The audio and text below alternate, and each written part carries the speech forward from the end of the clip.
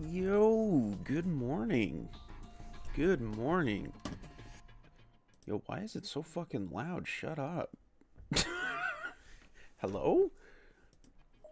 OBS, why are you always doing this to me, man? I was pulling some shit. Uh, anyway. Yeah, good morning, everybody. Dude, I'm not gonna lie. I'm so curious how this game's gonna end. I have been thinking about this for 5 days straight since the last time we streamed this. But, like, I have genuinely no clue how this game is gonna wrap itself up, especially with like even like chapter 5 with Morshige. Like, I don't, how the fuck are they even gonna wrap that up? You know, because I can't remember. Did Morishige like did he die at the end of the first game? I I I honestly can't remember if Morshige actually like got killed off or if he actually survived. I'm assuming he got killed because he was too far gone. Because I'm assuming he found out about Mayu's death. But I could be wrong. Um, but yeah. So, if you haven't watched the last episode, we left off on the second half of Chapter 5. So, here's the plan today. The plan today is that we're going to finish Chapter 5. Then we have Chapter 6 and 7, which are supposedly short. And then apparently there's a hidden Chapter 8, which is the true ending. And then after that, we're going to get all the endings as we go. And then there's all the collectibles and everything else. So there's a lot to do today. There's a lot of game left to get through. But I think the longest chapters in the game are officially over after Chapter 5. So even though this does seem like a lot, there's not much left. So I do want to finish the game today. I don't know how long it's going to take, but we're pushing through it because after this, after Corpse Party Book of Shadows, we're moving on to I think Metroid. I think Metroid or Half-Life. The Black Mesa remake. So I'm excited for this. I don't really have much else other than that to say. But let's get back into it, man. I'm excited for this. I don't know. I don't know what to expect, to be honest. Okay, so let's see. So I think from where we left off, we got the ending where we like slam into this door over and over. But I'm not gonna do that this time. I'm not gonna do that this time. But yeah, so if you don't remember though, we had Taguchi and Morishige like meet up in the first wing of the school. So basically the plan right now is that like Morishige is looking on his own while Taguchi is as well. And basically all that needs to happen is we keep looking around and then we meet up with Taguchi later. Hi, can you play Pokemon Sapphire? I've actually never played a Pokemon game, but also welcome, Marco. Marco, I think like the only Pokemon game I've actually played is Snap. I'm a fake. I watched Detective Pikachu in theaters when I was younger. Does that make me like a certified Pokemon fan, or am I a fake one? Oh, okay, so this goes to the nurse's office. Yeah, that's the one thing I am, I'm curious if I've missed anything. Although, I was thinking about this in my head before I started streaming this. I'm like, this has got to be the easiest game to 100%. Because not only are the endings marked in order, with the star system, but also, like, dude, it's a visual novel where you look around with 2D images. Like, it's so easy to not miss the corpses. The door to the infirmary is frozen in place. It's as if it's just a decoration on the wall. It can't be opened. You're fine. We'll go in there. I don't think I have a key, do I? No, I don't. Dude, this music. Holy shit, this music can make me act up. This shit goes so hard. Oh, she don't look at me. Uh oh, is that Mayu? That's probably Mayu. Huh? Am I hearing things now? No, that's definitely Mayu. Yeah, I think because Mayu's corpse is coming up. I don't know if we should go this way first. Oh shit. Actually, you know what? No, it all connects back to itself, so. Yeah, but Marco, how are you doing today though? I'm sorry, I'm a fake Pokemon fan. So the science lab is also frozen in place? And I can't do anything about it.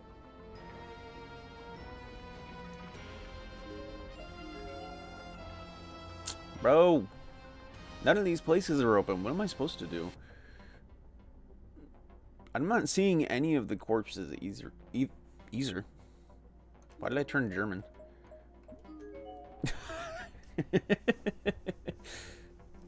There's a large hole in the floor here blocking the way through this hall. Okay, so we can't go through there. The hole is too big to jump. Okay, so which way did Taguchi go then? Because he had to have gone up the stairs, right? How the fuck? Because there's no way he wouldn't have just gone to the same spot that I did. Dude, this music though, I think this is my favorite track in the game. And yet it's paired with the worst fucking character in the game. We do not like Morishige in this house. He is a very fucked individual.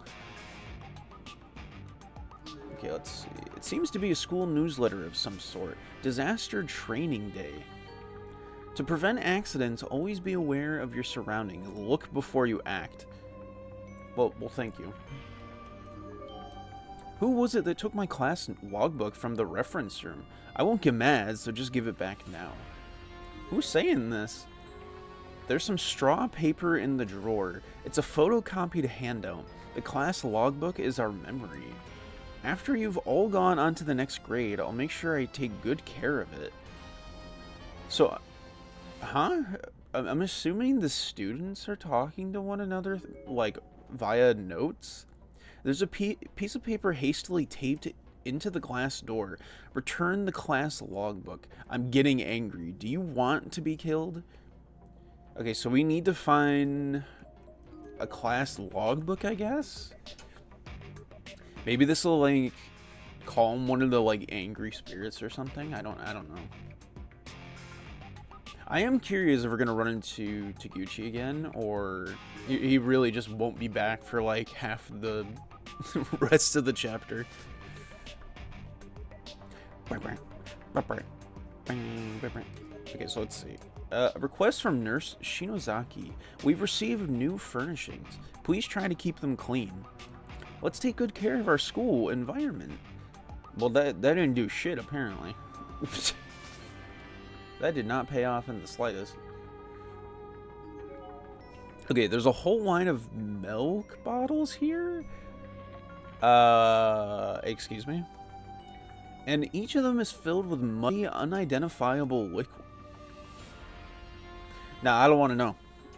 Nah, it's labeled milk bottles and it's got some weird white liquid in them. Nah. Don't look at that shit. That's nasty as fuck. Dude, I remember last stream we were finding like tons of corpses. Where the hell are they all at all of a sudden? Okay. Now I'm hoping all of these classrooms will be open. Maybe. I'm hoping, dude. We gotta find more ID tags. Okay, never mind. Well, that didn't... 1A is open, though. Oh shit. Okay. There's a half-rotted corpse sprawled out on the ground here. Seems to be a junior high school boy based on size and uniform. His student ID name tag is still fully intact. Shubo University Middle School, Usamu, Murata? Please don't kill me if I butcher shit. I'm so sorry. I've been doing this the whole series. Okay, so which one was that? It was a middle school. How did I already just forget? I've already forgotten.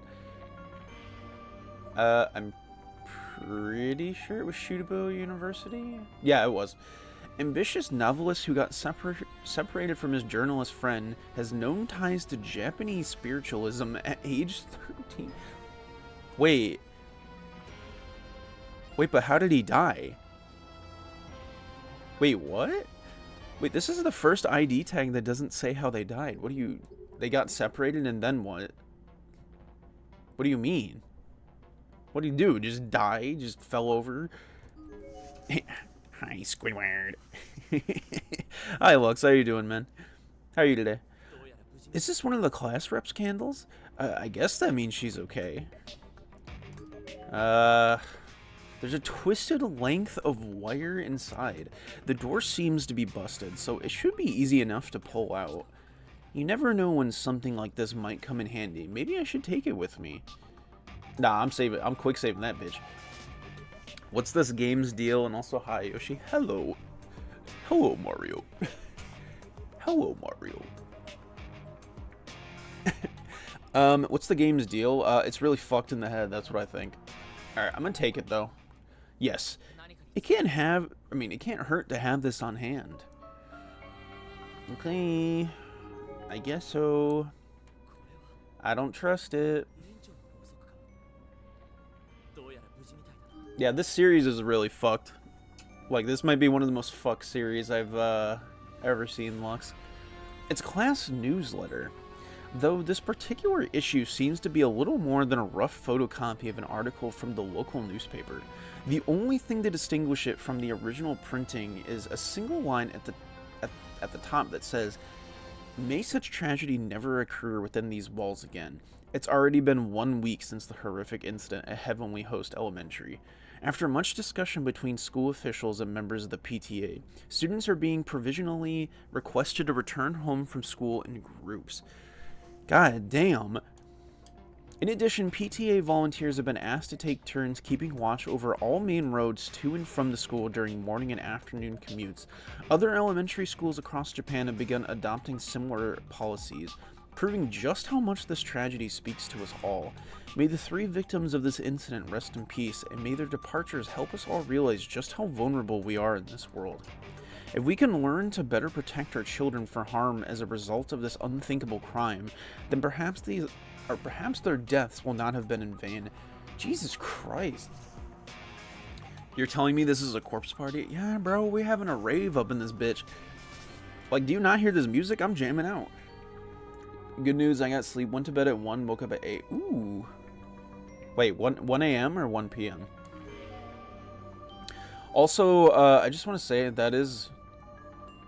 Like, I don't know. Like, that's really interesting, because in the first game, they never really talked about how much it was affected all of Japan outside of Heavenly Host. So, like, to actually think that now they'd have to hire bodyguards for the school, which is obvious, but, like, it made it a cultural thing where a lot more schools were taking precautions like that is so... Jesus Christ. Oh, 1 a.m.? Hey, at least you got sleep, though. I mean, good for you, dude. I'm happy. You said you weren't getting good sleep. This fucking so dog shit. What the fuck? There's a message written permanently... Wait, there's a message permanently carved into the blackboard here as if with a nail. Why? What did I do to deserve this? God damn it, it's all his fault. He's the one who made us do that ritual. Friends forever? Look where that got us. He's in here somewhere too, and if I see him, I'm going to kill him. I swear I'll do it. I'll make it as if I'm hugging him, like I'm oh so happy to see him again. And then I'll wring his filthy neck until I break his trachea. Jesus, what the fuck? And then I'll curse him forever. Okay, that is not our friend group. I don't know. I don't know whose friend group is talking about doing that. It's definitely not mine, though. Yeah, I just needed to hit my reset button or something. Bro, I swear to God, if you start singing, "My life is like a video," I swear to God. There's a large hole in the floor here. It definitely couldn't be crossed safely. No. Okay, that's bad. My life is like a video game. Ooh, I didn't even see that corpse. It's a largely decomposed corpse. Based on body mass, this actually looks like it may have been an adult male, probably a phys ed instructor, as he seems to be wearing a jersey and there's a whistle hanging limply around his neck. Looking closely, there appear to be lacerations across his entire body with a particular concentration along his back. What? There's no way these could have all been made by a single assailant. Most likely he was flogged to death by multiple aggressors all at once. There's a custom name tag sewn into his jersey. Seisho Junior High School, Itsuya Goto. Okay. Interesting. You don't think that's the guy who did the friend charm for that message, right? I doubt it is. That's not right. I'm not gonna lie, I already forgot the name of it. There's too many schools, man. I think it was trade school. That's a gym teacher? No, it is a gym teacher, but I mean, we have a teacher in our group that came here, so I already forgot what fucking school it is. I think it's Shubo University. Bro, I forget. Oh, here it is. Seiso Junior High. He was a principal? Suffered multiple stab wounds and bled out at age 29. He was a principal for the high school? Hopefully the note like says something. Beware the children. You can't reason with them. Don't let your guard down. Well, okay. I say otherwise, because, I mean, we have the one teacher, and she's kind of based as fuck. And she ends up saving the kids in the first game, so I don't want to hear that.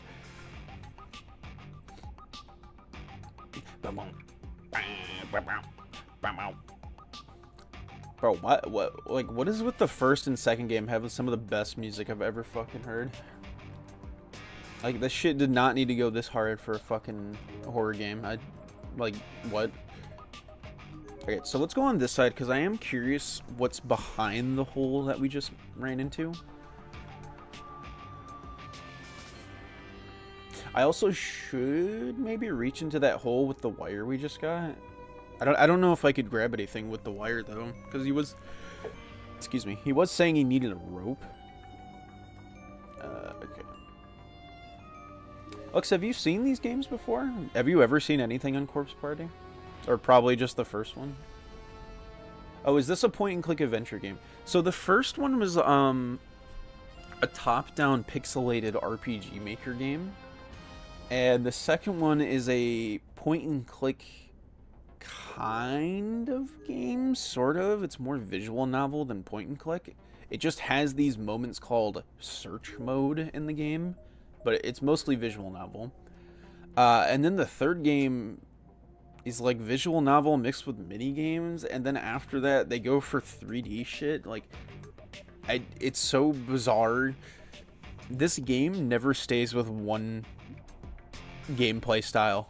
Like, every game is different for some fucking reason, which is kind of to its own detriment, because I kind of don't like how different they are. I mean, don't get me wrong, I don't mind the visual novel style, but like the 3D one and shit, just it looks ass because they're all PSP games. So like upscaled, they look horrible. This does look like RPG Maker. This one isn't RPG Maker, but the sprites that like show on the little map there, those are the same sprites from the first games, like RPG Maker thing. The floors collapsed here, creating a fairly large gap. It won't be possible to go any further or farther down the hall from here. What the fuck, dude? Came all this way for nothing. So I am wondering if that wire is gonna help. The hole is too big to jump. Okay, so I can't go through there. So I'm kind of locked. Hold on. What items do we have? So we have a kite string and a wire. I don't know what that could do. Oh, you know what? I should use the wire and see if I can lockpick a door. That is good point. Good point. I don't know what door I could lockpick with the wire, but all right, let's see. Okay, I can't do that door because it's frozen. I think this door is frozen. It's a frosty -10 here. It's like 3 degrees at my fucking house right now. Dude, the weather is getting so fucking bad over here. Yesterday it was like a total windstorm. And when I was at work, like you couldn't even see outside the front door. It was really fucking bad.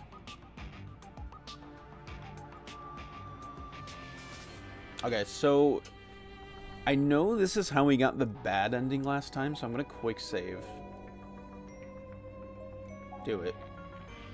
Just as my hand touched the knob. Nope. Alright, so that hurt me again. We're not gonna do that again. So let me load that. Yeah, we're not gonna do that, because that just gets you killed. So we need like a charm or something. I don't know how we get through that. Maybe there's a way I can get out through the... Wait, you don't think... Okay, hold on. Let's go back to the hole where we need something to get the item in the hole.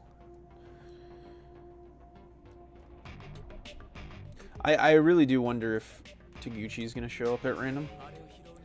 I'll take a bit of ingenuity to get whatever the... Wait a minute. I just thought about that. Oh my god, I'm stupid. Who used the kite string and then put the wire and make it like a hook. Oh my god. Bro's going fishing. It'll take a bit of ingenuity to get whatever that is out of the hole. Maybe I can rig something up with this wire and kite string. I'm quick saving, although it seems like you can't really do much else right now. If I were to bend this wire into the shape of a fishing hook and attach it to the kite string, I thought, then maybe I'd be able to bring up whatever it is down there, provided it wasn't too heavy. Well, it's not exactly a professional grade fishing rod, but here goes nothing. Men fear me, fish love me. Dude, I want one of those fishing hats that just have, like, the fucking Bible verse of text. Like, it's just super, like, long, like, rim on the hat. I love that. Hey, I got it. Not a lot of resistance either. It mustn't be all that heavy. That makes me worried.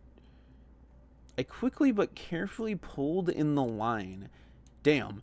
Whatever it was, it fell off the hook before I could bring it. Are you fucking kidding me? Guess it didn't bend tightly enough. Maybe it would be quicker to lower myself down into the hole after all. Though that would also be a far more reckless course of action. I'm just not sure what to do. Oh, they really... Oh, this is definitely a bad ending. Guarantee you this is a bad ending. Try going into the hole or try fishing it out again. I'm going to go into the hole, because I guarantee you this is bad. Peeing hat from web fishing? Exactly. I haven't touched that game in forever, man. Damn it, while I'm sitting here waffling, Mayu could be in serious danger. And if anything were to happen to her, Yeah, what are you going to do? Well, at any rate, all I need to do is lower myself down, grab whatever's down there, then come right back up. It couldn't be simpler. Oh, yeah, for sure. As long as I proceeded slowly and cautiously, I thought I'd be fine. First things first, I needed to figure out how deep this gap went. The string went in up to here, so a little over 4 meters. That's deeper than I'd expected. My height is 178 centimeters. Bro's a big brain. It's 178 centimeters, so with the arms outstretched, I'd be about 2 meters or so. Which meant if I grabbed onto the ledge with my hands and lowered myself down, I'd only have about 2 meters to fall. And that seemed entirely reasonable. It was notably less of a drop than one would face when jumping from a second-story veranda, for example. What the fuck is that? Well, what are you gonna... So the only problem then is getting back up. Maybe if I grab a few desks and chairs from the classroom and throw them in first, a little stacking could easily give me 1.5 meters of extra height, I thought. That's 6 feet. Don't underestimate a 6-foot drop. Well, clearly he is. That's how I know this is a bad ending. And that should get me... And also, he doesn't have a ruler. He's just, like, making a rough estimate. It could be larger. And that should get me plenty close to the edge of the hole. I'd probably be able to reach it and grab on with just a simple jump. Worst case scenario, Toguchi will be stopping by the entranceway in less than an hour. That's close enough that if I yelled loudly, he'd hear me. Yeah, but that's only if he survives. Alright, that should do it. Let's get this over with. If this is the right choice, I'm dumbfounded. I think... Are you kidding me?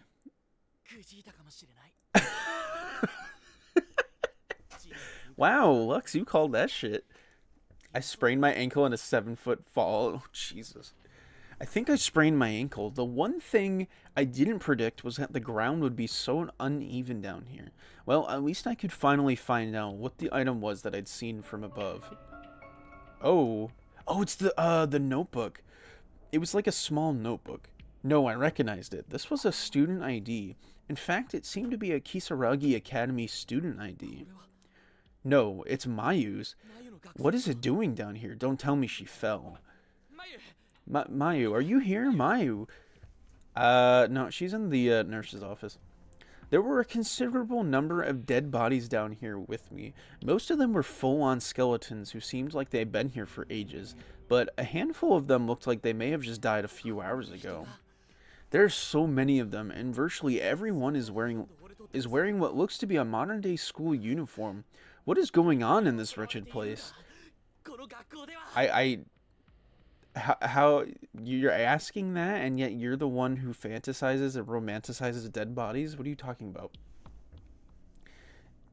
Why are you in the skeleton hole? Holy shit, I fell into Undertale. Sans? I briefly scanned the bodies that departed in the dim, unnatural light that filtered in from above, and found one that was wearing very familiar clothes. This was definitely the uniform of Kisaragi Academy High School. I was horrified. Mayu, please, tell me it's not you. Ah, it's the class rep. Hey, Shinozaki? Both of the Ayumi Shinozaki's eyes were wide open, but she wasn't looking at anything in particular. Those eyes weren't seeing anything at all anymore. Shinozaki? Nah, this shit's gonna end bad. What? Why? Who did this to you? Calm down. Don't panic. Shinozaki is dead. This is just a body. Just one of many in here. That's right. This is just a pile of meat that happens to be shaped like Shinozaki. It's not a person anymore. It's a thing. Yeah, okay. God damn it. Kishinuma should have been with her. What the hell was that incompetent jackass doing? He was probably off messing around with God knows what, leaving Shinozaki all alone and helpless. And now look at her. I should probably take something for her family. I mean, they're not gonna remember it if you get out. Sans, is that a human? My heart. I loved her. Her uniform is too blood-soaked. It would just upset them. What? Brother, huh? Why is that the thought you go to? Why is that the thought you fucking go to take of her shit? Hello? And her hairband is just too common. I need something that one could associate with her personally. I know, the ghost story candles. Damn, guess she doesn't have them on her anymore. It'll have to be her hair, the hair of the deceased. But I don't have any scissors. I guess I'll have to use my teeth. Yes, I'll use my teeth. What in the fuck is wrong with you? I had no idea human hair was so resilient. I don't think I can do this cleanly. Oh, he's going crazy. What about a different part of her body? Perhaps a fingernail, a tooth, or yes, that's it. Her tongue. Her tongue's the thing. Yeah, Lux, you haven't seen the other half of this chapter. He's kind of a fucking psychopath. We don't like this character that we're playing as. Morishige is kind of a fucking nut job. It's alright, Shinozaki, isn't it? It's for your family's sake, after all. No, open wide. Nah, brother. No, her tongue, it's missing. It's already been taken. Oh my god. God damn it. Whoever did this, stop messing with me. I guess I have no choice then. I'll have to settle for a tooth. My god, what the fuck is happening? Brother's choking to death on hair. This game is gross. Why is he gonna bite off the dead girl's tongue? Because he's a fucking psychopath. It won't come out. Now, not if I'm pulling with just my fingers anyway. Huh? What's happening? Why is everything going black? What? Mayu, where are you? I'll protect... Is he getting, like... Is there, like, no air down here?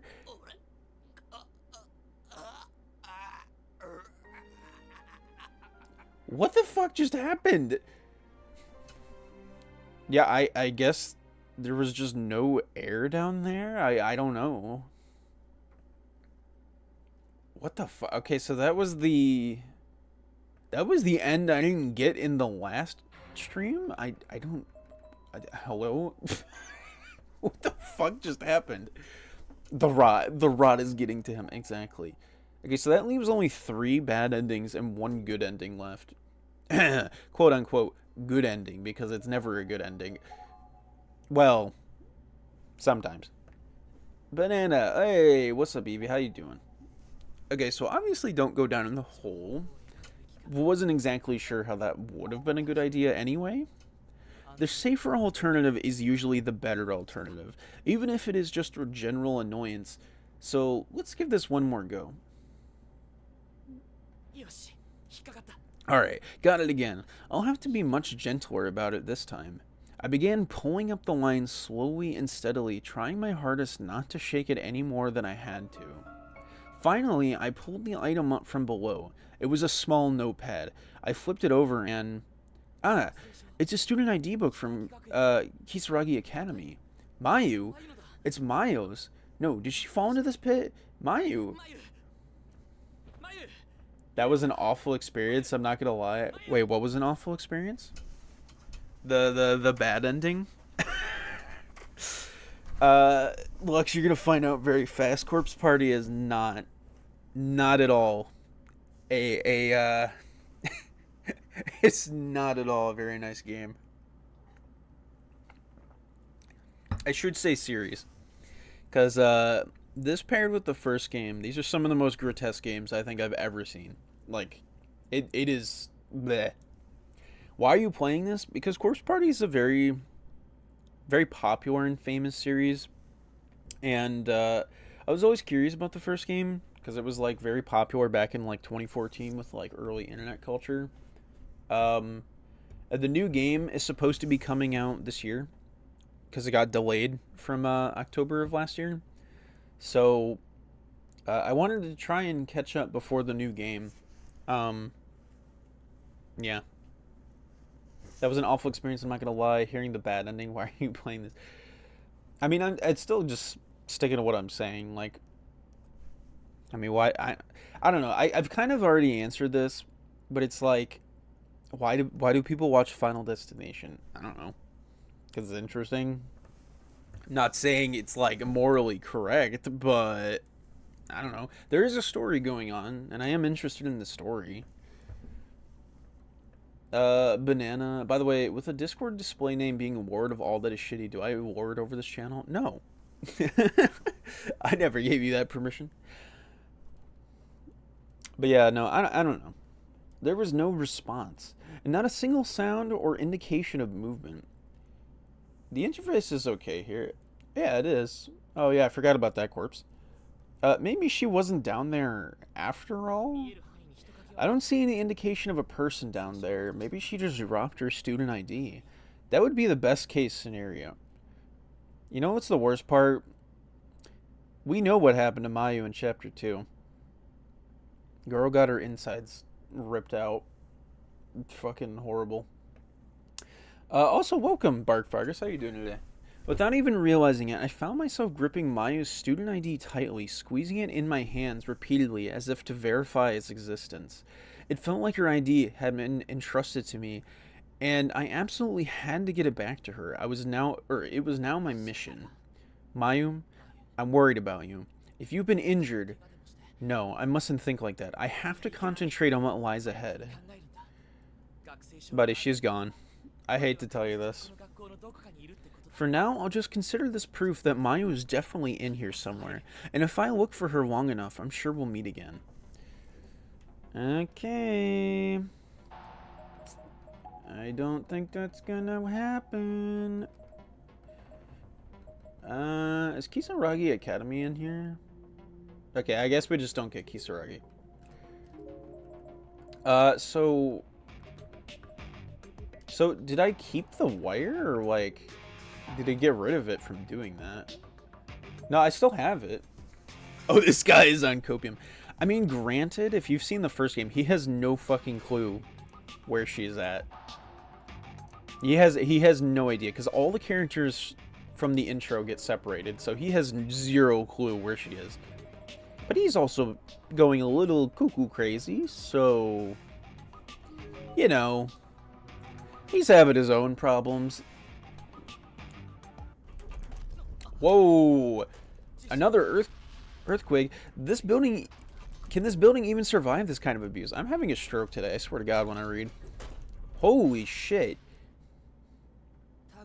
Okay, so I'm assuming the building shifted again. Taguchi's not here yet. I guess it probably hasn't been an hour. Oh no, is he going back to the second wing? He's going to the other school building? Oh, we're back to the other characters. The school appears to have been built in 1949. Did you look that up in the game's story, or are you just assuming that? The rot gets to us all. You have to tell me, what is the rot, Lux? What the hell is with these earthquakes? I don't know, but in any case, everything seems to have shifted now. All the holes and cracks in the walls and floors have changed position. Fukuroi, I'm scared.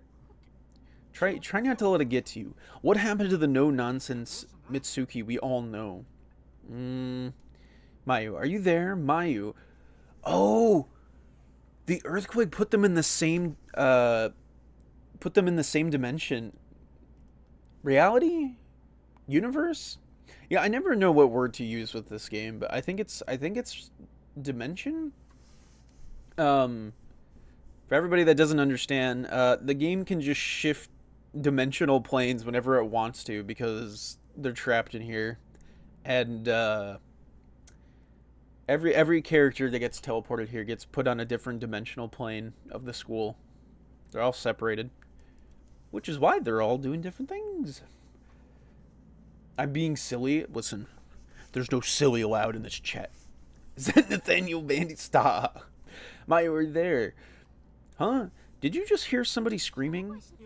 Dude, no. People getting paired with Morishige is just such a bad thing. No, I can't say that I did. Come on, Fukuroi. Let's see who it is. Nah, this is not gonna end well. Wait, damn it, she's so impulsive. Nah, this is not gonna end well. Whoa! Mitsuki! What do you do? Punch the shit out of her? Well, I'm so sorry. You're not hurt, are you? No, I'm just fine. Sorry, I didn't see you. No, it was my fault. I wasn't really watching where I was going. The girl I just run into was wearing a school uniform I hadn't encountered before, and standing next to her was a boy who had a halfway irritated look on his face but was offering the girl a hand anyway. He was wearing a school jacket, and she was not, so I couldn't tell for certain, but they definitely came across as classmates, or at least schoolmates. Yeah, and I forget the name of the school they're from, but if you remember, they're from that bonus ending from the first game. I hope this guy doesn't beat every Sonic game in 1 week. I stop at 3D Blast, which I actually enjoy. Listen, 3D Blast I actually like. I know people don't like it. I think it's kind of fun. It's like a guilty pleasure. You're from another school, it seems. Are you alone? Sakatoru Morishige, 11th grader at Kisaragi Academy. Well, then we're the same grade. My name is Masato Fukuroi, an 11th grader at Bayakuden Senior High, and this is Mitsuki Yamamoto. Pleased to meet you. Sakatoru is a really grandiose name. It's like something out of a classic Japanese literature. Yes, I've been teased about it all my life. Ah, sorry, I didn't mean it like that. I actually think it's pretty cool. Mitsuki, you mustn't say such boorish things the first time you meet someone. You'll cause problems for Morishige. How? No, it's alright. Is something wrong, Morishige? Hmm? Well, you just seem kind of, I don't know, down? Though, I guess if you were all bright and cheery in a place like this, it would be kind of disturbing. Funny you say that. Ah, no, I assure you I'm fine. I'm just searching for someone, that's all. Oh, you too? We also got separated from our friends and have been looking all over for them. Who is it you're looking for? A classmate of mine. Mayu Suzumoto is her name. She's small in stature, but her personality can light up a room. Ah, right. This is her, here. Suddenly remembering that I fished her student ID out of that pit, I withdrew it from my pocket and showed it to the two students. I'm afraid I haven't seen her. How about you, Mitsuki? Same here. Sorry we can't be more help. It's quite alright. This student ID proves to me that she's in here somewhere. I'll find her on my own. By yourself? Isn't that dangerous? You're welcome to join us if you'd like.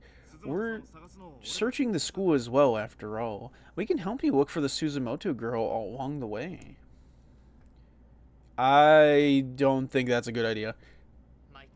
Well, now I'm at a loss. If it were Mochida and the others, that would be one thing, but these are two total strangers. They seem like nice enough people, though. This Fukuroi in particular seems to have a good head on his shoulders, and they don't come off as obnoxious. Refusing would present problems all its own, too.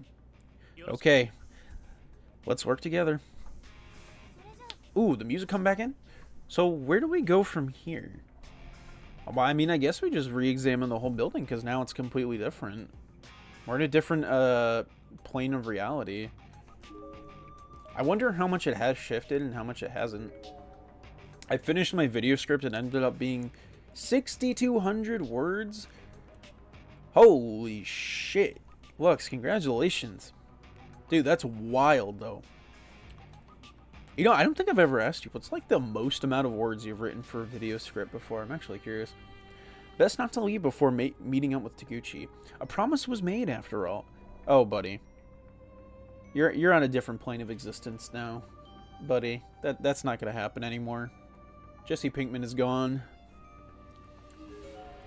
The iron door is firmly shut. Oh, the spirit isn't even there anymore. What? Yeah, it's gone. What the fuck? 8,600? God, Jesus, dude. What was the video topic? I'm really curious. What was the video topic?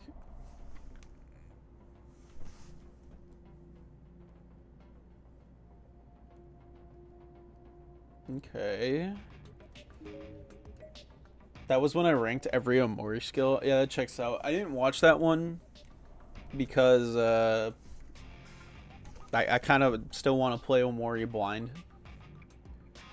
I've surprisingly avoided spoilers for that game. The video I'm making on is this video I'm making is how Persona 5 is anti-capitalist. Interesting. I'll say this, you make more interesting videos than a lot of other YouTubers. It's always the niche topics that are my favorite. Yeah. Send me the thumbnail.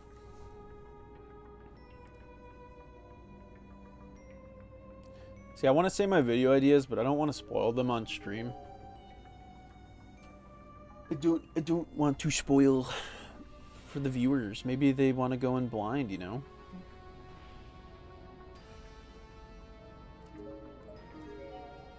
Alright, linked. Alright, bet.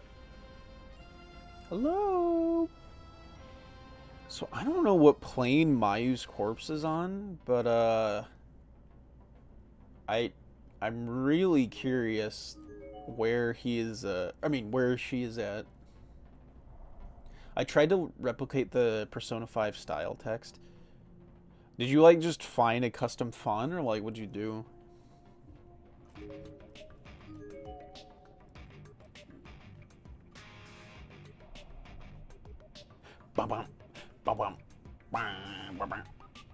Bro, the song still goes fucking hard, dude. You'll see? Okay, bet. Did you send it over DMs? Or where did you send it? The door is frozen in place. Okay, so another door frozen in place. What about the secret entrance? The secret entrance is still shut. Bro, did, like, nothing change? I don't understand. Yeah, it's in DMs. Okay, hold on one second. I finished searching this room. This room.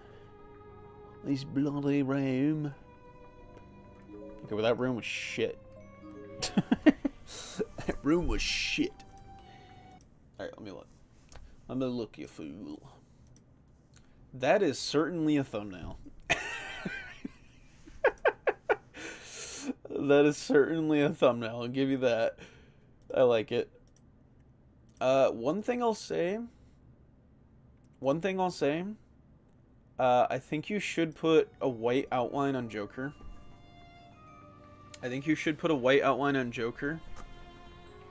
I think that would definitely make it pop a little bit more. It would kind of go more with the style of P5, you know what I mean? It's locked up tight. I don't have a key or anything, though. Dude, I'm fucked. But I think it looks good. I think the white outline, though, would definitely help. Alright, I got you. Yeah. Try to make it so it's not, like, just a straight outline, too. Try to make it, like, jagged, you know, with kind of, like, the weird, like, square and, like, hexagonal shapes that, like, Persona 5 always does with its menus. I just took a screenshot from the Smash reveal trailer. Based. Okay, so this one's also frozen. Bum. Okay, so which one have I not... I don't think I went to the exit yet. Alright, well, we're almost done searching the whole first four, I should say.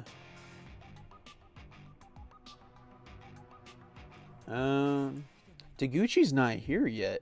I guess it probably hasn't been an hour. Oh, buddy. You left that plane of reality. Let's not kid ourselves. Ooh. Is this different? So yeah, now I need to record my audio, which I'll probably do today. I might need to take 2 days.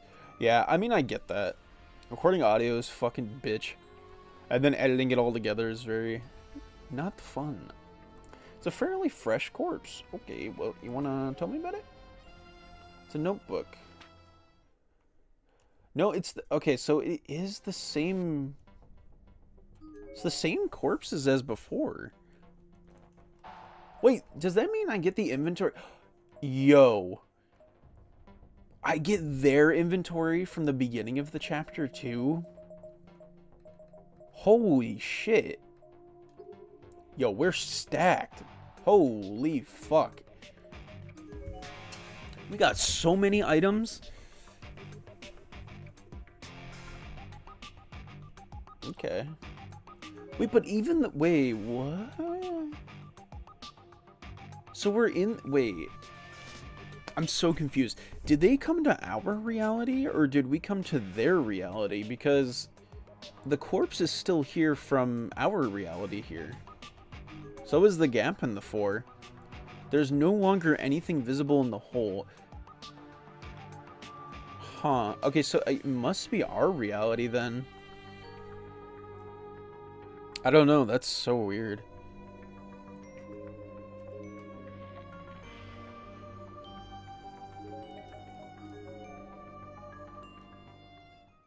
Uh-oh. What the fuck is this? It's awfully dark down this way. And it's really cold, too. I feel like there's cold water wrapped around my entire body. What the hell is that? What? Continuing down this hall might be dangerous. Oh, quick save. We want that bad ending. Go anyway. I love bad endings. Hey, doesn't something seem off to you? It does feel like we've been walking for an awfully long time. Did this building always have such an expansive hallway? No, I'm pretty sure something screwy is going on here. With all the distance we've covered, we should have been outside the school twice over by now. Maybe we turned a corner without realizing it. It is quite dark after all. There's no way we could have. Not in a narrow hall like this. If you're that concerned, shouldn't we just turn back? Yes, let's. Nah, I think we've entered. I think the ghosts have fucking trapped us in a maze. I think you'd like Persona 5. Dude, the thing is, I think I know I would like Persona 5. That's the thing. And so we turned around and saw nothing but an endless corridor vanishing into inky blackness. It was basically a mirror image of the trek we'd been making these past few minutes. No, this can't be right. Did we really walk so far that we can't even see the light of our candle in the distance?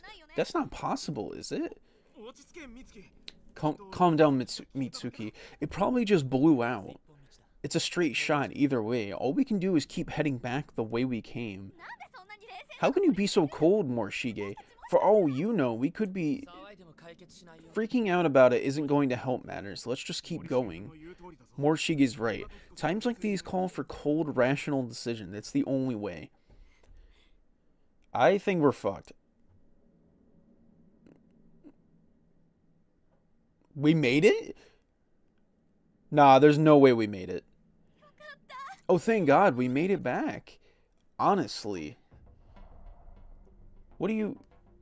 Yo, you can tell Morishige fucking hates her. You could tell he's really not liking her. So that put our darkening up to 38. So if we keep going that way, I think we'll just eventually die. Okay, let's just die. Let's keep going. Keep going. This is Japanese horror in a game involving high school. It can get worse. True. Also, it won't let me skip the text for some reason. I don't know why. I mean, we've already read the text. You almost got your ass kicked. Dude, I think with this bad ending, I feel like we would have just starved to death. Or Morishige just could have killed them and ate them. I don't know. With this game, you never know. You never fucking know. Yeah, Morishige, I guarantee you if they were stuck, all three of them together, Morishige would totally kill her. He does not like her. Okay, so just keep doing it. Yeah, some bad ending is gonna happen once we reach max. I just don't... Like, why is it suddenly... Because if we're in the same plane of existence that we just were... I don't understand why suddenly now it's a problem to go to the pool. Like, we're doing the same thing we did before. I don't... Yeah, dude, our fucking vision is getting so bad. We're literally dying. We're literally dying. Wait, so I can skip the text? I think my right shoulder button is all fucky. Ooh, I'm so hungry. Like, actually, are you joking? Okay, so I think one more time and we're dead.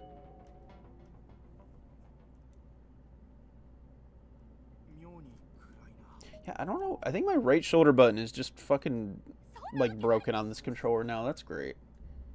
Wait. No, nothing yet. Yeah, because it won't even, like... I don't even know. Oh, wake up.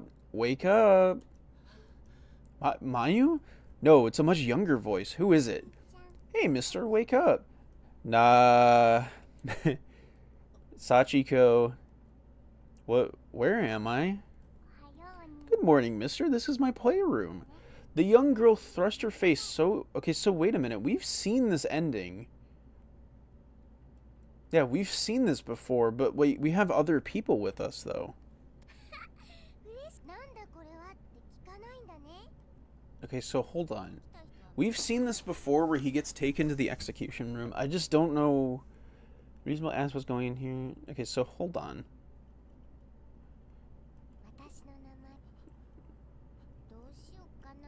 So... Is it the same ending? It's the same ending. So wait, even though... Huh? Wait, so even though we had the two other characters with us, it didn't change. Interesting. Yeah, I guess Morshige just gets fucked in the end. Well, not really, because then he helps with killing people, but whatever. Okay, so that didn't do anything, so that was dumb. That was a waste of my time. I still want to know why that is even a thing. Maybe we have to turn back. Turn back. Both faces were staring... Wait, was this a bad choice? Both faces were staring directly at me, as if I'd somehow been designated their de facto leader. So after a moment's thought, I suggested we turn back. I didn't much care either way, but they obviously did. So it seemed the best course of action at the time. That wasn't a bad choice, was it? Okay, he didn't make a smart remark either, so I guess that was a good choice. Interesting why that one was fine.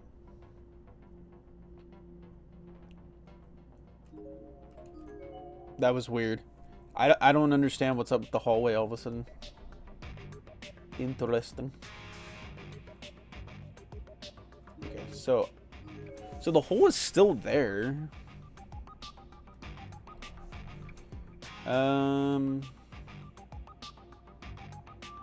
Just wonder if we're gonna be able to cross it or not. Okay, so we can't. So it's still the same thing it was before. Okay. So we have to go back to the second staircase.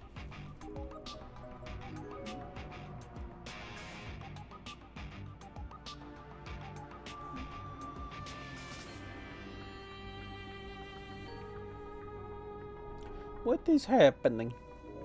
Okay, let's see. So it's still the same. No! Oh no, I just realized they have all these keys and the nurse's office is right there.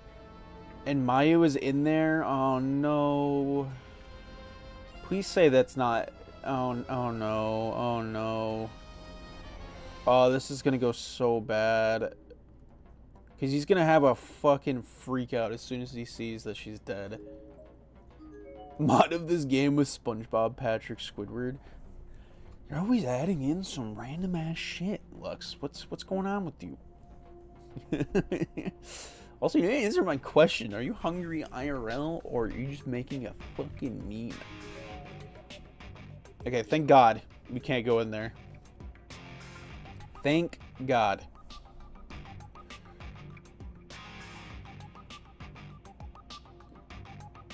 Still haven't seen an actual new corpse in a minute. I guess I didn't send my second message. YouTube censored you because you were too hungry. I'm so hungry. They didn't want you fucking talking about your fucking I don't know. The hole that was here previously seems to have completely vanished. There's no longer anything presenting you from crossing the or preventing you from crossing the hall. Jesus Christ, I can't read. You made a joke about needing to eat the things that are in the title of this game. Corpses? Why are you doing that? Why are you eating corpses? It's not very nice. Oh, very nice. Okay, so I think the whole upper area is not going to open. Except for that one hole. The one hole from the other staircase is not going to open. I guarantee it. Wait. There's some straw paper in the drawer. Okay, so it's the same. I'm pretty sure everything is... Okay, so I think everything is the same. Guarantee you everything is the same. The hole that was here previously... Okay, so that's gone. How is this possible? Bitch, I don't know. I'm just playing a video game. I don't know. What are they gonna do? Throw a party about it? Probably eat you too, apparently. There's a lot of cannibalism going on in here. You're probably next. Let's be so for real, dude. Okay, so now we're in a new area. Which makes me worried. Because I don't know what to expect with this chapter's ending. I've also heard horrible things about Chapter 6 and, like, for shit getting so fucked. So I don't want to know.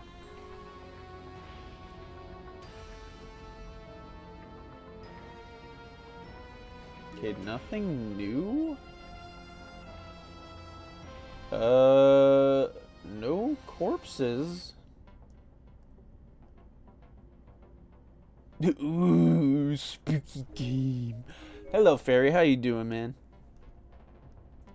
Stop everything. What do you mean? Why? I'm not stopping nothing. How you doing, though, Fairy? Reference room door is locked. Oh, that's a corpse. Oh! Her fucking legs! Bad? No, I know you're sick right now. Are you doing alright? Do you want the fucking, you want tomato soup? Would that help? Want some tomato soup? I'll make you some. I'll give it to you through the screen. Play plans for zombies? Listen, you little fuck. Fine. On God? Yeah, for real, for real. It's a comparatively fresh corpse. Based on uniform and height, it seems to be that of a junior high school girl. Her limbs are contorted as if she died clinging to the ground like a frightened I'm assuming that the earthquake killed her? On further inspection, it seems to be indicative of her injuries, as it looks like someone repeatedly bashed her feet and hands into the floor. Okay, so maybe it wasn't the earthquake. With all this blood, it seems likely that whoever did this to her did it while she was still alive. How very cruel. Oh, Morishige, shut the fuck up. It looks like if she collapsed here, perhaps with an injured leg or foot. I'd assume she was being pursued and her legs were crushed as she tried to hobble away, quite thoroughly too, as the bones are practically liquefied. So, okay, characters normally explain how the students die. He's saying this out loud to them, though. He's just saying all of this out loud. The attacker then seems to have crushed her arms after an intense pain caused her to stop resisting. Cause of death was shock from loss of blood, perhaps? A pitiable and rather agonizing way to die. I wouldn't be surprised if she soiled herself. You want to keep talking? You want to keep talking?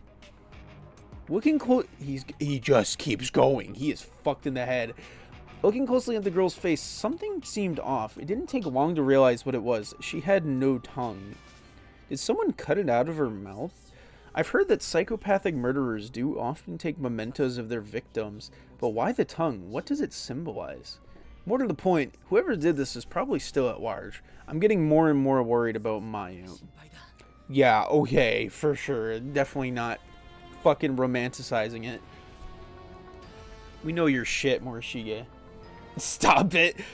Bro, I told you we were playing as a fucking psychopath this chapter. I added the white outline. Tell me what you think. Did you send it already? Yeah, no, he is a grade A freak. Alright, Fairy, I'll hand you the tomato soup. How much you want? How much you want? Even her name tag is bloody, but still legible. Seisho Junior High School Hiroko Kikimura. Okay. I've already forgotten the name of the school. That's cool. Yeah, I've already forgot.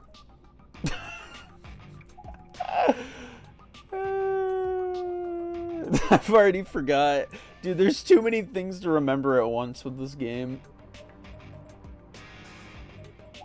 Was it the trade school? No, I wasn't the trade school. Okay, Lux, do you remember what the fuck I just said? God damn, I'm actually so dumb. My brain is so small. Why is everyone messaging me?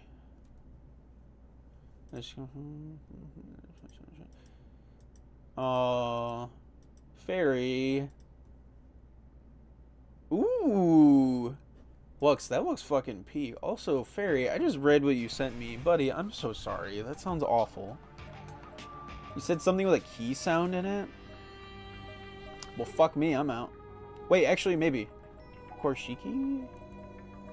No, never mind, I don't... Oh, you did? Okay, so it was that one?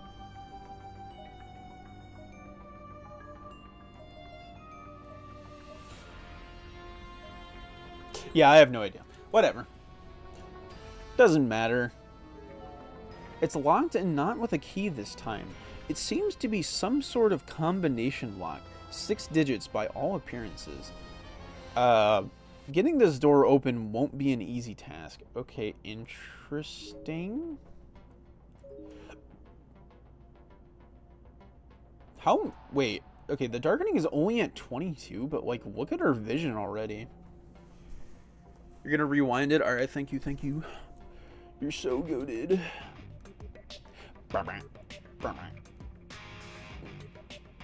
Okay, so nothing else that we can use.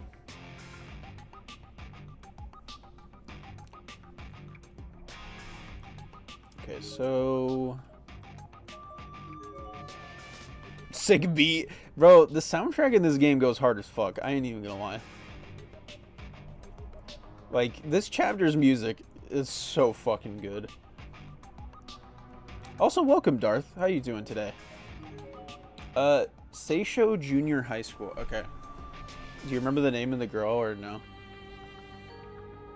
It had a key sound in it? Okay, hold on. Seisho. Seisho.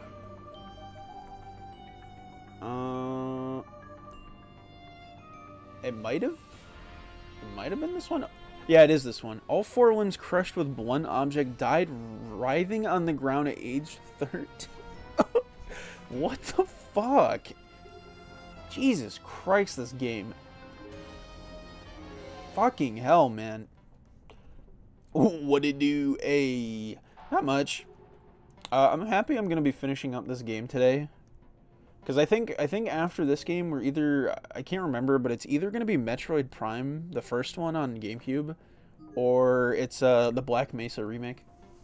So, I'm excited to move on from this game. As much as I enjoy this game, I want to get a move on.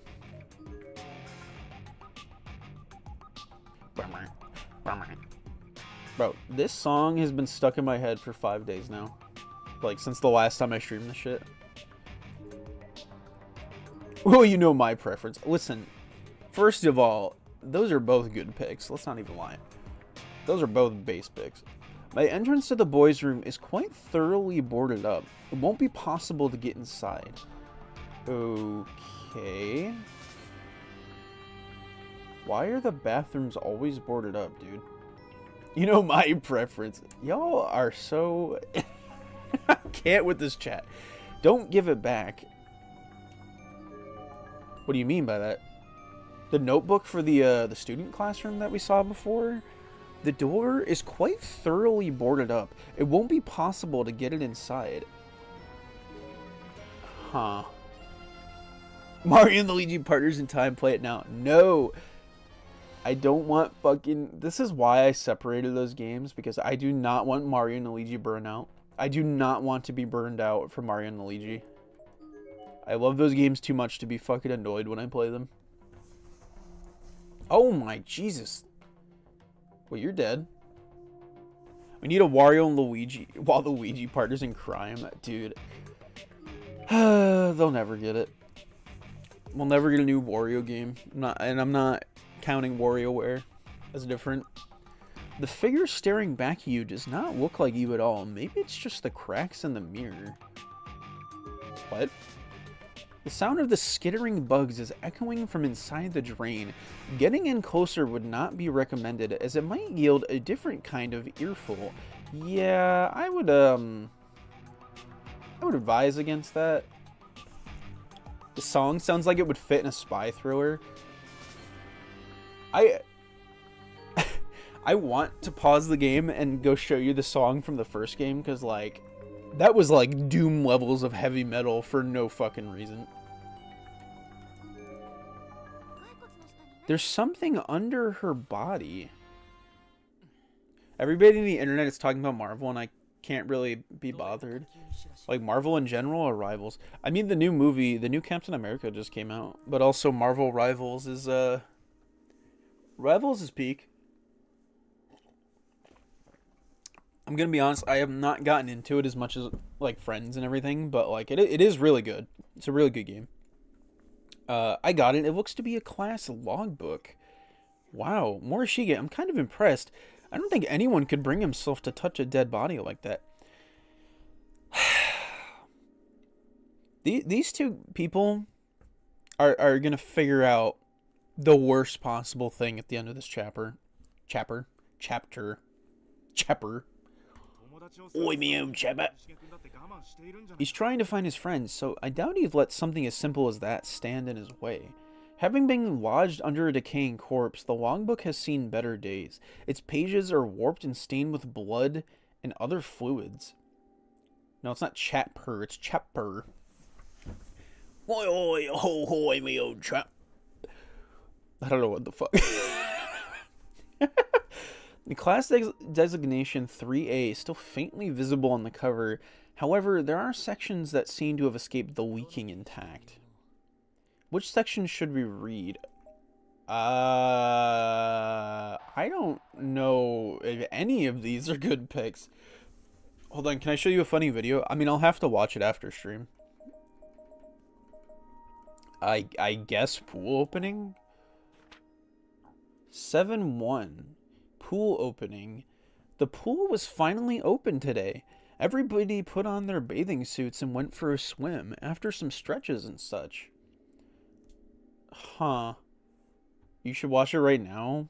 I don't know, man. I don't know. The water was so cold and everybody was really having a great time together. Until somebody slipped and fell and hurt himself really badly anyway. Cracked his skull and suffered brain damage. Seems like he can't talk. Oh, he can't talk like he could before and can't even feed himself anymore. What the fuck? What?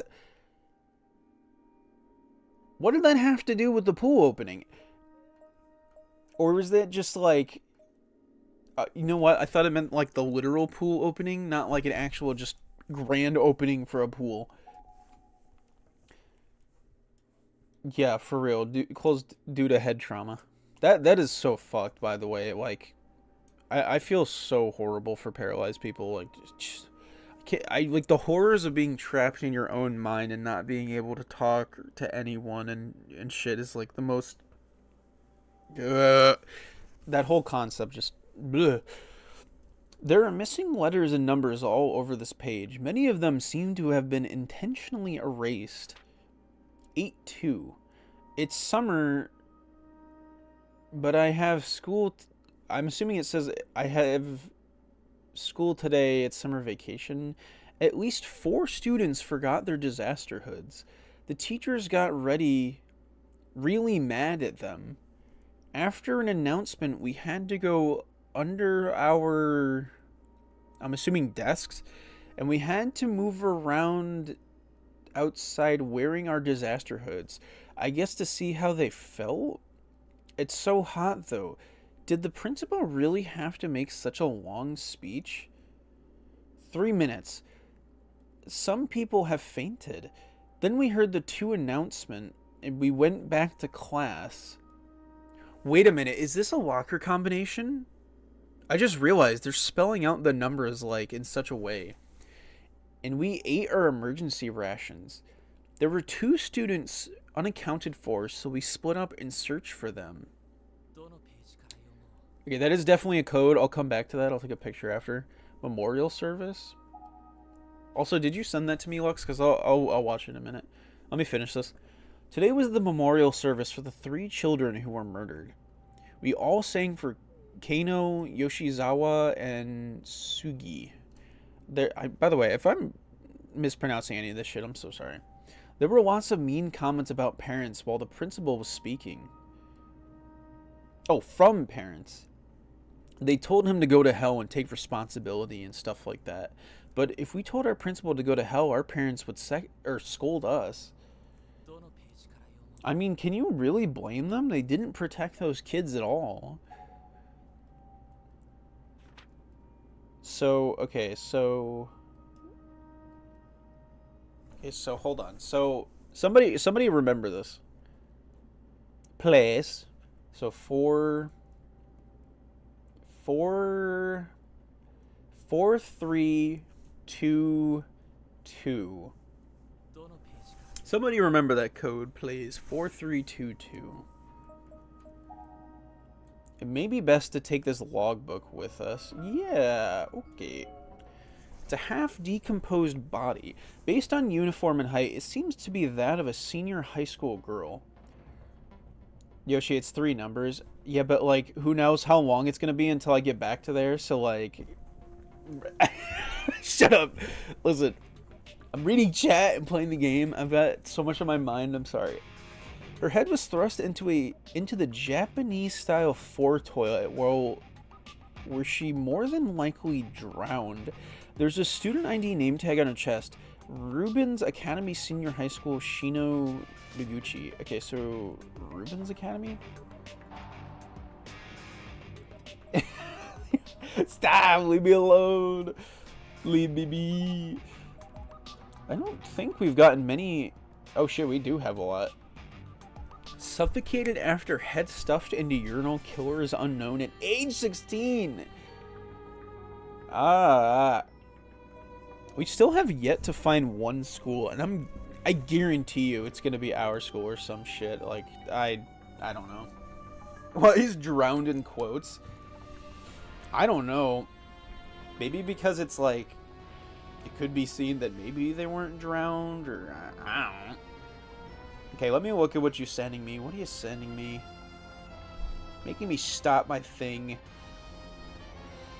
What the fuck is this? Good morning, everyone. Time for another 5 day of work at the Crackety Crimble. Or believing such a caper. It's a bit of a cheat, really. Fine, then. We'll do the planning, or you're mostly to Parliament. Sponge Robert, fireworks ready? Yes, sir. Bombs away! Greg's bucket.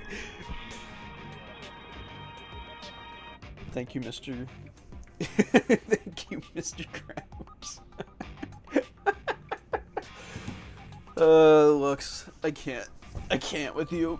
Is she suffocating poop? It's a urinal, buddy. What do you mean? It's a urinal. Not a fucking toilet.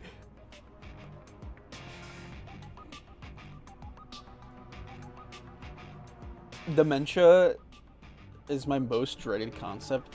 Dude, that and being paralyzed and stuck in your own mind are both, like, some of the worst things in my head. Like, I just can't... Those two concepts, to me, make for some of the most dreadful horror I can imagine. Just being stuck in your own mind and also forgetting who you are, just...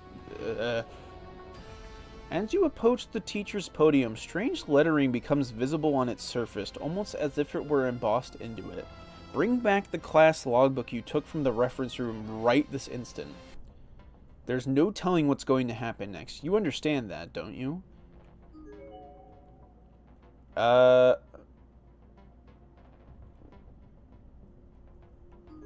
So, who was it that took my class logbook from the reference room? I won't get mad, so just give it back now.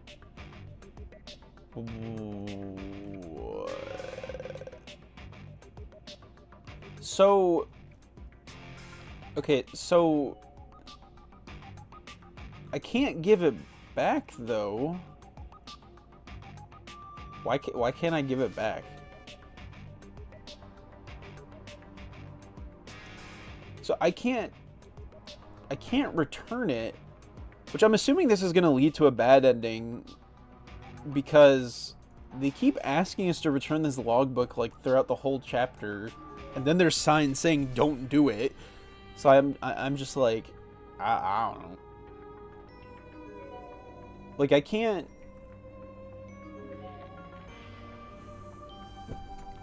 It's only for another fine day if we're at the crack and a crimble. Maybe I have to return it to a corpse? Sorry, I got a call when I was supposed to hear your reaction. I was laughing. That was my reaction. Okay. Bad news. I missed your reaction. Sorry. The reaction channel is over. Good news, you have a job? Hey, congratulations. So, where do I put the logbook? Like, that's what I'm trying to figure out. Who do I give it to?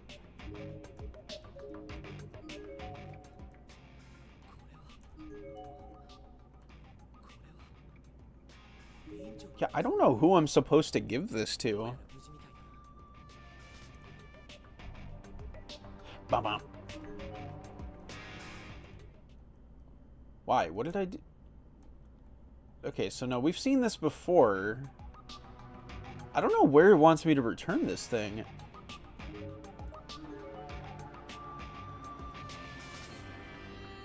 Well, hey up, lads. Heard about the new boss and decided to get the drip. Stop. He's here. He's right behind you. Don't turn around, because if you do... I'm quick saving, because what the fuck was that? What do you mean? There's an inordinately large number of dead bugs on the ground. What? My reflection in the filthy window, barely visible in the faint light of the school building, looks almost ethereal, as if I'm just a ghost myself. What? You're being watched. That's... okay. Apparently I forgot to go in that room. He's right behind me, isn't he? Yeah, I don't know where it wants me to put the logbook. Like, I can't put it anywhere. Maybe I'll go back down to the downstairs area. Because it's like the only other place I could think of maybe where we need to put it. I know, by the way, I know we have the combination numbers, so like, bleh. Hey Yoshi, is your TV in the bottom right supposed to be empty? Yes, it is. Yes, it is. Yippee. Yeah, why do you ask? Or are you just being helpful and checking on me? Forgetting who you are? I forget who I am pretty often. I don't get the fear. Eve. There's something else. Okay, so I can't do anything with that. Dude, my darkening meter is going up. What am I doing wrong? I guess I'll try and go back to that classroom, because I don't know where else I could put this. I don't know, I think it would be a good place for like a PNG tuber. Yeah, but that would cost money. I'd love to, but money. We've got to have the money. Okay, so that was pointless. I didn't need to do any of that shit.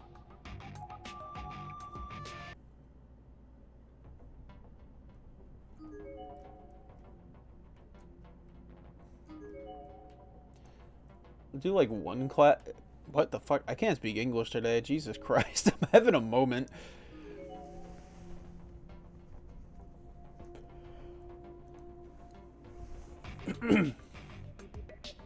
Alright, well, we can't do anything else there. But put in the combination, though. This logbook has to come into play somehow, though. I don't know how it will, but it's locked. And not with a key this time. Wait, 6 digits? Oh, shit. Let's see if we can figure this out. The first number is... Wait, what? I didn't know there were 6 digits.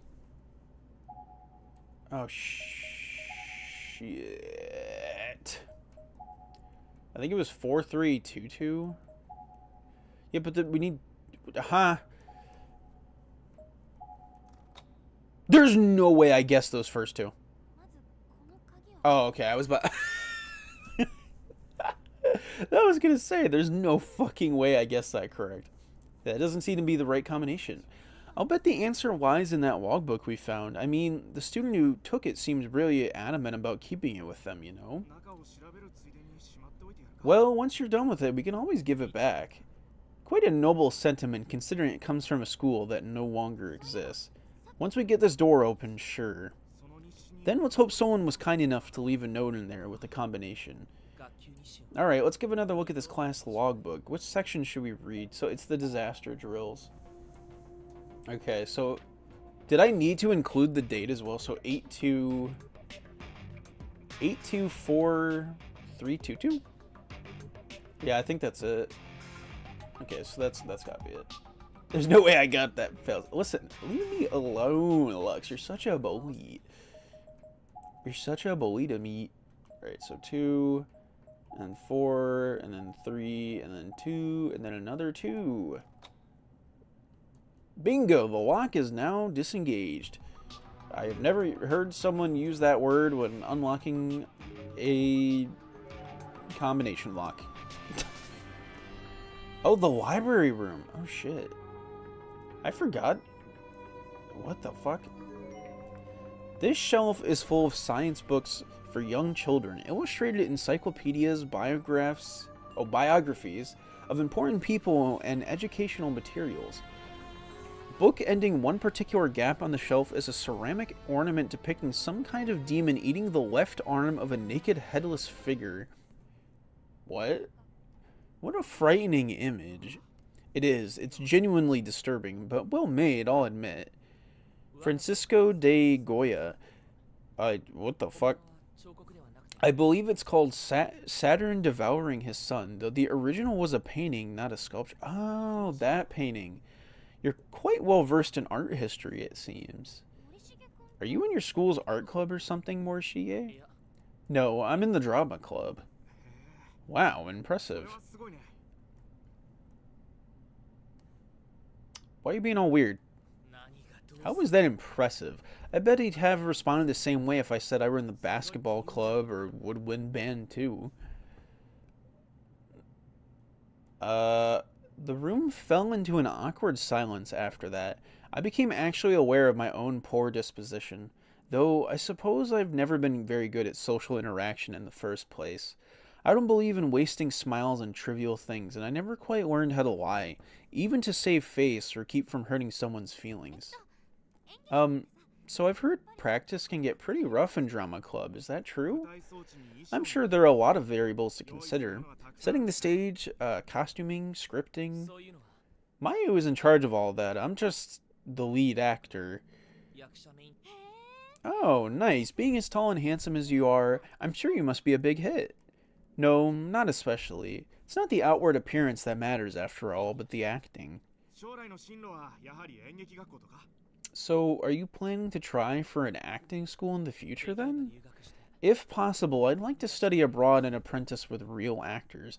I've been saving money and focusing on language studies to do that, or to that end for some time. Whoa, very nice. Don't think he's ever gonna get to do that. Yeah, I was gonna say, I didn't want to say anything, but I was like, the appearance kind of does matter. It's amazing that you've put so much thought into your future plans at this young age. I'm grateful for their platitudes, but that is all they are. No, these two can't possibly have any legitimate interest in a word I'm saying. Why can't they? They're making friendly conversation. Why can't they in a place like this? I can't even conceive of being this captivated by the life details of a person I've only just met. But then maybe I'm just overly pragmatic. Shouldn't we be going? Aside from that sculpture, there really doesn't seem to be anything else of note in here. Wait, we should return the logbook while we're here. True, we really didn't need the logbook anymore. The Goya sculpture, on the other hand, was practically calling my name. I reached for it, picked it up, and handed it to Mitsuki, since she had the biggest bag out of any of us. She looked puzzled, but took it anyway. Why did she look puzzled? Okay. Maybe because she wasn't expecting him to put her in charge of it? I don't know, that's weird. I mean, I'm not gonna say like the appearance makes the biggest difference in the world, because it definitely doesn't. But tons of actors that can't act for shit still get roles because of looks, whether it be look big and cool or just hot. I guess that's true. I guess that's true. I don't know. I only did like one play growing up. And I think it was for Abraham Lincoln. And I was probably like 5. Like, I don't even really remember it. But I wasn't even like one of the actors. They had me be... Jesus Christ, I cannot talk. Let me drink some coffee, bro. My brain is running at like 10 miles per hour. Okay. Anyway. I was the bellboy. So, like, every time you would, like, separate the chapters for, like, the play, for, like, when they would do breaks, I would just run across the stage in my little, like, black suit with a bell, and I'd just be like, bing, bing, bing, and I just, like, separate the fucking story. You know, as you do. Who was it that took my class logbook from the reference room? I won't get mad, so just give it back now. Okay, well, why can't I give it back? You were a dancing bumblebee. Fucking, that's amazing. Okay, so that didn't matter? So is it 2A that has... It might be 2A. Do you ever Google yourself? No. I mean, I have in the past, but like... No, not really. Why, have you? Or what do you mean? Like my actual IRL name, or like my YouTube persona? Which one are you referring to?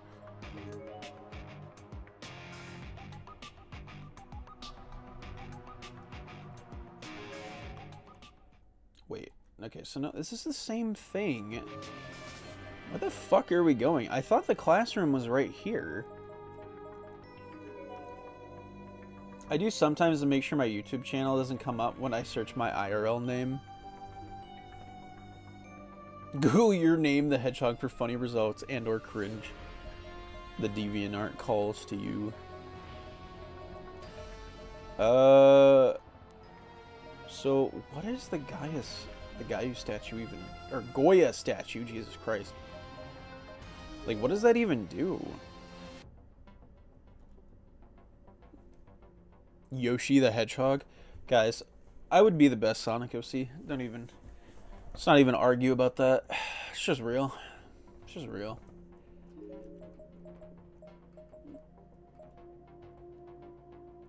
Oh! It's asking me to return it to the bathroom spot, not the fucking classroom. Oh my god, I'm an idiot, dude. Jesus Christ, I'm stupid. Okay, so we need to go back up here.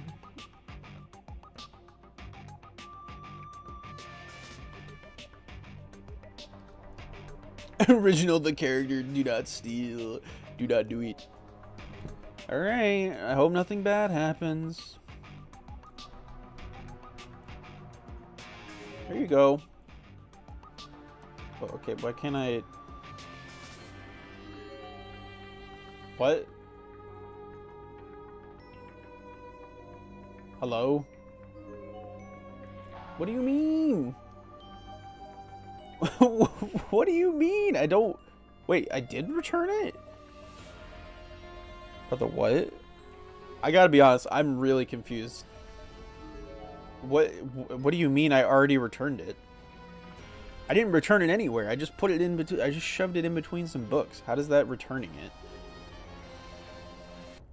Okay. I guess we'll check on some doors and shit. I don't know. I don't know, man. Okay, so that door is still stuck in place.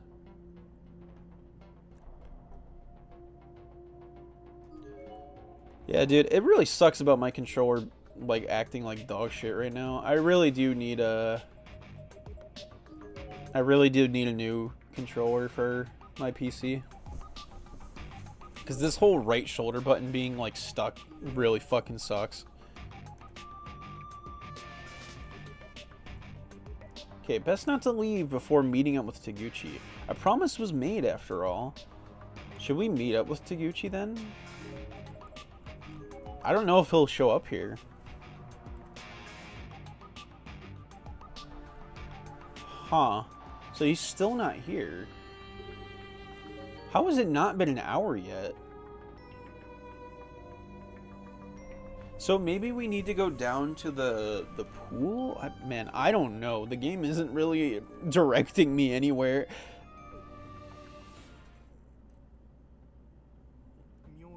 It's awfully dark down this way. Okay, so I'm gonna say we do it this time because now we have the statue, right?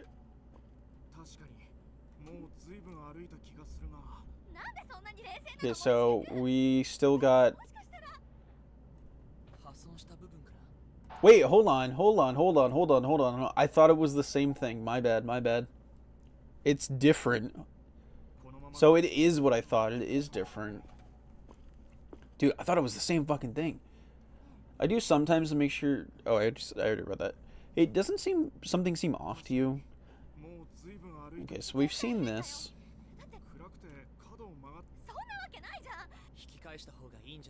Okay, so they're gonna turn back. So they turn back. Okay.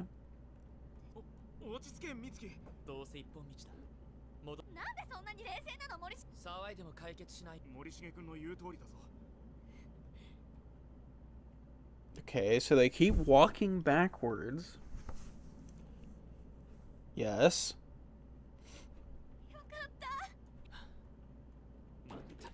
Whoa, what the fuck was that? Crap, I dropped it.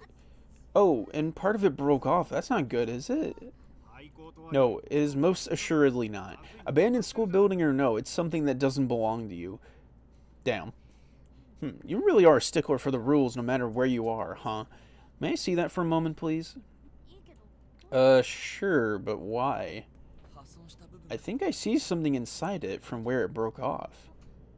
Oh, hey, you're right. What is that? Also, how the hell did she drop that? It was in a bag.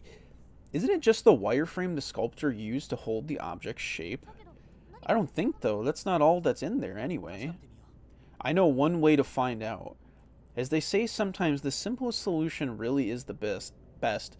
And if we wanted to see what was inside this thing, there was one surefire method. Whoa! What the fuck did he just do? The Goya sculpture hit the ground with all the force I could muster and shattered it into countless pieces. And there among the wreckage was a key made of copper. It looked old, but since it had been sealed away from the elements all this time, there wasn't a single trace of rust or corrosion on it. Look, there's a label. Heavenly Host Elementary. So I guess that must mean it does indeed belong to this school building. Clearly this was an important item to have found. Not aware that Mitsuki's bag was not the safest place to store things, however, I pocketed it myself. Yeah, because how the fuck do you drop an entire statue? how does that happen? How you do that? Alright, so let's see what other spots we can go to, because I don't remember.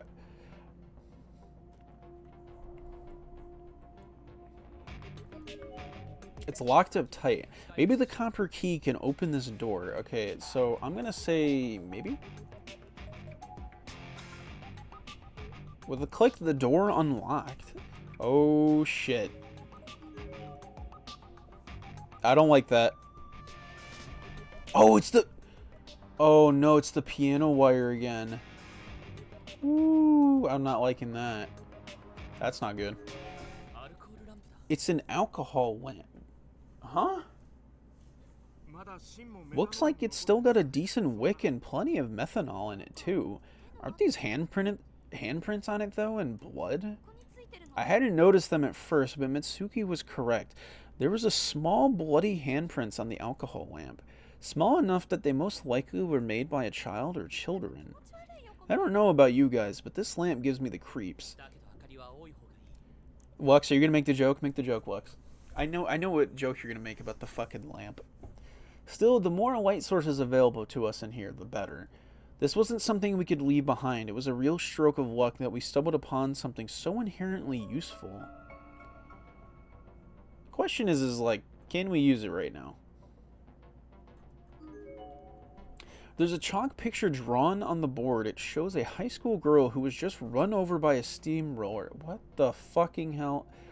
And at the helm of said steamroller is a young-looking child with a big smile on her face. Oh, that's lovely. That's very, very nice. I think we need to give Morshu a phone call. He sells a variety of products. Yeah, maybe he wants this. It's some sort of mechanism with a lever attached to it. What a strange looking device. It's vaguely similar to a movie projector, but clearly not one. Oh no, don't touch it. The lever won't budge. It may be rusted in place at this point. Yeah, and we know what happens if you pull on it. So we literally just can't pull it. Okay. Honestly, for the best. Because if you guys don't know, that's how the piano wire gets around the school that fucking chopped off the other character's head. So I think we're good. We don't want that. Thanks, YouTube. I love how I don't get censored, but everyone else gets censored. YouTube fucking hates everyone else. Okay, so the door there doesn't work. We should try the second wing. It did say it's a copper key. That is a metal rusted door. The iron door is firmly shut, so I can't even use the key on that. Interesting. You don't think it would work for the front door, do you? What is getting blocked? I don't know. What are you trying to say? Why does YouTube not want you to talk? That's my question. They're really not wanting you to say something.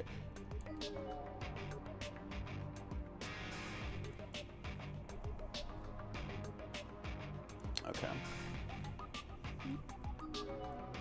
Okay, so that one can't go. I think the lab is frozen in place too.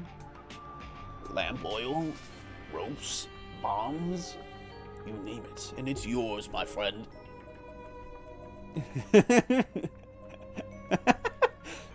E10.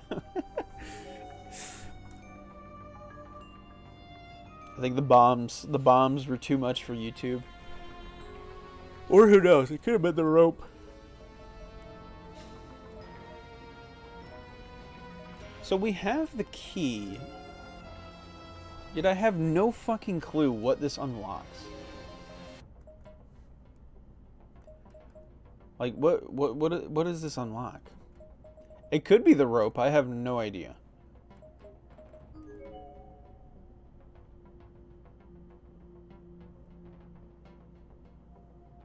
I'm really curious. Like, this part of the chapter is really confusing. I'm not exactly sure where I should be going. Have you purchased any E10 from Morshu? Is that like 10 experience, or like what the fuck is that? I don't know if we can...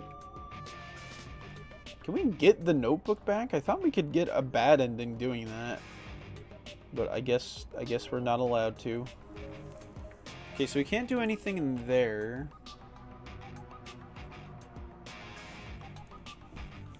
I'm not exactly sure what we're doing right now.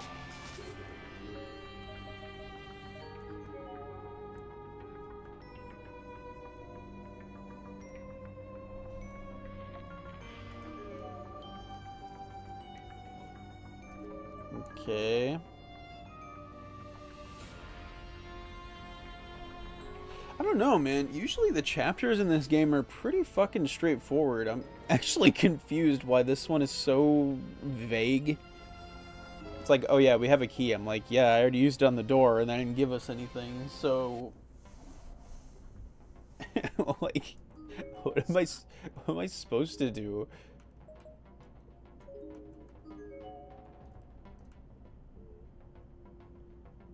Check Discord and you'll find out what E10 is.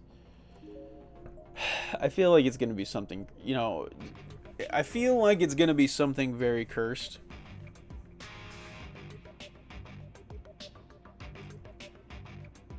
I don't know why, I have a feeling.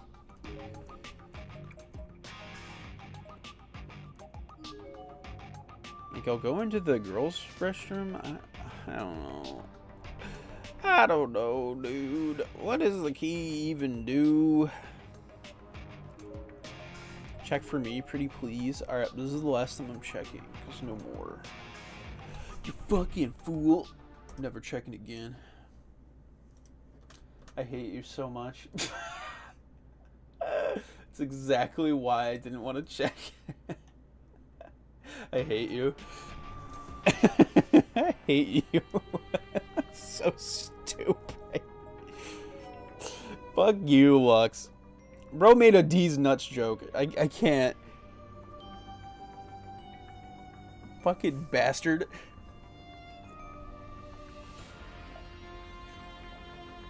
I'll fucking punt you through the screen. Punt you through the screen. Read it out loud for chat. He just said E10 D's nuts. Fucking asshole. He's such an asshole. Your Ligma shield wasn't up. No, because I haven't been Ligma yet. You never see it coming. Bro, what am I doing? What am I doing in the game? Nothing is happening.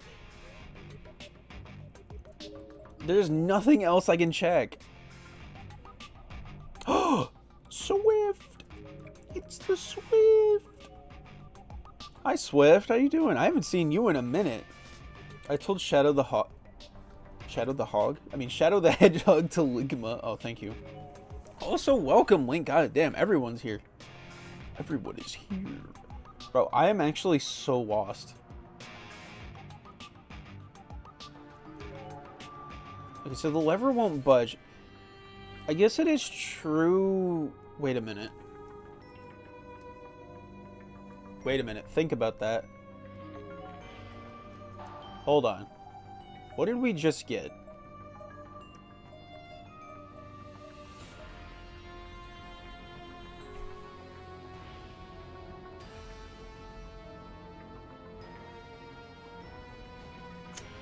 What if we walk back down to the pools? Or what if we walk back down to the pool, but now we have the lamps to light the hallway? That... Okay, wait a minute. Wait a minute. That actually does make sense. Hold on. I didn't even think about that. I'm like, oh yeah, we could use the lamp, couldn't we? It's so dark here. We should try taking a light with us, don't you think? Shall I try lighting the alcohol lamp then? Yeah. It does have oil. It says it does. Indeed, I am just relaxing. That's good. Well, I'm glad you're doing alright. Hello, been good. Working has been taking up my time. Mostly. Hope you've been well. I'm good. It's really fucking cold in my house. It's 3 degrees outside, I think, right now. Well, it was this morning. I don't know what it is right now, but yeah, it's really bad. Just leave a candle or light the lamp.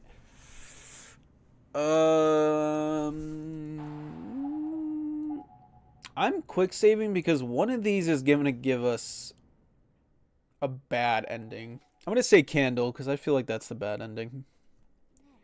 Hey, doesn't something seem off to you? Okay, so I'm not rereading this again. But I am curious what's going to happen. Is it just the same thing? I think it might just be the same thing again, or maybe something different.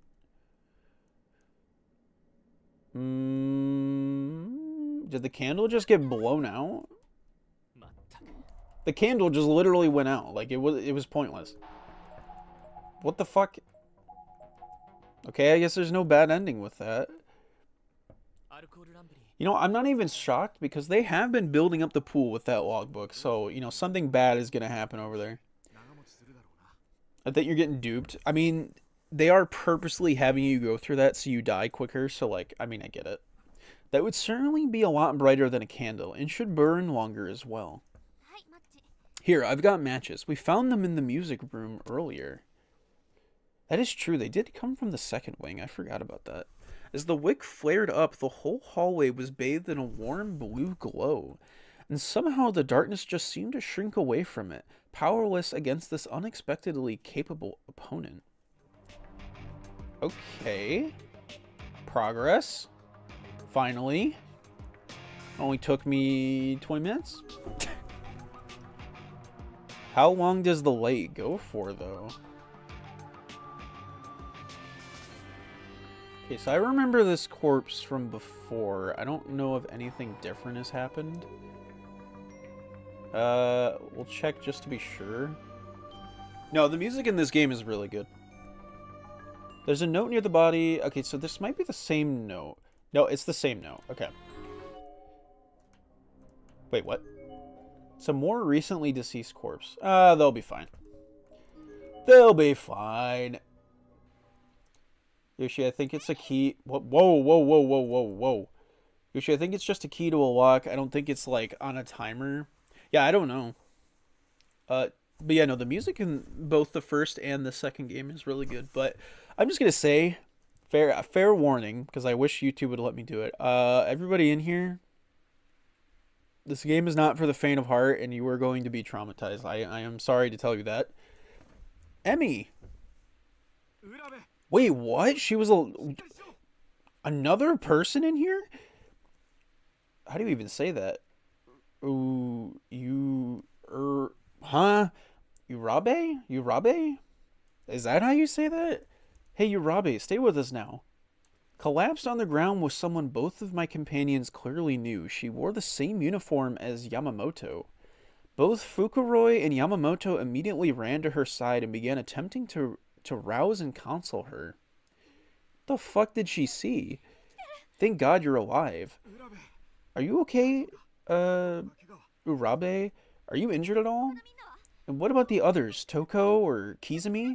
Do you know if they're alright? Oh, whoa. Whoa! Frightened out of her mind, the now conscious schoolgirl slapped away Yamamoto's outstretched hand and shot to her feet. Whoa. Mitsuki, what's wrong, Urabe? Get a hold of yourself, Emmy. It's me, Mitsuki, and Fukuroi's here too.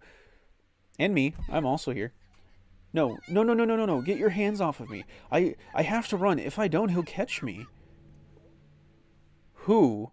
She darted her head around wildly, surveying her surroundings quickly and frantically like a wide-eyed fawn who sensed a predator closing in. What on earth could have happened to her? It was as if her own paranoia had completely drowned out the sounds of her friends and classmates, to such an extent that she didn't even notice them. You know what this reminds me of? This reminds me of Chapter 1 with, Seiko. Seiko and Naomi. Like, this reminds me of that whole scenario again, where she, like, just got so frightened she didn't even, like, pay attention to the outside stuff. Urabe sounds like the feminine name for Harambe. She was also perceptibly shaking, a lot more than she would from the cold rain alone, and her teeth were chattering. Somehow, or something had truly spooked her. Emmy? We're all going to die. He's going to kill us. I think she's talking about the principal?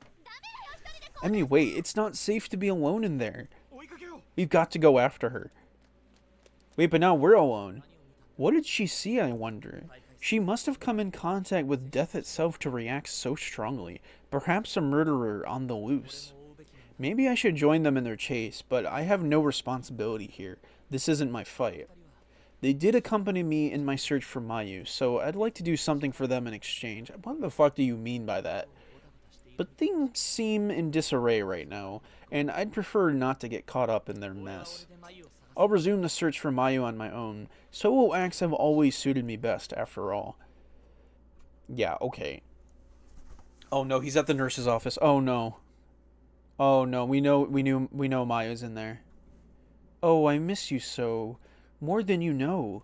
Tell me where. Oh, where did you go? Nah, that's definitely Mayu in the nurse's office. That was Mayu's voice. I'm certain of it.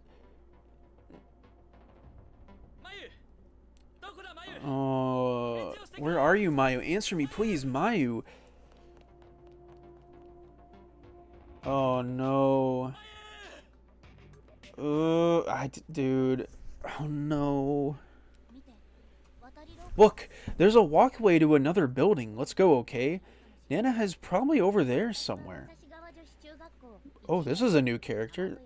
My name is Nari Amatoya. I'm a 7th grader in Musa Shigawa Girls Middle School, class 1-6. Nana is a friend I've had since I was a little girl. Her real name is Nana Ogasawara.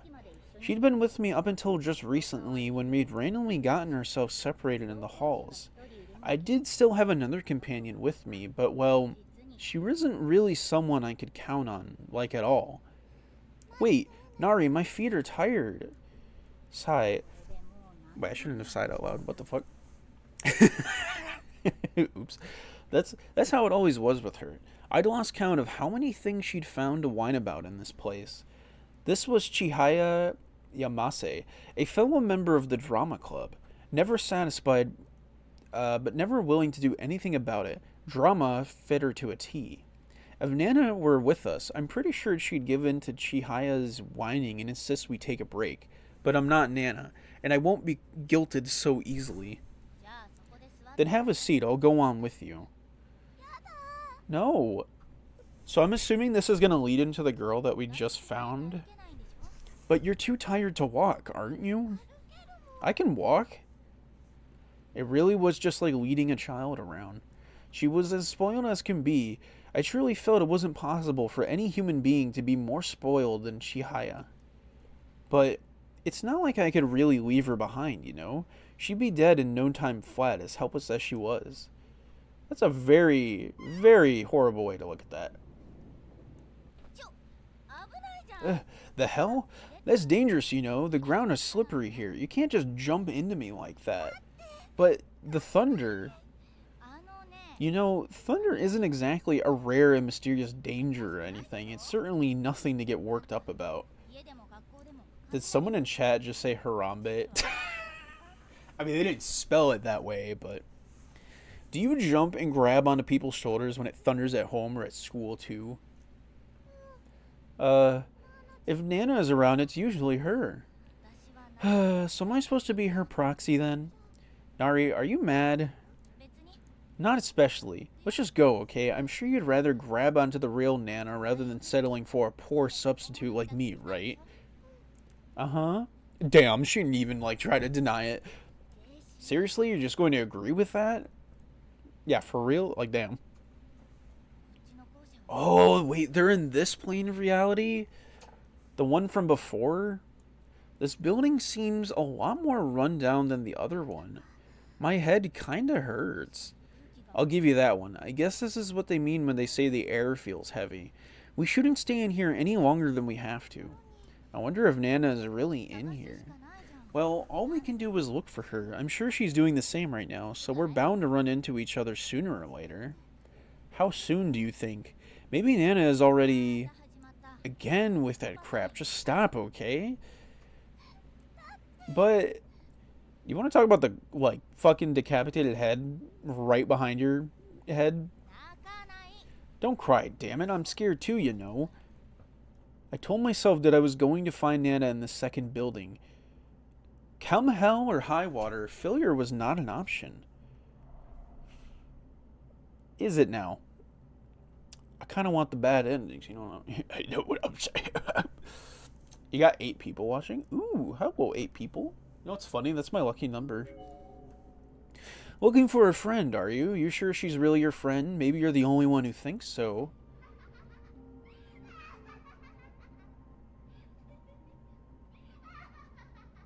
That shit wasn't that fucking funny, man. I didn't find that shit funny at all.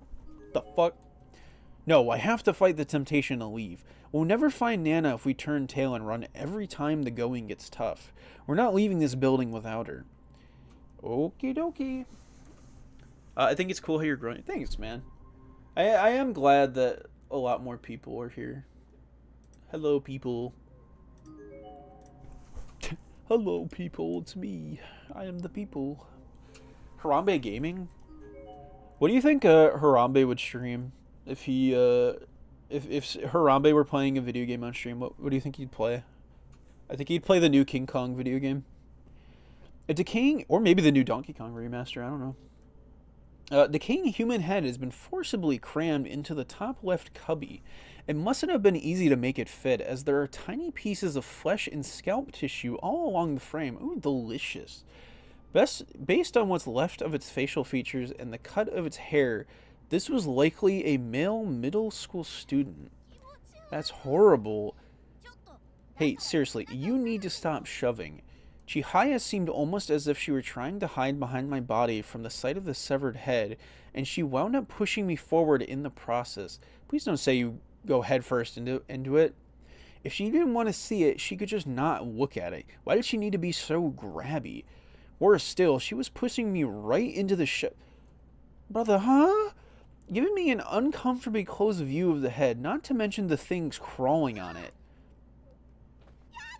Oh god, no. See, this is why you should keep your hands to yourself. Honestly, am I supposed to be your shield or something? Girl, why are you shoving your friend? First of all, wait. Yeah, we are in the other plane of reality. This is from the school layout from the beginning of chapter 5. Oh shit. You know, getting 310 subs off of streaming is a lot harder than making shorts or videos. You know what's my biggest inspiration? Like, honestly, do you guys want to know what my biggest inspiration is? Unironically, as of late, it's been Queso. You know why? Because that dude just blew up from just streaming variety games on YouTube. I think he's on YouTube. He might be on Twitch, but even then, like, bro just played games he enjoyed, and he got where he is now. Like,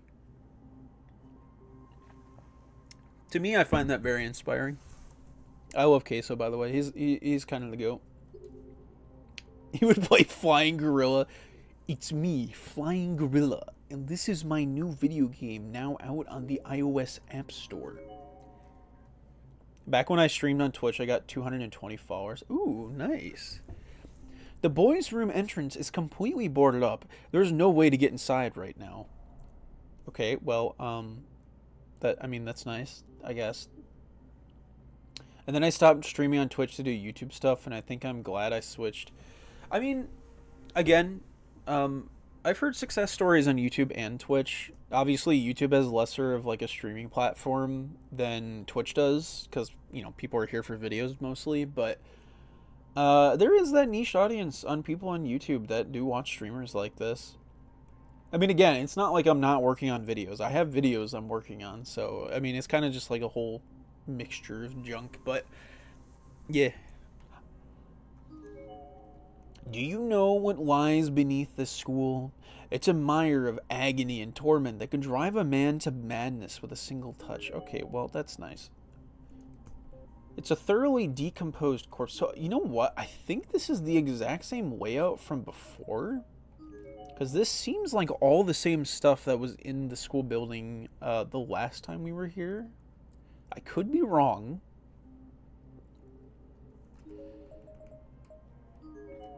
But yeah, no, I thought personally that Corpse Party would kind of just be like a niche series. Like, again, it's kind of one of those early YouTube like series that really blew up in popularity.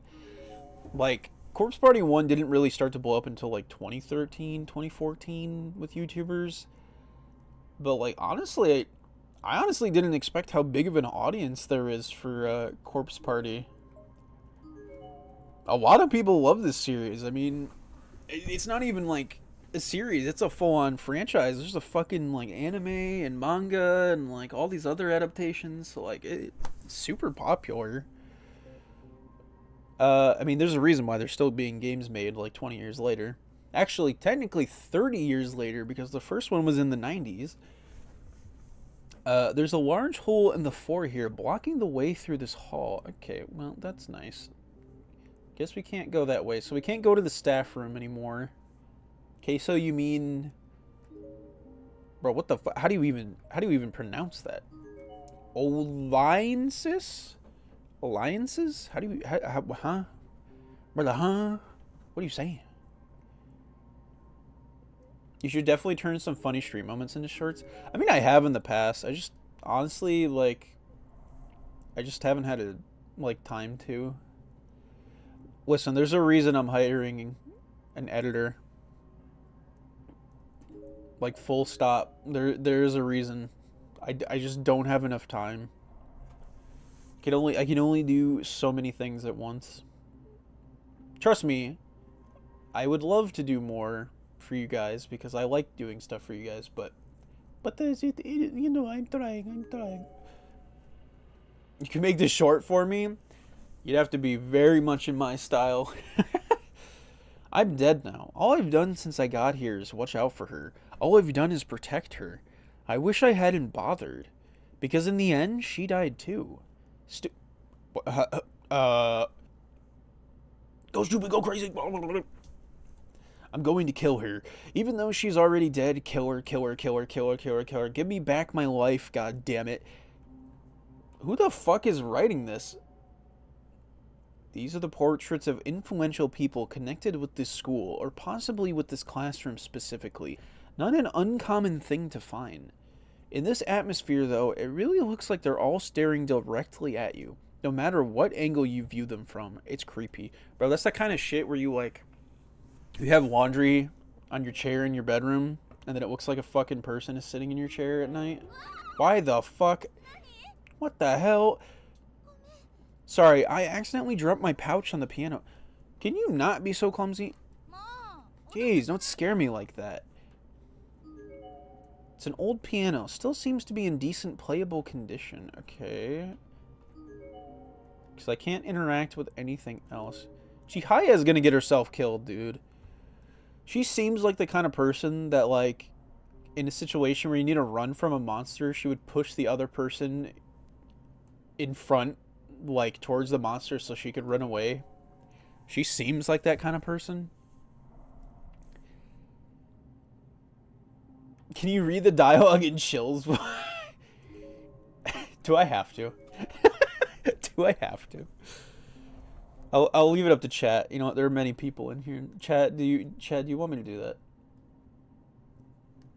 I need everyone else's approval rather than just Lux, because if it's just Lux, I don't know. I don't know if I'm mentally prepared. Do it. Okay. If I see like one or two more people say do it, then I'll do it. Read the dialogue in Chill's voice. You know, the guy that goes, "Number 15, Burger King foot lettuce." That guy. The inside of the cabinet is blood red throughout, as if someone very carefully painted it that way. Okay, you guys need to get one more person to say do it, and then I'll do it. One more person. Actually, wait, isn't that a tube of red paint inside? It looks unopened. In fact, it looks completely untouched. There's not even the slightest indication that anyone has much as moved that tube of paint in years. Which means this red coloring must be... I mean, are we like shocked? I don't... Why are we shocked there's blood? The entire canvas is covered from corner to corner with a realistic... Who donated money? Hey, Lux, thank you for the $1 donation, man. I really appreciate that. Hold up. I'm gonna pull up your message real quick. Read the dialogue in Chill's voice. God damn it. Okay. Well, fucking... He paid money for me to do it. God damn it. Thank you for the donation. I appreciate it. Fine, I will do it just for you. The entire canvas is covered from corner to corner with realistic scale drawings of flies. Thousands upon thousands of them. I hate you. The canvas is blank, or maybe, or it might be anyway. There seems to be a faint, almost imperceptible stain all across it, roughly in the shape of a human torso. But it might just be the lighting. This is gonna kill my throat. Small brown stain? It's probably shit. Nothing in here seems particularly useful. Do you want me to read the dialogue, or do you want me to read the observation text? 'Cause I feel like you want me to do the dialogue for paying for that. Lux, make your choice. Hey, what's up, Zach? How you doing? Damn, everybody's here, bro. Everybody just say, hey, yo, let me cash in on this finale right now.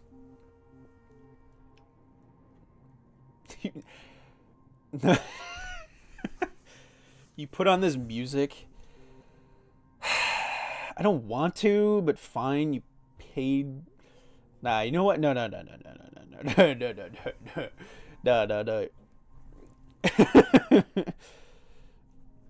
The dull, gloomy corridor suddenly lit up brightly for just a moment, and in that moment, something became visible. What do you mean by that?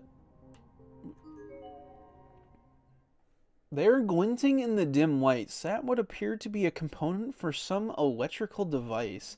In contrast with everything else in the school, it seemed fairly recent, a decade old at most, but likely much newer. What do you suppose this is? I'm not really sure, but it kind of looks like a battery, maybe? Huh. Maybe somebody brought a beefed up phone or a game system in here? What kind of fucking game system would need like a car battery, dude? That doesn't make any sense. Might as well take it with us, I figured. Though, if I gave it to Chihaya for safekeeping, I would no doubt wind up on the ground again somewhere, so I decided I'd just pocket the thing. How do you pocket a whole ass battery? How do you pocket a whole ass car battery? Explain yourself. How the fuck do you do that? Also, you're wearing a skirt. What pocket? In the school uniform? Like, shirt pocket? Like, where the fuck are you putting that? Throw the battery into the ocean. Fish love car batteries. You're so right. SpongeBob would totally appreciate that.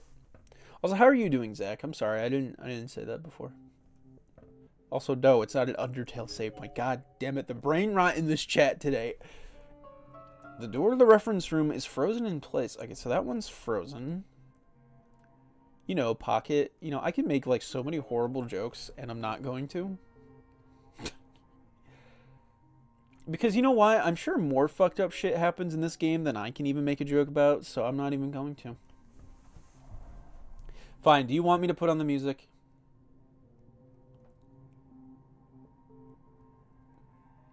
I'm okay drawing a bunch of Dandy Worlds, OC. Zach, you're having a Dandy's World fixation right now. I think we have the same joke in our minds. I guarantee you know what I'm wanting to say, and I'm not saying it.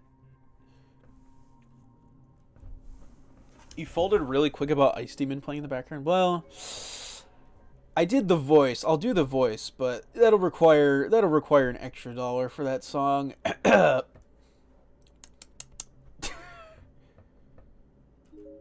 That'll require an extra $1 for that song. And nah, it ain't me being greedy. That's because you wanted me to set a stage. It's us. God, we look terrible. But then we haven't eaten a thing since we got here. And we certainly haven't been able to rest for even a moment. Okay.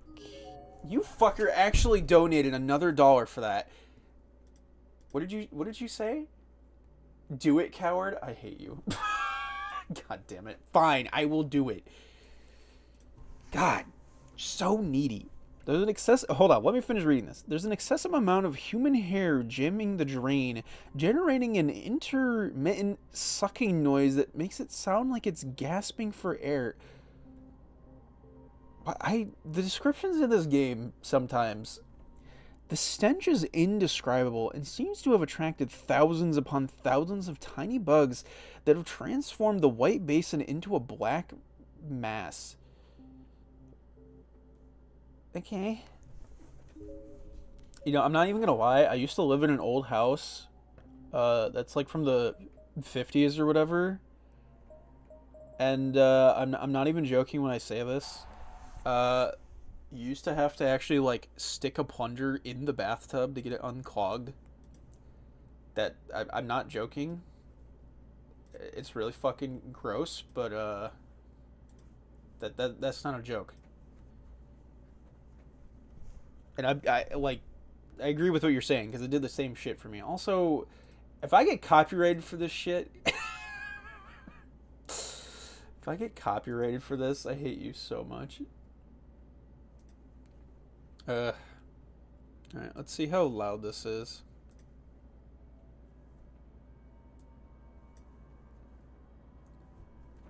You don't make money off these streams? Yeah, but like, maybe I will. Okay, can you hear it? Can you hear it? Daddy's World Forever. I just found out one of my Discord roles is gamer/nerd, which is completely accurate with me. I mean, I did put it there for a reason. Make it a little louder. It's on the fucking highest volume. Okay, hold on. Alright, this is as much as I'm turning it up.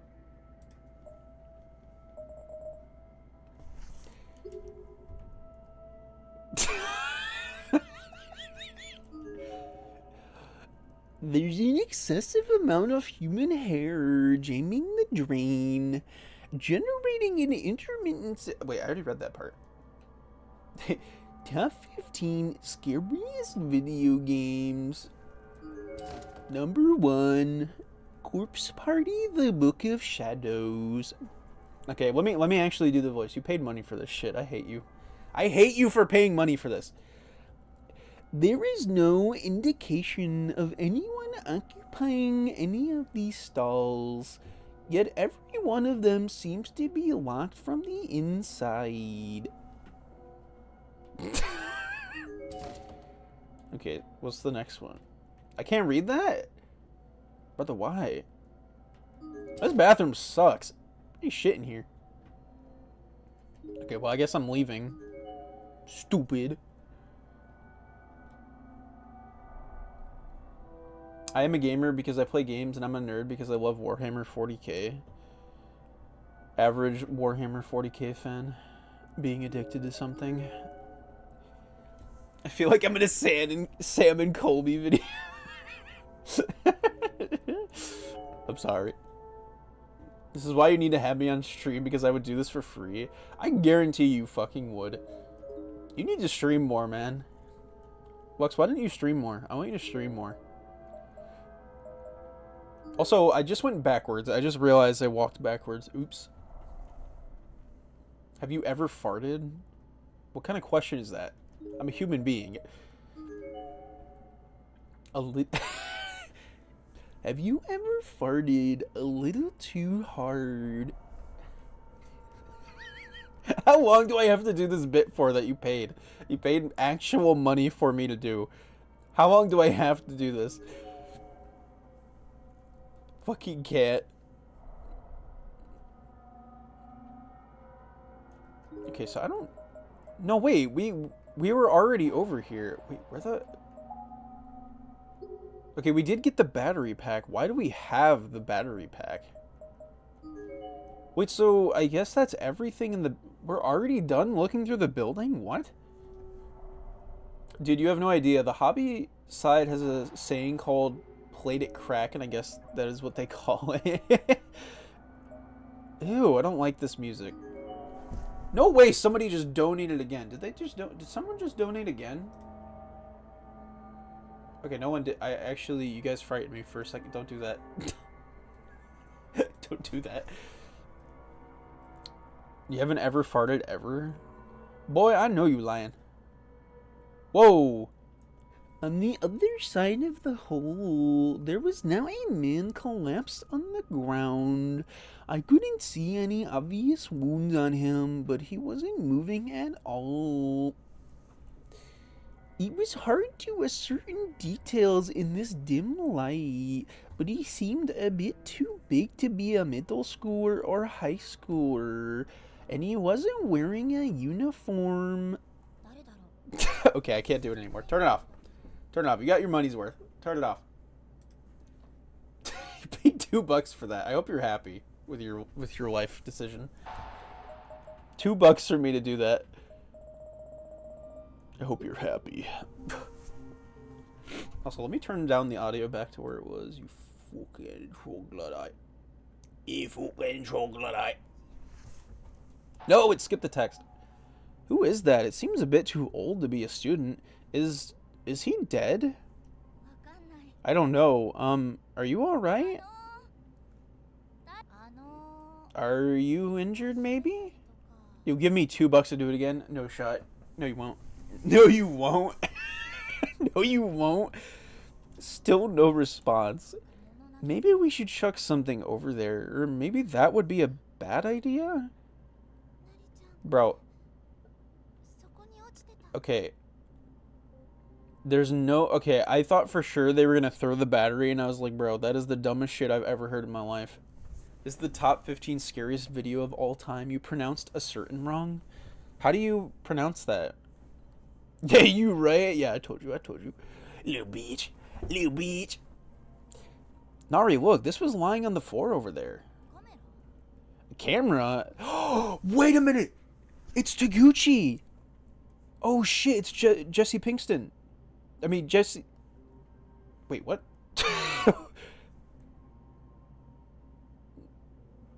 Jesse Pinkman. What the fuck did I just say? Jesse Pinkman. From fucking Breaking Bad, dude. Scooby-Dooby-Doo. Where are you? Hi, Cubes. How are you doing today? Ascertain. Is that how you say it? A camera. I wonder if it's his. It was a fairly expensive looking DV camcorder, and a well-worn one at that, with dings and chips all over it.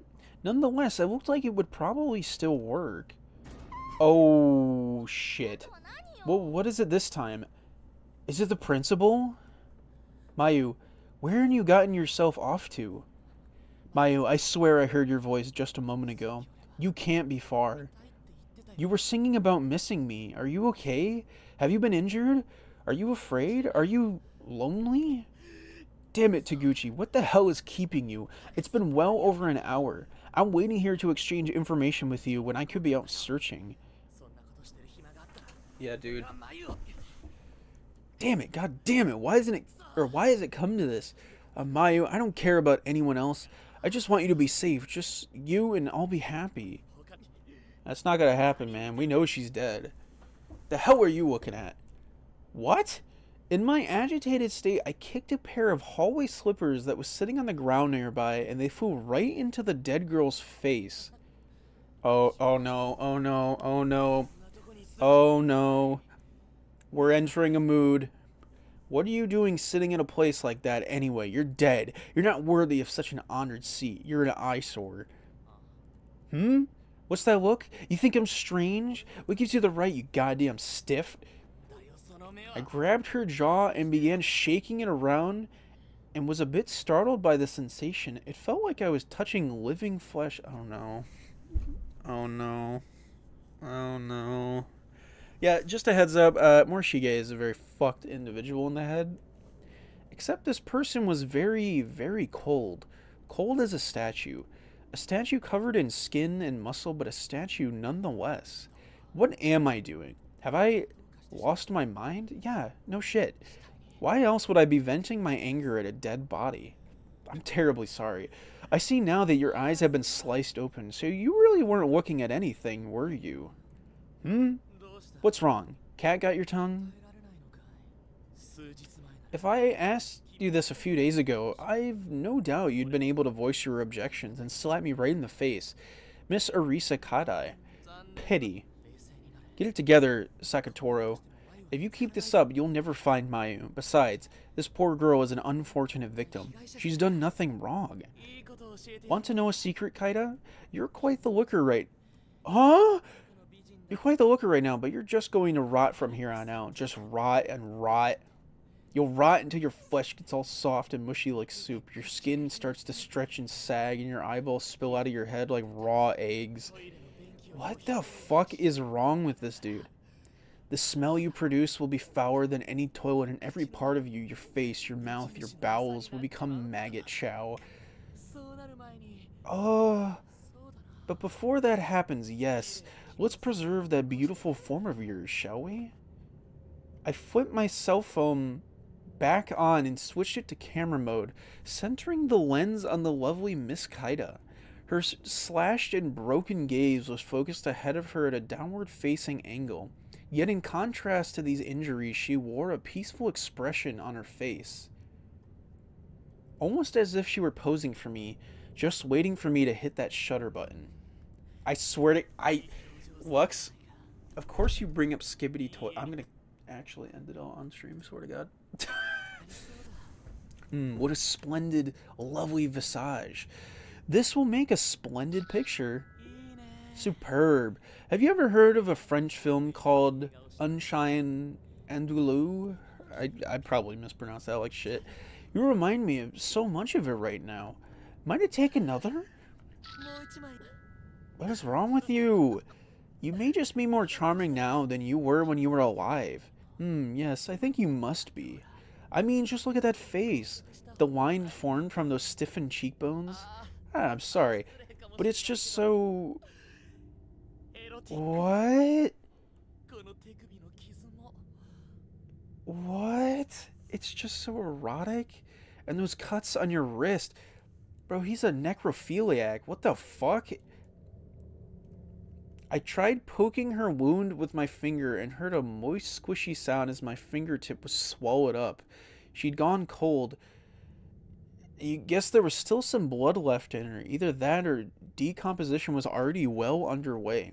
I pushed farther in, digging my finger through the gaps between her muscles until it struck something smooth and hard. I've struck a bone. The vicious chill belies the steadfast strength of the marrow within. It's almost sensational. What the fuck is wrong with this dude? You're playing this game. You cannot criticize me for making a Skibbity Toilet joke. No, you can always criticize someone for playing or talking about Skibbity Toilet.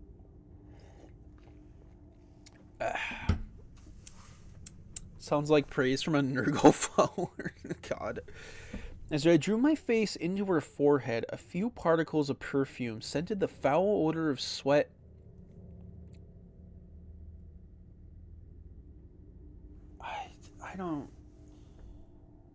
I don't. What?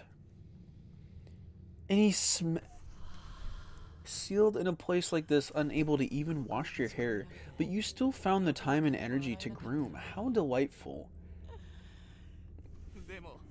And yet, what is that sound? And yet the smell of death and blood suits you so much better. So much better. Yeah, okay. I hope the other people find him right now and realize how fucked up in the head he is. What the hell have I been doing? Why have I been taking pictures of corpses? I suppose they do say stress is the real killer in situations like this, so anything I can do to relieve my built-up stress isn't so bad. No, I don't think this is one of those cases, buddy. Yes, it's all just happenstance. There happen to be corpses in here, so I... Come to think of it, Taguchi was taking footage of the corpses in here as well, and he said he was doing it so he could file a police report. Yeah, but that's completely different in context. 1 hour has long since come and gone. Perhaps it's time I search for him as well. It's entirely possible that he's met with Mayo and is accompanying her. After all, in which case, standing around here will accomplish nothing. Bro, like, what do I even say about that? Amidst the darkness of the corridors, I spotted human figures, living ones this time. 2 of them. Whoa, more students? Both female and both much younger than I. I approached them without making a noise or saying a single word to announce myself. What is it this time? Junior high, I'd guess. Maybe 12 or 13 years old. One was clearly much more fear-prone than the other, as she wrapped herself around her companion's arm and was actively trying to hide behind her. She was looking in my general direction, but with the lighting as dim as it was, I had no idea whether or not she could see me. And while finding survivors in this land of the dead was a rare occurrence indeed, my focus was squarely on the man sprawled out farther down the hall. He was unconscious, possibly worse, and an uncrossable gap separated us, but I definitely recognized him. It was Taguchi. Who is talking right now? Oh, it's more oh my god, no. No. Is Mr. Taguchi dead? Was I concerned about him? Did I feel for him? Honestly, no. I felt nothing whatsoever at that moment. I was simply asking because I was curious. I'm normally calm and stoic, sure, but this seemed cold even by my standards. Did I really not care one way or another if he were dead? Hey, you know that guy? Not really. But you just said a name, didn't you? Here, I think this belongs to him. Give it a look. The girl handed me a beat-up DV camera. No doubt about it, this was the same one Taguchi had been looking into when I met him earlier. I took it without a word and immediately tried to turn it on, but to no avail. It had no power. Battery's dead. Doesn't seem like it'll be of much use anymore. I think we found its battery pack on the ground too. Here, take it out. Oh, I thought it was like a car battery, dude. That's like a camera battery. The drawing made it look huge. The hell is his problem? Okay, he says. What kind of social reject accepts a stranger's kindness like that? Not that I need thanks or anything, but still. Nari, don't worry, he's not even listening. I placed the battery pack into the DV camera and immediately saw the red power light pop on. Still fully functional, but by all appearances. Now I can check over the footage he's collected. So what are you two doing here? Also, he is not just checking over that shit. You don't have to do this, Yoshi. I paid money for the game. Just a reminder, Nurgle is a chaos god of diseases. Oh shit. Huh, well, we're looking for our friends, Nana Ogasawara and Hikari Kirigami. Fellow students from, these words. And some others from the senior high. My name's Nari Amatoya, and this is Chihaya Yamase. I see. Middle schoolers, then. Ha, the litter of you two reminds me of Mochida's sister. Huh? I have no idea what you're talking about. You're a senior high student, right? I'm looking for someone, too. Her name is Mayu Suzumoto. Have either of you seen her? You know, it's proper manners to introduce yourself before you start asking questions. Oh, I'm terribly sorry. I'm Sakatoru Morishige, an 11th grader at Kisaragi Academy High School. Back to my question, then. Have either of you seen Mayu? I have a picture of her here. I flipped open Mayu's student ID to its photo page, almost as if I were a sheriff flashing my badge, but the responses from these two were not encouraging. They exchanged a quick glance with one another, then shook their heads. I don't think either of us have seen her, no. I see. That's alright. There may be some clue as to her whereabouts in this camera. I rewound the tape a bit and put the camera on playback mode. Immediately, horrifying imagery began displaying on the device's tiny LCD screen. Audio was irrelevant. It seemed like the only sounds on the tape were those of Taguchi's ragged breathing and footsteps, and his occasional self-mutterings. 90% of the video footage then consisted of dead bodies, while the remaining 10% was mostly just the camera autofocusing and the dim light. What the fuck? Each body was shot from a variety of angles, so their causes of death could be easily determined. Guess he really was planning on showing this to the police. The hell is this? It's nothing but dead bodies. Get it away, I don't want to see that.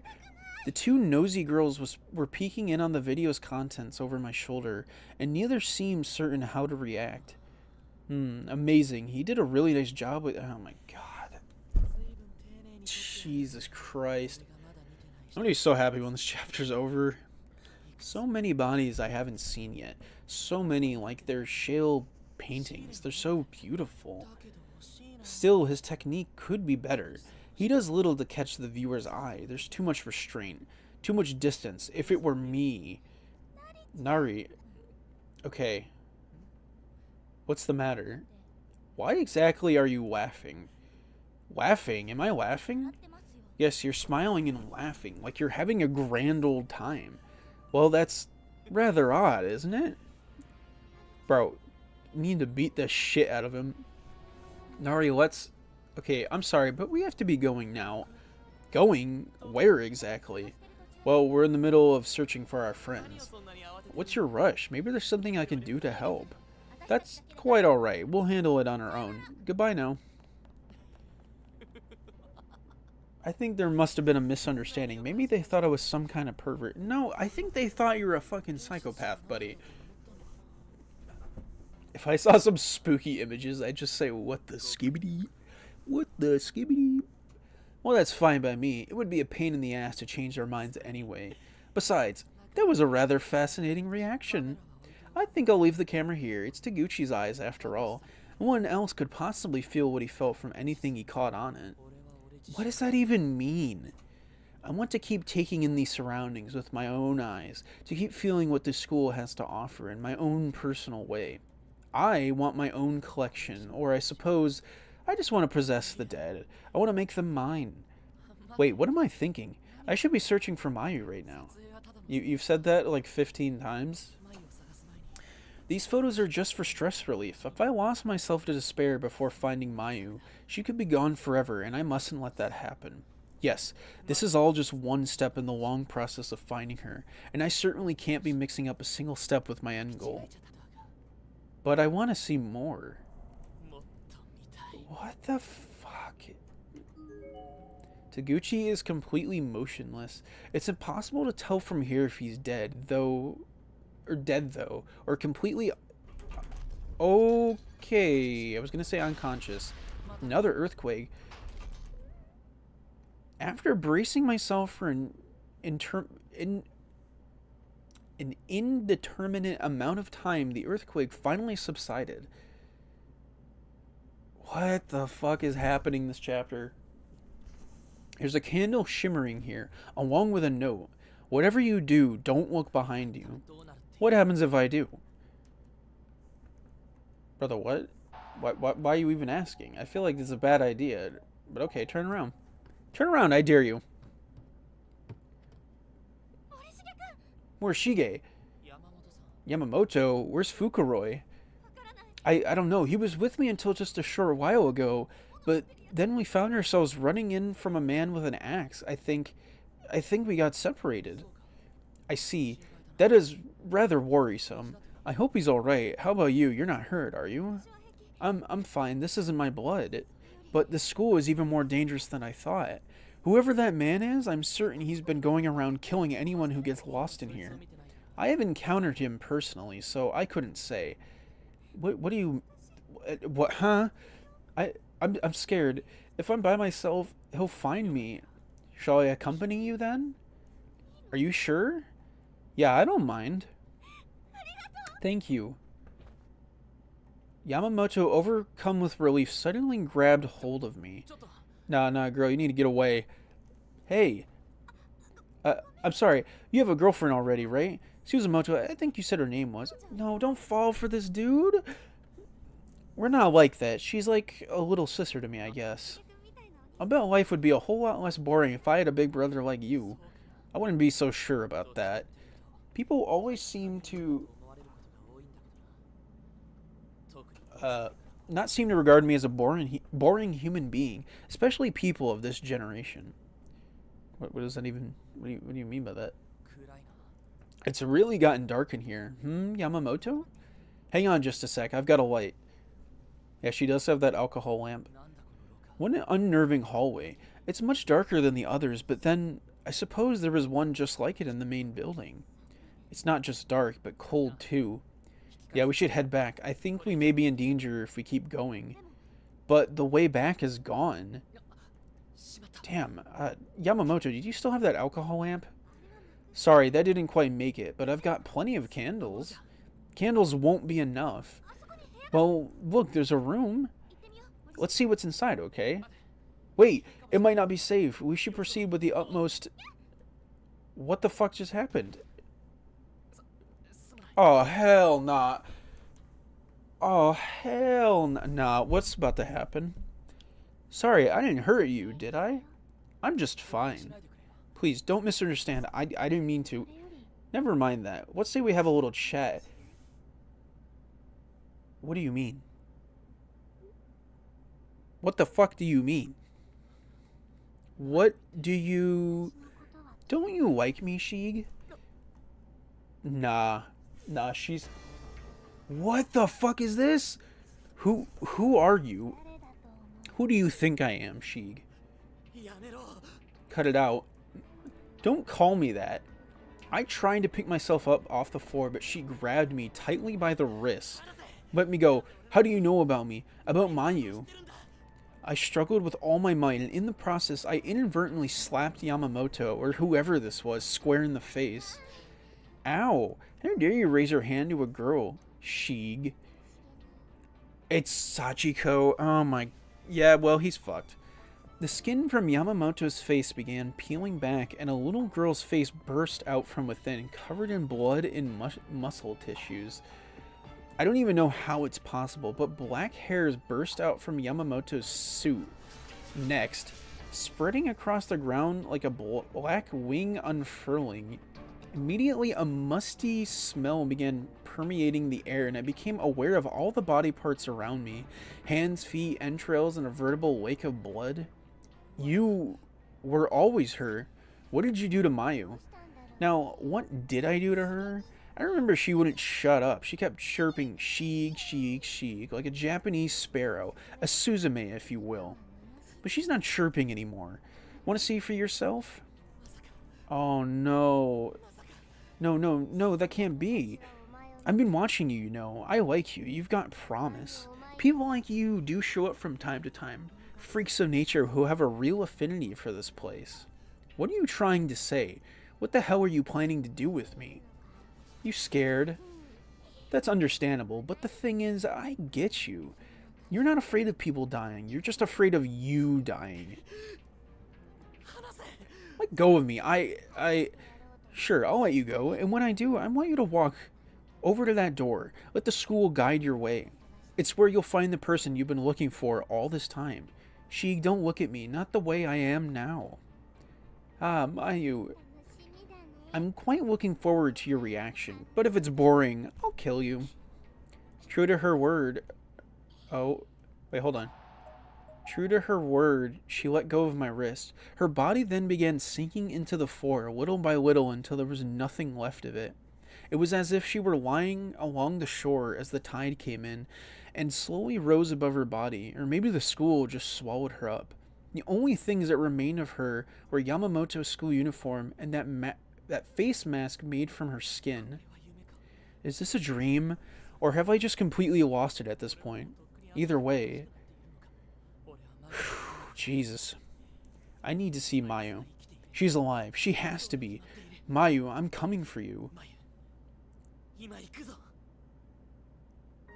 That's a bad end? How was that a bad end?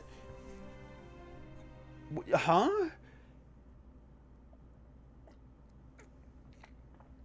I mean, I guess. That's the final bad end, so I missed two bad endings. How the hell did I do that? Huh? How did I miss two endings? Yeah, I missed two of them. Okay, well, we'll have to go back after we finish the chapter. So this is definitely the end. Thank God, man. This chapter is the longest in the game by far.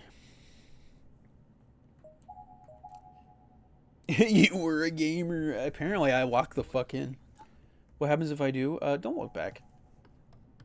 Run for it. Stay back. What's wrong? Where's Fukuroi?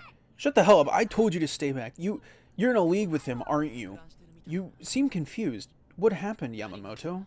Whoa. Don't touch me. There's blood on your hands. You really are. You're mistaken. This is from examining a dead body earlier. It's just as I thought. How can you be so cavalier about touching corpses? You're not right. Humph. There's no getting through to her in this state, it seems. I won't be fooled. I won't be taken in by your lies anymore. Damn, you know what, Yamamoto? Alright. She's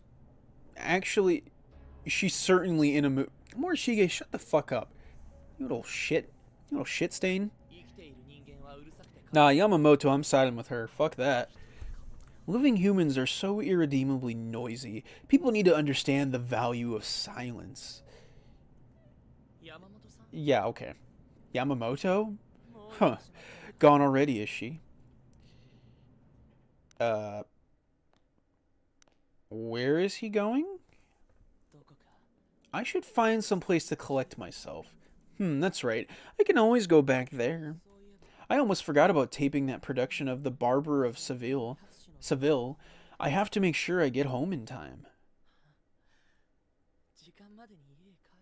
Bro, he's been talking about this since the beginning of this chapter, and like, oh my god, we're back to the. Oh no.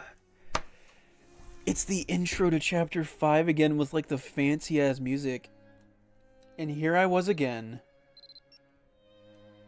Okay, I'm just. Fair warning for what's about to be shown. Because this is the same shit from the beginning. I pressed the button on my phone to shut off the second alarm I'd set. If this time display were accurate, then there was no chance of making it home in time to record the show for Mayu. I'll have to apologize to her later. I slid my finger naturally, almost automatically, from shutting off the alarm to opening my folder of saved photos. There was no sound in the room other than the tone of my button presses, and virtually no light other than that which shone from the LCD screen, or so it seemed anyway. Yet this was my rock. In this place I could truly relax. Here and here alone I felt at peace. The air was filled with the overpowering aroma of blood and entrails. It would be enough to make most people vomit, but for me, it was a smell to savor. I'd even describe it as comforting. Perhaps it's because it reminded me that I was in her presence. She who decorated the wall like a flower in full bloom. Okay, so he is... Jesus Christ. He is talking about that lady from the beginning with her stomach. Oh no. When I sat across from her, I felt more at ease than I could possibly convey in words. And we're back to the beginning again. It was as if she's always been here for me, as if she were waiting for me. And sure enough, whenever I felt weary or needed respite, the door to this infirmary would always open for me, despite its tendency to the contrary. Wait a...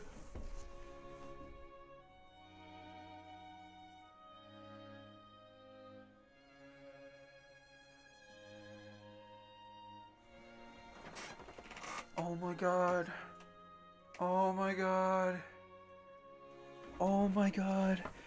Bro, that's actually making me cry. That's so sad. Oh my god. I just realized who this is. Oh my, that's so sad. I'm actually crying. That's so sad. What the fuck? Oh my god. That's so fucked. They were keeping it under wraps the whole time this chapter, and I didn't even think about it. Do you know who this is?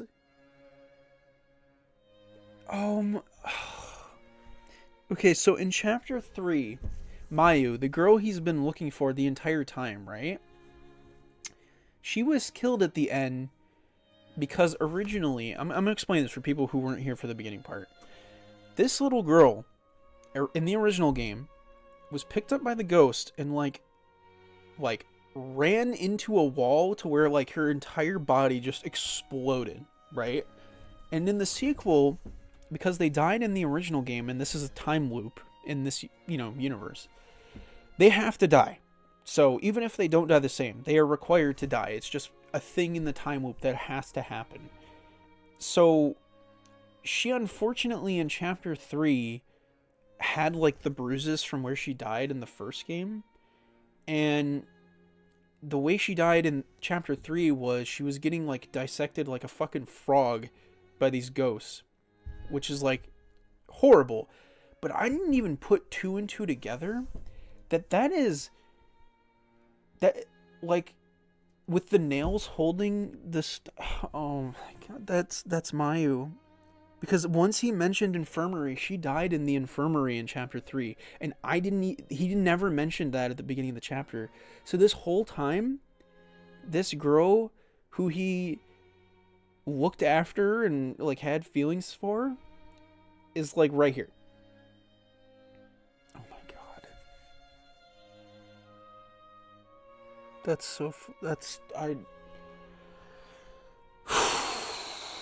That's one of the most fuck things I've ever seen in a game. I don't even... Like what? Okay.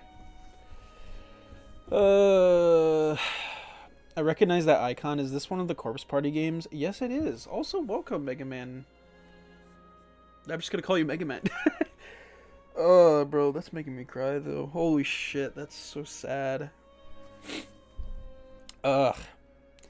Each time it did it too, I would always be drawn in as if the room were swallowing me up, and my eyes would always happen upon this offering first. This girl upon the wall, slowly drying and slowly rotting, would always be there to greet me, and never once did I tire of the sight. I've sure taken a lot, so many photos of the dead. I'd begun talking to myself, or maybe I was talking to her. Within my phone's memory were stored some of the man's most sensual, most voluptuous objects d'art, and she was the tip of the brush, the grand prelude. I'd amassed a whole other building's worth of beautiful sculptures to admire now, too. I was thrilled to bursting. What the fuck, dude? This was the sculpture known as Mitsuki Yamamoto in life, but in death, she was my property. One of the many pieces of found art. Those spirited eyes now dulled and clammy, those lips that spoke such harsh words now stained with blood, her abdomen shredded with innards exposed. So alluring, so captivating was she now. Sometimes destroying that which is beautiful only serves to make it more beautiful. I don't... And truly this was the proof. Still, it is a shame. It was such a shame that I could only gaze upon these gorgeous works of art within these school grounds. Before returning home with Mayu, I'd need to erase every one of these photographs from my phone. It seemed like such a waste. The world in which I once dwelled was far too narrow-minded to accept these masterpieces. It was often a hard place to call home. But as long as I had Mayu with me, I could endure. And to that end, this folder was an obstacle, a detriment, a hurdle to be overcome before I could rejoin the world of the living. I needed to delete it, to put it all behind me. Well, I'm sure it'll all be fine. If I do it after I get back. Oh, you fucking...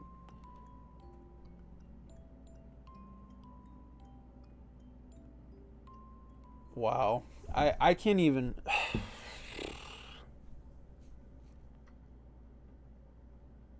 That chapter was rough. I'm just gonna say it straight up. That chapter was fucking rough. Like rough, man.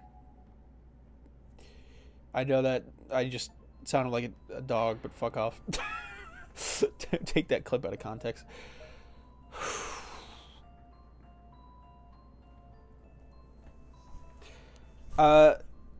That was the chapter that fucked me up the most. I'm not even gonna lie. Like, that is just so... I don't even, like... What? How do I even comment on that? That was one of the most fucked things I've ever seen in a game. Like, how do I even comment on that? Like, I remember the first game being bad, but, like, that was so much worse, dude. That was so much worse. Oh my god. Alright. So... Jesus Christ. Alright. So I'm gonna look at a guide real quick to get these bad endings. I think we're only missing... we're only missing 6 and 7. Okay. Yeah, like, I apologize, guys, if it seems like I'm overreacting, but, like, seriously, I don't know how to react to this game sometimes. Like, that legit, like, call me a bitch all you want. That legitimately made me cry, because that is just one of the most depressing things I've ever seen. Like, how the fuck do you even come up with kind of... How does somebody even write stuff like that? Examine the... Wait. Save here for bad endings 6 and 7. Examine the body lying across the hole. Okay.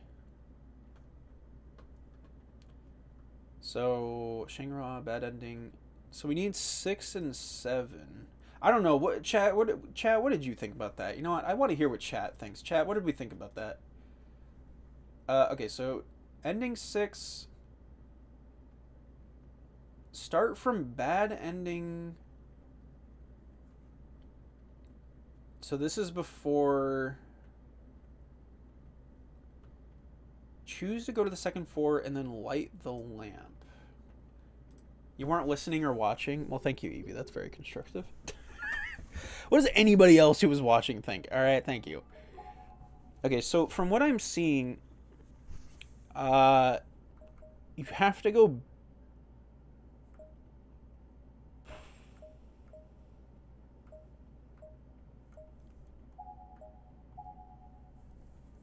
I mean, you were honest. I'll give you that.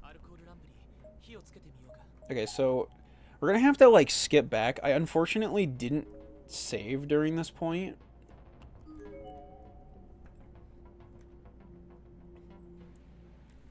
I didn't save, but it shouldn't take like too long to get to that point. But like apparently, when you see Mr. Taguchi, you just are not supposed to look at him.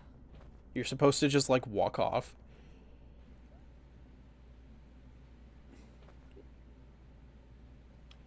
I don't know, man, but that was such a this chapter was rough. Like, and I've heard chapter 6. Like, I've heard my one friend tell me chapter 6 is supposed to be so much worse, so much worse.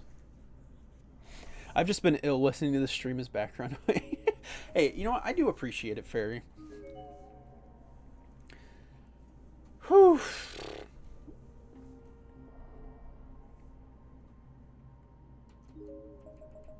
At least you're honest, though. How are you holding up, Fairy? You doing all right? You feeling at least a little bit better? Or nah? Okay, I forget where we picked up the battery. You're feeling worse, Fairy? No! No! The poor boy. Fairy, you still want that tomato soup? I'll go get it for you. I'll hand it to you through the screen.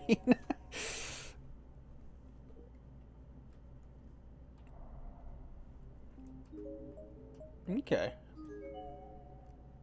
I don't think there's. Yeah, I don't remember where I got the battery at. I might have just walked down the hallway and gotten it. I don't know. I don't know. Lux, are you still in here? I just tried to eat and it did not want to consume. No. I'm sorry. I'm really sorry, Fairy. Definitely try and get some sleep though. That should definitely help.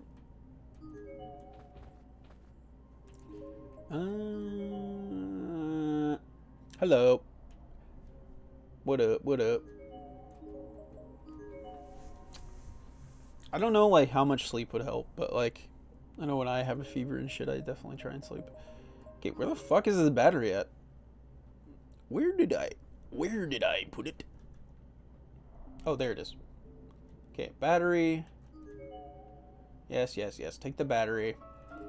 Okay, and then I think we just have to go back downstairs?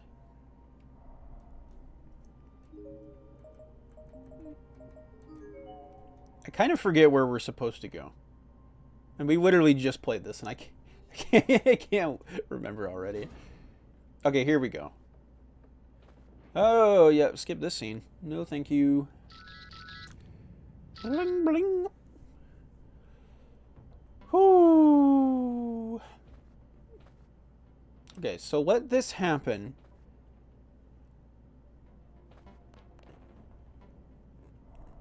Okay, now, we're not gonna look at him this time. So, hold on, let me look back at the guide really quick. Let's see. Start from the bad ending. Okay, save here. It says, go to the second floor and then light the lamp. Brother, I ain't seen no lamp. Brother, I ain't seen no lamp. Wait, but it won't let me. It won't let me, you liar. Wait. Wait, what just happened? Another earthquake. Something hit me right in the back of the head. I began descending face first toward the ground. I'm not even gonna lie. Totally deserved. I felt like I was falling in slow motion, though. The ground just kept coming. Yet for some reason, I couldn't even put my hands out to break the fall. It was like I was being slowly swept toward a wall by some giant wave.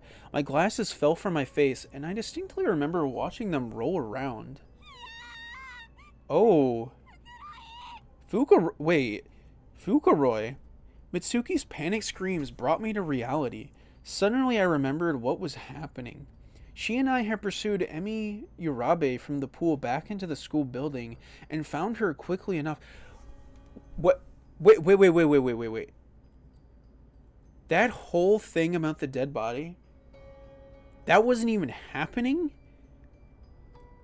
What the fuck was he doing? Unfortunately, she was already dead. Her head had been smashed open on the ground like a roasted chestnut. Who could have done such a thing, we thought? And like it or not, it seemed I'd now learned the answer. Mitsuki was incounselable, understandably. But after some doing, I'd finally... What the hell am I saying? I'd finally managed to drag her away from Urabe's remains. We just began walking back toward the school entranceway. When, I got struck from behind and found myself careening toward the floor.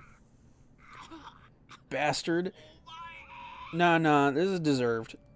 I was losing focus, but could still make out the pool of blood spilling from my head, accompanied by a sound reminiscent of a leaky faucet.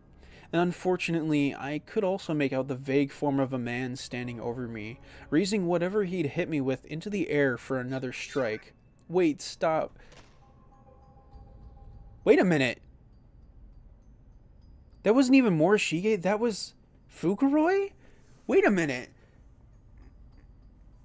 So we're not even playing as Morishige. What is happening? Why am I focused on them all of a sudden? I instinctively shielded my head with my right arm and felt every nerve ending and every muscle in it twist unnaturally as the blunt object came down. Jesus. No, please stop. Mitsuki's tomboyish face looked uncharacteristically wrinkled and puffy with tears streaming down both cheeks. Or maybe it was just my blurry vision. Mitsuki, run! Jesus Christ. Nah, brother. Mitsuki's sobbing screams and frantic footsteps began receding into the distance. This made me feel a little better. At least she'd be safe, I thought. It took only moments before my vision to go completely dark, but then I had a hammer taken to the head. Still considering what I'd just been through, I'd expected to be unconscious by now, but I wasn't. I could feel every part of my body clearly. I kind of wished I couldn't, considering, but I was pretty sure I could still move, at least for the moment, so I decided to do my part. With my uncrushed left arm, I reached out blindly, felt my attacker's leg as he began turning to pursue Mitsuki and grabbed on tight. I won't let you go after Mitsuki. Mitsuki was important to me. No. Was I still alive? I couldn't even count the number of broken bones I'd suffered, and I could still feel every one of them. My head, my arms, my ribs, every part of me was throbbing with agony. No one part of my body hurt more than another. Every injury was unbearable. I must say I'm impressed to still be alive in your condition. Who is this? Someone was next to me. Wait, this is not Morishige. Who is this?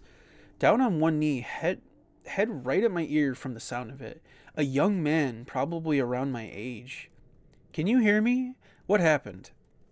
I couldn't see a thing at this point, not even vague shapes, but the voice addressing me sounded somehow familiar. I felt this as someone I could trust. Be careful, save the others. The others? Please, Mitsuki. Yamamoto? Mitsuki, help her. Alright, I can do that. I'll be certain to look out for her. What the fuck? Even without seeing his face, I could tell he was sneering when he said this. Then in the next instant, I felt something hot bore into my abdomen. It's time for you to rest in peace. Though they say even when you die, your pain never goes away here. Why? What does it matter? You're going to die anyway. Jesus Christ, just let him die.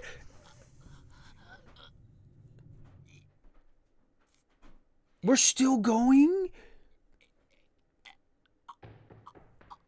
Oh my, dude, it's still going. Mitsuki's gonna.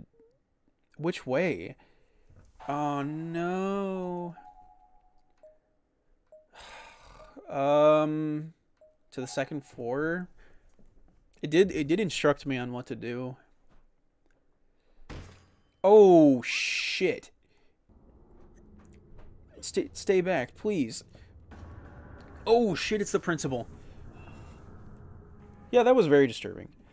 His expression never once changed. He was like some kind of twisted, life-size doll with one face. No doubt the face he'd be wearing when he killed me. The last face I'd ever see. What could I do? What options did I have? That's it, the alcohol lamp. Okay. Yeah, light the lamp, see what happens. Fire, I have to light the wick. With Adrenaline's help, I managed to get the matchbox out of my bag, withdrew a match, and even unsuccessfully strike it a few times, all in an instant. Yeah, this is not gonna end well.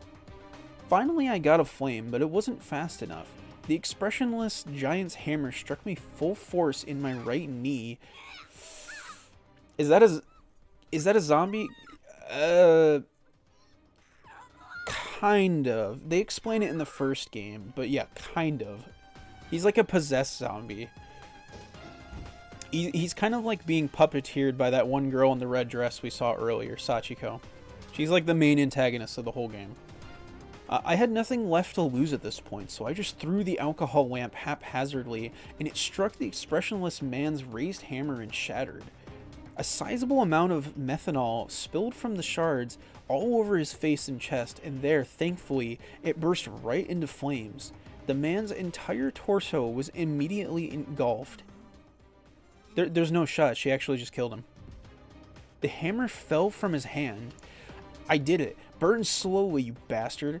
Serves you right. This is for Emmy and Fukuroi, you goddamn murderer.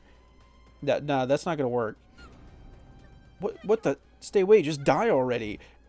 His flaming hand grabbed my wrist. I could feel my skin instantly blistering, and then mere moments later, my whole uniform went up. Oh, fuck. I'm burning.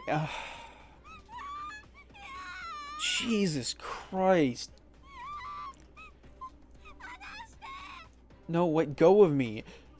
His grip was so firm, it felt like it was going to break my arm, and the fumes my uniform was giving off couldn't be good for me. I could feel every fiber melting into my skin. It was charring me to the bone. No, God, please make it stop. Let it go. Oh my...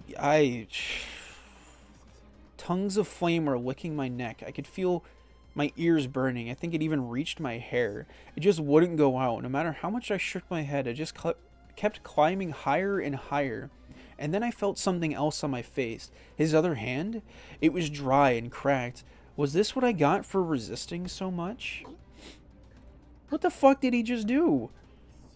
My vision quickly brightened. Everything was tinted white now. I felt like the back of my head had just struck the floor. And I was fairly certain he just broken my nose, crushed it flat. I could feel blood flying everywhere. Not enough to douse the fire though, of course. If blood can even do that. Actually, can blood do that? I don't know. Why does it matter? You're dead anyway. I didn't have the luxury of slipping away into unconsciousness. There was no time for that. Before I had a chance, the expressionless man had picked up his fallen hammer and begun pressing the red-hot steel into my face. Jesus Christ. The sound it made was like dropping a raw egg into a preheated frying pan, and the searing pain I felt was far worse than anything I'd yet experienced.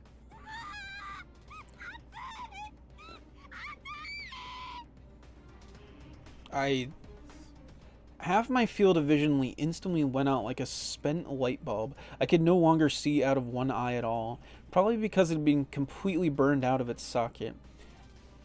At this point, I could feel my skin bubbling, but then the honest thing happened. I caught a scent of burning flesh in the air through my battered and flattened nose, and it smelled good.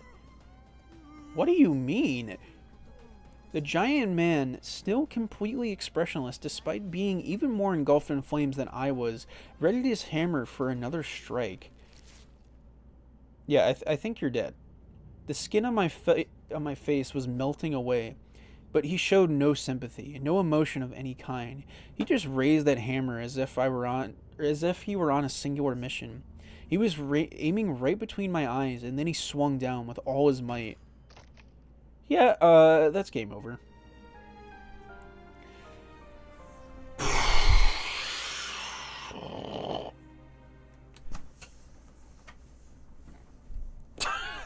You know, I just want to say, when people think I'm lying that Corpse Party is one of the most visceral, disgusting, grotesque series I've ever seen in my life, they think I'm lying. I'm not lying. Who fucking comes up with this shit?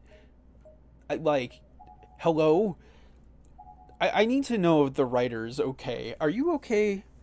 Are you alright? Did something happen to you? How do you even get to that point?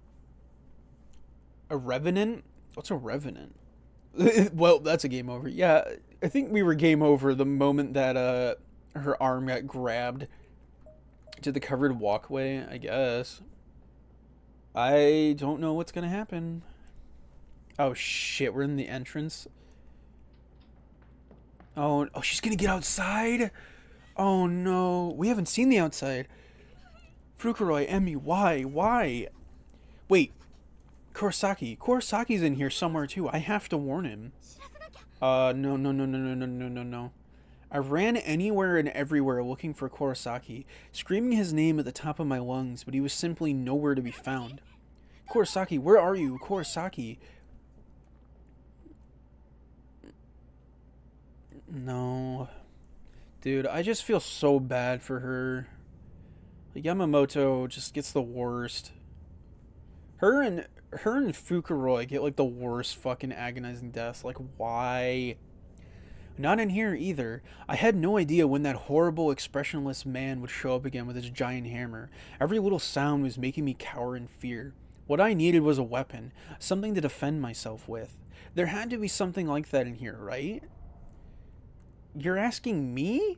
I don't know. There's nothing of interest in here. That creep could come barging in at any moment. I have to find a weapon. Maybe, like, there's a stencil tool? I don't know. There's nothing of interest here. Really? Nothing there either? You know, why am I don't know. I felt like maybe, not like a paintbrush, but maybe like a stencil tool. There's an oversized chisel in one of the drawers. This could be used as a weapon. I just need to hide somewhere. Damn, it stopped shaking. I carefully took the chisel into my quaking hands. Girl, do you think you're really ready to do this? To actually kill something? I wasn't sure if I'd actually be able to defend myself off with the attacker. But it was certainly better than nothing. I don't know, man. Kurosaki really isn't around. Where the hell could he have gone? Okay, so for people who weren't here last stream, that is the guy that she, like, ran into at the beginning of the chapter, and they said that they would meet up later, and they just never did. Fukuroi, I'm so sorry. I'm so sorry I ran without you. No, he told you to do that. I was just so scared, and I panicked. You protected me up to the bitter end, Fukuroi. I'm such a coward. If only I were a boy, a big strong boy like Kurosaki or Kizumi, overflowing with courage and strength, then maybe I could have saved him. Somebody's coming. Who? Who is it? If it's that man again, Yamamoto, you okay? Oh no. Oh no. Oh no. Oh no. I forgot who Kizumi was. Oh no. Okay, guys. You thought Morishige was bad. Kizumi is even fucking worse. He is even worse. I've been looking all over for you. So that's who killed Fukuroi when he was like laying on the floor. Oh no. Tall and handsome, but always just a little on edge. He never changed one bit. We know about your shit from the first game, bro. I don't trust you at all. This is Yuya Kizumi, one of my classmates. Kizumi, Fukuroi was, and Emi, they were both... Yamamoto, it's alright. Everything is going to be alright. I understand the situation, more or less.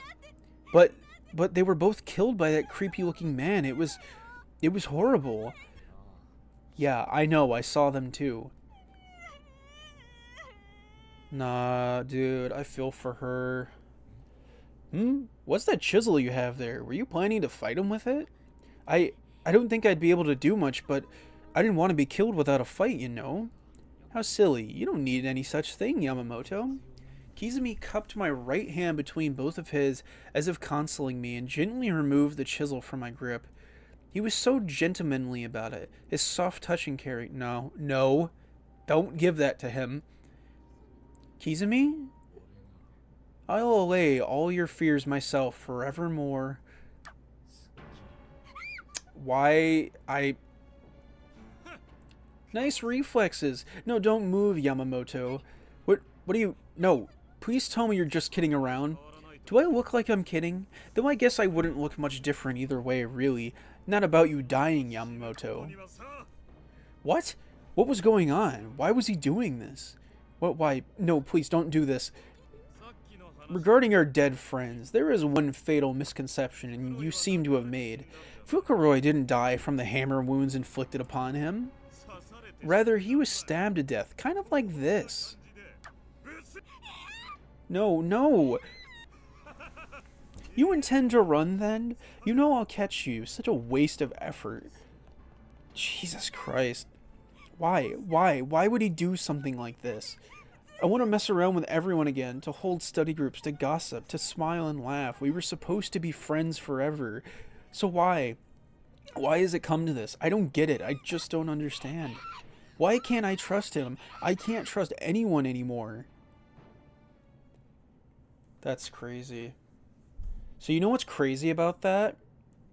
You know what's really crazy about that? The first game, right? The first game, Satoshi's little sister was in the second wing, and they ran into her. So this is actually backstory as to why this girl was so frightened in the first game and why she didn't even trust a little girl that was trying to help her. There's a lot more context added for the first game here, but like, Jesus Christ. What did I walk into? Oh, the most horrifying shit imaginable, of course. Also, nice. You got ramen. There's a candle shimmering here along with a note. So hold on. How do I get bad ending 7? Oh. Wait, so apparently... Oh, okay, so apparently... I mean, it's cool we saw that option. Apparently we didn't need to do that.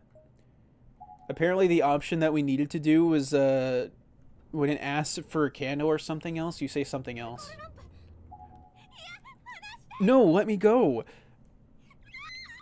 Well, okay. Well, we all know how this is gonna end. What the fuck? What's going on? Something smells really good. It was the same sort of smell one might catch while walking past a ramen stand. Bro, there's no way they're gonna mention a ramen stand while you're eating ramen. What are the odds? You know, I am pretty hungry. Chihaya, can you hear me? If you're listening, I want you to remember. Remember. Who's that? It's a girl's voice and it sounds like she's crying. Didn't we promise each other we'd soldier on no matter what? Didn't I tell you we'd find Nana, Hikari, and the others and get the hell out of here? It's scary and lonely in here, sure, but you have to look out for yourself. Chihaya, are you listening to me? I can't protect you anymore. This must have been when they got separated. Do your best, Chihaya. Oh! What the fuck happened? Yeah, what's happening? I'm burning, help me. Mom, I don't want to die. Please, it's so hot. It hurts so much. What was happening to her? My mind had been in a rather hazy state, but this poor girl's terrified screams, as if someone were tearing her heart out, brought me back to reality. I realized that my hands and feet were bound to a chair, and I was facing another young girl who was similarly bound and writhing in pain. She was wearing a school uniform I didn't recognize, so she must have been brought here from some other junior or senior high school. Were it not for the uniform and the voice, I might have had a tough time determining gender, as her face looked neither male nor female, young nor old. It was simply too burned to discern anything at all. Oh my fucking god. From the top of her head down to her neck, and even halfway down her torso, she was thoroughly charred. She had essentially been browned, and virtually all her hair was singed off, not unlike a peking duck hanging outside a Chinese restaurant. What the fuck? How does someone write this? Jesus Christ. Her skin was thoroughly cracked with bits of pink flesh oozing through here and there, and her eyes looked blank, cloudy, and watery like the bottom of an order of sunny side up eggs, only her teeth remained relatively intact.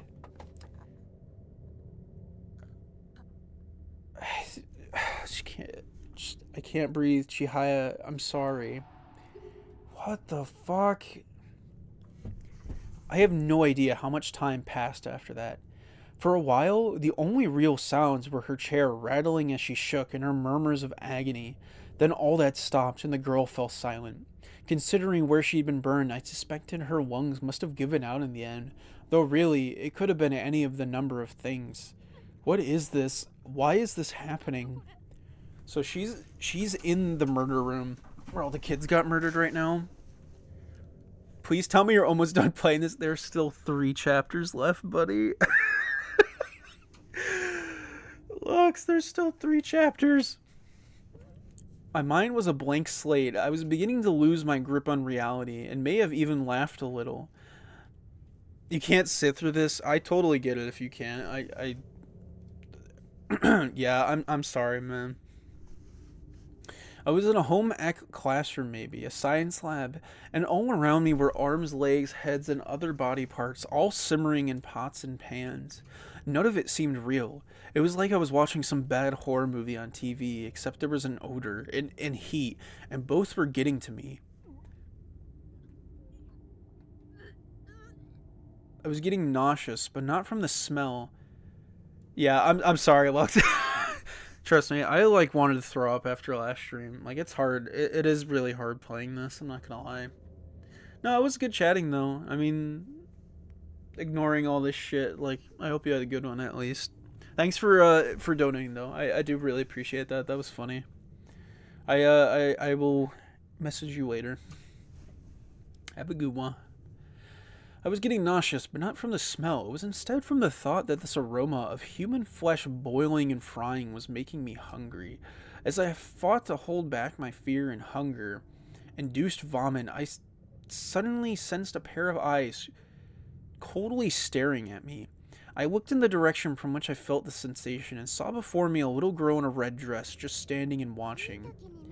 You picked a great time to wake up. It's your turn next. No, this can't be happening. This can't be happening. The little girl lifted a frying pan from a nearby gas burner and brandished it in her right hand. Steam rose... Oh no, I'm not ready for what's about to be said in 2 seconds. Oh, this is gonna make me so sick. Jesus fucking Christ. I'm gonna go to bed. See you later. Yeah, you have a good one, Evie. Thanks for stopping by, man. Again...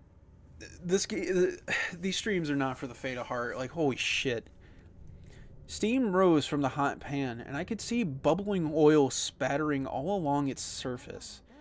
I wonder what song you'll sing for me. I could see the expression on her face clearly now. Mischievous, hungry, and positively jubilant, without even a trace of sympathy or remorse. No...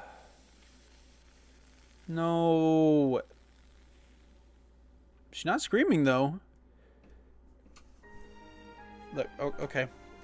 You know what? Honestly better that she did not describe that she was being cooked alive. Jesus Christ. Christ. Okay. God damn. We got the achievement. Jesus. That was definitely the hardest chapter to get through, man. I'm not even gonna lie. That was so rough. Okay. Chapter 6.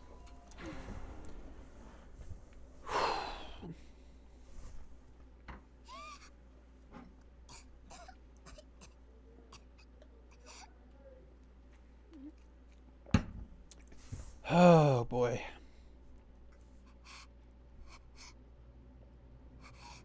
Already a bad sign that it's Satoshi's sister. And you remember the first game, like, no, dude. Where am I? The first thing I saw when I opened my eyes was the ceiling of a dark, gloomy room with flickering, uncovered light bulbs. The random bursts of light they shone were so dim that they only just barely lit up the wood grain on the ceiling enough to see patterns in it. Ow. The back of my head hurt in the same way it would if someone just pulled my hair really hard. I couldn't do anything about it. Though, so I just frowned and waited for it to subside. I wondered if I hit my head somewhere. I can't remember a thing. I suddenly realized that my feet weren't touching the ground, and there was a cold sensation all along my back. I must have been lying down on a hard surface. I think this part is from the first game? I tried to move, but both my arms and both my legs had gone to sleep, and they wouldn't budge. Dude, no. I just have to keep lying here until they woke up. I gave up on moving and instead just stared up at the gloomy ceiling again. I don't like it. The wood grain looks like a person's face. I knew it wasn't actually a person, but it really did look like one. And he was glaring down at me with a hateful expression. It was creepy. Why does it look familiar? Where have I seen that face before? Excuse me. Oh, that was it. It looked like the Scream. The Munch painting we studied in class, except that face was screaming in anger. He hated me. Hold up.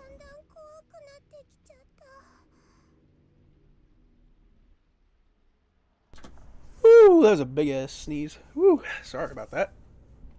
I'm really starting to get scared now. If only Big Brother were here with me. He'd just pat my head and laugh and tell me how silly I was being. Oh yeah, where is Big Brother? I was still a little disoriented, but I turned and twisted my head as best as I could manage to see if I could find him anywhere nearby. Why was I sleeping in a place like this anyway? And why wasn't Big Brother at my side like he always was? I remember bringing Big Brother his umbrella, then doing some kind of charm with his friends, and then I was in an old school building. And then Big Brother and I were looking all over for a bathroom so I could go pee, and we got separated.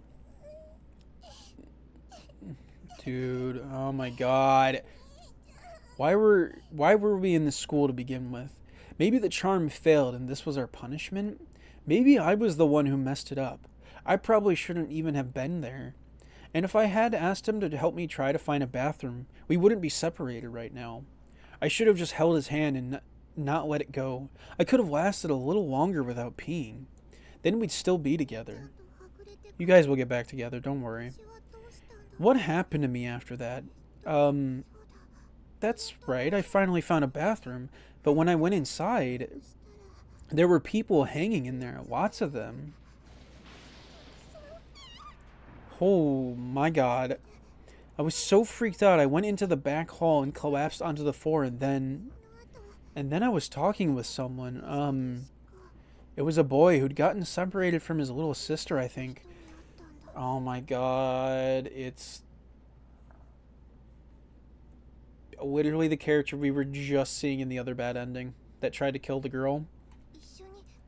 He said he'd help me find Big Brother. That's right, his name was YoshiArchives. It hurts, it really hurts. Why can't I move? Why? I then realized that I couldn't see my arms. Where were they? Why weren't they at my sides? They were still numb too, so I couldn't feel where they were, but I tried my best to move them anyway. That sounded like a rope. Am I tied up? I thought maybe the reason I couldn't feel my arms or legs and couldn't move was because I was tied up really tight. And it was cutting off my circulation. Come on, move. Don't move, don't move, don't move. It's going to set a trap off. With some effort, I was finally able to move my fingertips, and I started feeling everything I could, grateful even for this little bit of reassurance. I feel something. No, don't move. The rope around my wrist had been tied up tight and looped many times over, and with the circulation trickling back into my hands, it was really painful. It hurts. It hurts. I was so scared. It felt like I'd forgotten how to breathe. Somebody's coming. Oh my god, is it Kizumi? The footsteps were echoing from out in the hallway. They stopped right in front of this room. Big brother? Big brother? I wriggled in place and screamed as loud as I could. I didn't even care about the old splintery rope cutting into my wrists and ankles anymore. Big brother, save me. It's Yuka. I'm right here. Save me, please. You shouldn't writhe around like that. The ropes will just hurt that much more. Of course it is. My apologies for the long wait. It's so dark in here. You must have been terrified. Jesus. Oh my god. I'm not ready for this chapter, man. Kizumi? Are you alright, Yuka?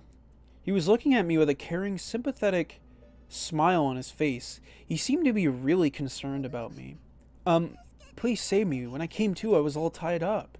You were indeed. And I'm the one responsible for that. I wanted to make sure I never got separated from my dear little sister ever again. Huh? Little sister? You, of course. That's why I had to tie you down, so you wouldn't ever leave me. What? Why? Kizumi, are you joking with me? Why you ask? What a silly question. I already told you, because you're my little sister. What part of that do you not understand? I don't understand it at all. I'm not. Well, you were still just a child, so maybe you're simply too young to comprehend. But worry not, your big brother will tell you all about it. Kizumi, we're siblings after all. We simply have to reach an understanding.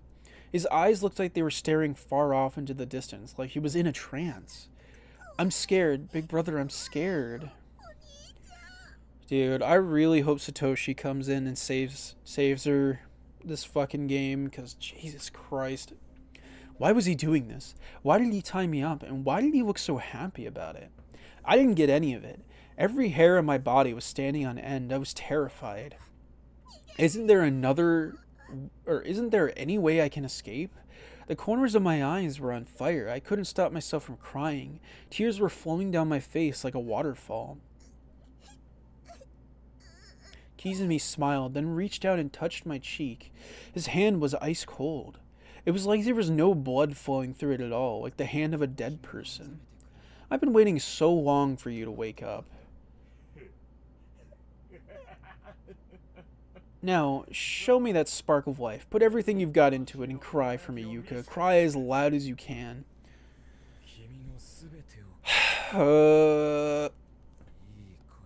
He slowly and hesitantly took his hand off my cheek, then began walking around me toward my feet. Then he gently grabbed my...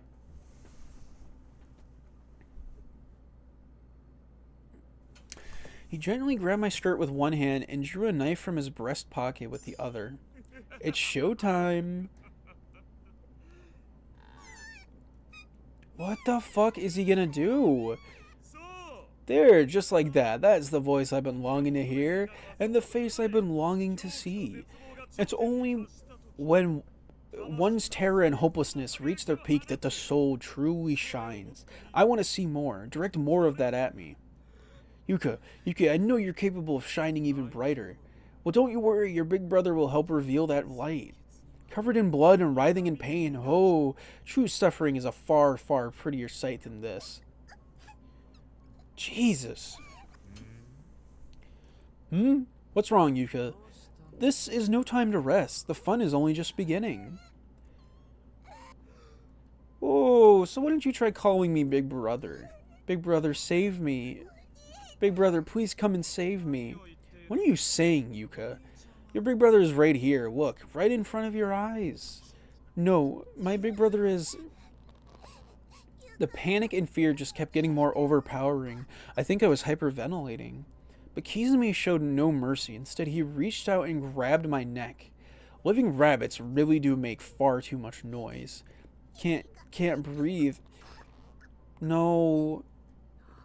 What a thin neck you have. So soft and supple. I can feel your carotid artery in your cervical vertebrae perfectly. These muscles, this curvature, so sensual. Like it was just made for my hand. Isn't it painful? It must be painful. Jesus fucking Christ, dude. Somebody come do something to save her.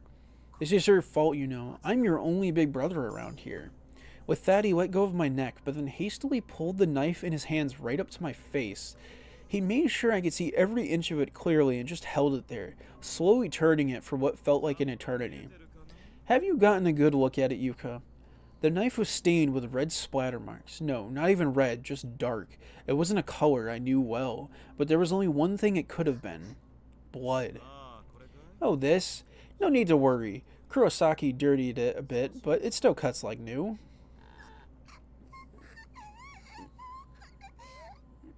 I was shivering so hard I could feel my teeth vibrating. A chill ran through every part of me as if I were so afraid that I had actually lowered my body temperature. The chattering coming from inside my mouth was getting louder and louder, to such an extent that I was getting distracted by it. What a lovely face. My little sister is doing an excellent job, but her...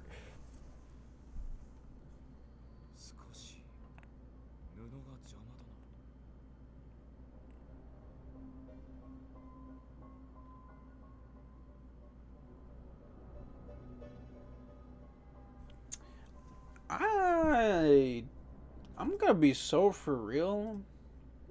I don't know if I'm allowed to stream this. Nah. Kill him right now.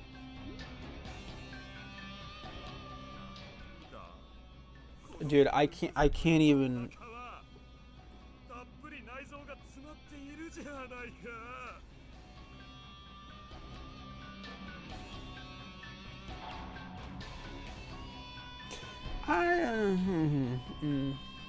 I don't know about this, bro. This is a little much. I don't know about this. He laid the knife blade flat across my belly button, and the sudden sensation of cold metal against my skin sent even more shivers up and down my spine. If it hurts, feel free to scream, alright? There's nothing to be ashamed of. I feel like there's a lot.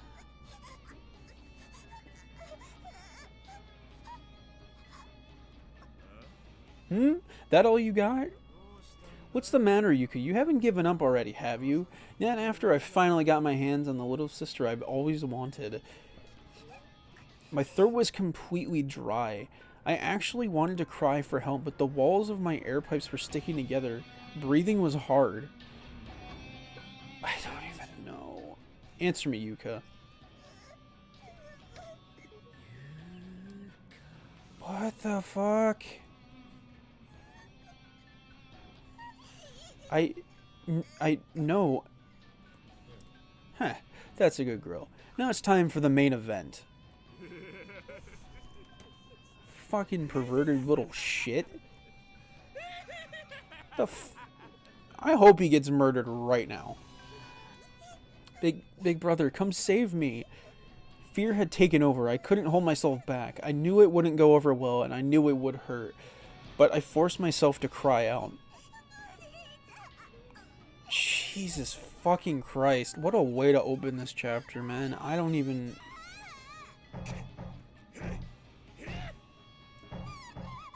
What is he doing? I'm your big brother, remember? Apologize, Yuka. I'm sorry. Now, that simply won't do. You have to say, big brother, I'm so very sorry. Do it right this time. Big brother.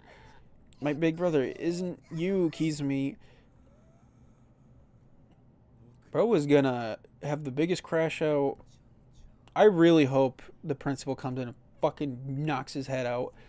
I'm not your big brother. You bitch. What? What was that just now? Did I imagine it? Whoa, whoa, whoa. Did he get killed? Hate me so much that you wet yourself? Big brother? Oh, how very interesting. Even in such an embarrassing state, you'll still call out for help from your big brother? Pitiful.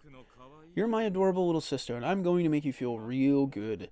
So there's no need to lie that you're crying in your own urine. It's pitiful. What is going on? Pitiful. Did I just look down at this girl and call her pitiful? Why? Why am I feeling pity for her? What's happened to me? The pool girl? How is that even... I can exhibit such useless, empty emotions? Is there still some remnant of potential within a man like me to birth these paltry platitudes? I'm not like the others, and yet even I...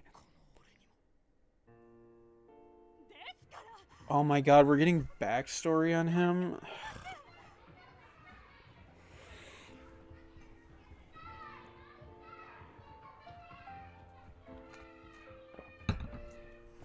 I hate to say this. No matter what his backstory is, doesn't change that he is a horrible, horrible fucking human being, and I'm glad he's going to die. Just like fucking Morishige. I'm glad the both of them get murdered. Like, you cannot tell me, no matter how much backstory or reasoning, these are good people. No sympathy at all. I keep telling you, there's no way my little boy would do something like that. But I'm afraid it's true. Your little boy, Yuya, brandished a pair of scissors with intent to harm a fellow kindergarten student. Oh, so he was always a murderer. So you're saying this was done on purpose? But the time we arrived on the scene, he was looking down at his own bloodied hand and laughed. Sorry. We've done everything we can for him on our end. How you wish to deal with him now is up to you. But please, wait. Aw, I couldn't even manage to crush his eye.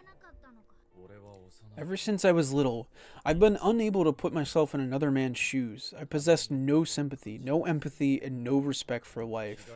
Slowly but surely, my parents started to see me like I was some kind of devil. They shunned me, they ignored me. I mean, you were, so... They'd focus all their love and affection on my older brother and sister, on my highly successful and generally upstanding brother and sister. Everybody liked them, and I began to realize just how different life was for people who were well regarded. And since my parents had given up on me, those siblings were the only ones who ever looked after me. My brother was particularly obnoxious, always flaunting his honor student status and trying to make me into a good little boy. It was sickening. He'd use his own standing as my elder to boss me around, and he would even follow me to make sure I was behaving. But I did fight back once. Oh, I did not mean to... Back in elementary school, I stood up to my older brother. What the hell are you doing? Yuya, what did you just burn? It was an animal. Are you mad because it smells? I just killed it now, so it still had some blood left in it. I was going to smell no matter what.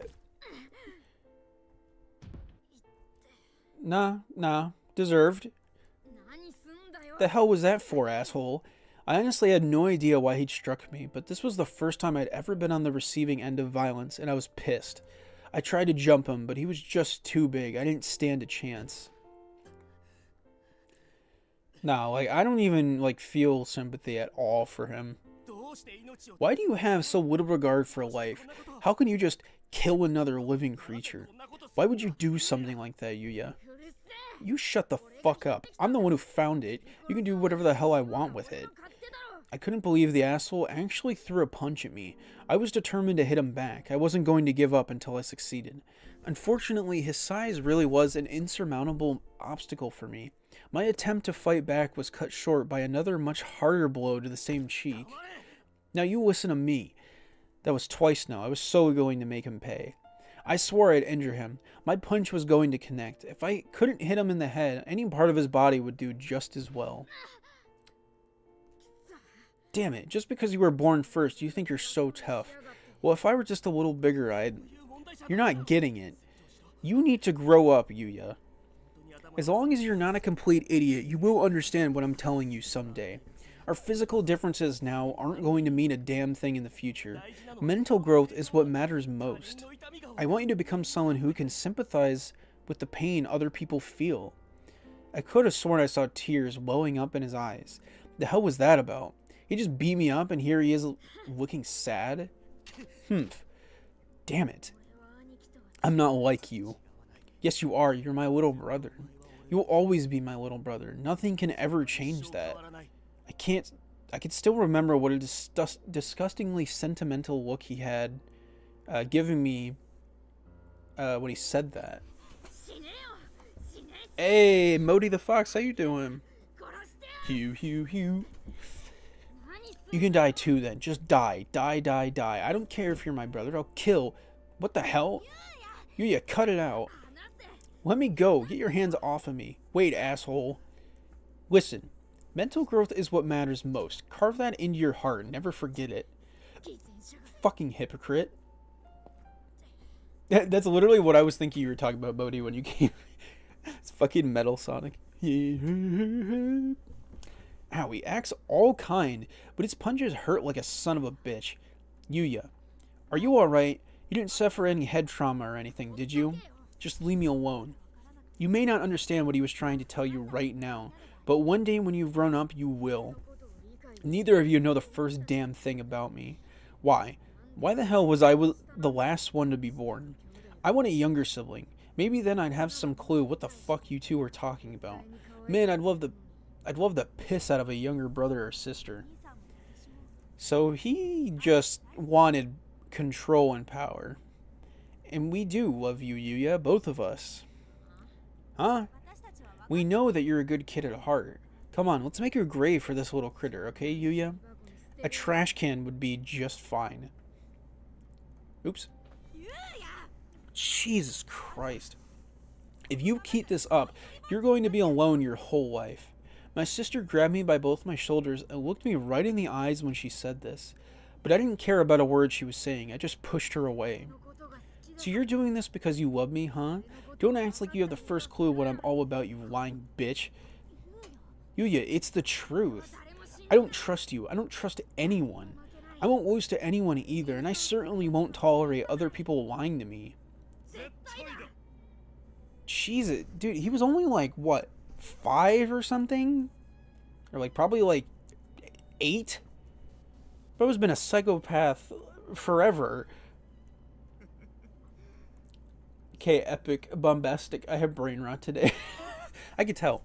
How are you doing? How are you doing though, Modi? That's right. I've been like this for a long time. I've always tried to figure out how to intuit what others are truly feeling to get honest reactions out of them.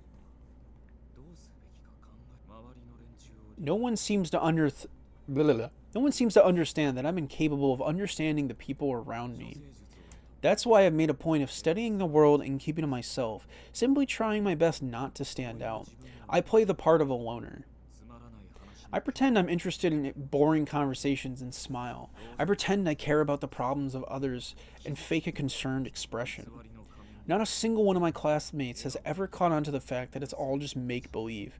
They greet me with smiles and see through their lies.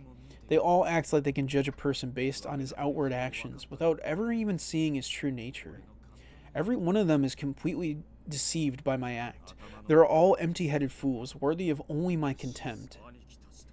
Dude, we're going through every character from the first game. This is crazy. Nah, I'm good. How about you? I'm doing alright. I mean, this game is kind of... It's a little really fucked up, so...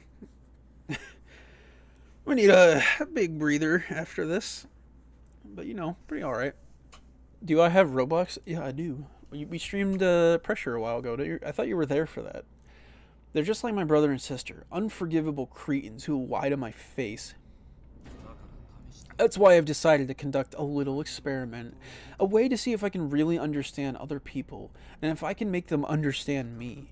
I wonder if any of you were aware that all I ever wanted was to kill you. Like animals, humans are honest only when they're on the brink of death. They all look me right in the eye and engage me in real, true dialogue, with a rare exception. 99 years old me waiting for YoshiArchives to read my comments? What do you mean? I just read them. A fine answer. Just what I was hoping for. Show me more. Show me more of those naked emotions. Yes, sadly. I would not perform for you. There was one who held back the screams and the begging and simply passed away in near silence. The hell is that? You trying to stand up to me? Yamamoto. Oh no. He actually did kill her. It was a thoroughly unsatisfying kill. There needs to be more mutual understanding. I expected to see some change within myself after coming to this place, but there was nothing I killed but felt no remorse, no sympathy, none of the emotions I was supposed to feel.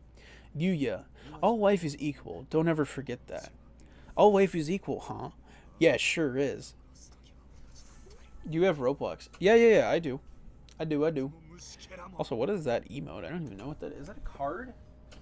Is that a photograph? I don't know what that is. It's all exactly the same when it's snuffed out. Humans, animals, and filthy worms alike. But I suppose there is one difference, even if it feels the same. After committing the sin of ending a human life, there's no turning back, no redemption. I didn't regret what I'd done, but it did make me realize that I had no prospects now, no future. What was that? Did I just feel pity for someone? My stomach's all growly. Yes, that was it. Even then, this odd sensation of taking pity on another human being. You're really shaking. Are you alright? I have to go to the bathroom.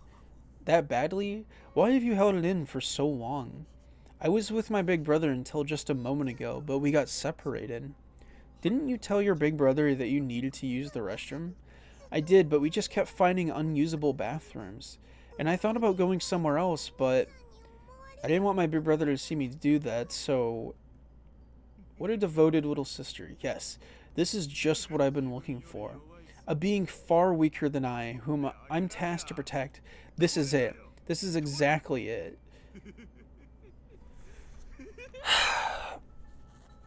So from what I'm understanding, he really doesn't care about anyone. But he only got attached to Caillou because... Or Yuka, I'm sorry. That's the other character. He only got attached to Yuka just because he wanted power over her. Is something wrong, Kizumi? No, that is definitely a psycho laugh. If I had this girl by my side, this girl upon whom I actually took pity, then maybe there could still be a future even for a man like me. Indeed, if I'm capable of feeling sorry for someone, then maybe there still exists some means of atoning for my sins. How's surviving Chapter 6? That beginning part was very suspicious. I was not liking that. For the 99,999 time, do you have Roblox? I did say yes already. I said it 3 times. Modi, are you I think you're ignoring my comments. Also, hi Zion, how you doing?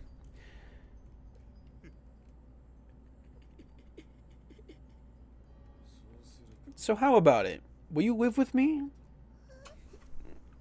No. Nah. Huh? What? I think I'll be okay on my own if I look for my big brother by myself. By yourself? Why? After I finally found the little sister? Why must even she distance herself from me? Because you're a fucking weirdo. No. Run, rabbit, run.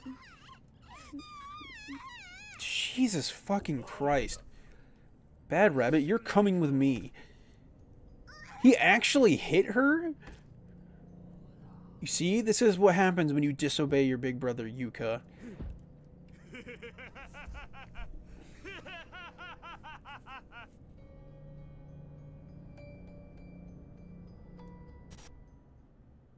Yeah, Zion, this chapter is really rough. I mean, chapter 5, you missed me playing chapter 5. Chapter 5 actually made me cry. Chapter 6, I don't even know. I'd been screaming and crying so much that my throat was now bone dry. I couldn't manage any more than a whimper. Yeah, I know, because he's trying to cut her with a knife into her stomach. Yeah, I know. My throat... It will get better? Okay, okay. My throat was actually in a lot of pain. It burned like someone had cut it wide open. Kizumi had raised the knife as if it were about to kill me, but for some reason, he just froze like that. And all I could do was lie there, struggling to breathe. Aside from his heavy panting, I could only hear the sound of my own chattering teeth. I don't want to die. I don't want to see my big brother. I mean, I want. I don't. I want to see my big brother again, even if it's just one last time. I breathed in as deeply as I could, then mustered every last bit of strength I had. I wanted to call out with all my might. I wanted to call for help. Alright, buddy, I gotta have to delete that, because, no. No, thank you. Big brother... No good. The sentiment was there, but the words couldn't possibly have been heard by anyone else, except the person I didn't want to hear them. Big brother won't know to come help me if it's as loud as I can go. Big brother.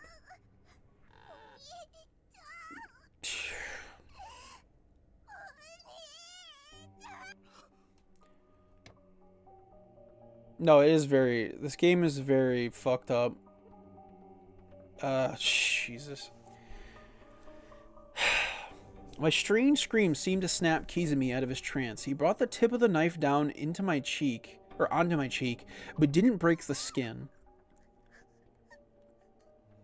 You do know that no matter how much you scream, no one's going to come save you, right? He was looking down at me with a blank, empty eyes. It was like he just woken up from a really long dream. Big brother's coming to save me. I was absolutely certain about that. He may not have found me yet, but I knew he was looking. He was worried and looking all over for me. It was only a matter of time. Big brother is my prince after all, and the prince always comes to rescue his princess. He's not coming. After all, he's already here. Your big brother is right here. He is coming. Shut your mouth. My struggle to get out the words came to an abrupt end as Kizumi's hand pressed down hard on my face, covering my nose and mouth and suffocating me. Jesus Christ. For all the pain and fear I was feeling, I knew I had a chance to fight back, so I opened my mouth and I bit down hard on his palm. I must have bitten even harder than I thought. I could taste his blood. It was warm and minerally and slid down my parched throat, easing a little bit of the pain and dryness. He is coming. Big brother is coming for sure. I just kept shouting. I didn't care if these were the last words I ever said. I had no regrets. I just wanted to cry out. Dude, we're just running in circles at this point. Like, Jesus Christ. He's not coming. We're just running in circles.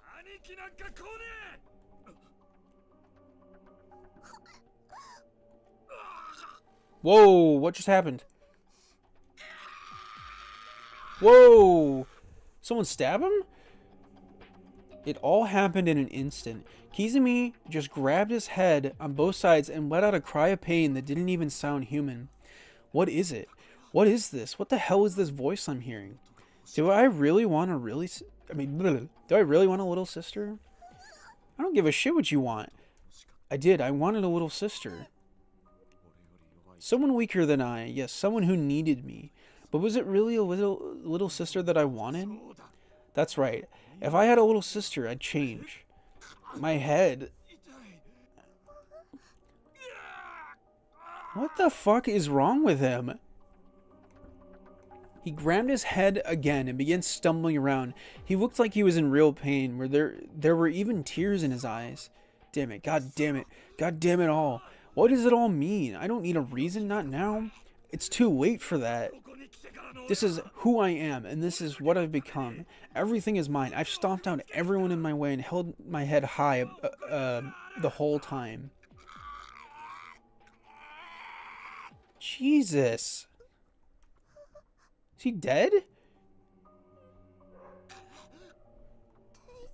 Are you okay? Does your head hurt? I have some headache medicine in my pocket. You can take some if you want. Why don't... I mean, I get what she's trying to do. She's trying to be nice to, like, get free.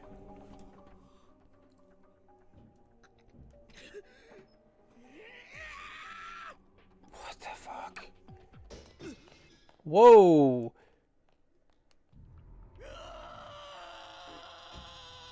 Thank you. Thank you. Thank you. Now he's dead. Thank you. Kill that motherfucker. Get his ass. How has it come to this? If I had a little sister, maybe I'd have acted more like a big brother should. Yes, I'm sure of it. I'd have been just like my asshole brother when he was crying over me. Nah.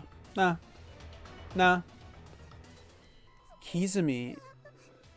He fell to his knees and just stayed like that, not moving, maybe not even breathing. How does she get out of this, dude?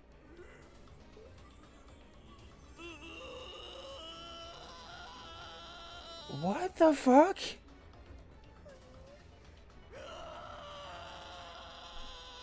What is happening? After another unnerving yell, the huge man with the hammer just stood there staring at me. He had blood splattered all over him. Somehow, though, I got the impression he wasn't going to attack me. Are you here to save me? He reached one hand toward me slowly and gently. Though it may have been a little too slowly, he moved like a zombie, as if I were watching a TV show in slow motion. Is Sachiko trying to get on her side? What's wrong? Or you know what I do wonder? Maybe the principal is like fighting back against the control from Sachiko. It almost seemed like he was afraid of me, but I was just a little girl tied to a table. How could he possibly think, or what could he possibly think I'd do to him? Is there someone else here? He didn't answer. I wasn't even sure he'd heard the question. He wasn't looking at me, he was looking past me. I want to know what you're looking at. Kill her. Yeah, he's definitely trying to fight back because I don't know. His mournful yell echoed throughout the room. No, don't do it. Don't do it. My arms and legs suddenly went slack, and I felt I could move them now. Slowly, I opened my eyes and confirmed that this enormous man had just smashed apart the dry knots that were holding my hands and feet in place. I knew I didn't have much time. I tried my hardest to wake up my sleeping hands and feet and shake the broken, splintered ropes from my wrists and ankles. Kill her! An actual moment of compassion from the principal. Granted, I still don't like him, but, like, this is wild. Oh, no. Alright, quick save, quick save. Run for the door, consider other options. Consider other options. My arms and legs were still numb, so that I couldn't trust myself to get out of the room safely. I had to think of something else. I had to buy some time. It seemed like the little girl was pulling the huge man's strings, and he really didn't want to hurt me. So maybe I could reason with him? What are you doing? Kill her. What's wrong? He suddenly doubled over and began clawing at his throat, seemingly in a great deal of pain. Reasoning with him really wasn't going to work. He was too unstable, and if it came down to me or the little girl, I was pretty sure I couldn't win. Now might be my best chance to escape. There's no... I actually escaped? There's a bottle on the ground filled with a transparent liquid. Take it? Yeah, take it. I wonder what's in here. It's not water, is it? Acquired hydrochloric acid. Oh, what the fuck? How long are you planning to squat there like that? Kill her. I'm sorry, buddy. I gotta throw the acid at your face. Instinctively, I threw the glass bottle at the huge man with the hammer. He flinched and stumbled backwards. His hammer was still raised, however, and smashed into one of the light bulbs on the ceiling, shattering it. It's dark, but I might be able to get away now. The feeling had begun returning to my legs, so I wasted no time. Habitually yelling, "Excuse me," as I left, I darted through the dark lab using what I remembered of its layout to avoid obstacles and reach the door. That actually worked first try. Oh, she about to beat his ass. Hey, did you do that on purpose? Worthless scum. Fix it or get no more rewards from me. Just go after her already. He doesn't want to do it. Oh shit, never mind. How many times have we crossed paths with that girl now? Maybe she has the paper scrap to keep her safe. Her fate hasn't been sealed yet.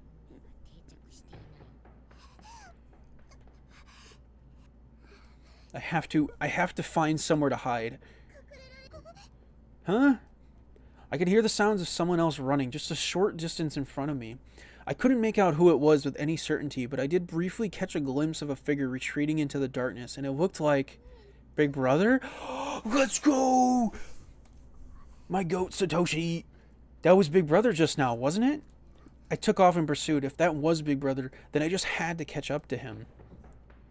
Please be Satoshi. Big Brother, Big Brother. He mustn't have heard me. His pace never slowed, and I saw him disappear around a corner. He's not stopping. I have to go after him. Big Brother, Big Brother. Oh, they're making me play this shit. Oh boy. Well, that's fun. What happens if I go back to the lab? I'm gonna save. Guarantee you this is gonna be a bad idea. Wait, what? Nothing bad happened? Huh? What do you mean? I thought the guy was coming after me. I guess not. Zion, I see what you mean. It's definitely getting better. Holy shit, that first part was really fucking weird. This is the room where I was tied up, isn't it? I don't want to go in there ever again. Okay, well, okay. Poor Yuka, dude. Ooh. Okay, wait a minute. The music, though? Hold up. Alright, well, I hope we find some corpses along the way. Let's go to the nurse's room. The school nurse's office? Looks like he's not in here. Whoa, shit. Nah, you gotta hide right now. He's going to find me if I stay here. I have to run. Alright, well, hold that thought. Damn, this music goes hard as fuck. Old medicine bottles have been neatly lined up on these shelves. They all seem to be made of brown glass, and virtually every one of them is noticeably cracked, clearly indicating its age. So we can't use anything, is basically what you're saying. Wonderful. Old medicine bottles have been haphazardly packed onto these shelves. Their caps are all either loose or missing, and their contents long since evaporated or imbibed. Okay. There's nothing I can look at with the glass. There's a large hole in the floor here. Floor may be unstable throughout this whole room. Best to tread lightly. Okay, I got you. There's nothing in the ceiling either. I don't think we can do anything.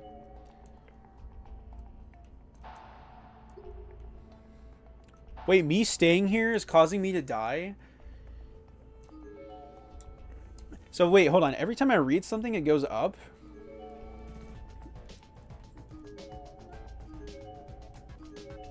Oh no, I'm dying. Okay, well, we might as well just get the one bad ending.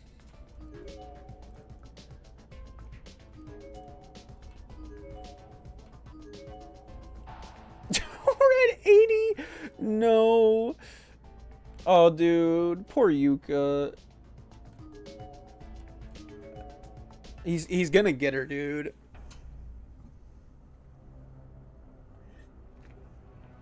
I'm sorry. What the fuck is this different game over screen? Why was that different? That actually scared the shit out of me. Why was that different? What? What the fuck was that? So, that wasn't an end. What the fuck was it? What? How was that not an ending? Okay. Like, hello? Okay. Yeah, I don't know. Guess we'll just keep exploring.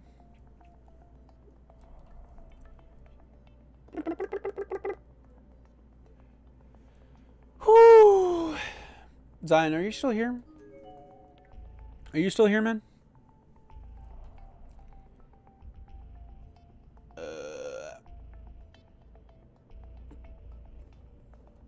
Okay. What was your reaction to this chapter?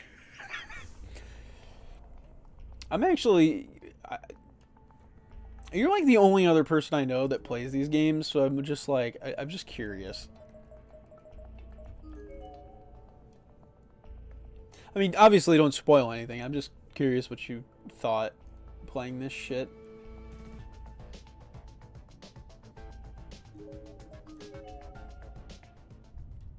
Uh-oh. Uh-oh. Why are we stopping? What's that noise?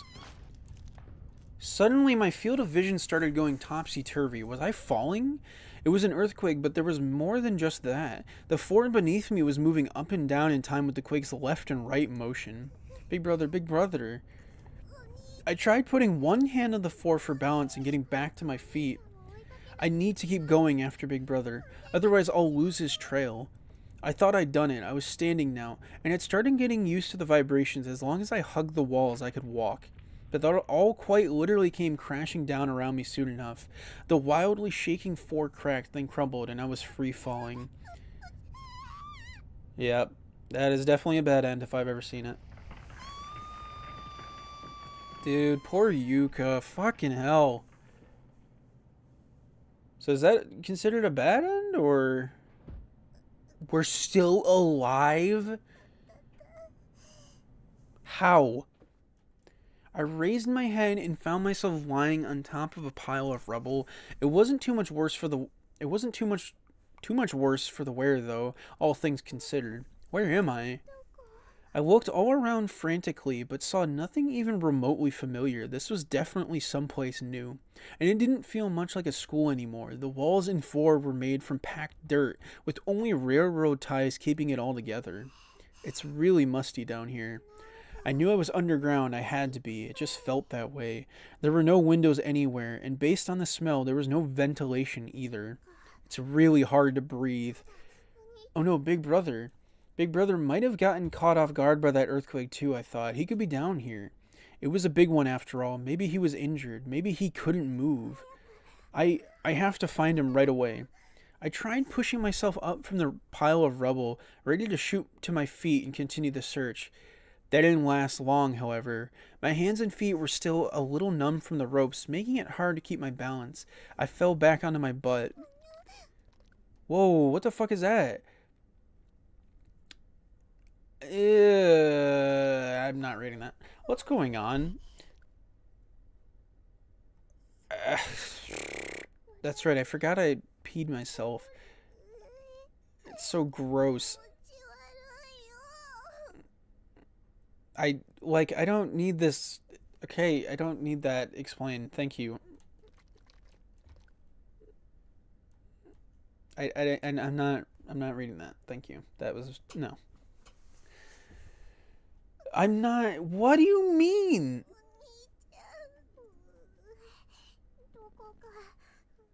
I'm not reading that. That's fucking weird. That is so weird. What the fuck? This place is huge, though.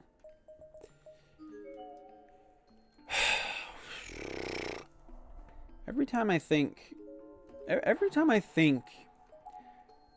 this game has reached its peak, I'm just sitting there like, huh?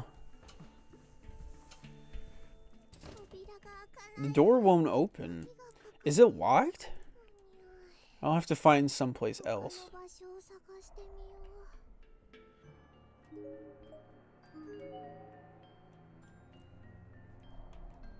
I don't even, like... Ew. Oh, that's a corpse. It's a set of skeletal remains. Given its tiny stature, it very likely belonged to an elementary school student in life. There's a student ID name tag halfway lodged inside the poor girl's ribcage. Great Harbor Elementary School, Chihiro Tamamura? I think that's the last of the school names that we needed. Yeah, it is. Okay, so that's good. There's only 3 of them? Agonizing death from blood loss after eyes gouged out at age 11. What the fuck? I honestly kind of... I feel like going to the restroom area is how we end the stuff. So I feel like I'm going to wait. Or maybe, I don't know. Maybe we do want to go there first. I don't know. I'm exploring everywhere.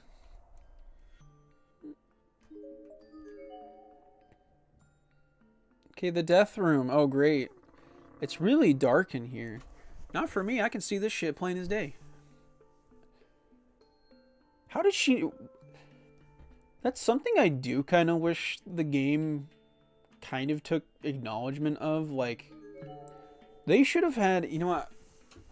I'll explain it more towards the end, but like I feel like they should have done something else when it comes to this part of the game, like with the point and click style. I feel like they maybe should have made like the image darkened and then have the pointer be like a flashlight. Like, I don't know, that would have added a lot more, I think.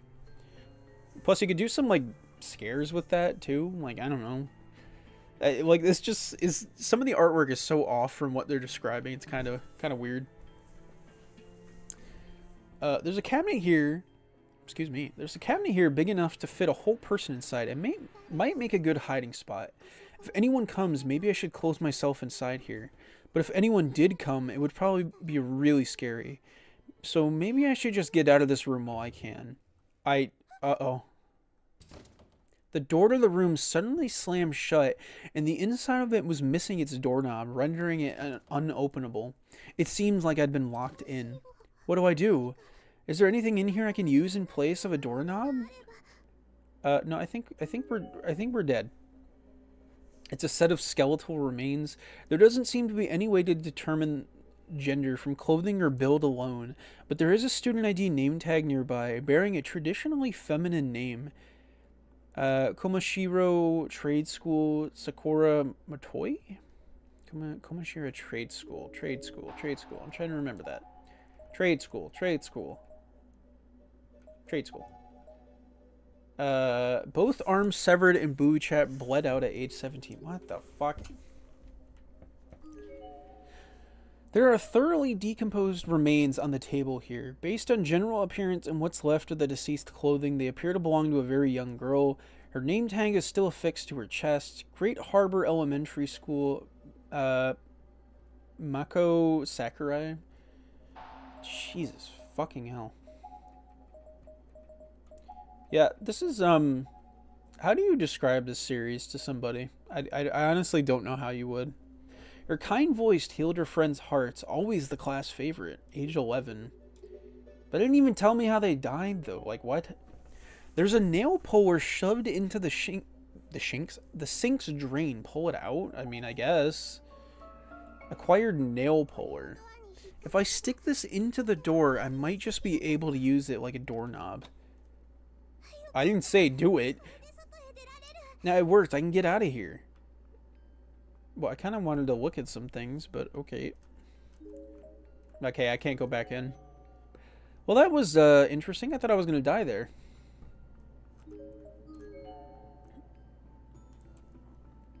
I mean, I have seen worse, Zion, but let's not lie.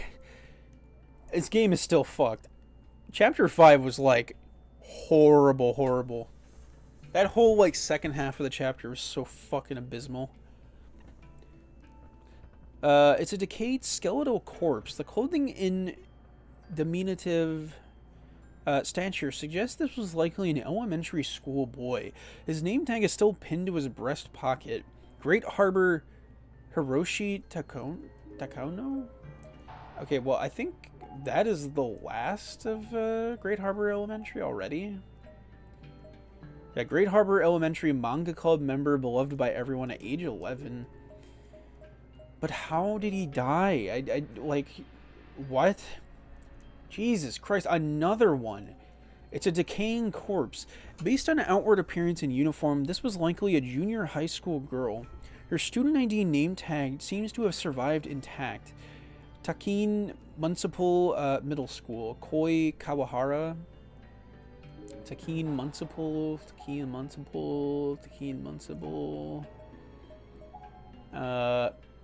Came to investigate and was separated from friends, left behind many works for the next generation at age 14. Brother, what? Like, this whole place is just meant to have friends drive each other apart. Like, that is its whole goal, is to have friends get fucking separated. Okay. Honestly, shocked nothing has happened in terms of, like, stopping us from walking around yet.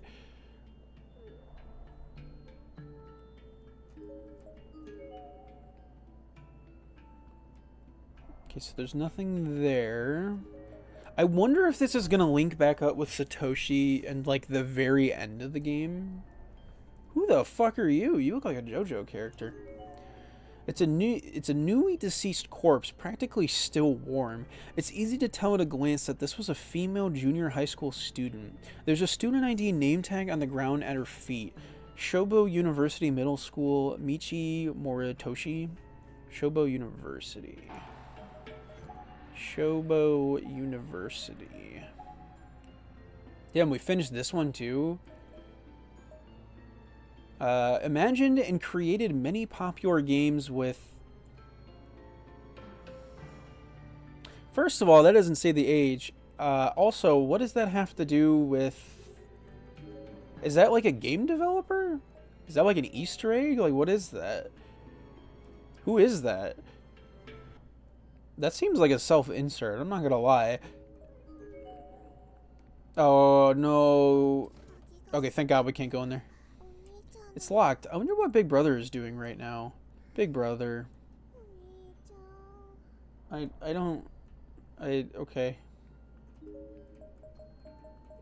Okay, so this is the last part of the hallway, and then we gotta go to the restroom area. That'll be the only other place to explore.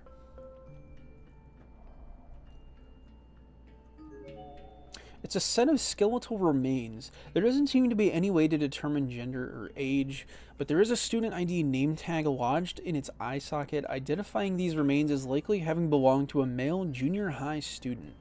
Takin Municipal Middle School. Hyogo Shibuya? Baya? Takin Municipal.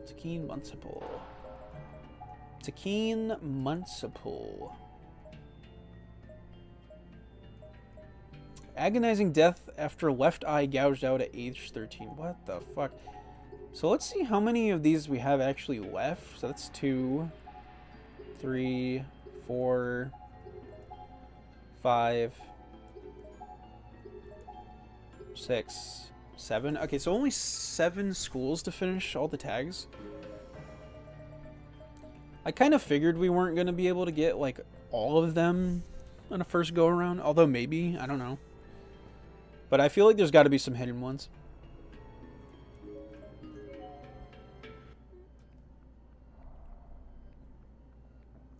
Okay. The door is sealed firmly shut. There's no way to open it. Okay, so we can't do anything with that.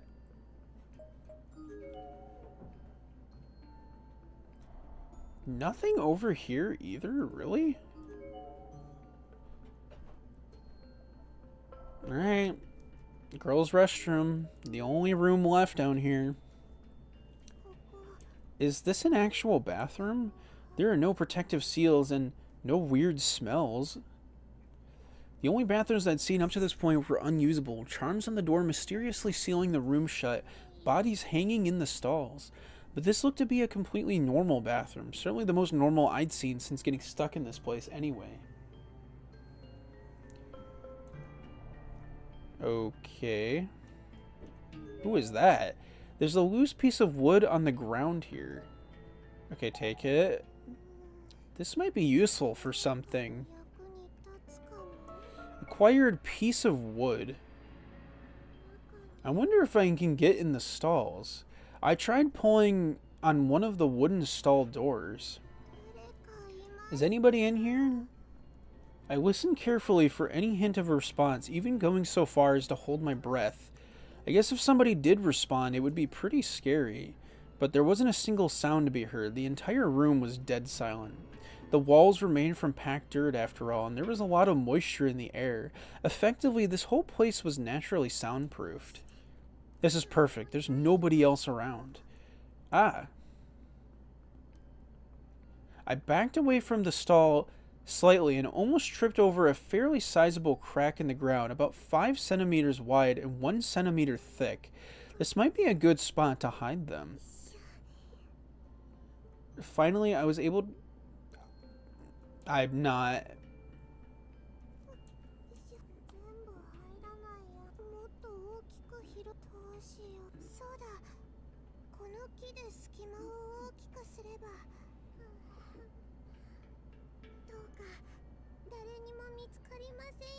I don't even...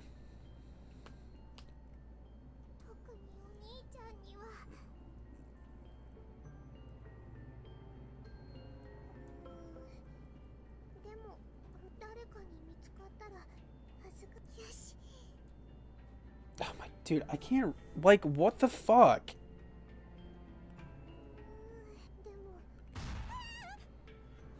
I'm not reading that. No. It's been nothing but earthquakes since we got here. I wonder if this place will be okay. It seems even older than the school building. I peeked my head out from the bathroom and looked around. Nobody's out there, right? I'm so sick of hearing that. My voice echoed a lot louder than I was expecting, and actually surprised me. Considering the wet dirt walls, it didn't think sound would travel that far. I'm scared. If any of Big Brother's friends are nearby, please. I really want to wash my hands.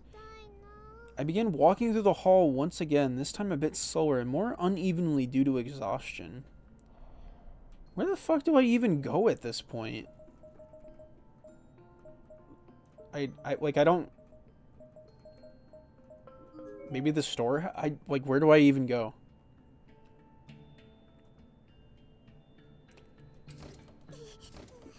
I guess I can't really open it. I wonder whether the exit to this place is. There is no exit. I'm sorry to tell you that. I'm sorry. BRB going to get food. Ooh. Tell me what you're going to eat, though. I'm curious. It's really dark and I'd rather not go back in. I should look elsewhere. Okay, maybe the body pool room? I don't know. That's like the only other spot. Otherwise, I think she's trapped down there. The door to this particular room was shuddering ever so slightly, as if there was a breeze blowing against it gently from inside. I think I can open this.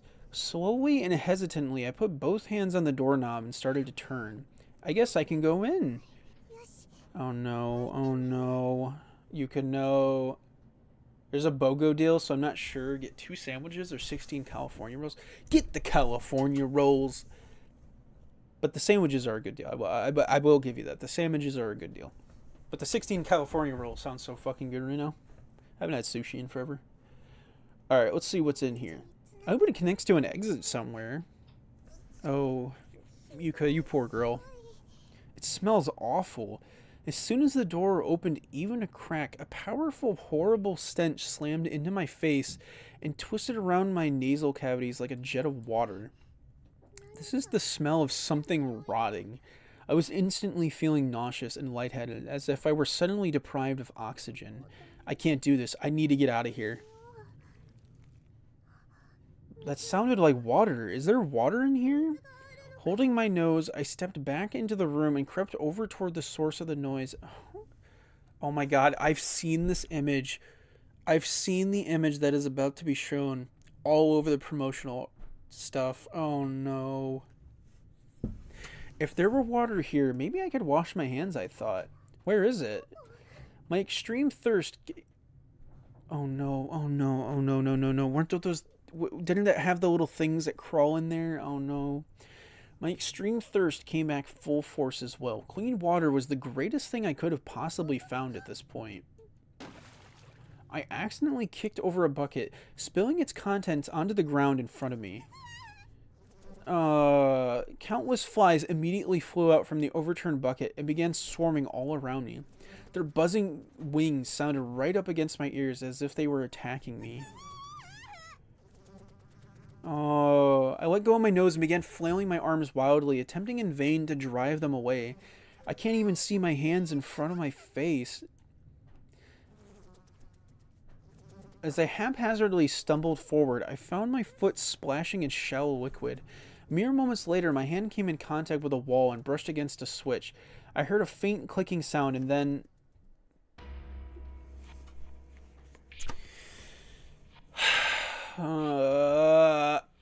The lights blinked on, and I got a clear look at the room I was standing in. What is this place? Are those bodies? A large portion of the floor had been dug out into something resembling a pool, which was filled with stagnant, discolored water and dismembered bodies. The bodies were decomposing a lot faster than they naturally would on account of the wetness. Most of them had swarms of maggots instead of faces. Several bodies had actually washed up on the ground outside the pool as well. Those few that still had limbs looked like they may lose them at any moment. Their torsos were all swollen and black, and everything else was bone white. Why are there so many bodies in one place? The closest body was spurting a sappy mucus from its nose and mouth and staring at me with an ugly, mean expression. Bro, this is the nastiest shit I've ever heard. How was she not vomiting? A thick fluid coming out of it was reddish brown in color and seemed to be a disgusting mixture of blood and dead bugs. What's that sound? Some sort of huge door high along the top of the wall opened up, and you could clearly feel a breeze blowing through the room. It was a trash chute. If I climb up here, maybe I can get back into the school building. Oh, Yuka, I already know what's coming. What is that? I can hear something. It's getting closer. I was afraid of what might be coming through that hole, so I put some distance between it and myself. Something heavy fell from above and splashed into the pool, spraying my face with rotten, stagnant water. A body. Why are you shocked? You're in a room full of bodies. Why are you shocked? There are bodies all around you. It hurts. Who the fuck is that? The body that had just fallen into the pool of water was wearing a school uniform.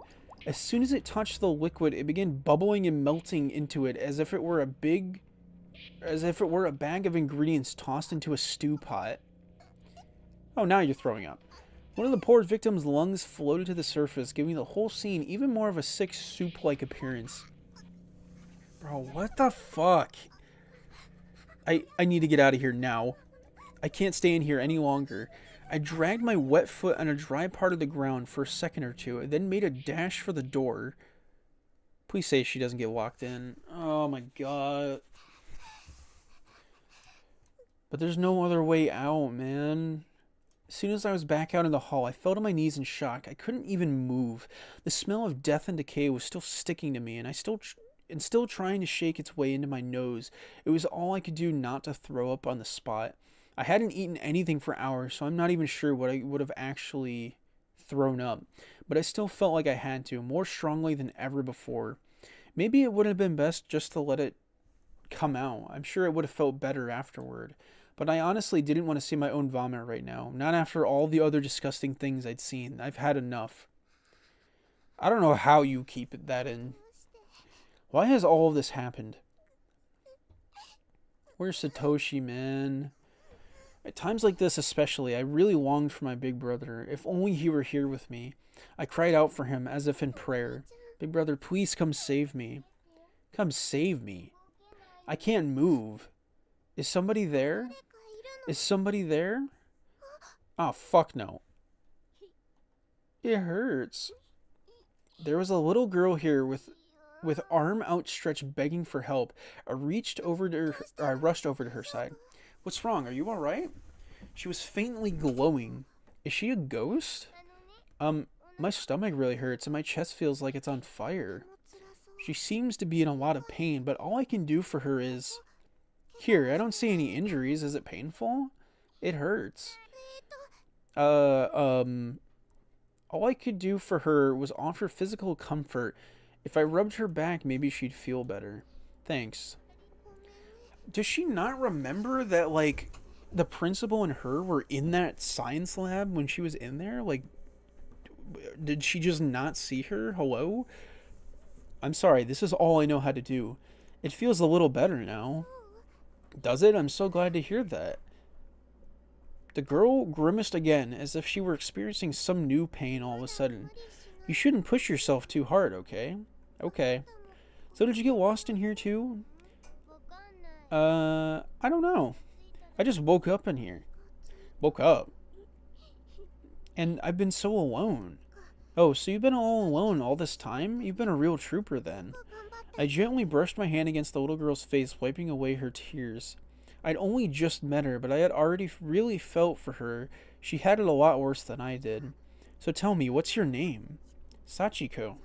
Sachiko, your name is Sachiko. Uh-huh. I'm Yuka Mochida. Yuka, big sister Yuka. Big sister? You want me to be your big sister? Bro. No.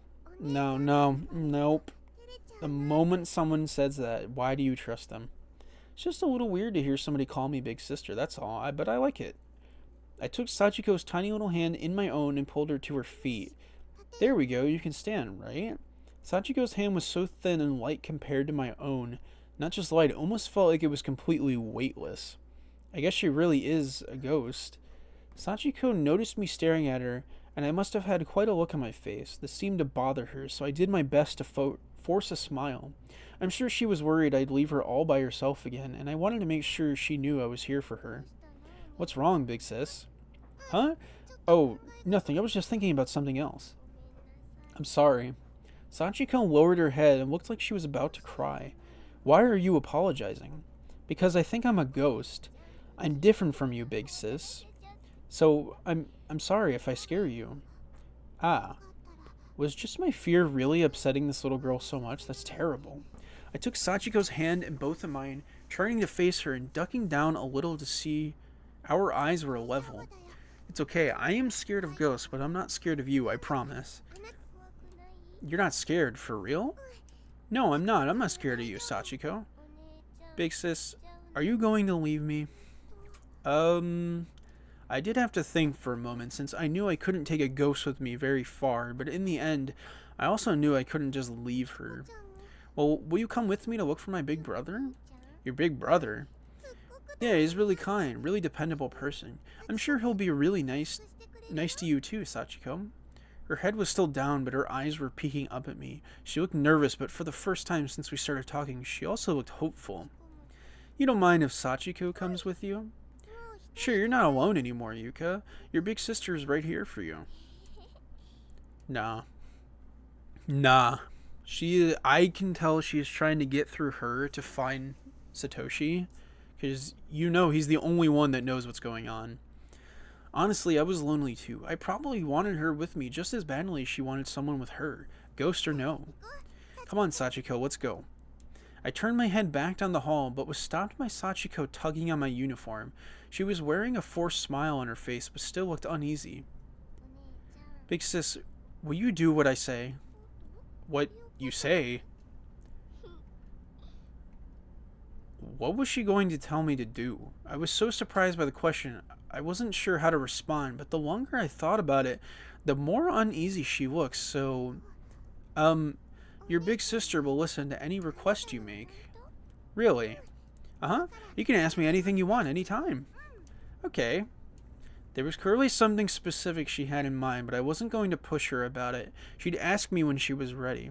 She seemed satisfied with my answer and let go of my uniform, and so, hand in hand, we continued down the hall in search of my big brother. That's how it... Oh, I was going to say, I was like, that's how it ends?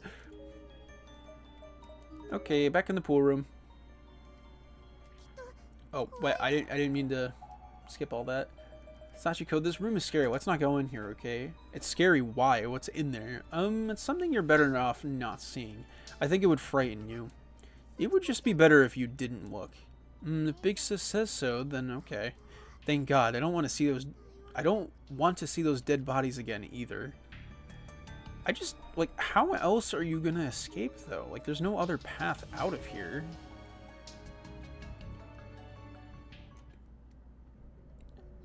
I guess Big Brother really isn't in here. I guess not. Sachiko, have you seen anyone else in here besides me? Uh-huh. That's all she said, and then silently she squatted on the ground and wrapped her arms around her knees. What's wrong? Are you hurt? Big says, I'm cold. You're cold? She nodded firmly, almost exaggeratedly. I guess that makes sense. If a ghost can feel pain, there's no reason she couldn't also feel changes in temperature, poor girl. As if to show me just how cold she was, she then started visibly shivering. Why? Hey, Sachiko, is there anything I can do to make you feel better? Anything? Uh-huh, you've been through so much already. I don't want you to have to go through anything else. So if I can help, just tell me. In that case, can I have those? She was pointing at my feet. My socks? This was the first time I noticed that Sachiko was walking around barefoot. I was so busy worrying about myself and about finding my big brother that I completely failed to pay any attention to poor Sachiko's appearance. I'm sorry, I didn't notice earlier. It's alright.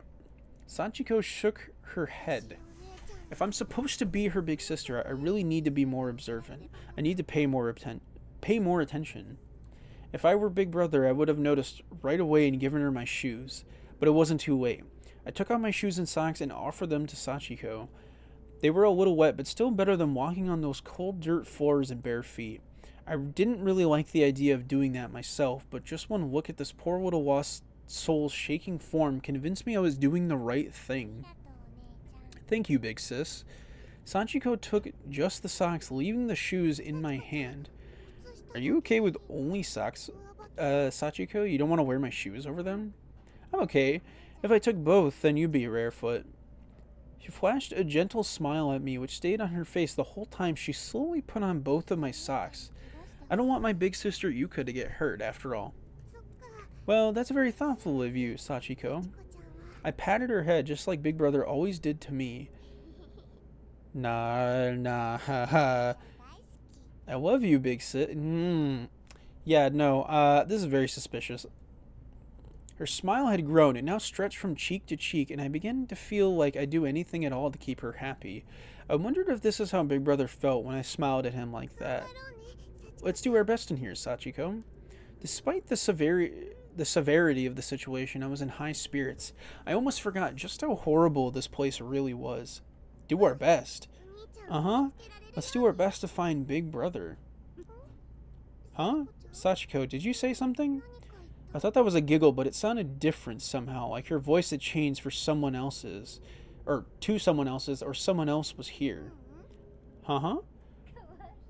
You're so cute, I just want to mess you right up. Huh? What? I didn't say anything. Oh, guess it was just my imagination then. There's no way you're this stupid right now, come on.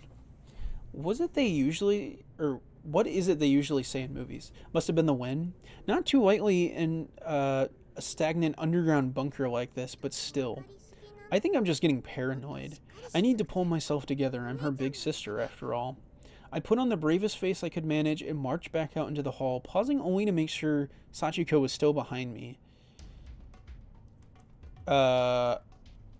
Music makes me think not behind me.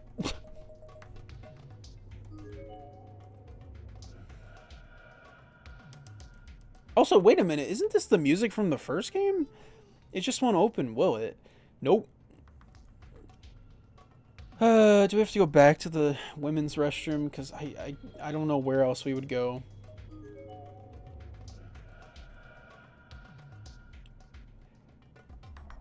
I don't know where else do we go? Yeah, I guess the women's restroom. Oh. Big sis, what is it? Is something wrong? It's my feet. My feet hurt. Your feet? The soles of Sachiko's feet seemed to be bothering her quite a bit. As we stood there, I noticed she was fidgeting in place, trying to stand on them. I guess they were to her, huh? You've been walking all around in just socks after all. Sachiko is so sus. She said nothing else. She just stared at my feet. She seemed to want my shoes now, but didn't want to say anything since I offered them earlier and she turned them down. So I just smiled and decided to offer them again. Do you want to wear my shoes? Is that okay? Of course, we wouldn't want you getting hurt anymore, now would we? What about you, big sis? I'm your big sister, so it'll be just fine. I wouldn't accept any objections. I just took off my shoes and handed them to Sachiko without another word. Cheerfully, she slipped them on over my socks. They were a little big on her, but I knew she'd feel better just having them. Thank you, I'm really happy now. Let's get going then, okay? Ah. Sachiko wasn't used to such big, floppy shoes. She took one step and stumbled forward. Are you alright? Here, you can take my hand. Okay, big sister Yuka, I love you. No, you don't. No, you don't.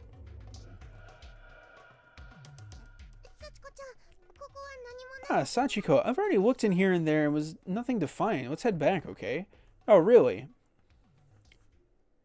Oh, no. Oh, no. Is it really okay to keep going like this?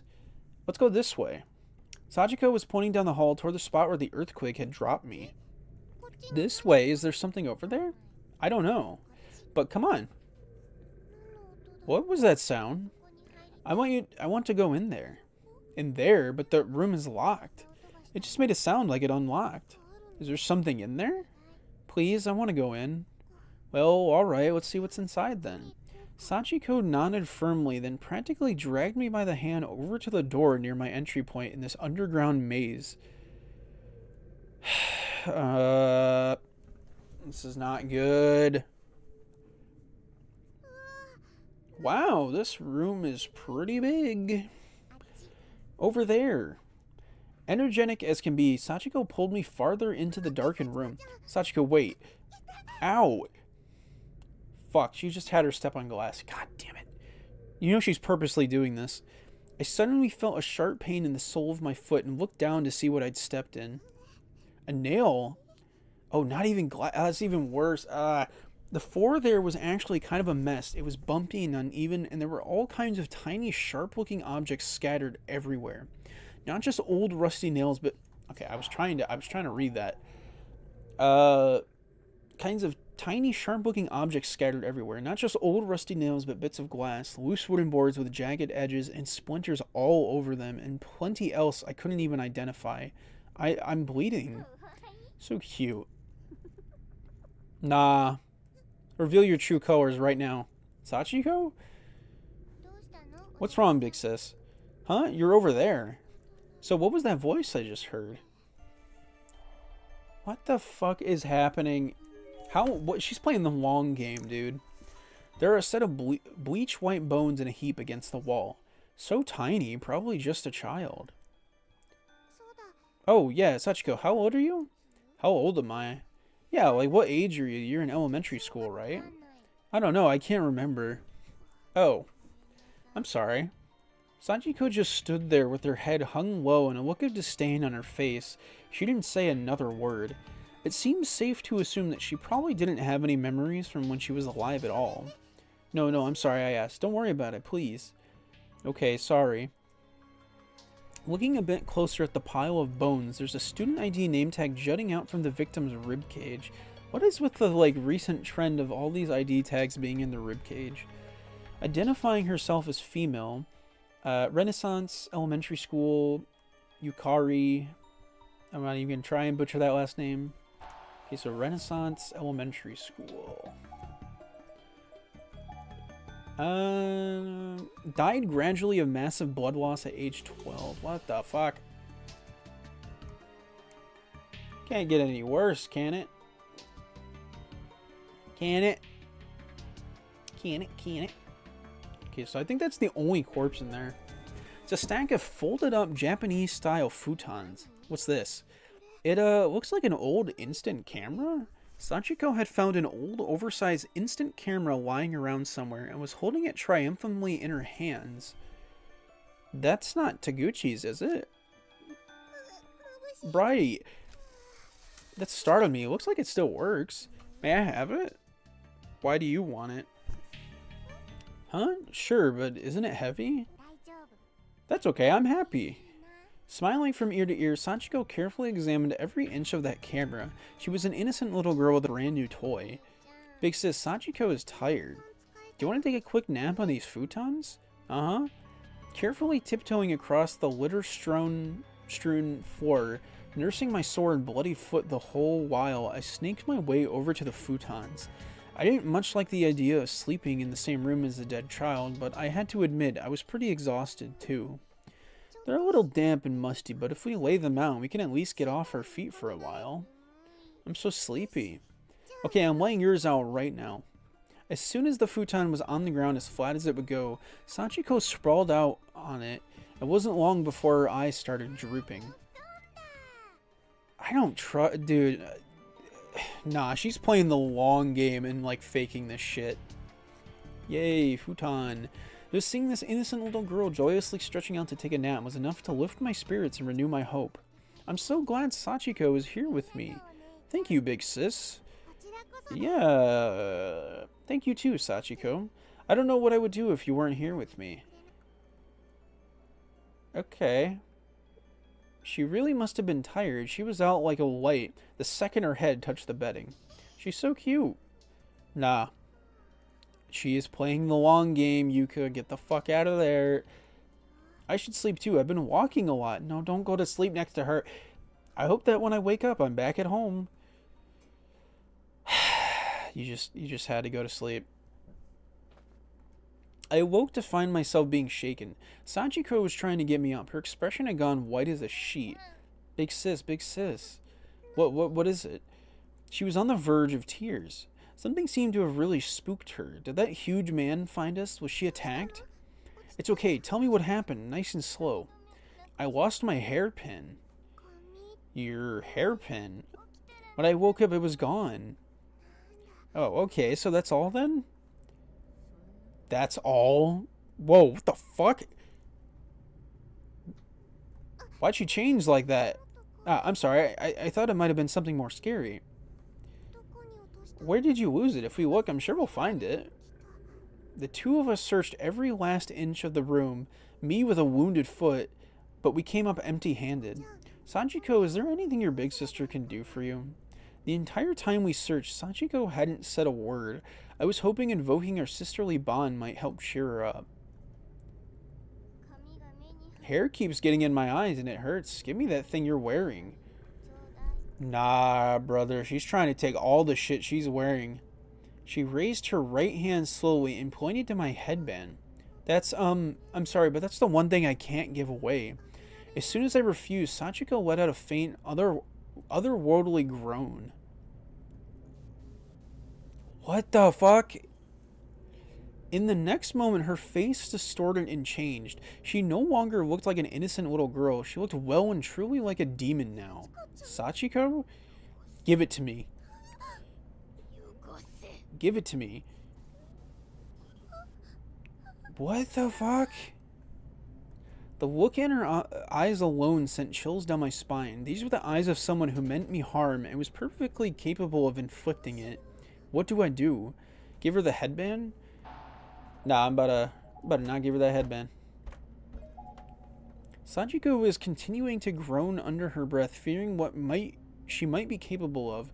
I desperately tried to console her. Sachiko, please, I want you to listen. This is something my mom just bought for me, and it's a very important reminder of her. That's why I can't give it to you. Your mom? Somehow or another, that seemed to quell her anger. Her facial expression snapped back into that of a gentle, kind girl I've been talking to all this time. That's right, I'm really sorry, but I have to turn you down on this one. That's from your mom? She was oddly receptive to this explanation, and even seemed fascinated by it. Maybe it had caused her to remember something about her own mother. She was a little girl after all, so her mom was probably really dear to her in life. Mom? She looked like she was on the verge of tears again. I was beginning to feel bad that I'd even broached the subject. I'm sorry. No, it's okay. She still seemed a bit sad, but she nodded. Maybe she understood that I wouldn't give her my headband, and maybe she was okay with it. Oh, damn, we bringing out the... Holy shit, we bringing out the bangers.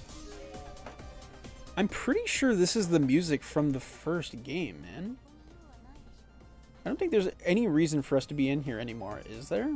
I guess you're right. I hope we can find a way out of this school. I'm not sure we can. Without another word, Sachiko just turned and left the room. Okay, well, I'm looking around anyway, because fuck you, Sachiko. I don't like you, Sachiko. But what was this thing I could observe over here? Oh, I can't observe it anymore? Damn it, I should have saved, man. Okay, well, that's fine, I guess. I guess we'll just... I mean, we have to come back at some point anyway.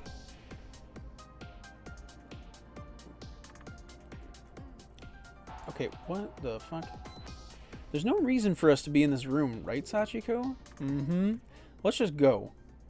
She's still mad at me, huh? I probably should have been more sisterly and just given her the headband, but this headband is... Yes. Not gonna finish that statement.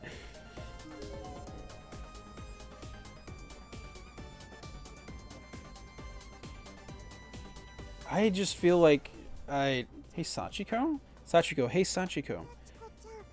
She wasn't even looking at me anymore. It must have really upset her. Listen, Sachiko.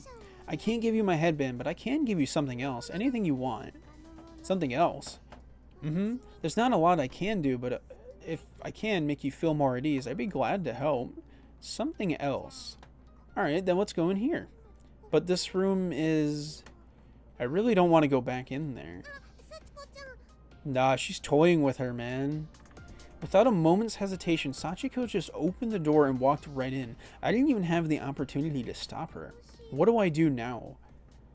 Do I have the choice? No, I don't. Of course. First thing I noticed when I entered the room was Sachiko's form sprawled out on the ground at the foot of the body pool.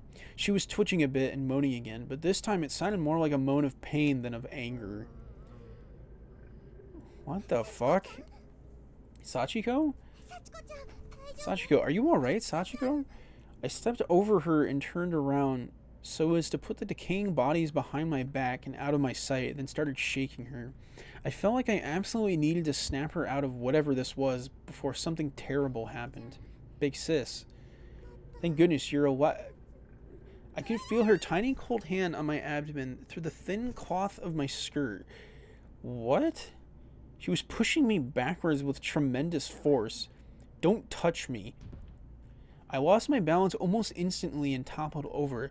It somehow felt like my fall occurred in slow motion. The walls and ceiling of the room grew more and more distant, but it happened gradually.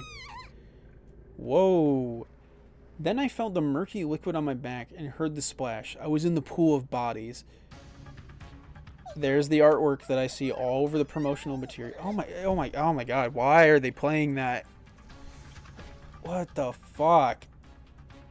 Because I'd fallen backwards, it took me far too long to regain my bearings. I was submerged in that horrible tainted water close to drowning. I finally broke through the surface, dodging the many dislodged eyeballs that were floating on it like peas in chicken soup, each one wrapped in dull red bulging veins. I didn't even want to think about what was in all the water I just swallowed. Unfortunately, much of it was still in my tongue. My mouth was filled with tiny bits and pieces of other human beings. The taste was overpowering, bro. I don't even... Poor Yuka, dude. Like, what the fuck? I was gagging and belching so hard it felt like I was going to regurgitate all my internal organs. I tried to scream, but I could barely get any sound past the foul, lumpy stew in my mouth. Oh, stop. Big sis, you're disgusting. So gross, so chunky. I was losing my consciousness fast, and I remember silently praying, silently hoping that this was all just a dream. As the world faded around me, I just kept focusing on that one last wish. Please let me wake up in my bed. Big sis, here. What? I had no other choice. I grabbed Sachiko's outstretched arm and marveled again at her strength as she effortlessly pulled me out of the water. Bro, can you even say that's water? That's just blood. My entire body from head to toe was covered in sticky, goopy chunks of unidentifiable human flesh from countless different people. Big sis, you've got something on your head.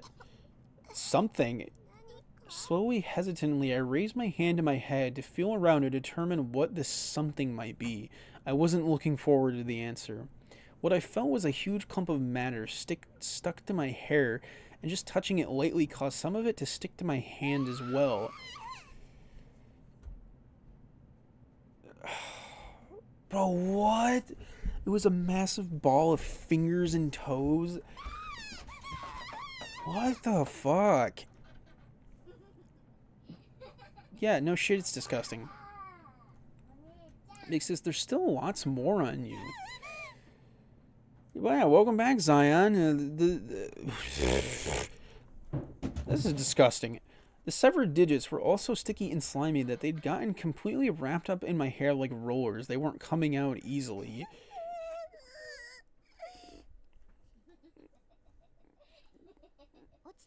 Calm down, big sis. Big sis. Nah, fuck you. I must have passed out. When I came to, I was lying on the ground with Sachiko looking over me. Big sis, I'm sorry. She was on the verge of tears again, but wasn't that her voice I heard giggling at me? If not, then whose was that? Was I just hearing things? Then that had to be it. This sweet little girl couldn't possibly have been that twisted. Are you fucking shitting me? Bro, she was just looking at you. No, it's okay. I didn't care how filthy I was. As long as Sachiko was alright, that was all that mattered. Yes, she was my little sister now. After all, I had to take care of her. I had to look after her. You little bitch.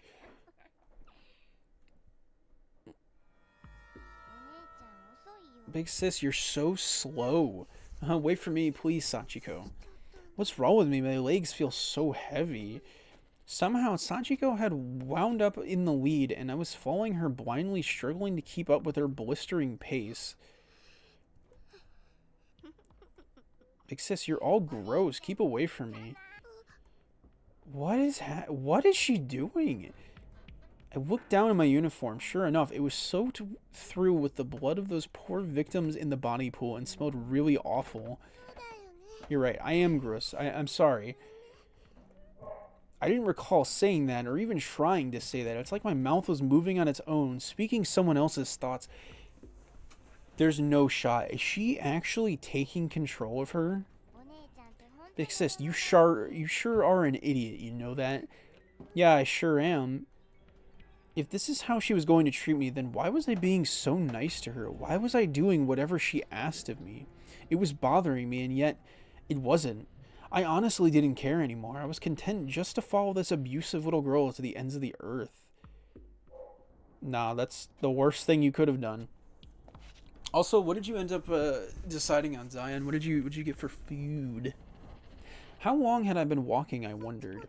Sachiko, are you still okay to walk? I was following Sachiko despite myself. I had no idea how much time had passed, but it felt like an eternity, and she'd completely stopped answering any of my questions. I guess that's enough. She came to a halt. What's wrong, Sachiko? She turned and looked at me with wide, innocent eyes. There's something Sachiko wants you to give her. What is it? What is it going to be this time? I honestly didn't want to know, but the question came out of my mouth anyway, and so did this. Whatever it is you want, Sachiko, you can have it, just for you. Well, in that case... Can I have your life? My life? Somehow, some part of me knew this was coming. It was only a matter of time. I can't give you... Once again, I couldn't seem to control the words coming out of my mouth. It just said whatever it wanted to say, regardless of how I felt. You may have my life. So wait, she's taking over her body? What the fuck? She was laughing again. It was wild, crazy laughter. She was ecstatic. No. Why not? You said you'd give me anything I wanted. Because you're my big sister, right? Sachiko's smile almost seemed to twinkle in the dull light of the corridor. She had the face of an angel. But it was all just a mask. Also, I'm just saying, but if a person is the color gray, like literal ash, I don't know if I would say that's the face of an angel, bro. It looks desaturated as shit. I'm scared. I'm scared. No, please. I mustered all the strength I had, trying with whatever life was left in me to denounce her words and resist her pull. There was no hope for me anymore, but I still clung to what I could. If I could just reject her statement and tell her she was wrong. No, please no. Huh? Please, don't joke about things like that, okay? Let's just hurry and find my big brother. Big brother will be able to help us somehow. I know he will. So let's just keep searching. Your big brother? That's right. I'll never be like Big Brother, but I'll try my best. Big Brother this and Big Brother that. God, you're so annoying. Just give it to me. I'm going to kill you. Kill you. And it'll make you wrap those hands around your neck and die. Just die already. Sachiko? Oh my god. My body shook and spasmed uncontrollably. I was being overtaken by an invisible force. It was compelling me to speak, to say what would be my very last words on this earth. A suicide note when you get right down to it. Is that what you call that? Jesus. I guess there's nothing I can do. Okay. I'll give it to you. I'll give my life to you, Sachiko. It's all yours. Damn. Dude, like, what the fuck? Shouldn't have said that. No.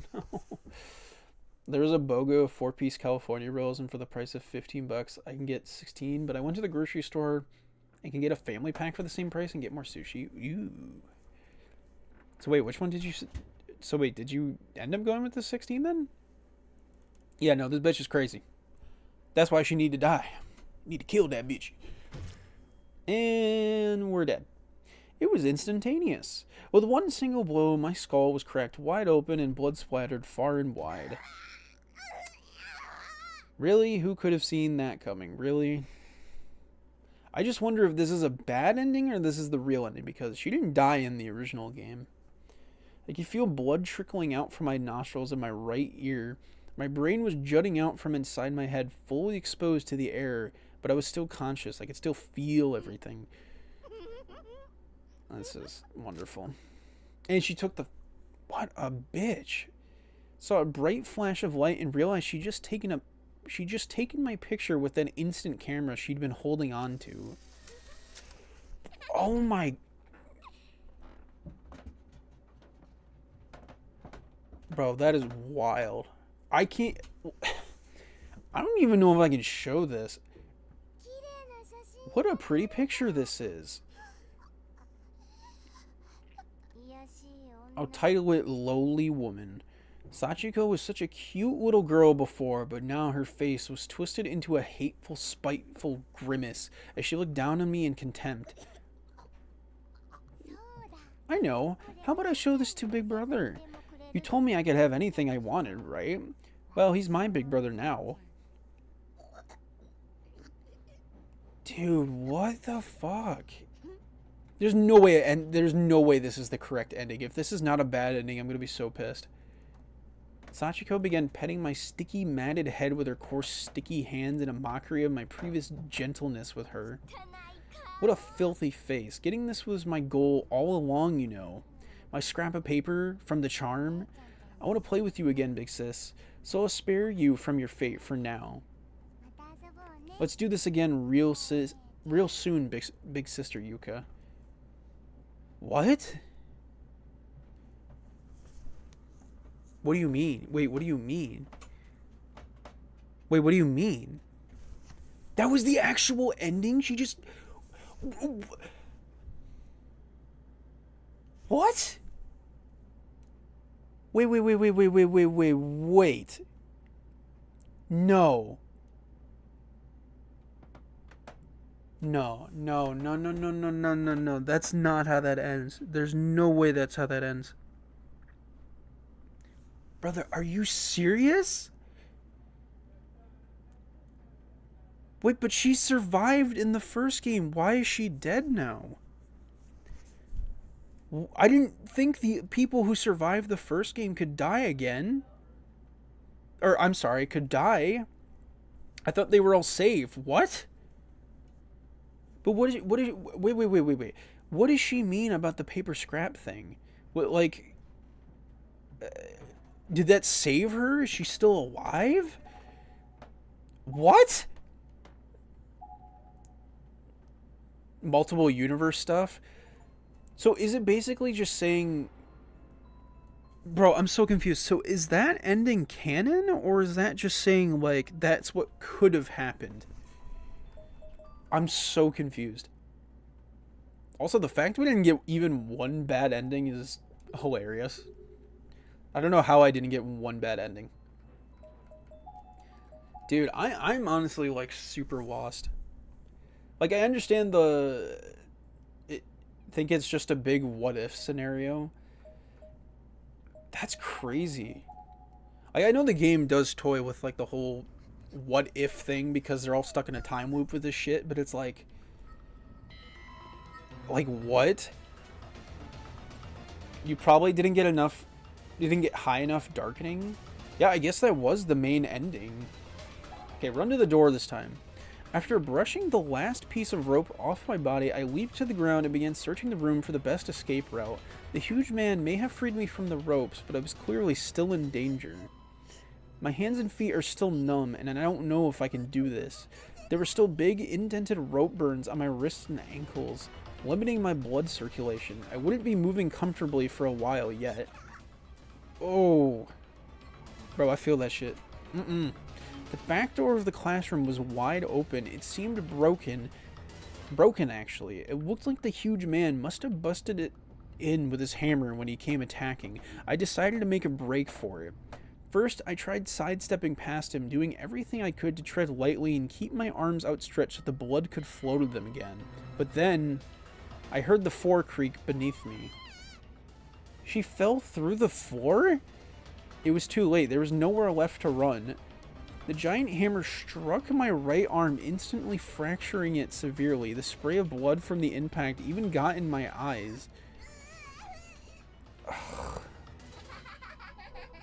Nah, brother, what the fuck? Also, hi, Yumi. How are you doing today? The huge man raised his hammer in the air again. He swung with perfect precision, and I was down. He wasn't stopping. Yeah, bro, it's over. It's so over. Yeah, no, dude, I'm telling you, Corpse Party is just really the most fucked series I've ever... I don't think a game has ever come close to being this disgusting.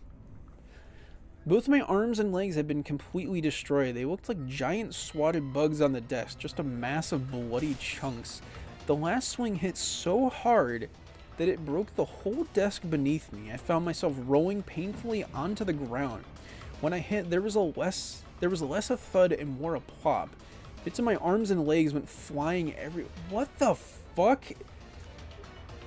And then I realized it wasn't just bits. What was left of my extremity was so damaged that it all just literally just snapped off my body. No, this had to be a nightmare. It couldn't be real, could it? I really was like a swatted bug. I looked and felt the part completely. Dude, like, what the fuck? I didn't want to give up. Even though I knew I was doomed, I tried to roll myself toward the door, but that went about as well as you might expect. How do you explain that her arms and legs exploded off her body from the hammer slam, but her head and neck are fine? Okay, what? My head was stuck on something and waves of pain were shooting through my entire torso. I wasn't going to last much longer. Yeah, I don't know how you would. Welcome. I could see the hammer coming down onto my head.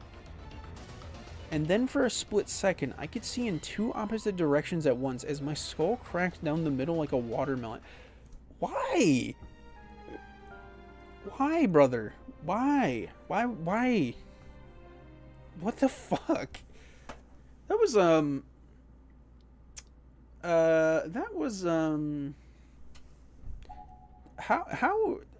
how was that worse than the actual ending death? I don't even... Hello? The details. I'm doing great. A bit nervous because I will go tomorrow to submit my CV to some jobs. What is that? CV? I thought you were going to say, like, job application, but, like, what is it? What's CV? Imagine being there. Nah, bro. Nah. Also, welcome back, Darth. You came back to the worst shit. So this chapter is based off one of the bad endings in the first game. Based off the ending where she is caught by Kizumi, obviously enough, this is just further expands on what happened to her. Seeing as in the first game, all we really know is that she was taken by him, and Satoshi later stumbles onto the picture of Yuka with her head cracked open. That makes more sense.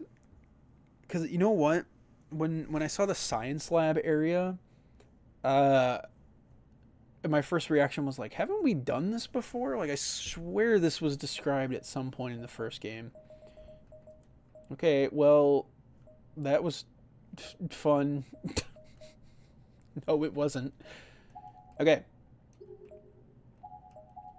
Alright, so this time, I guess we'll look around and see what other objects that we can pick up.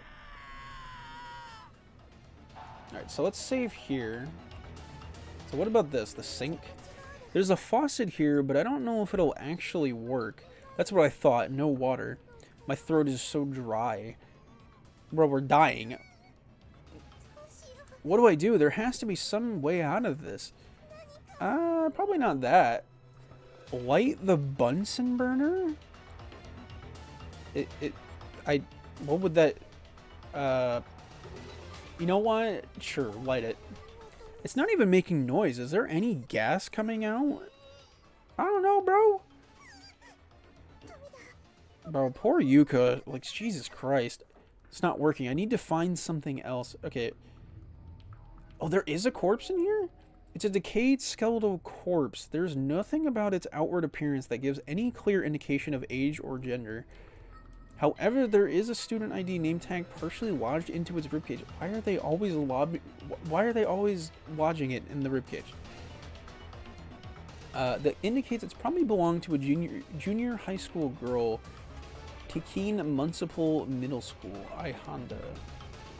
Tikeen Municipal. Hold on. Hold that thought. Hold up, game. Before you kill me, let me think about this. Cranium bashed in with a blunt object at age 14. Bro, what the fuck? Okay, well, it was a good thing we backtracked then.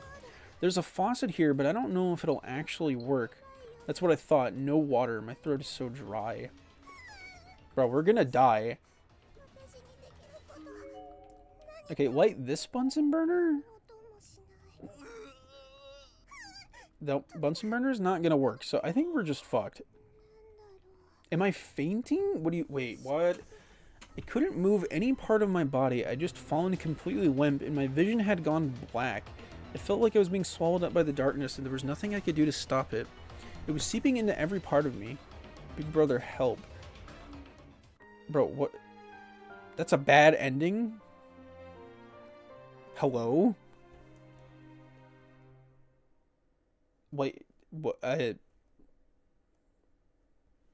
How? Huh? Wait, so how come earlier, when I filled up the darkening meter, how come that didn't count as a bad ending? I'm so confused. I don't know if you know that, Zion, because you've played through the game, but like, why?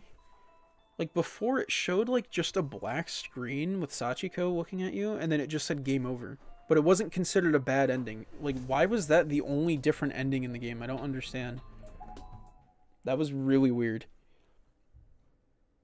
Resume, this is CV here, and in Europe, we call resume... Oh my god, I'm having a stroke. In Europe, we call resumes like CV or something. Is there like an actual full like term, or is it just CV? Okay, so that's not what I wanted to look at. Okay, so we only have one other ending. Also, yeah, definitely poor Yuka. She always getting the worst fucking thing happening to her. Was the darkening meter full? Yeah, I filled it. I will show you. I will show you. It's very strange. Like, it was the only time that death screen has ever showed up in the entire game. I might be able to get out from the front. No, the huge man is there. I can't get past him. Maybe if I find some way to distract him, I can make a break for it. Jesus Christ, calm down, bro. Okay, does this faucet work? Nope. Okay, so at this point, we can just kind of skip out. Because we found everything we can in there. Damn, this music. Music goes hard as fuck. I will show you the death, though. The death I'm talking about. Here. What? Hold on one sec. Okay, if I go to the nurse's office, watch this.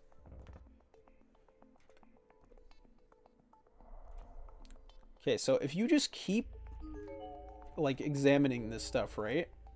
Honestly, the fact the whole gory scene is described in first person makes it kind of silly to me. Like, hearing the character's thought process makes it seem less dire. I don't know, like, to me, I honestly, like, for me, personally, I think it makes it worse. I don't know, just everything in this game described in such high detail is the worst thing I've ever... Bleh. Last stream, it made me genuinely sick afterwards. Like, I was like... Okay, so anyway, I'm going to show you what happens. Okay, so look. What is this? Where... This death screen has never come up before. What the fuck is that? That has never showed up in the game before. What is that? Curriculum vitae. Short way to say CV. Okay, curriculum vitae. That's how you guys call them resumes over there? That's weird. I've never heard that before. You don't know? Yeah, I've never seen that death screen. Maybe because you're with Sachiko? No, that's before you get with Sachiko. That's like as you're running out of the lab room. So that's before any of that happens. So I have no idea why that screen is so different. Maybe what I was thinking it was is maybe if in certain scenarios in the game, if you do fully max out your darkening meter, maybe that's just like a special death screen if there's no like story related death to it. Maybe. It could be because I'm not with her. I don't know. Anyway, let's explore all the extra rooms. What the fuck? Bro, not gonna lie, like, the whole darkened screen with, like, the white eyeballs out of the dark scared the shit out of me the first time, because I was like, why? There's nothing like that in the rest of the game. Huh, it's really cold in here. Why is that? There's no taking it back. There's no going back. There's no... The paper is torn at this point, cutting off the rest of the sentence. Shut up. You get to kill me in a bit. It's a wooden shelving unit with a glass door. It doesn't seem to be locked. Unfortunately, there's nothing useful inside. Now's no time to search shelves anyway. I have to find my brother. Okay. Damn, why am I allowed to look so far over to the left in this room? I can't get it open. If I were stronger, maybe I'd be able to. Big brother, where did you go? Jesus Christ, shut up. Dude, what is with this Doom soundtrack song right now?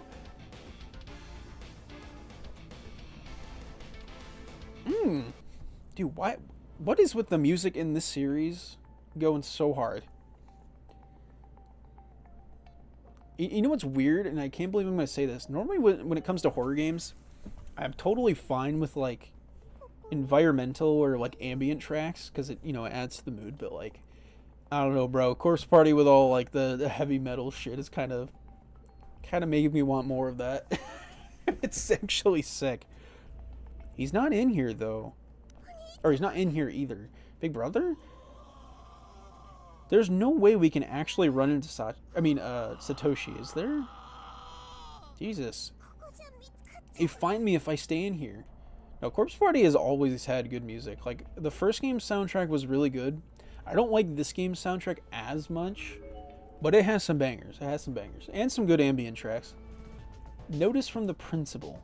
Remain alert when walking home from school. Report suspicious behavior and keep to the main roads. Prevention is the key to safety. Hey, bro, I'm trying to read. Shut up. Stop yelling at me. I'm trying to read. It's locked. There doesn't seem to be any way to open it. Well, I might be screwed.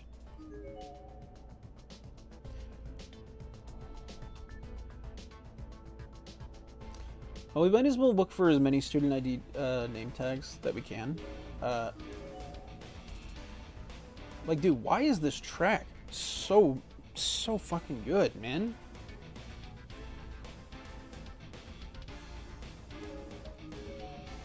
Okay, 1A, oh fuck, I didn't mean to skip that. Wait, what?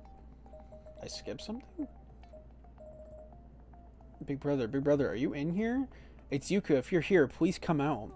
He's not in here either, and I don't see any good places to hide. The form seems like it could give way any minute. I'm scared. Big brother, where did you go? Well, you're in an alternate reality right now, so unfortunately you're not going to find him. Sorry, Yuka. Is it just me, or is the ceiling, like, way taller in this area? What the hell? I feel so bad for her, because it's just like, what could Yuka even do in this situation? She can't do anything. I mean, she could run away, but like, they're all stuck in like an enclosed space. They can't do anything. Okay, 1B. He's not in here. Huh. No, she is just a kid. That's what makes it so much worse. She's like so young. I think she's like probably 9, 11. Oops, what? I did not mean to say that together. 9, 11. She's probably 9 or 11, I meant. Resist your fate. May I have those fingernails? No. I never even offered them up. Why are you asking? It just won't open. Oh shit. Even hitting it does nothing. It's not even shaking from the impact. It's like it's not even a window at all, but just another part of the wall. What? It's a wooden shelving unit with a glass door. It's hard to tell what's inside due to the darkness of the room, but it doesn't seem to be locked. Whoa. The shelves are filled to overflowing with human hair. The sheer amount of it forces the doors wide open as soon as the latch is sprung. With some effort, the door is latched shut again, but there's hair all over the floor now, and it smells awful. Brother, what? War says she's 14, but she does not act like one, which is odd. Well, that's what I was gonna say, because she acts more like she's 10. So that is news to me that she's 14. I thought she was like 10. It's Yuka. If you're in here, please come out.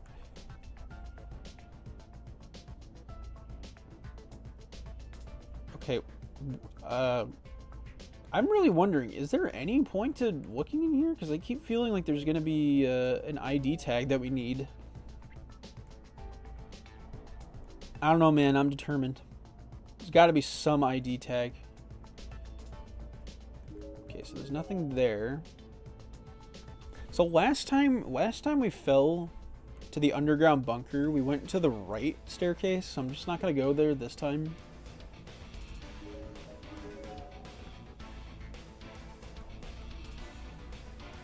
Ah, bro, can we get a mod of like Doom with this music? Like, come on, she goes hard. Wait, they're actually gonna let me walk downstairs? Wait, what? I thought it was just scripted. You had to fall through the floor. Oh, well, I take that back. Okay, hold on. We're gonna reload that.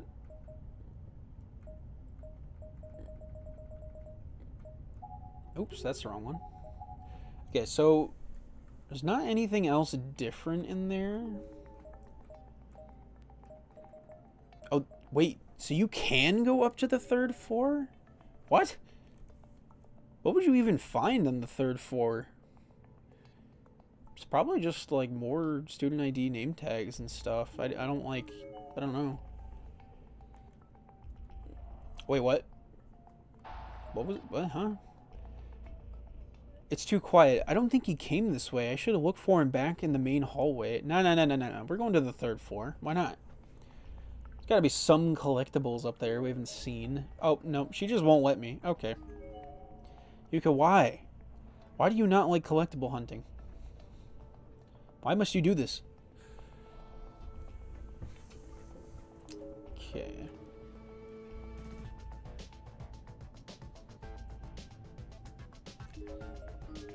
Okay. So, same thing again. She won't let me go to the 3rd floor. Okay, so the only other option then is 2 things. Which, how many endings are we missing? Just 1? Okay. So maybe it's not going to be that bad.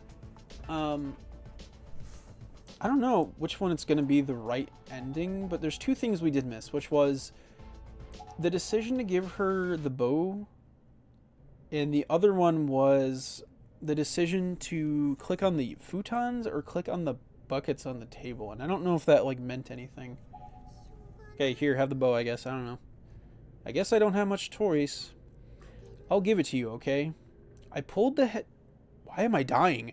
I pulled the headband from my hair and handed it to Sachiko. I'd basically shut down at this point. My instincts had taken over. I was running on autopilot. The act of handing over the headband was almost robotic. Why are you such a bitch? That was far removed from the innocent giggle I'd heard up till now, but I didn't even care. I was done. Whatever she wanted, I'd give her. Whatever she asked me to do, I'd do. It makes you that happy, does it? I'm so glad. The second I said that, Sachiko stopped laughing, as if to say, if you're glad that it didn't make me happy at all. Hey, can I have your hair too? My hair? No. No. No. Yeah, Big Sis's hair. Sachiko wants your hair. This stupid bitch. Huh? How was that supposed to work? Sachiko got up on her tippy toes and stretched herself as tall as she could manage, then clamped down on my hair with her tiny hands and began pulling. No. Instantly, my entire world was pain. I was screaming and crying and just wanted to roll around on the floor until it all went away. It was agonizing. It hurts. It hurts. Jesus Christ. could feel something warm running down my cheek from the top of my head to my chin. There were 2 streams, then 3, then 4. Blood? It wasn't just hair Sachiko had pulled out of my head. Somehow those tiny hands of hers had basically scalped me. How could a little girl have that much strength in her? The entire top half of my head throbbed. If I had a mirror, I knew I'd probably faint just from seeing myself in it. What the fuck? The pain was making me dizzy. I was probably losing a lot of blood. I knew I'd pass out sooner or later, so I called out for my big brother. I have no idea if I actually made any sound, but in my mind, I was screaming. Big brother. No. Please save me. No.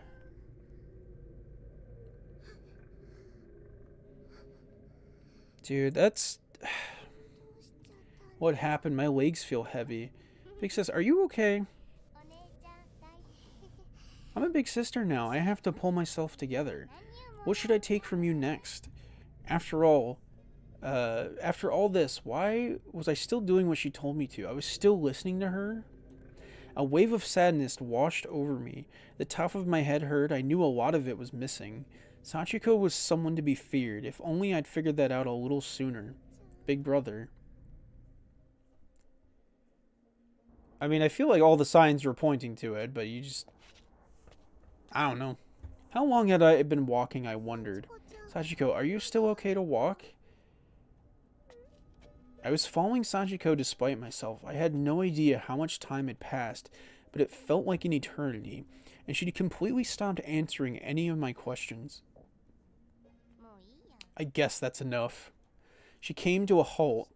What's wrong, Sachiko? She turned and looked at me with wide, innocent eyes. So, is this the same? Yep, it's the same. So I guess we'll just skip ahead? Like, what different happens?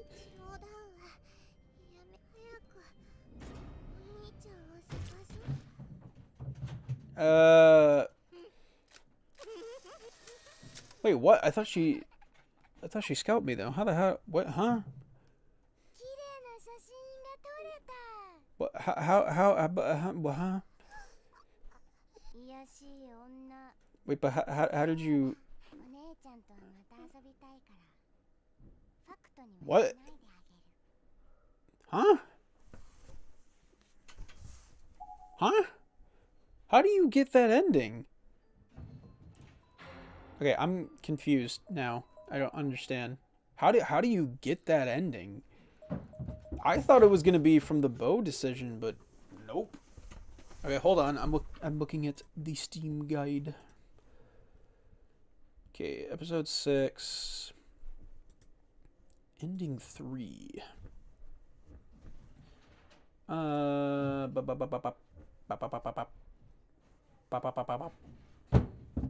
Okay, let's see. Bad ending 3. Enter the body pool and an event should occur. Enter the death room and a scene will play out. Return to the girls' room and things should progress. Examine the futons on the far right. Choose between give it or stand firm. Note that if you want to get, you have to stand firm. If you choose stand firm, the next thing you need to go do is go to the body pool. Wait, but that's not ending 3. Oh, so that's just explaining. Start from bad ending 3 save. Okay. Go to the death room. Make sure you check the cabinet before letting your darkness get to 100%. Let your darkening get to 100% in the death room. So... Huh. So, would that be before? I think that's before we get that decision.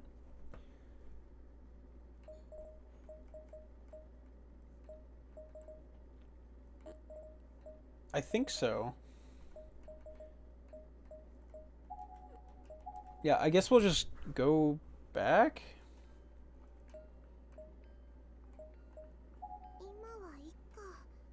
Okay, hold on. I do want to make sure. Hold on.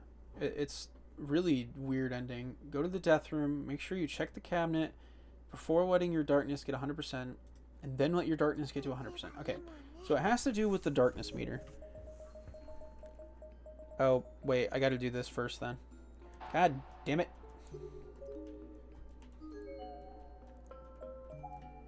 I hate this part, dude. I really do. I really hate this part.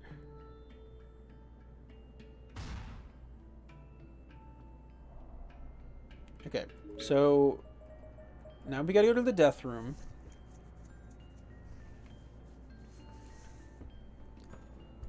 And then it says, okay, well, never mind. Hold that thought.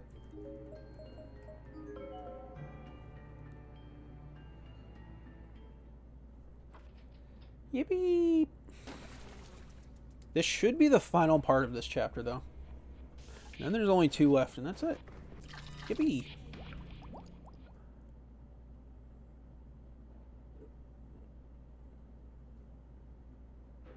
Yada, yada, yada, yada. Okay, so I think this is the point we need to be at.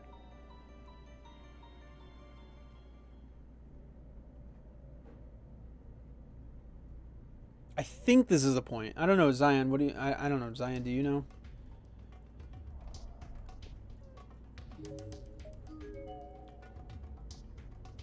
Okay, wait. It does so.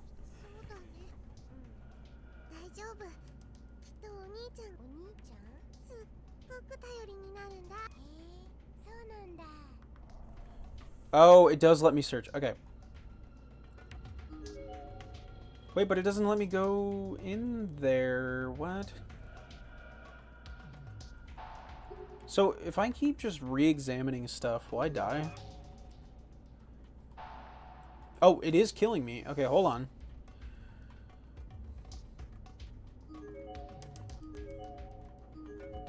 Yeah, I was gonna say, I think this is exactly what I meant.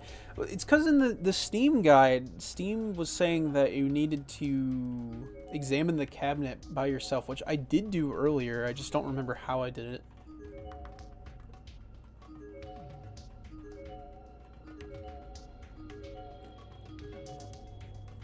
Bro, this is so... I don't even know what to say about this whole chapter.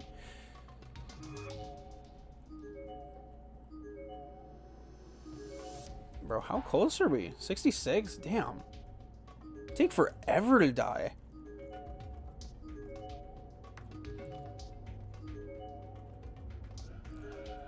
I do like that, like, in universe right now, Yuka's just staring at this thing for, like, minutes on end. And Sachiko's just, like, sitting there, like, what the fuck are we doing right now? Like, why are we doing this?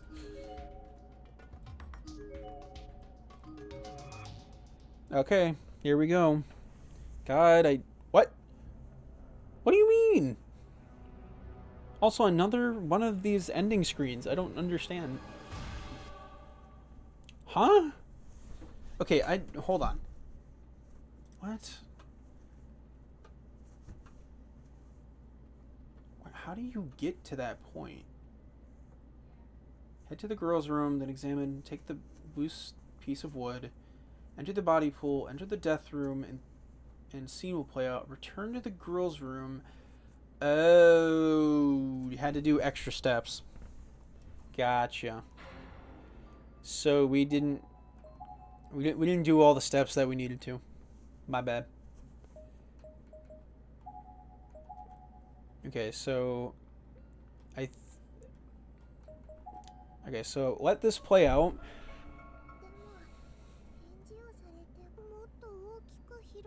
So you have to, like, play out the scene a couple of times with Sachiko, I guess, is what you need to do. Fair enough.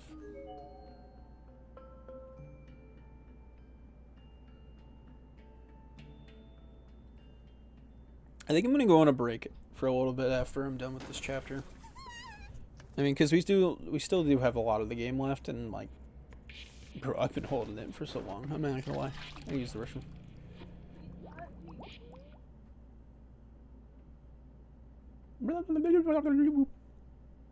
Talk, talk, talk, talk, talk, talk, talk, talk, talk, talk, talk, talk, talk. Okay, so then after that, it says head to the death room.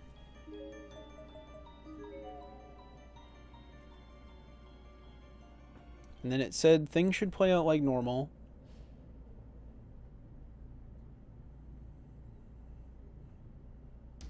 And then it says go to the girls' restroom. Oops, I always press the wrong fucking button. It says go back to the girls' restroom. And then I think it says just go back to the death room?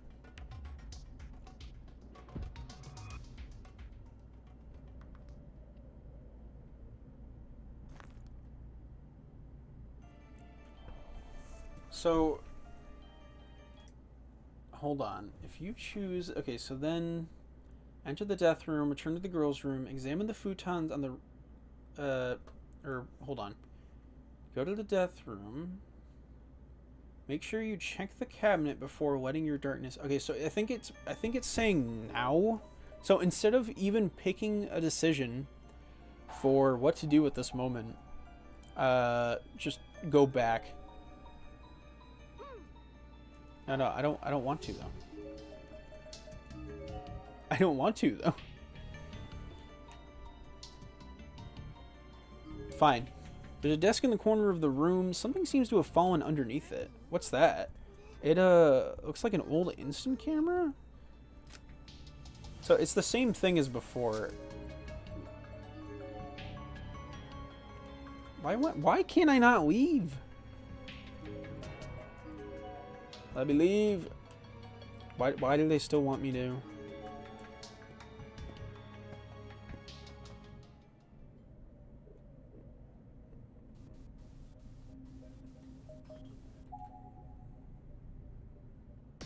Okay, so maybe now we do it? Dude, I don't understand. It's not letting me... Because it says you're not supposed to get to that decision part with the headband.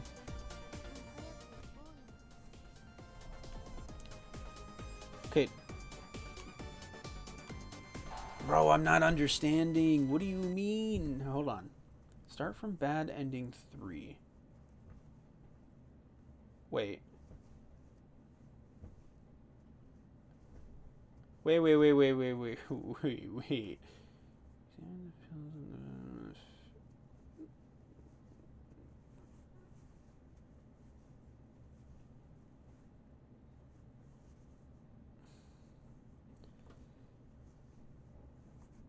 Okay. Sorry, hold up. I'm trying to figure this out. Start from... Go to the death room. Oh. Wait, but how? Huh? Okay, so it literally just says, do this part, you do take it, and then after this part, just head straight to the death room. But it's literally locked. How the hell am I supposed to get in there? It just says I'm supposed to be able to get in there. Which is clearly not true.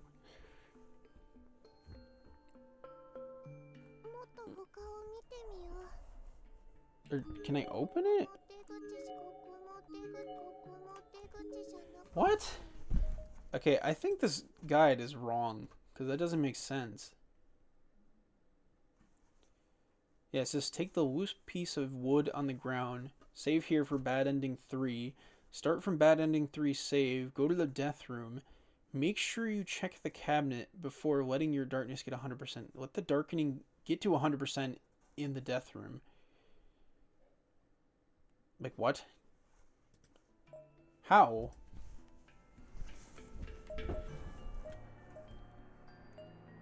I don't understand. I'm lost. I may have to look up an actual video for this, because the Steam guide might be wrong.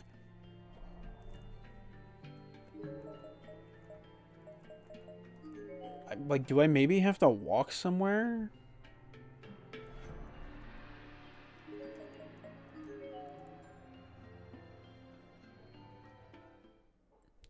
Like, I'll go in. I don't get it.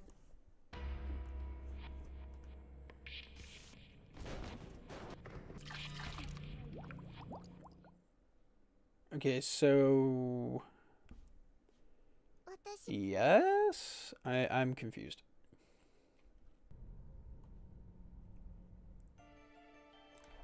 So then I should just be able to walk in?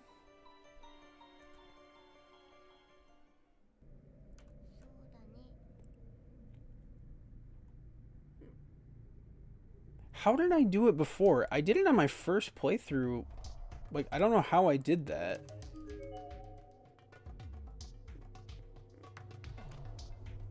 Maybe maybe there's a different thing I have to examine? I'm really confused.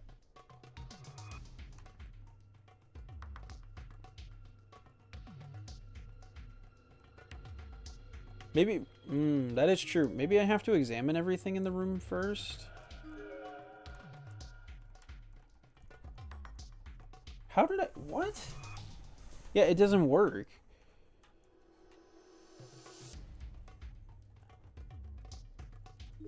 Okay, maybe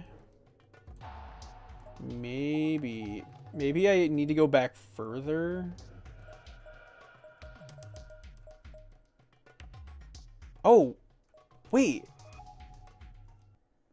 When did this happen? Wait, what? When did this happen?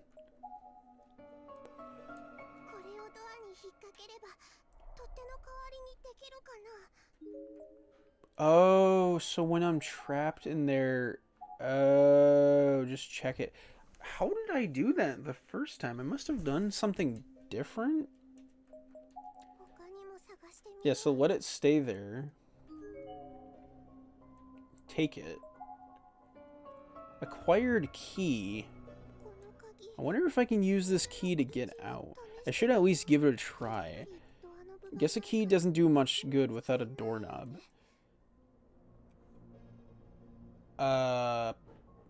Whoa, why are we dying so much? Wait, there's a fairly large stone sitting on the heavy wooden table. Take it? What would that do? If I bang this against the door with all my might, maybe I can bust it open. Here we go. No good, it didn't even budge. What? Yeah, I was gonna say, what? I need to find a way out of here quickly. I quietly and gently return the stone to its original spot. Dude, I'm dead.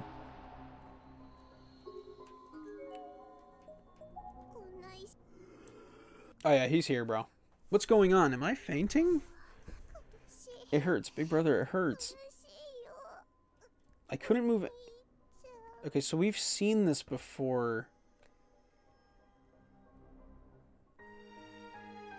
What? What? That's so lame. What do you mean? That's the same ending we got before. There was nothing different about it.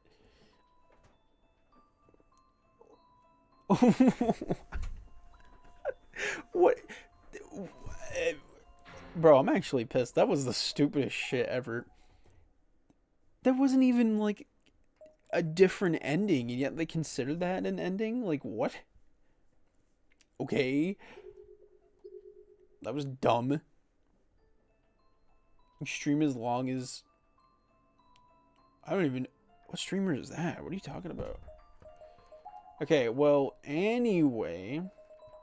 There's only 2 more chapters left, so we're gonna finish this shit. But I will be back. I'm going on a small break. Because I need to get up and stretch for a moment. Probably grab a snack, because I don't know. But I will be back. You all enjoy the break, because I'll be going forever. And, yeah. Okay, I'll be back.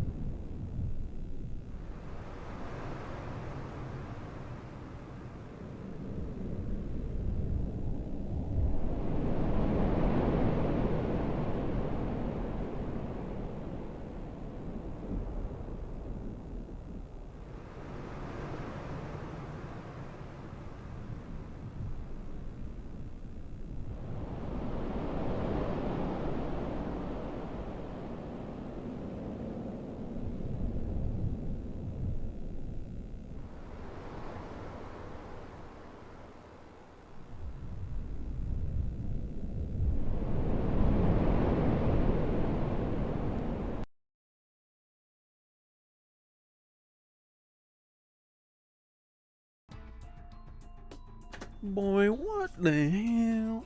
Okay, I'm back. Are we good? Is everyone still alive? Is everyone still here? Are we alive? Are we alive?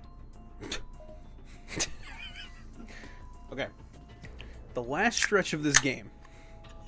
Chapter 7. I grabbed a drink too. And then Chapter 8.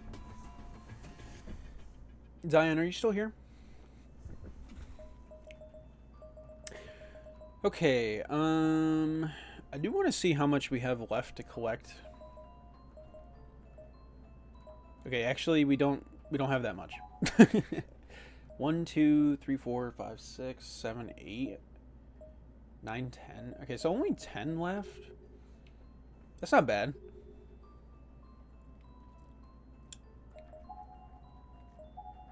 Oops, wait, I didn't mean to... brother, no. I did not mean to click on that. Okay, but regardless, I don't know if I'm excited or, like, worried about what's gonna happen next. I don't... Man, I don't know.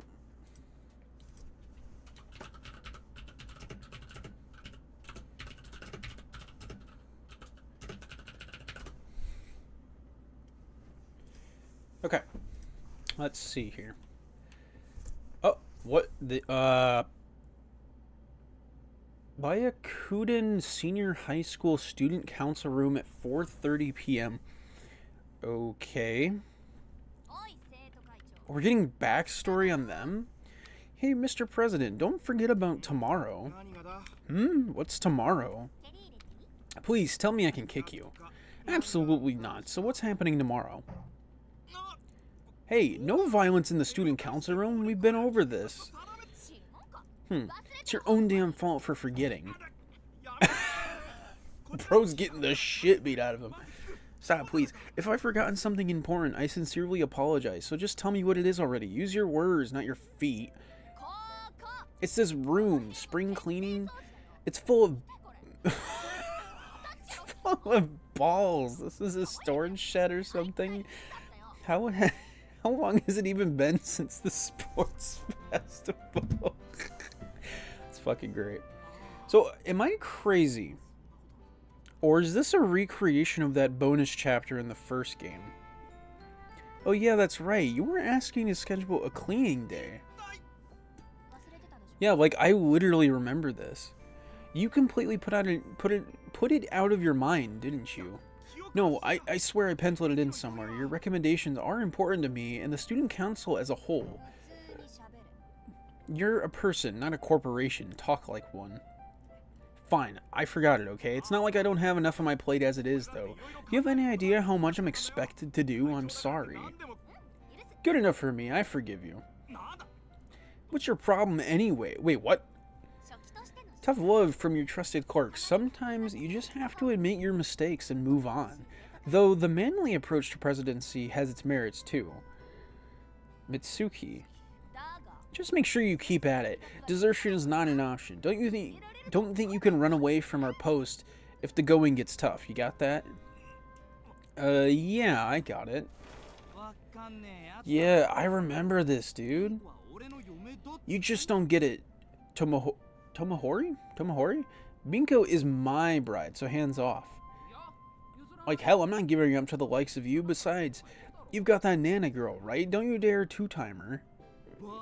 You're so clueless. It only really gets good once you've got at least 3 girls. Everybody knows that. Bro, who the fuck... Who is this dude? Sounds like... Somebody smack him upside the head. Sounds like you guys are having fun. Is that a game? Oh, Yamamoto, you want in on this? It's a game where you use a... I'm sorry, what? I'm sorry. It's a what kind of game? You could go out with 3 at once. What? I'm glad you're enjoying your little romp, but keep it to 1 girl, you lowlifes. No. Deserved. You two remember what tomorrow is, right? What's tomorrow? Oh boy. I had no idea if this was going on in the student council room that day. any of this was going on. I had other things on my mind, specifically a certain boy. Bayakuden, senior high school class 2-4 after school. So it's not recapping the thing from the first game all the way, it's only part of it. My name is Toko Kirisaki. I've been waffling for quite some time on whether or not to say anything, but finally I decided to bite the bullet and ask his best friend, Kurosaki. Oh, hell no, we got the music in here. Hey, quick question. Does Yuya have a girlfriend? No, I'm pretty sure he's single. Why? Well, I kind of might have my sights on him, I guess. Seriously? Well, that's great news. I'll definitely be rooting for you. Oh, but... well, he's not a particularly sociable individual. When you get right down to it, going out with him might not all be that fun for you. But I hear that despite his obvious popularity with the ladies, he's never once so much as touched anyone. Damn. Bro's a loner. Got the riz, but no game. Isn't that kind of a bad sign, though? No, quite the contrary. It gives him a nice, clean image. Okay. This was Kensuke Kurosaki, who'd known Yuya Kizumi, aka the boy I liked, pretty much all his life.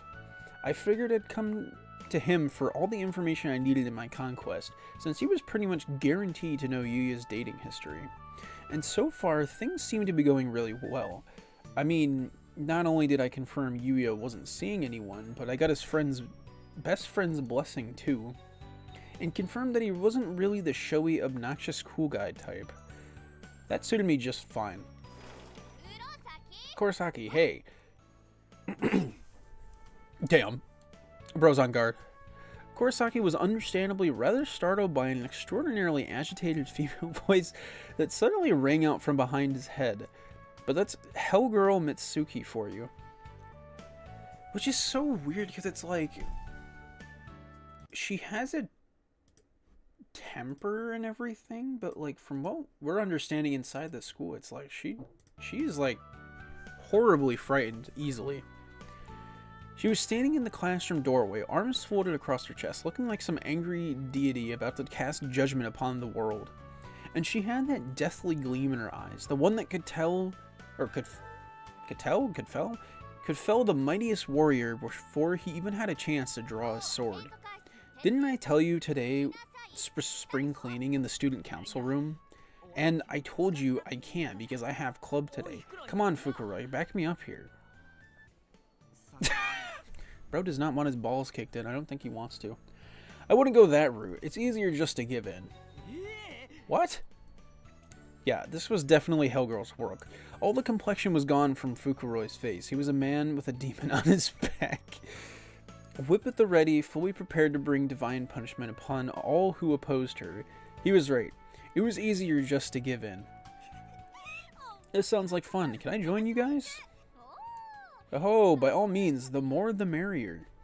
Mitsuki then grabbed the nape of Kurosaki's neck and began dragging him out the door in a decidedly painful-looking manner. He was like a teary-eyed chick caught in the talons of a bird of prey, struggling in vain as he was being carried off to meet his grisly end. You know, I'm not even in the student council. I mean, that's fine. You good. I just loved watching those boys interact with Hellgirl Mitsuki. I couldn't wait to see more. I didn't even care if I had to clean in order to do it. I was a volunteer after all, so I was pretty much off the hook here. I could follow them at my own pace, no dragging for me. And I'm assuming this is when they get the paper charm and then they all fuck up the ritual. As soon as we left the classroom though, we ran into Yuya. Or rather, I did, as in I literally ran into him. I wasn't watching where I was going and wound up slamming into him so hard that I fell over.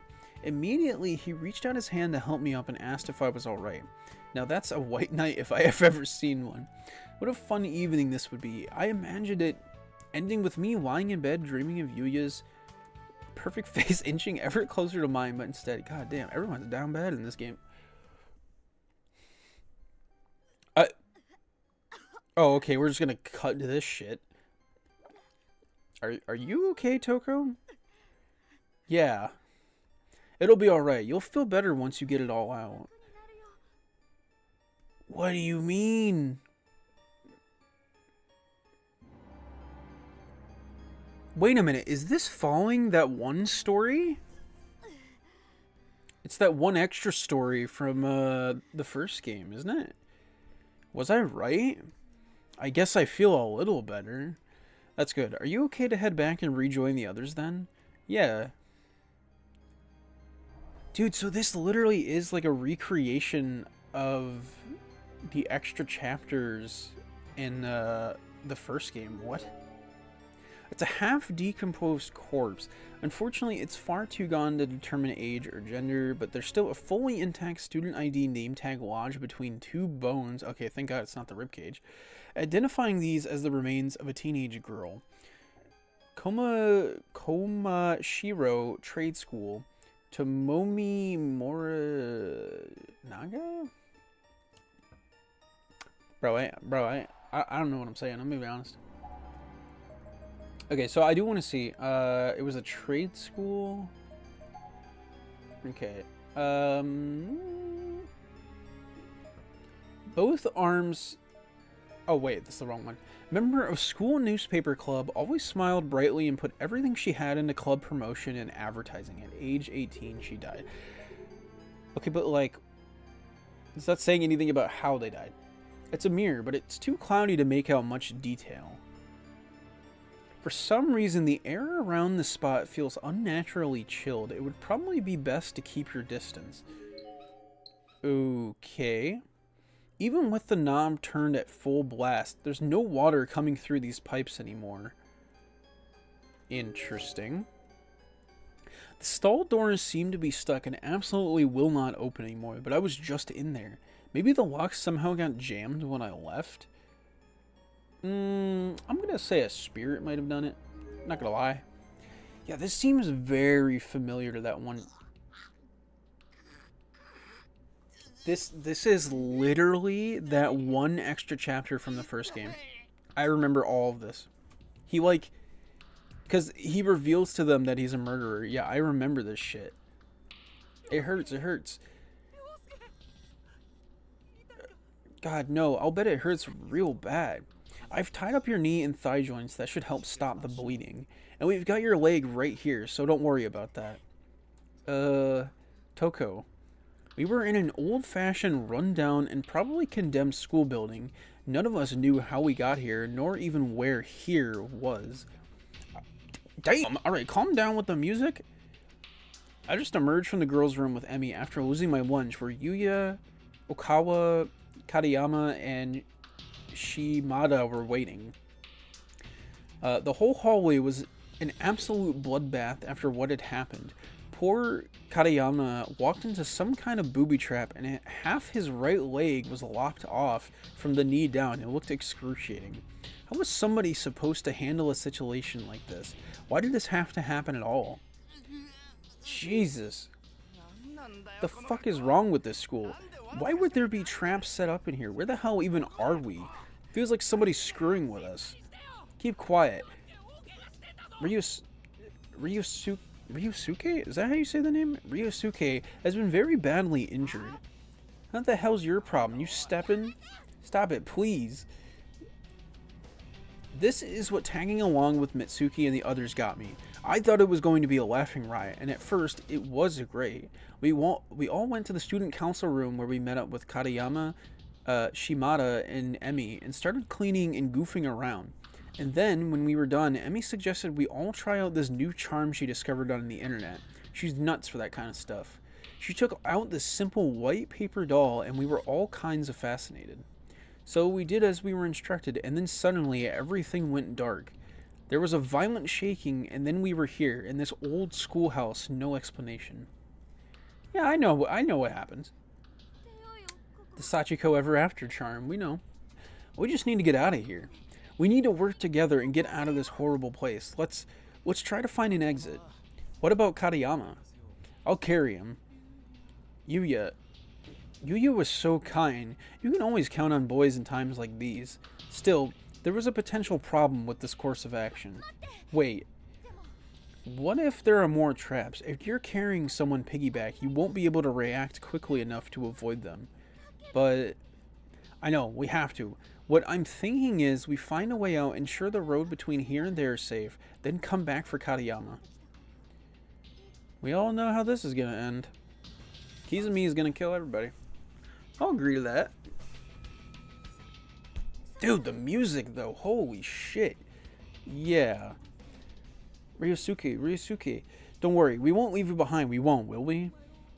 Okawa was in a state of absolute panic. He just kept muttering to himself at Katayama's side. The two of them had always been extremely close. It's only natural he'd be worried, though his concern kind of bordered on obsession. But, who's going to go? We could lose our own legs in the blink of an eye just walking around in here. You're the first one who said we should find an exit in the first place, so you go. Jesus. Shimada practically spit his answer at her. I hate people like him. Sure, he had a pretty face, and that's basically all he had, though. People like him pose as models in men's journals, but they're not good for much else. He got a lot of girls too, but I'm not one of them. I could never get past his awful attitude. It's such a huge turnoff for me when guys act that way. Not that I don't admire speaking with confidence and force. I try to do it myself whenever I can. But there's a difference between speaking forcefully and speaking in a way that belittles others. Shimada was basically just cold and uncaring. I'll go. I'm the one who suggested separating after all. Toko. I'll go too. Wait a minute. Didn't Kizumi stay in the first game? Yuya. What a difference, like night and day. Kind, thoughtful people like him don't make flippant remarks. They just man up and get stuff done. I was crushing on him harder than ever because now, not only did I think he was both cool and hot, I also gained a ton more respect for him. There's no need for everyone to go. One more person should be plenty. Any takers? Dead silence. No volunteers, huh? Everybody just looked at one another, then looked away as if they were ashamed of themselves. What do I do, Ryosuke? You'll be lonely here all by yourself, won't you? He was frantically shifting his gaze from one person to another. I'd never seen him so on edge before. Finally, the silence was broken by a loud, shrill male voice, definitely not whom I would have picked. Ah, God damn it, fine, I'll go, you stay here. Are you sure it's okay? Kirasaki said she'd go, and she's a girl, so I said, oh my God, excuse me. I said I'm going. You wait here, you good-for-nothing sack. You just get in the way anyway. Alright, I'll stay here with Ryosuke. Good luck. Come on, let's go. If we don't hurry, Katayama could be in real danger. Toka, be careful, okay? I will. Yeah, yeah. It's the exact same campaign again.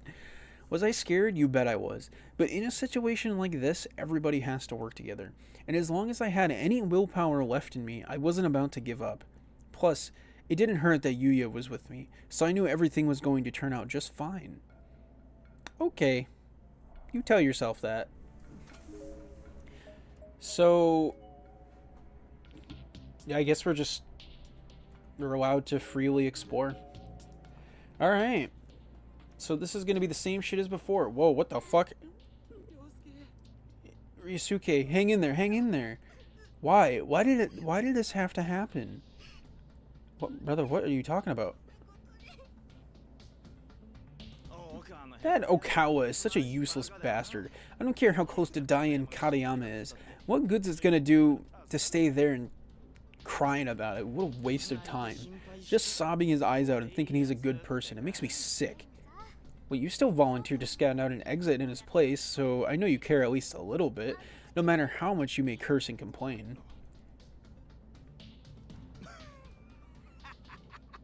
You're all nuts? What do you mean? I don't really like Shimada, I'm gonna be real. What was so funny about that? I thought I was paying him a compliment. Granted, it was largely just to shut him up, but still. Yuya didn't seem to think it was funny. Actually, he didn't seem to be paying any attention to anything either of us were saying. He just kept walking. Well, whatever. I picked up my pace a little so I'd be closer to Yuya and just kept walking myself, no sense dwelling on it. I mean, if you want to think of it that way. I guess it is. God, bro, the music. The soundtrack goes off. So let's see if there's a corpse or anything over here. I do wonder if it's the same composer for this game that did the first one. The boys' room is completely boarded up. It won't be possible to get inside. Okay, great. And I don't think there's anything else. I'm actually, hold on. How many name tags do we have left? Wait, 1, 2, 3, 4, 5, 6, 7, 8, 9? Okay, so 9 more name tags? I mean, I feel like we can get all that.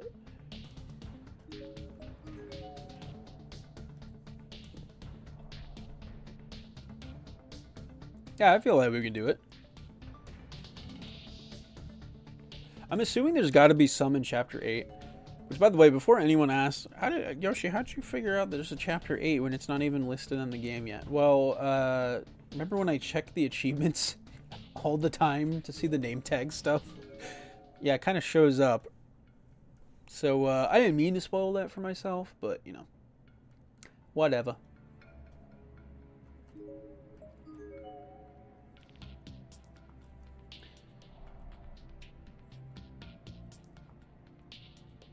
Okay, so... Damn, still nothing, though. I'm hoping that there won't be any, like, holes in the floor that causes us to not be able to cross certain gaps. That would make for a fucking pain in the ass.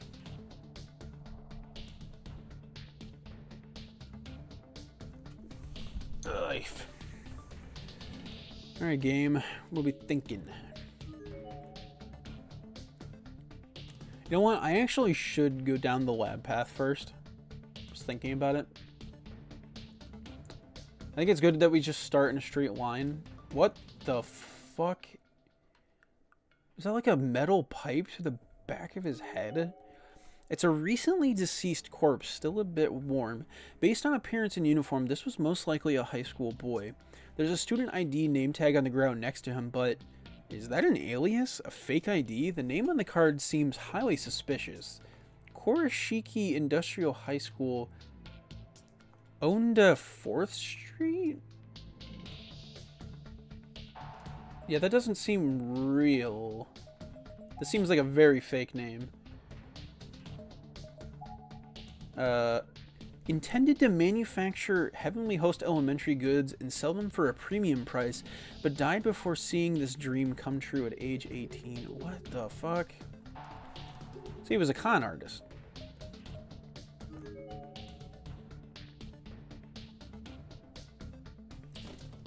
It's locked up tight. It looks like we'll have to try somewhere else. Okay, well, even then, you'd still look around over here. That leaves only 8 name tags left, so... Okay. Okay.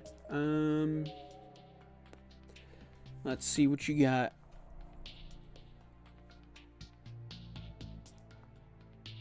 I am curious just because of like how short the chapter seems. I don't think there's going to be a lot to go through. Uh-oh. What the fuck? The word infirmary is written on the plate above the door. Somehow the room just felt like it would be deserted.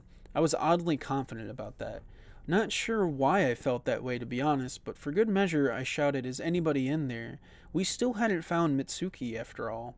I didn't hear a call back, though, so really, we had no business in this room whatsoever.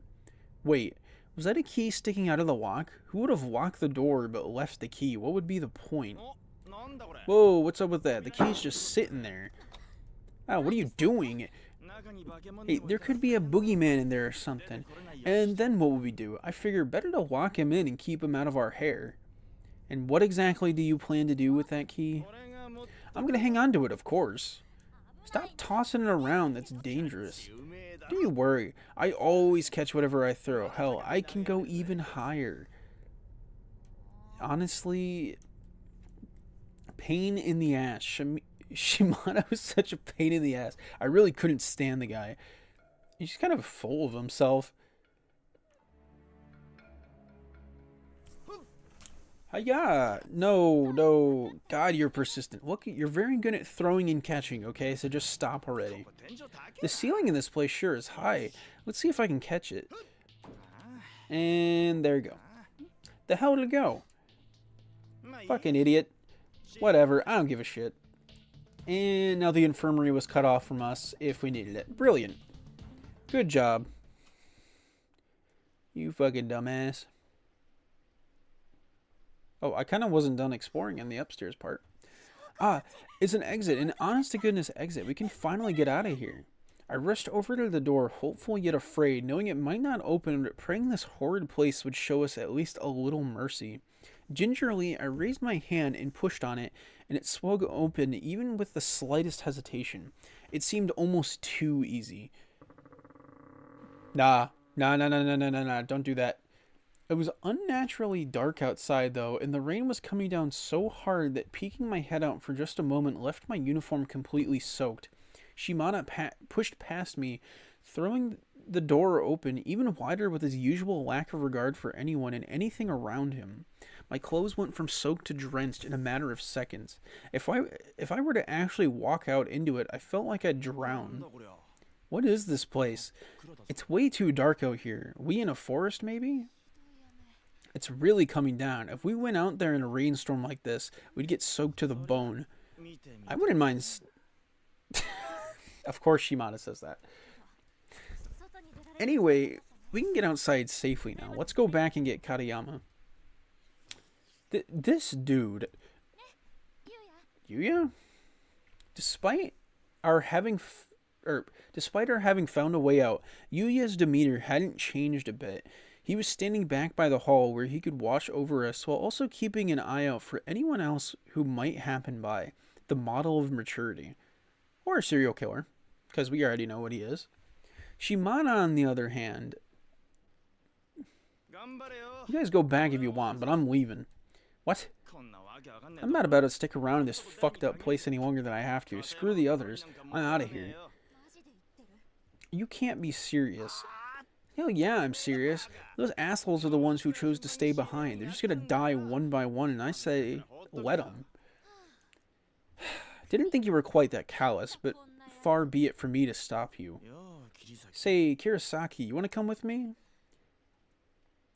The tone in his voice said it all. He'd hit the ultimate low. After abandoning his friends to save his own hide, he is now basically propositioning me.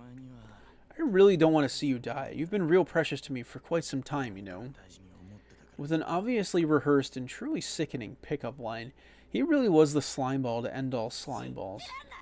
Unbelievable. What the hell is wrong with you? Get your eyes off me, you jackass.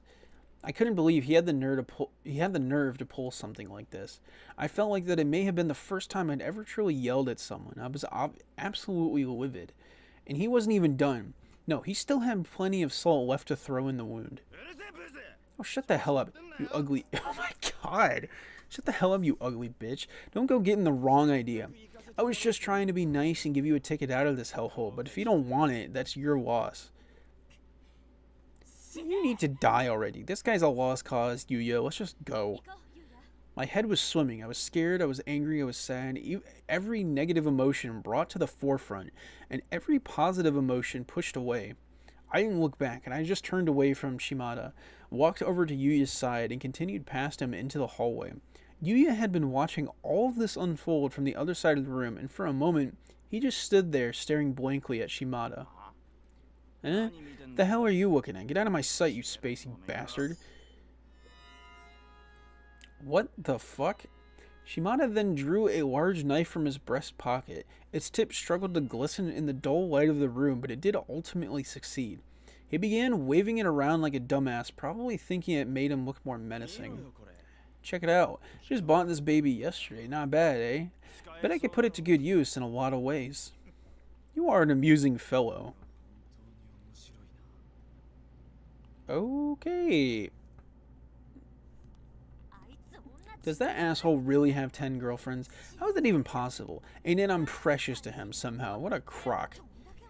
How low an opinion must he have of women in general? Pull crap like that. There's just no excuse.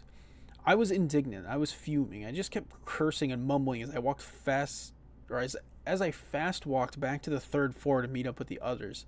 And all the while, Yuya was keeping pace with me, saying nothing at all. Always the model of maturity, always even-tempered. He really was like a rock. Or maybe he found my mutterings annoying and was just keeping quiet, so I'd do the same. I didn't like that possibility one bit, so I mentally slapped myself on the cheek, forced positivity in my voice, and tried to engage him in cheery banter.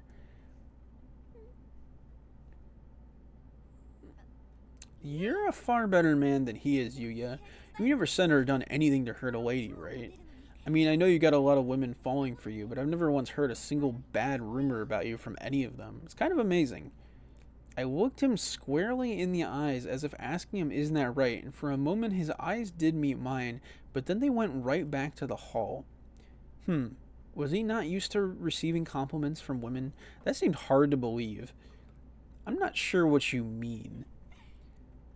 No. You know exactly. What a cute, innocent response. Yeah, and yet we know exactly what his intentions are. I must have come across as bipolar to him or something. One second I'd try to lighten the room with small talk or compliments, and then I'd start feeling scared of the school again, or angry at Shimada, or sad for Katayama. My mind just couldn't make up its mind what to feel. Toko, Emmy, isn't anyone there? Mitsuki. That was Mitsuki, wasn't it? It was coming from downstairs. Mitsuki's voice echoed up from below, but our friends were waiting for us above. For a moment, I wasn't sure which direction to go, but only for a moment. The fact is, our friends were very, very close, so close that it would be foolish not to tell them what was going on before chasing after Mitsuki. Come on, we need to go check in with Emmy and the others, then follow that voice downstairs. Yuya just nodded and began running up the stairs, and I was right behind him. I don't know if this is a good idea. Sorry it took so long. We found an exit. Come on, we have to get moving. I was out of breath, staring down at the ground and talking to what I assumed would be 3 very attentive friends, but then I looked up. They were all there, but there was no immediacy, no urgency on anyone's face. Emi and Okawa weren't even looking at me, nor at Yuya, but at Katayama. They were fixated on his face, and each bore a sad, hopeless, empty expression, and they certainly weren't about to get moving. There was a general heaviness in the air. Something was very wrong. I gently reached out my hand and touched Emi's shoulder. But what's going on? Toko, Katayama's getting weaker. He's not going to make it. Ryosuke, why won't you talk to me? Say something, please, Ryosuke. Emi's eyes were filled with tears. Okawa, too, was cradling Katayama's head and looked like he'd been crying this whole time. His eyes were bright red and his nose was running. Yuya, still saying nothing, just walked over to Katayama's side, bent down and began examining his wound. Yuya, we need to hurry. The 4 of us silently but unanimously agreed that our best course of action was to pick up Katayama and bring him out through the exit we discovered. And we had to be very, very quick about it, or he really would die. I could tell just by looking at him that this time was almost up. Kizumi, can you carry him? Yeah, I could use your help getting him up on my back, though. Ryosuke, hang in there, we'll save you. As this was all going on, I had that nagging feeling that I was forgetting something. Of course, Mitsuki. We had to go find her. We couldn't just leave her behind after all. Yeah, do you mind if I run downstairs and look for Mitsuki? If she wanders too far, she might...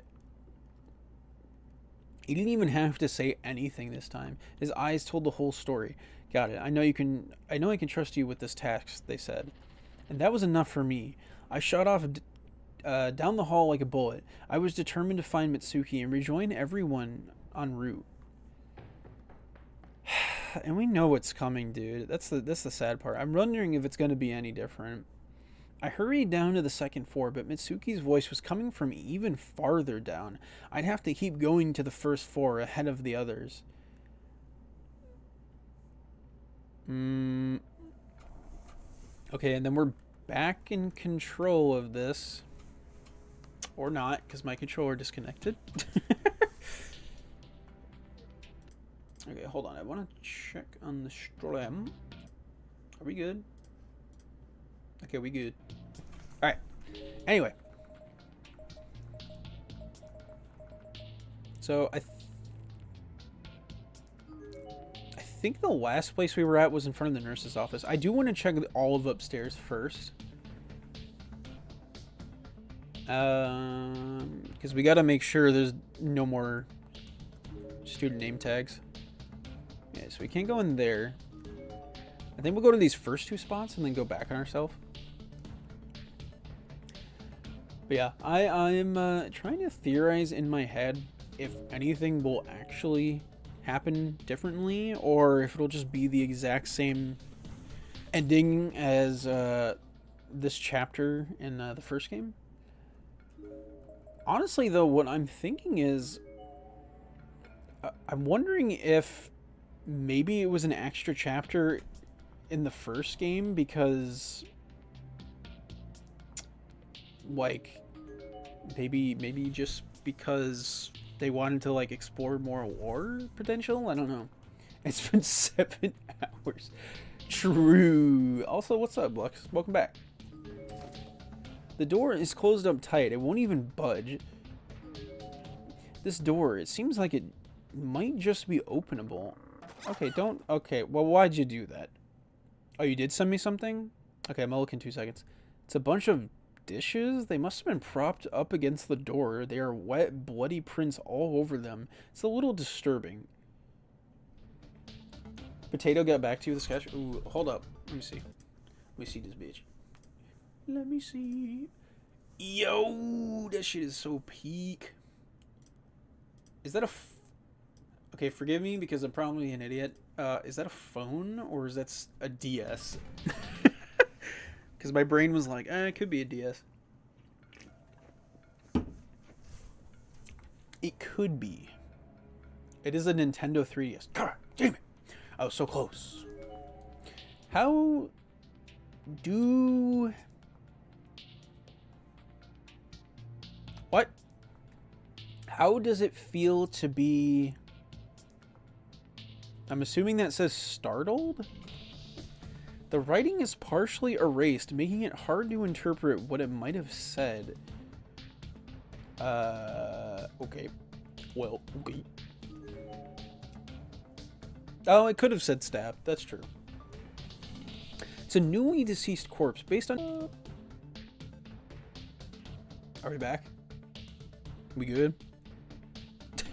Are we good? Are we back? I don't know what the fuck just happened. Stabbed, it's pretty clearly stabbed. Listen, Lux. You wanna come take over? Wanna come take over for me? I'm kidding though. Are we back though, for real? It seems like we're back. Based on appearance and dress, she seems to have been female. There's a student ID name tag at her feet. Karasuyama High School.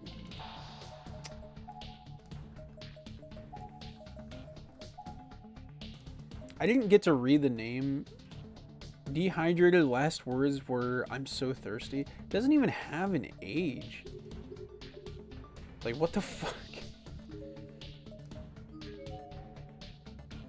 Yeah, that was weird. Ugh. There's a large hole in the floor here. It's much too big to jump over. Damn it. And I said that, like, I was hoping that wasn't gonna happen. So that means probably all the last corpses are gonna be inside of the final chapter. Pick up the phone. You said you wanted me to take over. No, I'm joking. I don't want you to actually take over. There's a large hole in the floor. Okay. I'm kidding. No. I'm joking. I'm joking. Don't do it. When I get you proper art looks, then you can. Alright. Then I'll let you join. What the wait, wasn't I just on the staircase? How did a corpse just show up behind me? Wasn't I just standing there? There's a thoroughly decomposed corpse here. The name on its name tag sounds male, but it's a little hard to tell. Matsukaze Prefectural High School. Motohiro Suzuki? Okay, Prefectural High School. Okay, Prefectural...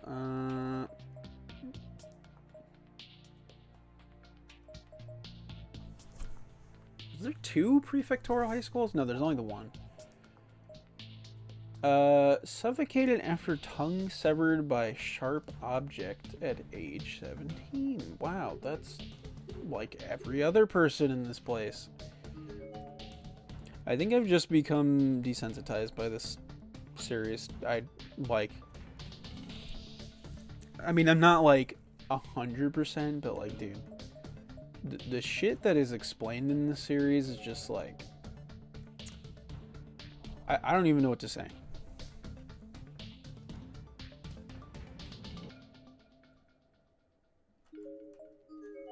So many paths to examine. Okay, I am gonna save here because I feel like at some point we're gonna accidentally run into her and we need to check all the rooms. Are you in chapter 6 or 7? We're in 7. It's a very, very short chapter. Excuse me. I actually ended up realizing that chapter 7 is literally a retelling of the extra chapters from the first game. So this is literally just the exact same chapter from the first game, except it has some differences. One way or another, we're going to make it out of the school, all of us together. Sure. Sure. I doubt. No. If I've got this plap, if I got this plap, what the fuck did I just say? If I've got this place mapped out right in my head, I'll just be getting farther and farther from where we heard her voice this way. I should go back. No. Right, stop. Bro, I mixed the word place and map together, and in my head I was like, oh yeah, plap. And I was like, wait, that's not at all what it just said. It's a thoroughly decomposed corpse. Wow, how many times can they be so decomposed? Having gone completely skeletal, it's virtually impossible to determine age or gender. Why am I dying? Fortunately, the deceased name tag seems to have survived and identifies him as a male student from a trade school. Komo Shiro Trade School. Toro Takahashi? Okay, so it's a trade school.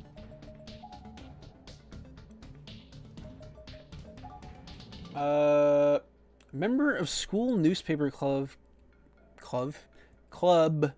came to Heavenly Host to investigate, always seemed to be in a big hurry, and died at age 18. Oh my god.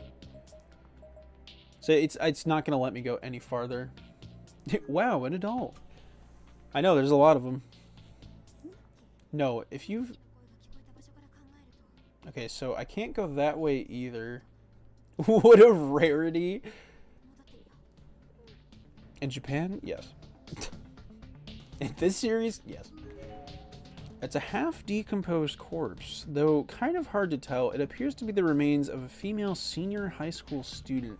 She still seems to be loosely gripping her student ID name tag in one of her hands. Kurashiki Industrial High School, Leone Omura? Mora? Kurashiki Industrial High School? Okay, so Industrial High School. So we are almost done with all the collectibles of the game.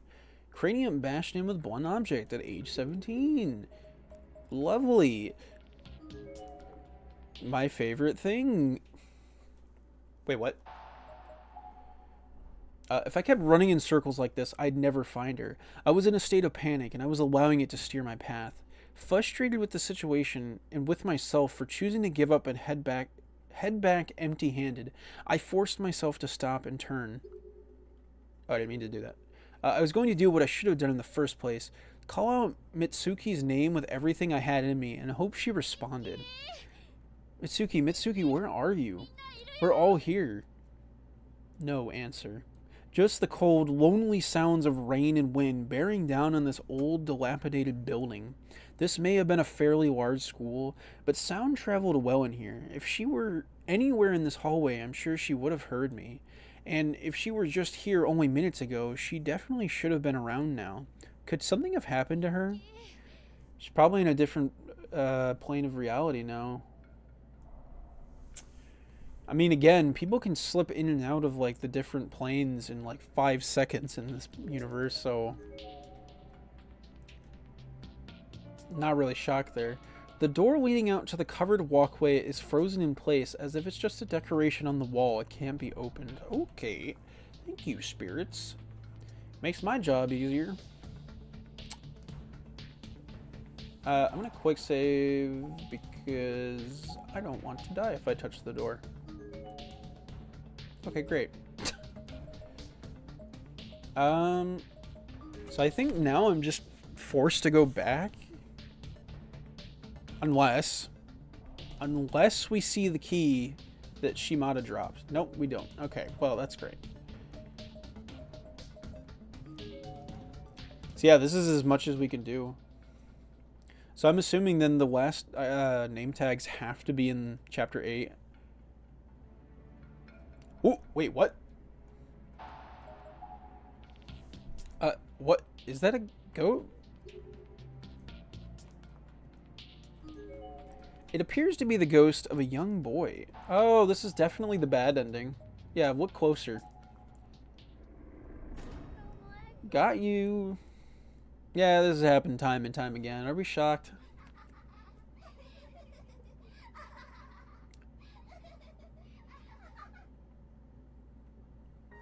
Oh, okay. That was like the least descriptive ending. What? Nothing even happened. What?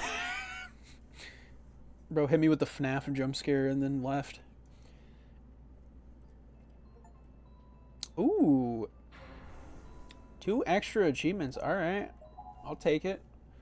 I don't... Okay. Yeah, I guess so that means we're like literally about to end the chapter already. It's that short. Step away. God, what now? With the ghost sitting right at the foot of the stairs, how was I supposed to get back up to the 3rd floor? I don't know. What am I supposed to do? Wait, I literally can't get past the fucking child ghost.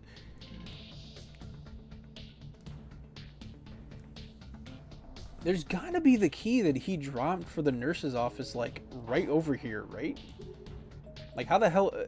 how?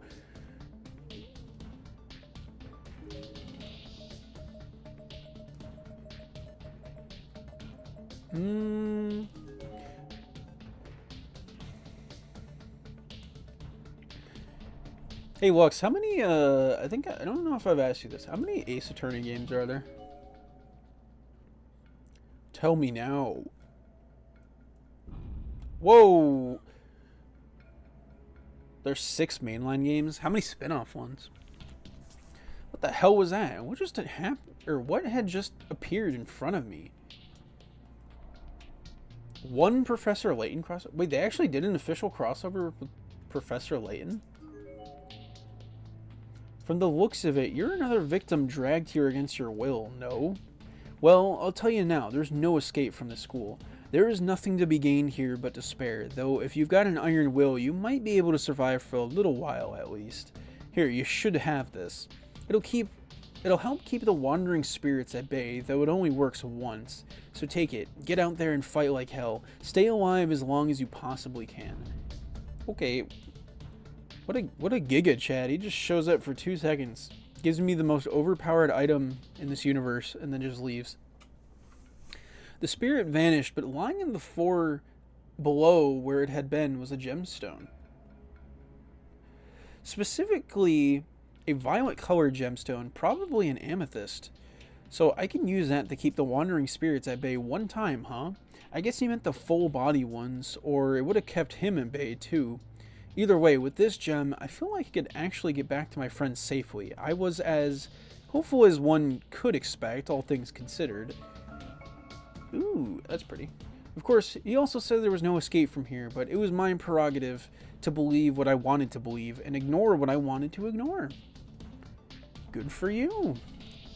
By the way, Zion, welcome back. While you're here, is this not just a straight up retelling of the bonus chapter from the first game? Or am I crazy? Because I swear to God, it's beat for beat the exact same thing.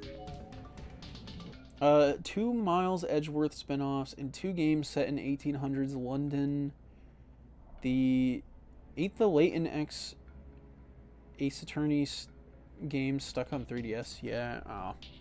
Yeah, well, I'll figure out a way. I'll, emulate them. I mean, what? Nintendo, you didn't hear nothing. What are you talking about? I'm not doing nothing. Try to sneak past? Brother. I've actually never done the bonus chapters. Okay, well, I'm just going to say this. Having played that when we did the first game on stream, it is beat for beat the exact same fucking thing, just in this game's, like, you know, style. It's the exact same thing. Use the amethyst. You know what? I'm gonna quick save for that. I held the amethyst in front of me and approached the spirit. Bye-bye, little bitch. And incredibly, it actually worked. Both the ghost and the gem faded and disappeared. The stairwell was now free to be traversed. I'm honestly assuming why they put those chapters that are literally beat for beat from this one in the first game were probably for people who hadn't played the second one and didn't want to.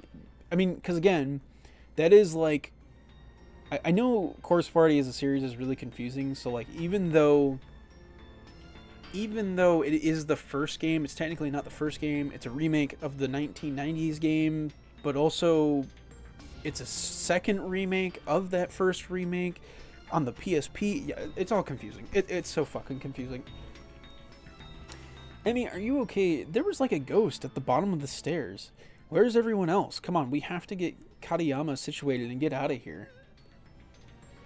Emmy's face was absolutely erect with tears, and she was shaking her head violently. She wanted to tell me something, but the words just weren't coming. I had a really bad feeling about this. I ran past her to the bathrooms, to where Katayama was being lifted into Yuya's shoulders when I left. Alright, well, because I have played the bonus chapters, I'm just going to say this right now. This is probably one of the most disgusting things in this entire series. And I haven't even played the whole series, but I'm just forewarning because this shit disgusted the fuck out of me the first time I saw this. Why? Katayama was back on the floor right where we'd set him down when this whole ordeal began. Why wasn't he on Yuya's shoulders? What was going on? I had an inkling, but I didn't want to believe it, so I pushed it out of my mind. Yuya, what are you still doing here? We need to get Katayama ready to go. He didn't make it. What? Right after you left, he let out a huge scream, and then he just went limp. No. I didn't know what else to say. A person had just died, and not some stranger, but a person I knew, a friend. It was the strangest feeling. I kept looking at him and thinking, is he really dead? Is this really what a person looks like when he dies? Seeing him like that drained every last bit of energy I had in me. I fell to my knees, thoroughly defeated. Bro, I can't even imagine. Like, imagine watching somebody you know die right in front of you. I don't even know how I'd react, to be honest. Okawa says he isn't moving from Katayama's side. So what are we supposed to do now? Emmy and I couldn't stay near the body. We'd gone down to the second floor. We picked a corner and just stood there, trying to recompose ourselves. Yuya elected to stay with Okawa on the third floor, I guess to try and break him from his shock and help put some distance between him and Katayama. None of this felt real, or maybe I just didn't want it to be real. It was a nightmare. It had to be. I'd just sit up in my bed and it would be all over. Why did this have to happen? I'm not waking up. I don't get it. I'm not waking up. I keep dreaming, or I keep trying to tell myself that this is all just a dream, but... Toko? My energy was waning again. I sank to the ground, landing on my knees. Emmy followed my lead and put an arm around me for comfort. A friend had just died. He just died. God, why? Uh-oh. I know what's coming. I know what's coming, dude. Emmy and I looked at each other. We both heard them. Footsteps coming down the hall. It was too dark to make out who it was, but the gait was decidedly male. The two of us slowly and quietly rose to our feet, hid around the corner, and peeked out, both terrified and curious as to whom or what we might see.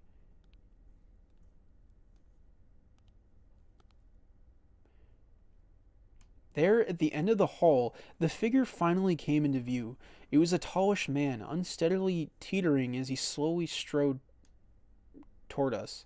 It was Shimada, drenched from head to toe. Ah, Shima. Duh? Emmy shot forward, intending to run toward him, but I grabbed her arm and held her back without even thinking about it. She turned and looked at me with a puzzled expression. I can't handle him. What? Don't tell me he did something to you. No. Thank goodness. At times like these especially, we really need to keep each other in the loop about everything that happens. She looked back at me again as she said this, staring right into my eyes in an almost disciplinary manner. It was the perfect guilt stare. I couldn't help but succumb to it, feeling bad for not having filled her in about the Shimada incident. Yeah,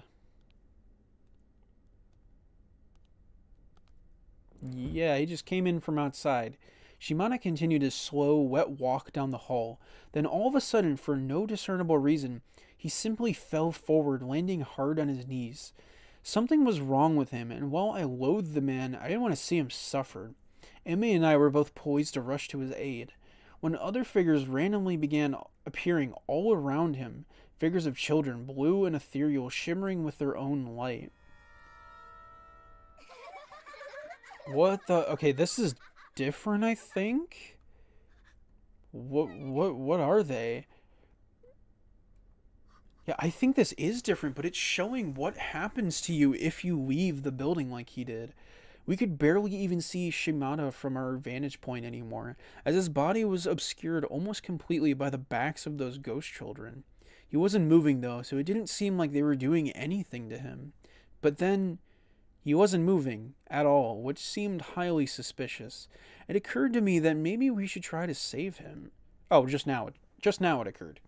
I inched forward. He was still in exactly the same position he had been when he fell to his knees. He literally hadn't moved at all. Was he unconscious? Emmy and I looked at one another and nodded. It was a silent signal to move forward and do whatever we could to help. Oh! This is different. The children vanished as we approached, revealing a horrific sight. Shimada's stomach had been flayed wide open. He was dead. The knife he'd flaunted earlier was jutting from the wound. It was an almost ceremonial death, like that of a samurai who'd thrown himself on his sword.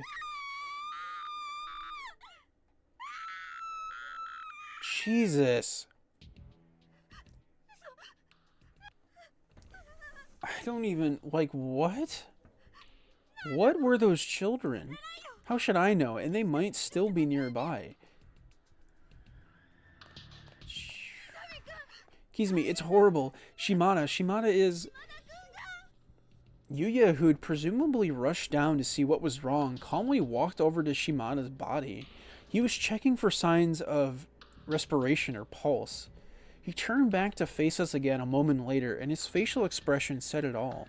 Shimada really was dead. I was beginning to lose it. I just couldn't take any more of this. My friends and acquaintances were dying, one by one. I guess I should say had died, but it didn't seem like it was over, not by a long shot. This is bad. There's something in here with us, something that's trying to kill us. Hell, it was doing more than trying. It had already succeeded twice over.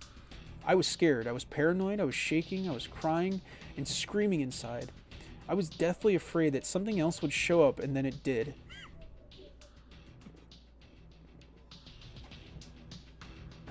Oh my god, Sachiko. It was a little girl in a red dress standing between us and the third floor staircase. I couldn't make out the expression on her face through her bangs, but I could literally feel the hatred in her eyes as she still... What the fuck? She stared into our souls. Then she turned around and slid up the staircase into the third floor hallway. What? Emmy was turned the other way, so she hadn't seen the girl at all. She eventually followed our gazes, but by that time, the girl was gone. She looked confused. That particular apparition looked a lot different from the other ghost I'd seen, but there was still no doubt in my mind she was definitely a ghost. What do we do about Okawa?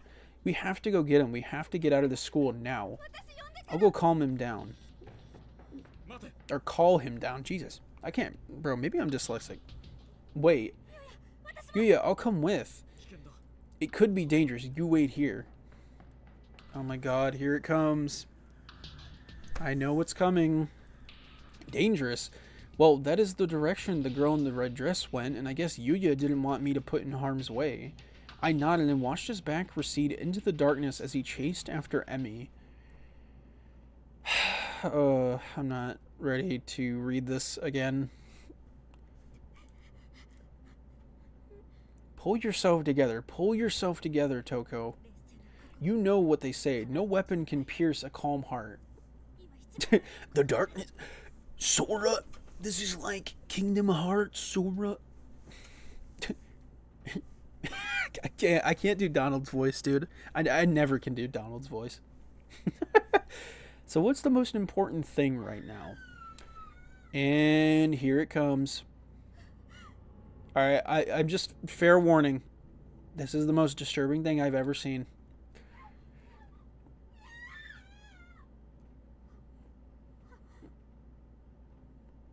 What was going on? Why was Emmy screaming? I could hear her voice, or I could hear voices now. Emmy and Okawa were having a heated argument. Cool? That's not cool. Alright, yeah, go to the bathroom. Go to the bathroom, dude. Avoid this. That's not possible. We have to leave him and run. We'll get caught if we don't. No, we just can't leave him behind. We have to. We have to take him to a hospital. But he's dead. No, he's not. He's dead. He's not. He can't be. Leave him and run? We'll get caught? That ghost girl must have been pursuing them. This is bad. I have to go help them. No, you shouldn't have done that. You should not have done that.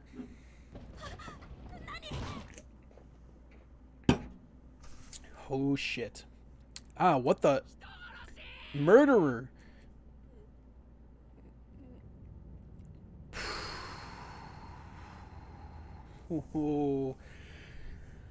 Oh boy. Kaneyama's body was sprawled unceremoniously on the landing halfway up to the third floor, along with Okawa. At the top of the stairs stood Emmy, and in front of her Yuya, with an imposing scowl on his face. I didn't understand any of this. What had just happened? Emmy let out another scream and came running toward me down the stairs. Okawa then seemed as if he'd fallen and broken his arm. He was lopsidedly crawling toward me. It was almost as if he were trying to distance himself from Yuya. Murderer, murderer. I ran to the base of the stairs to meet up with Emmy. I needed some sort of context here.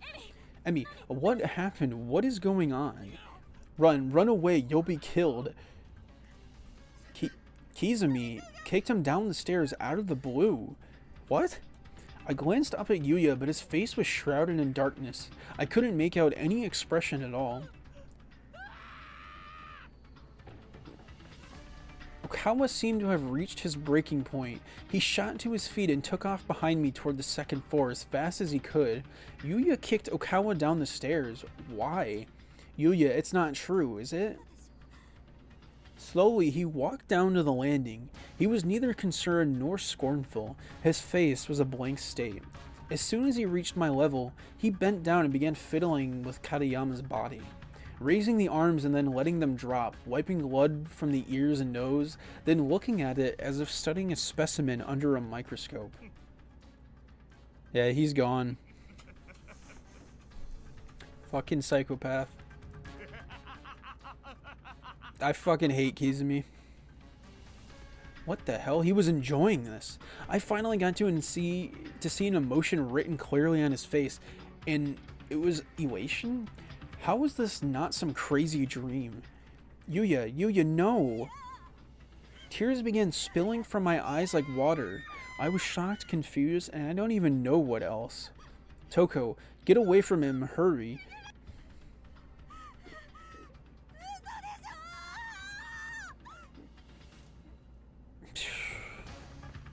Dude, I don't even...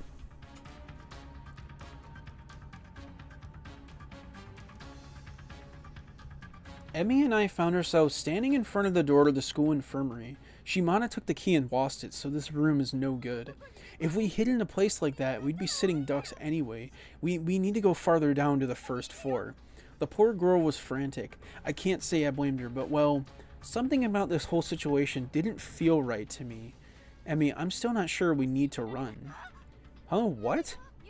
I just don't believe Yuya, kind, sweet Yuya, would be capable of something like that. But he really did kick him down the stairs. It happened. He kicked Okawa? How can that possibly be true? Fine, do what you want then. I don't care anymore. With that, Emmy pushed me out of the way and ran past me toward the stairwell leading to the first floor. Emmy, I have nothing more to say to you. You wouldn't believe me anyway since you're so convinced I'm lying. And off she went. I was now separated from every one of my friends, but was I really in danger? I mean, I was, but from Yuya? That just didn't seem right. Or more likely, I didn't want it to be. I wanted to believe that this was all a misunderstanding. My legs were shaking and my head was swimming. I just stood there, unsure of where to go, or what I should do. And then there he was, right behind me. And in his hands was Shimada's huge knife, the one that was last seen jutting from Shimada's stomach, and it was still dripping with blood. Here we go. This definitely made matters more complicated. How could I doubt Yuya's guilt when he was holding something like that? Why did he even have it? How could he possibly bring himself to pull a knife from his friend's lifeless corpse? But I wasn't going to run. I turned around and braced myself. I opened my mouth, intent on discussing this rationally. If I ran away now, I felt like it would all be over. There would be nothing left to save, no one left to trust. But what can I possibly say to him? Why did you do it? Are you alright? Dude, I don't feel like either one is a good choice. Are you alright? My body was still visibly shuddering, and I doubted I'd have much of a voice if I tried talking. But I just wanted this all to be a horrible mistake so badly. I knew I had to say something. I knew I had to get through to him. Maybe he was just freaking out in his own way. This whole experience had been taxing for all of us, and Yuya is only human. He must have been terrified. And maybe I could help get him through it. Get him to talk about what's bothering him and feel a little better. It was worth a shot at least. Yuya, are you alright? Kirasaki, do you know where... He actually responded normally. Do you know where Urabe and Okawa are? Huh? Why?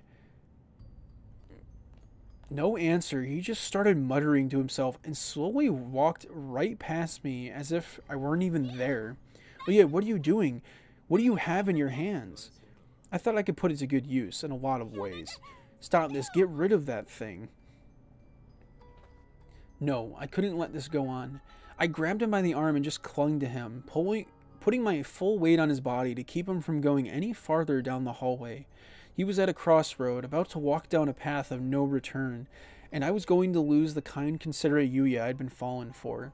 Unfortunately, the only tools I had at my disposal for stopping him were my feelings, and those just weren't going to be enough. And that just happened. I was so straddled that it took me a moment before I'd even figured out what happened. It's the same in here, you know.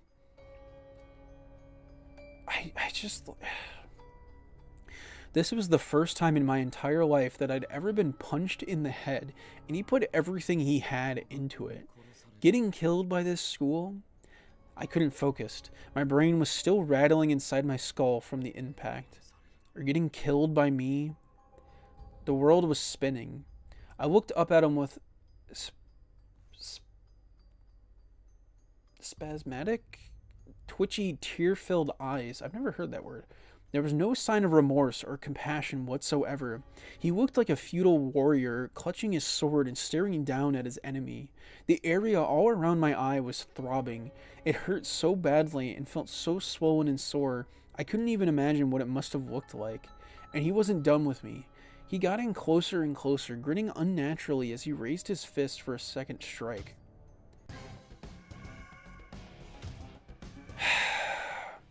Let's test this out on you, shall we? You can be the first.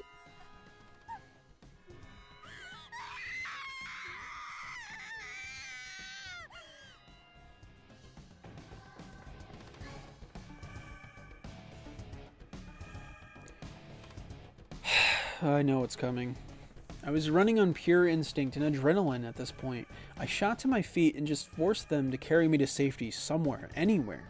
He was going to kill me. He was really going to kill me. God.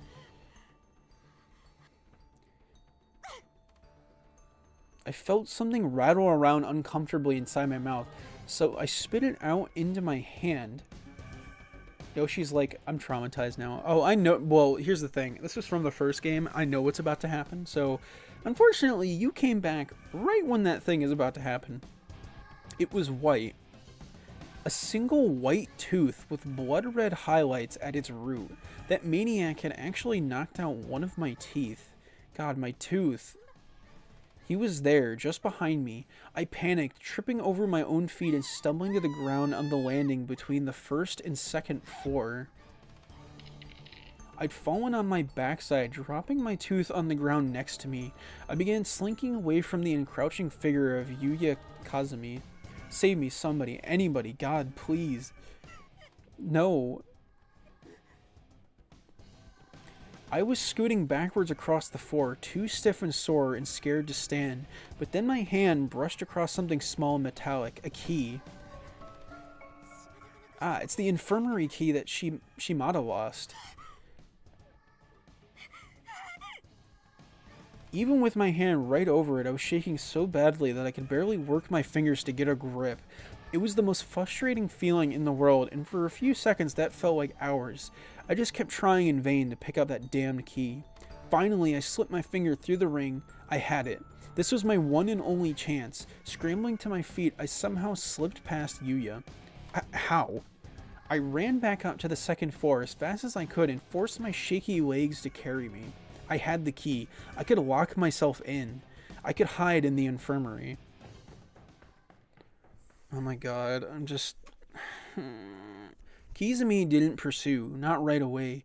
He just stood there staring at the tooth that I dropped on the ground. Here it comes. Staring intently as if trying to make out what he was seeing. Her tooth. Heh. They actually... Why?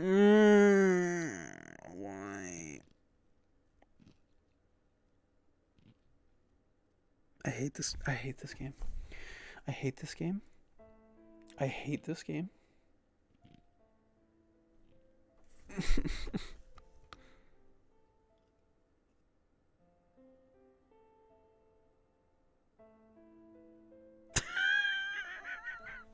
You don't gotta play it, damn. No, I can't deal with this again. Stop with the sounds.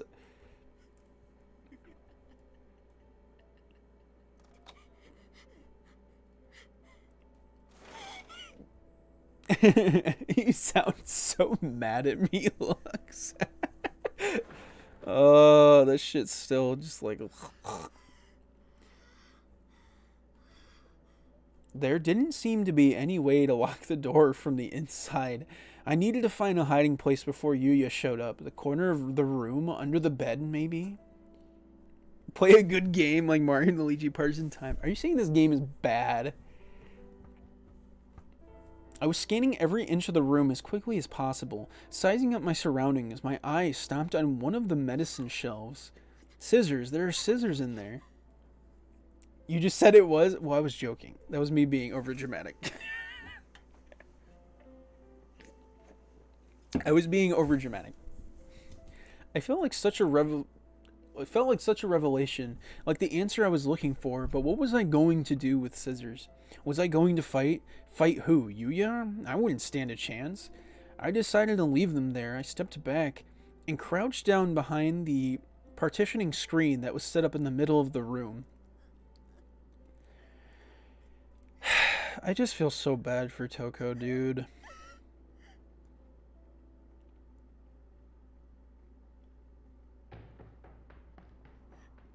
Wait a minute. Wait. This was not in the original game. They like cut off the chapter right there. They did not go show where they ran off to. There's a ghost girl in a red dress coming. Urabe had run back to the bathrooms on the third floor to warn Okawa about the imminent threat that was approaching. Unsurprisingly, he was still crouched on the ground, cradling Katayama's lifeless head in his arms, and he was still stubbornly insistent that if he were to leave that spot, he'd have to carry Katayama with him. That's not possible. We have to leave him and run. We'll get caught if we don't. No, we can't just leave him behind. We have to. We have to take him to a hospital. But he's dead. No, he's not. Wait a minute. This is from before. What a stubborn, foolish man. I'd had enough. I decided I'd rip Katayama's body from Okawa's arms and kick it down the stairs. Who did it? It made one hell of a thud when it hit the landing, but he was already dead. So what did it matter? As long as it helped get Okawa moving, I didn't care. See, look, he's dead, so get your ass off of that floor and run. Open your eyes, Katayama. Katayama is dead. We have to get out of here now. Kizumi. Urabe was looking at me, then at Katayama's body, then back at me, as if she couldn't make up her mind which was more interesting. But why was she looking at me? Did I have something on my face? Okawa, on the other hand, was focused squarely on Katayama. He was trembling all over, but I thought he finally understood. Then he turned toward me. And this is when Yuya shows up. Yelled like a madman and ran down the stairs towards his friend's body. He wasn't exactly in the right mind, however, so those last few steps didn't quite go as planned. He tripped and fell quite hard next to Katayama.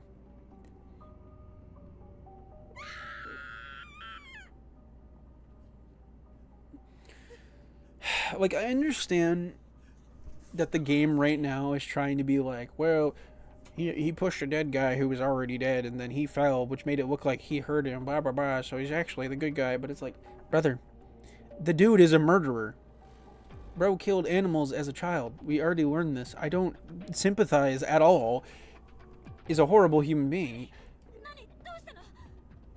So we know what happens now. Murderer? Who, me? I wasn't the one who killed Katayama. Run away, you'll be killed. I see. And here, getting killed by the school and getting killed by me are one and the same. We're all going to die here either way, after all. And that just, like, pushes him to do it. But it's like, he was already fucked in the head, so I don't, like, I don't sympathize with him. It's the same thing I said in the first game. Oh! Wait, an actual outro? The game is done. You can turn it off. No, there's still chapter 8. What is this fucking Disney music? What is this?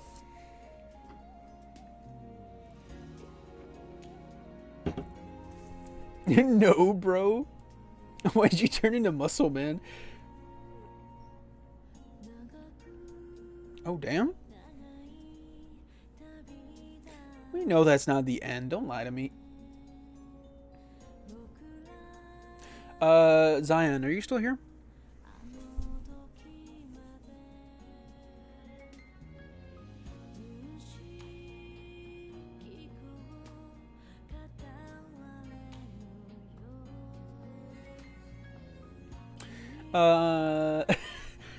So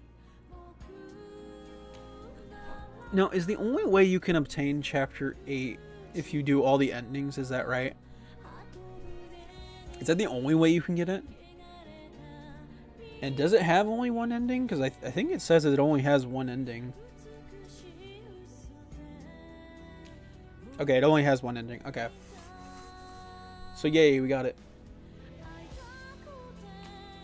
This song is wild. I was not expecting, like, I was expecting, like, metal or like, rock or something, like, heavy metal, but this is not what I was expecting.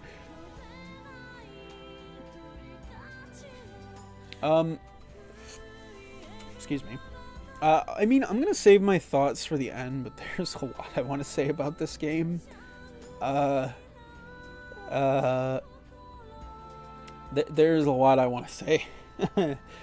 But we still have the end of the game, and then we have all the extras, so we are almost done. But I will say up until this point, very strange. 5BP. I mean, PB. Lux, are you actually concerned for my health? Prologue Blood Drive chapter. Wait, what? Wait, so this literally leads into Blood Drive?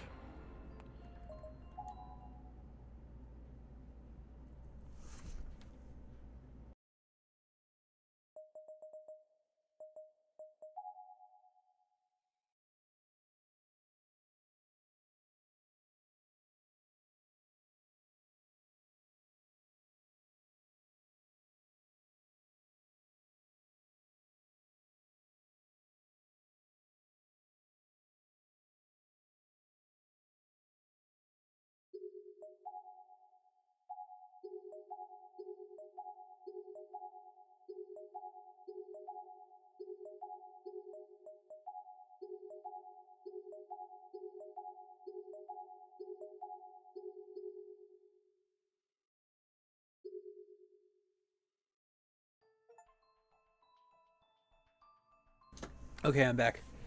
I'm gonna be... I actually have to go for a second because I'm actually being called to go do something.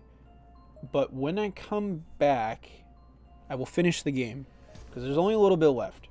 I'm not mad at you. This game's just kind of yucky. I mean, you know what's kind of funny? When people talk negatively about the sequel compared to the first one, that's kind of what a lot of the criticism is. So, like, it's not just you.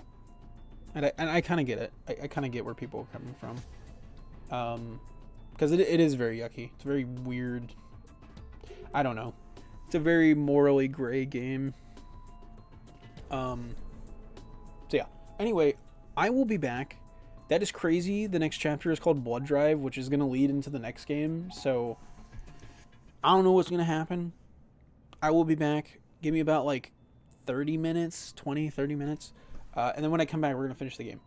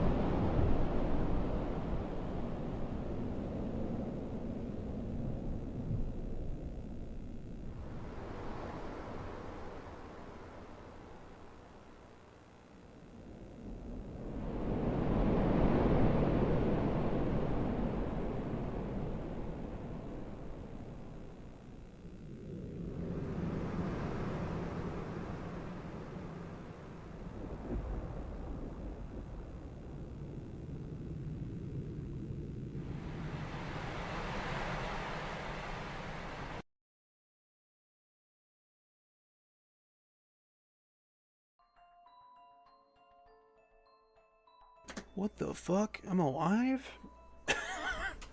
Okay. Dude. I'm back. For the final time. I'm not leaving anymore. Alright? I'm sitting down. I'm finishing this bitch. How are there 10 more achievements? How are there 10 more Steam achievements, bro? What, huh? Alright, fair enough. It's all the name tag shit. Okay, well, anyway. Let's finish this bitch. I'm excited. I'm really curious. Considering the game, or the chapter, has the same name as the third game, I am really curious what's going to happen here. One final time. Let's go. Blood Drive. Chapter 8. Book of Shadows Prologue. Blood Drive.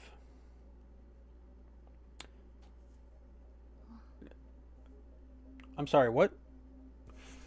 Is everyone still here, by the way? Lux, you still dying? I don't blame you. Okay. Wait, now wait. Wait a minute. I just realized Naomi.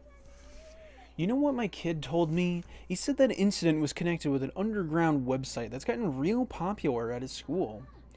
Oh, I think I heard about that on the news a while back. Profiles being used for bullying and to find dates. Is this kind of stuff still going on? Well, the news has stopped covering it, but it's still happening from what I hear. I wonder if my kid goes on any websites like that. Maybe I should talk to him about it. I mean, I would do that if there's a cult-like website going around. It was late afternoon, right around the time students were returning home from school, and here I was again. Standing right in front of the intercom at the door to Seiko's house. Oh, hey, you're still streaming going late today? I mean, we're on the final chapter. We're starting the final chapter. We're finishing this bitch right now. So, this is it. The home stretch. But yeah, long one today. Very, very long one today. Standing right in front of the intercom at the door to Seiko's house. I'd been here for over an hour now, standing, staring, wondering whether to push that button. Is she alive? I must have looked really suspicious, especially since I'd been here yesterday and the day before too, and each time I wound up just going home. But today would be different. That's what I told myself. Today I actually pushed that intercom button. I was ready to face my demons. Okay. Oh no. No. No. Wait, okay. Please, no. Please, no. Please say that's not what I think it is. Okay, so for people who don't know, Seiko and Naomi were two good friends that got to be confirmed that they, liked each other, right? In the first game, they were killed. Seiko was killed in the first chapter of the first game. This game, with the whole alternate reality shit, she got killed again, but in a different way. So the whole opening of this game is Naomi dealing with the fact that even though she made it out safe from the first game, like they, the group of the students actually made it out of the school finally and were safe. Everybody who was killed, all their family members, friends, whoever, there was no documentation of them ever existing again. It's like they just straight up vanished. And Naomi here, still being in love with her, still has like a lot of guilt and just everything that nobody believes her that Seiko is a real person. So what I'm thinking is right now she's gonna go to her siblings and tell them about Seiko's passing, but if Seiko doesn't exist, this could be something completely different. Hey, you two can't just run off like that. That was you, Seiko's younger brother. Alright, why not? Make sure you've got your shoes on tight. There we go. Hey, straighten that hat. Very good. I think we're ready now. Take my hands, please. Now you think you two can behave at the market? Kai, Aya? You bet. That's what I like to hear. I made sure I hid out of sight while they were leaving the house. You and those other two kids were definitely Seiko's younger siblings. They were the reason I'd come. They were the ones I wanted to see. Why? I had no idea what I'd say to them, but I knew for sure that Seiko existed, so I had to say something. Yeah. So even though Seiko is not remembered, her brother and all her other siblings are still there. That's so fucked. Maybe I'd show them this cell phone picture and tell them, hey, this is your sister, and ask if they remembered anything about her. It would be okay. I just needed to explain myself. They'd understand. They had to. I'd made up my mind. Now was the perfect chance. I stepped out from my hiding place. Hey.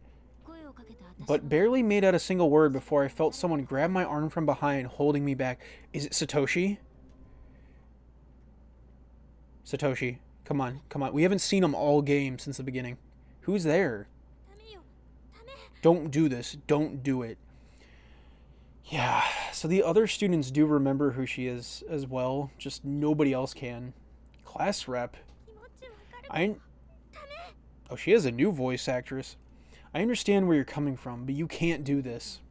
Our class rep, Shinozaki, was shaking her head at me. She was determined to stop me from confronting Seiko's family. My vision was starting to blur. What do you plan to say to them? You know how it's going to turn out.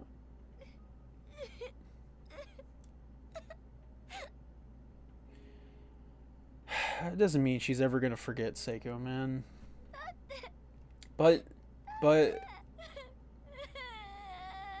it's just so fucking sad, dude. She's so suicidal and everything now. It's like, Jesus. I couldn't hold back my tears any longer. I squatted on the ground and looked up at the class rep, who was staring back at me with equally glassy eyes. There were only a handful of people in the world who could truly understand what I was going through. Only those of us who returned from Heavenly Host Elementary alive. Only Shinozaki, Satoshi, Kishinuma, and Yuka. As for those who lost their lives there, Seiko, Suzumoto, Morishige, and Miss Shishido. Okay, well, Morishige we don't... Nah, bruh thinks he fits in. Nah, get that man out of your mouth. That guy's a fucking creep. We came back to find out that their very existence was wiped clean from this world entirely. Nakashima, hey. I was walking home, defeated and dejected, with the class rep at my side, when she suddenly addressed me. It sounded like she wanted to tell me something. I'm gonna be real, this whole game series just feels like someone's torture board. I mean, you could view it as that, I guess. I've been doing research these last couple weeks, at the library, looking up information about the Shinozaki estate. That's the house where Yoshi and Sachiko and Shinozaki lived. That's the place that beings in control of Heavenly Host once called home. You might recall that newspaper articles we found about the kidnapping and murder incident gave precious little information about Sachiko. And aside from local papers, nobody even bothered covering the news about Yoshi's death at all. Digging up this information was no small feat. She was looking down at her feet and kept a steady, quiet tone the whole time she was talking. It seemed like this was all leading up to something. But she was kind of an expert when it came to ghosts and the occult and such, so I trusted her. I wanted to know where she was going with this. Wait a minute. No. Are you saying the next game takes place in Shinozaki's house? Like, huh? It seems Yoshi Shinozaki's former home is here in this prefecture. It's in the outskirts, by the mountains. Her home, like Yoshi's and Sachiko's? Yep, right in our backyard. It's that close? Yeah. Heavenly Host once stood where Kisaragi is now, after all. And since Yoshi Shinozaki worked there, it makes sense her home wouldn't be too terribly far away. Also, Darth, I was going to say, because I'm kind of thinking about it, it's like, I guess you could view it as that, and like in certain regards, I definitely do agree. Like 100% in certain regards, I do agree. But like honestly, like the main reason I'm here for this series is I like the characters, and I like the characters, and I like the story. Like this story right here, where everything's interconnected to one game into the next. I like that part. The other stuff, I'm like, it's you can make of whatever you want on that. Neho mentioned it in her notes too, remember? That's where we salvaged the original Sachiko proxy for the ritual. So yeah, it seems like a good place for us to find something, don't you think? The origin of the Shinozaki family's curse rests within those walls, and I believe there must be some clue there that could help shed light on it. She had my full attention now. I swallowed hard, as if I were taking it all in. It's gratuitous. Yeah, I mean, I'm not gonna lie. Like, I'm not even trying to beat around the bush. It literally is. But again, my defense for this is, why do people watch slasher films? Why do people watch Final Destination? Why do people watch any of this shit where people just get murdered and that's the whole point? Like, I don't know. Like, I've watched so many slasher films and everything. Like, to me, I'm just kind of like, it is super fucked up. Don't get me wrong. But, like, I'm still conscious of the story in the background. Well, I'm not, like... I don't know, man. It's just hard to describe this game, because I understand where people are coming from, where it's like, this just feels like torture porn. And it's like, yeah, I kind of get it, because I really do. There are certain moments in these games that I'm like, what the fuck? Hey, no judgment on you or anything. This just how the game feels to me. I mean, you're not wrong. I got an address, too. If we take the train, we could be there in less than an hour. So what do you say, Nakashima? Let's go check it out right now. The Shinozaki estate. I mean, listen, there's a reason why, there's a reason why, a lot of back in the day, like, YouTubers played this series, probably would never touch these games again. Do you want to know, you would probably be demonetized to fucking hell and back with this series. Like, more than any other series. Probably next to Mortal Kombat, let's be real. I was haunted by my memories of Heavenly Host, and those would entail visiting the source of it all, where the danger would be far greater, yet somehow... Wait on, class rep. It was right around 4:30 in the afternoon. The day was already cooling into night, and the sun would surely be setting shortly after we arrived at our destination. But neither of us really cared. I just wanted to be there as soon as humanly possible. If there were even the slightest chance of finding answers, I'd welcome it. Sorry, one more little side tangent, because I'm thinking about this whole thing in the back of my head, but that is another thing too, where it's like, everyone was playing this fucking series. Like, all big creators were playing this series back in the day. Specifically the first two. I don't know about the later ones, but the first two were huge on, like, YouTube back in the day. Because I remember when PewDiePie and, like, Jacksepticeye and, like, you know, Mark and a lot of them were playing the first game. So, like, that, I mean, that was the whole reason I heard of it, even in the first place. So, I mean, like, I don't know. People really liked it back in the day, so I don't know. Times have changed, so you get why people looking at it now are like, what the fuck? It really is. I agree. You could always call this one a loss if you wanted to. I mean, I'll see how I feel. I know the reception for the series is like, the more, like, each game you get farther into it, it gets worse and worse, and I'm like. And I'm not meaning, like, worse as in grotesque. I mean, like, worse as in the games get bad. So we'll see how I feel. I might, if it gets that bad. But to be honest, I am really curious. The two of us went right to the station and hopped on the very next train we could find out to the countryside, grasping at straws for all we were worth. Okay. But nobody else is coming? It's just Ayumi and Naomi, this is it. They're gonna do this by themselves. I began to wish I'd come back to change clothes before we left, but if I'd done that, I'd have to explain to Mom where I was going, and I sincerely doubt she would have been amenable to the idea. I could have always just gone away, of course, but then I'd be directly disobeying my mother and undoubtedly making her worry sick about... What the fuck is this music? What is going on?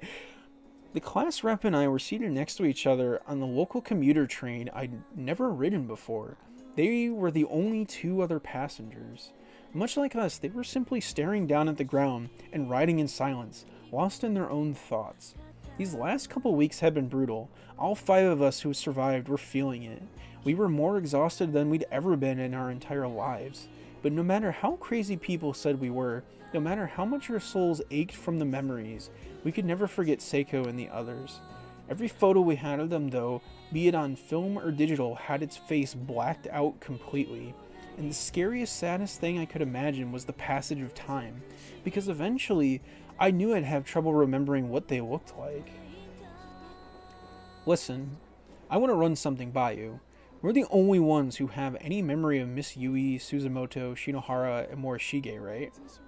Bro, why do they keep including Morishige?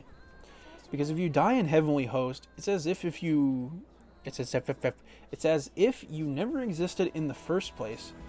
You're erased from the collective memory of everyone in the real world. Why was she bringing this up? I just looked back down on my knees, trying unsuccessfully to fight back the tears that were welling up in my eyes yet again. Well, have a look at this.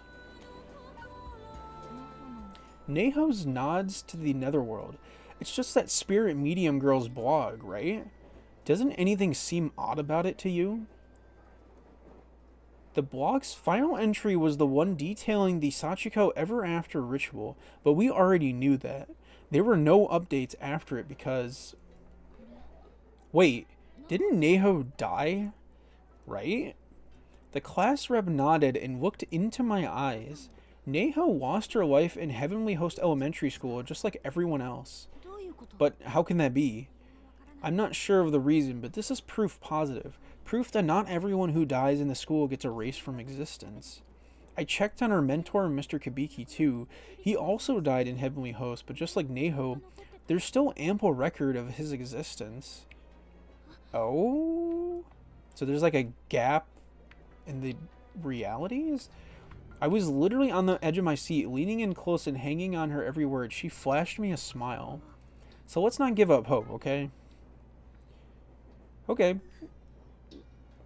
I was crying hard now, but for the first time since we'd come back, I could see the tiniest, faintest glimmer of hope in the darkness. It wasn't much to go on, but it was easily the best news I've heard in 2 weeks, and it made me feel a lot better about this impromptu trip. Even just this one vague clue improved our chances of finding something at the Shinozaki estate significantly. At least now, we knew what to look for. What? Didn't we... Wait. Miss Yui saw this shit in Chapter 4. What? Now we're arriving at Kishi Station. Guess we're here, man. Oh, I mean... Bro, what? I can't read for shit today.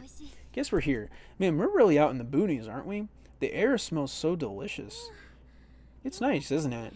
We are fortunate to get out here while there's still some light left. We should find the estate before it gets dark. Damn! Wow, look at how pretty the art can be if it's not all gore every fucking 5 minutes. Also, the horror house aspect of this keeps making me think of the English dubbed Ghost Stories anime.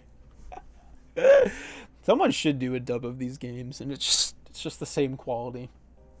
This was the end of the line, a desolate farming community with nothing but farmhouses and fields as far as the eye could see. There was only one main road, and due to the mountainside setting of this picturesque village, it maintained a gradual upward slope the whole way. Not a lot of people around. Yeah, and here I was kind of hoping I could meet with one of the locals and ask some questions. Evidently, the Shinozaki family had a lot of clout here once, and were held in high esteem. Really. Since you're a Shinozaki too, I wonder if you have some distant ancestry in common with them or something. Bro, am I actually stupid? Because I never realized that.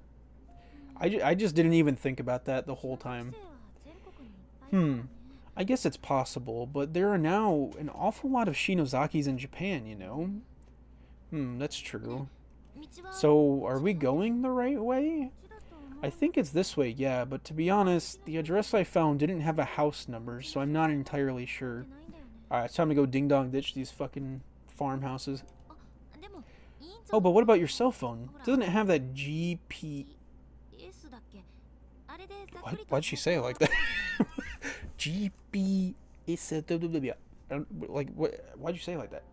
GPS thing. Can't we use that to figure out where we're going? I already tried, but it looks like there's no map data on file for this area, which is actually very strange. If you say so. The road was paved the whole way, but it was full of cracks and holes, resulting in countless tiny pebbles and patches of sand crunching under our feet.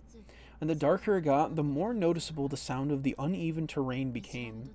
There was something unsettling about the idea of two schoolgirls in uniform walking through a strange, largely deserted village at the cusp of twilight. Guys, I think I know what game is next. Resident Evil Village. It's Resident Evil Village, guys. No way. Is this the new DLC? Hey, I really think we should stop and ask someone for directions. How about we pay that house a visit? Oh yeah, that's... She was pointing at one of the isolated farmhouses directly in front of us. Sounds good. It is getting dark after all. Let's pick up the pace. Okay, so you know how I predicted the next game will be inside of the Shinozaki estate? Like, the house itself? What if it's actually taking place in this entire village? Like, this entire village was actually affected by the Shinozaki family and their curse. That would be actually a really interesting setting. Excuse me. Hello? Maybe they're not home. Let's try someplace else. Okay. That scared the crap out of me. What was that? Yeah, I don't like this. Let's get away from here. Why is it daylight again? I thought it was nighttime. I know it's a little unsettling, but if we don't got some information, we'll never find the place. So, come on, let's try asking at that one. This time she was pointing to a slightly more inviting-looking residence nearby, sporting a blue roof. Oh shit, we actually get to see it. Hello? Hello, is anyone home? No. Yes?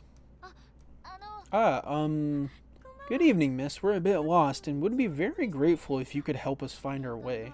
I could see the figure of a middle-aged woman through the frosted glass door. I wasn't sure if she was actually going to open it for us, given that we were strangers and she was, by all appearances, a woman alone in an isolated house. Oh, okay, just like that. What's all this then? Good evening. I'm sorry to bother you so late. We've come all the way from Fujisawa, and we're trying to find a certain residence. Oh my, what cute little visitors. And coming all this way with the sun going down, no less.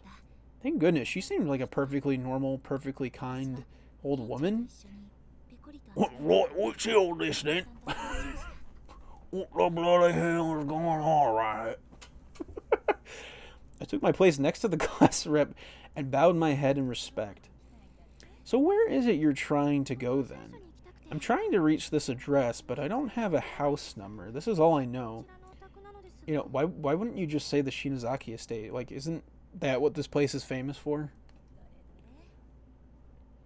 I can't even do it, dude. I've been talking too long. I can't do it.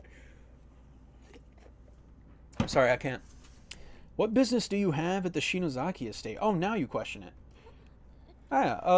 Actually, we're investigating something, right? Oh, yeah, that's right. It's, for a school assignment. Nah, that bitch is like, nah, get the hell out of here. The old lady's demeanor changed in an instant. She made herself as large as she could and began pushing us out of her house. Miss, is something wrong? Get out, go on, get out of here. What? Oh, okay. What was that all about? Just seeing the word Shinozaki estate seemed to send her off the deep end. This could be a problem. I mean, could it? Also, I thought it was day. I thought it was night, dude.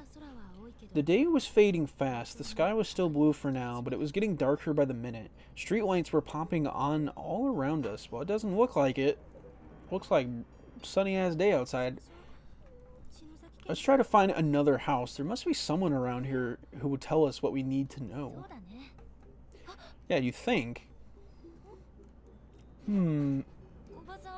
That old lady is still standing there, right inside the door. Oh god, you're right. Why? Why is she still watching us? Let's go, okay? This is getting really weird. She seemed like such a kind old woman, too, when she first answered the door, but now she felt menacing. The sudden change was almost staggering. 6:30, huh? Bro, can they, like, change the artwork to show this? Because there's nothing different. Yeah. We walked for quite a while after that. The fields and trees were becoming more plentiful, while houses were becoming a much rarer sight. The road's incline had gotten a lot steeper, too.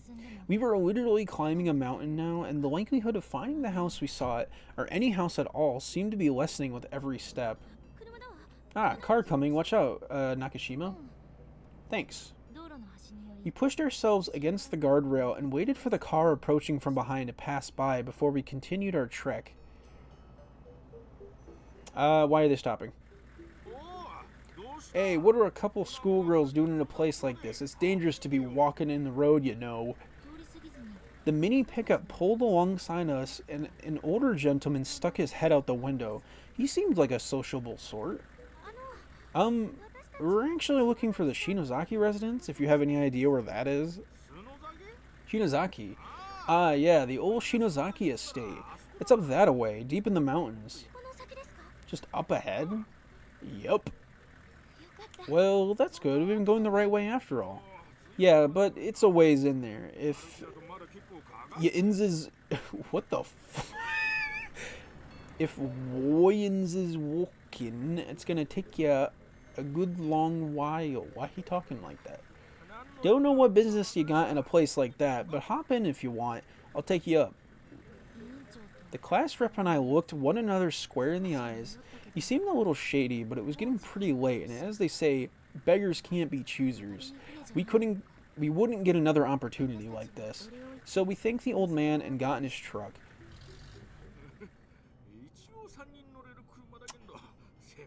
Yeah, that's not suspicious at all.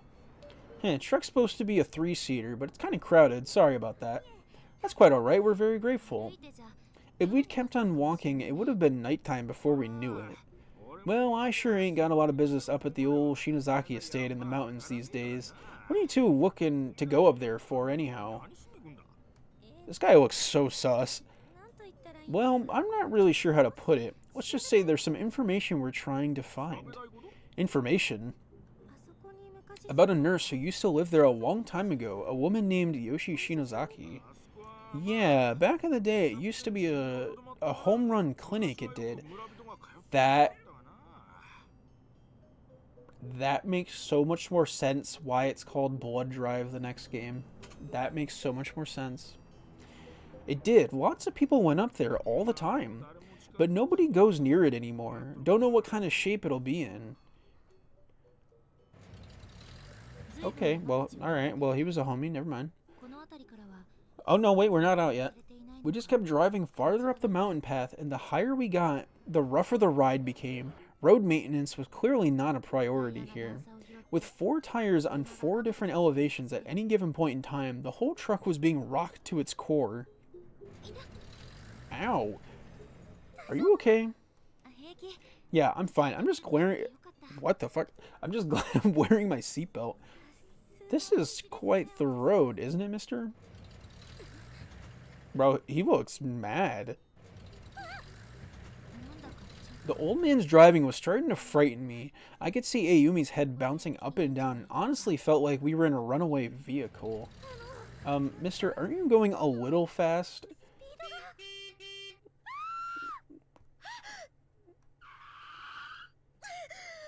What did he do? Get in a car accident? Holy shit. What did he do? My heart was beating a mile a minute. That was a person on the road, wasn't it? The class rep and I had both gone pale. We looked over at the old man. Oh, look, now it's... Okay. It's okay. Whatever it was, I didn't hit it. What? Believe me, you hit a person or an animal on the road, it makes a bigger noise than that. What? This old man seemed to have gone a little weird now as well, and much like the old woman in town, he started off so kind and helpful. Who was that in the road? Don't know. Hey, end of the line. Can't go any farther by car, you know, you've got to hoof it. You going, or you want me to drive you back? No, we'll go. Thanks very much, sir. I'll be waiting here for you. You just come back when you're done. I can't really leave two little girls out here by themselves after all. Thank you for your consideration. Damn, bro's gonna be waiting the whole third game. Class rep, you okay? That was scary. There was definitely something strange about him, but he did say he'll wait for us, so I think he's a good person where it counts. Yeah, I guess you're right. The sun was setting rapidly and evening was in full stride, and at the top of the uncompromisingly steep road sat Yoshi Shinozaki's home and clinic. Oh look, it plateaus up ahead. Is that the place? We finally made it. Is this? There's nothing here. This had to be the place, the site of the Shinozaki estate, but there was no house here anymore. The building was torn down. It was just an empty lot. And after we came all this way, too. Wait, hold up, look over there. Is that a barn? What the fuck? You're right. I wonder why this was spared if the estate wasn't...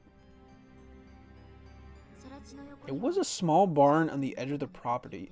And remarkably, when I flipped the light switch, the lights actually came on. It still had electricity. Is this possible? Yeah, it's kind of giving me the creeps. Despite our misgivings, we'd gone far outside our comfort zone to get here, so we set about searching this mysterious barn for any answers. They're having me look around? Why are they having me look around? Okay. Shockingly, I thought we were not going to be able to explore anything. There's a mess of old cardboard boxes here, along with a rusted toolbox and any number of other odds and ends. There doesn't seem to be anything particularly useful on, or among any of them, however. Hey, look, this box has Shinozaki 1 written on it. You're right. I guess that means this really was Yoshi Shinozaki's house at some point. It's an old, worn-out blanket that someone seems to have left here. Somebody from the outside must have sought shelter in here at some point. Oh yeah, maybe. I guess just getting out of the wind isn't always enough, and... it's starting to get kind of cold in here with the sun down. Yeah. What is happening? It's a hemp sack that's filled to the brim with some kind of grain, probably feed for farm animals. Guess they had chickens or something here. Yeah. It's a large drum that seems to have once been used for burning waste products. Nothing but soot and ash inside. I wonder what was burned in here. I don't know. It looks like plain old ash to me, but it could have been anything. Brother, we know it's dead bodies. Don't even try it. With this series, we spent another half hour or so rifling through the barn from floor to ceiling, looking for anything we possibly could find that might help us. I don't see a single thing in here that sheds any light on Yoshi or Sachiko Shinozaki at all. It's full-on night outside too, and we've kept that poor old man waiting long enough. It seemed like a waste to leave here empty-handed, but we'd done all we could, for today at least. It was time to start heading home. This is why they should have invited the rest of the group. Can't believe all that's left is a barn. But like, why would they even... We should come back tomorrow a little earlier. I'd like to try talking to more of the locals. Sounds like a plan. It felt like the sun had been setting forever, but now it was nowhere in sight. The wooded mountains all around us were cloaked in a veil of darkness. Guys, I don't get a good feeling about any of this shit. This is not going to end well at all. There weren't any lights to help guide our path either, so we really couldn't see where we were going. Man, it's dark. Was this the way we came? We need to figure our way back to the road. I think that's it, though, since I remember just walking straight toward the barn. Ah, Class Rep, look. Oh, they actually found... I thought he was going to leave. Nestled among the branches just beyond a small grove of trees, the inside lights of the tiny truck shone like a beacon in the night. It's the old man's truck. Yeah, it has to be. Thank goodness. I didn't much like the idea of getting stranded in the woods. There was something oddly fulfilling about getting out and actually doing something. Success or no, it felt so much more fruitful than moping about at home. I didn't care if this was a fool's errand. As long as I just kept looking day after day, I felt like I could move on. It wasn't hope, it was purpose. I mean, whatever helps. You know, I can't even... Shit's fucked. Seiko taught me that. Sorry to keep you waiting. Huh? Oh my... Bro booked it. Wait, where's the old man? Maybe we were gone too long for him? I mean, it is cold, but maybe he had to, you know, relieve himself. She had been scratching her head and blushing a bit, clearly embarrassed at the suggestion. It's someone taking a piss. What do you mean? Oh yeah, maybe. Well, he left the engine running, so he should be back soon. Let's just wait for him. It's so chilly out here, though. My stomach's freezing. I'm sure he wouldn't mind if we waited inside the truck, right? That's true. Okay, then, class reps first. Huh? No good, it's locked. Dude, they're gonna be forced into the estate.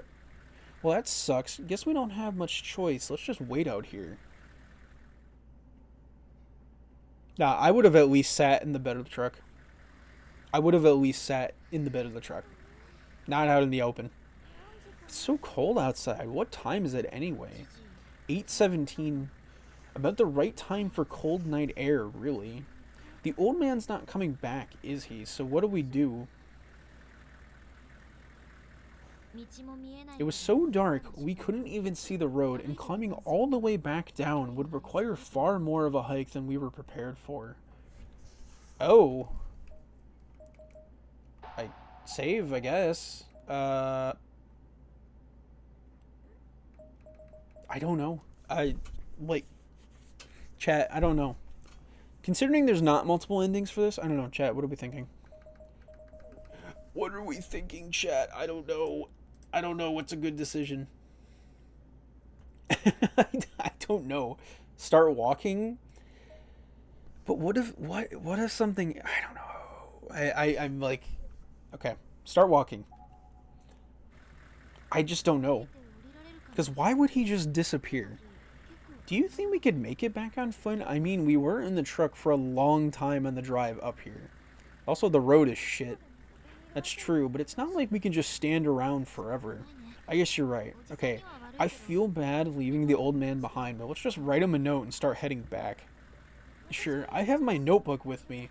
I'll thank him and let him know we went on ahead. Lost in the forest, death ending. True. Okay, if we put it under his windshield wiper, he'll probably see it when he comes back.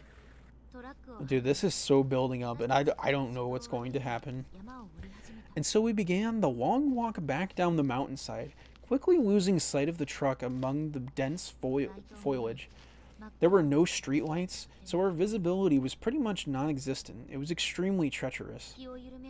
If we weren't careful, we could easily find ourselves stepping off the road in a section with no guardrails and sliding down the mountainside. It didn't help that the road itself kept winding back and forth, causing us to lose all sense of direction and wonder if we were going in circles. Okay, Darth, your theory might have been right. Class Rep, are you okay? This really won't be an easy walk, will it? Is she crying? No, it won't. What do you want to do? Should we go back? To the truck, you mean? But we've already been walking for half an hour. What if we go back and he's not even there anymore? Also, like, even if he got in the truck, he'd still have to drive back down, right? He would have to run into them.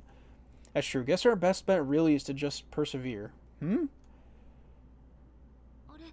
What? Oh my god. They're in it.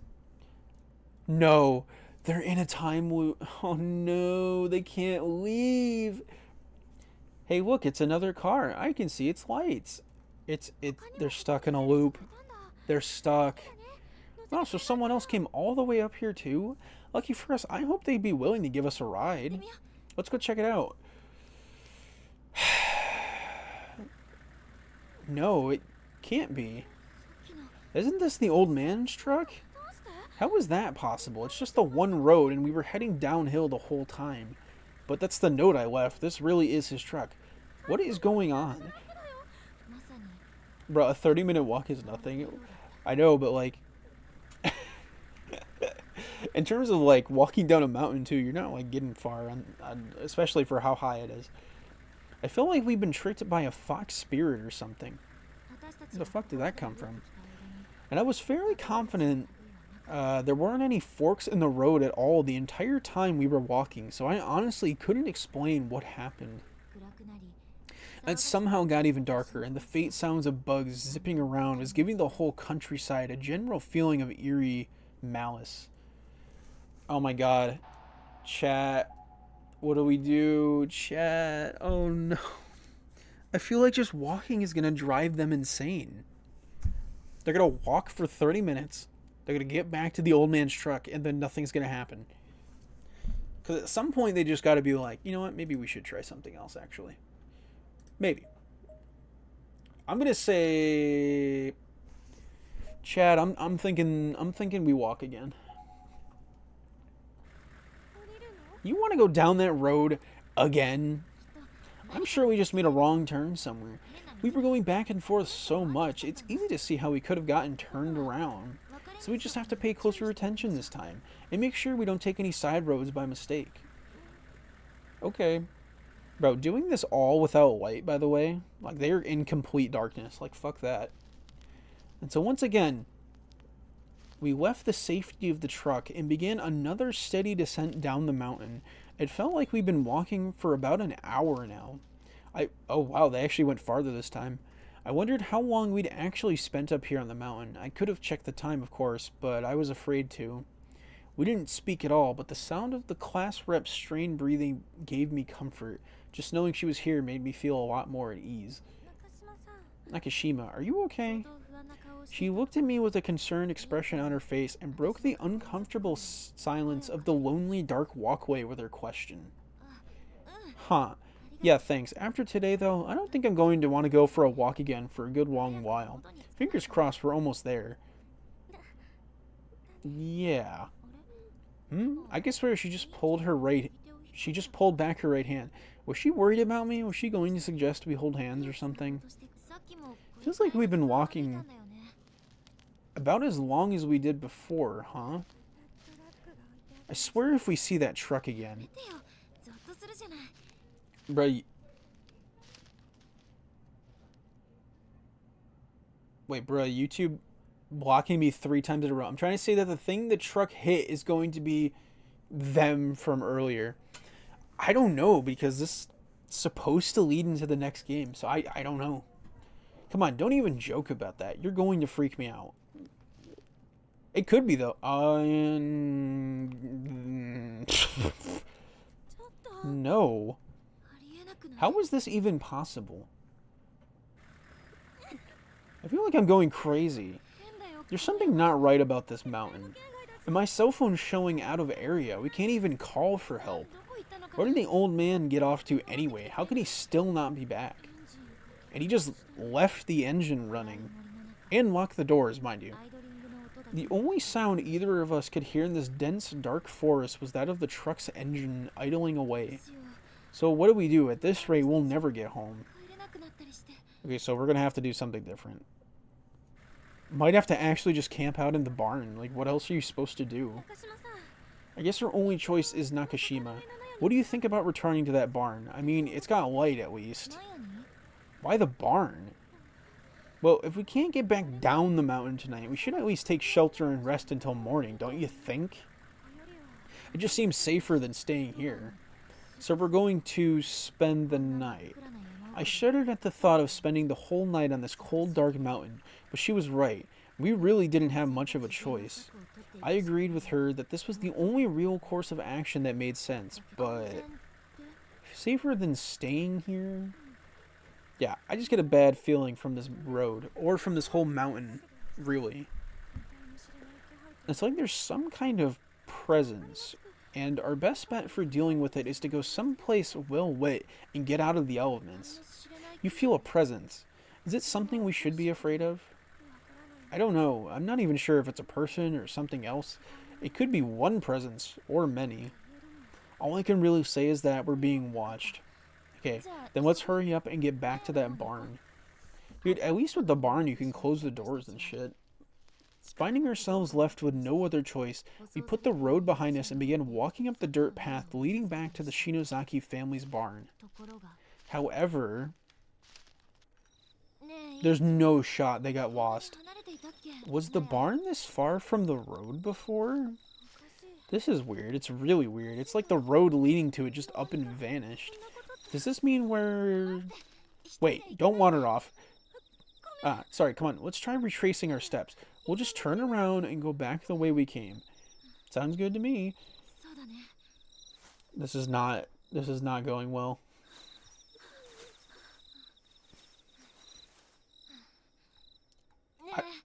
We are going the right way, aren't we? Shouldn't we be seeing the road soon?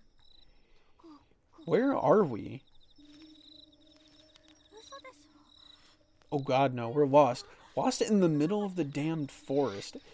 What? Yes, we were definitely lost. They were literally nothing but... I've never heard that word before. Coniferous? Actually, wait, I think I have.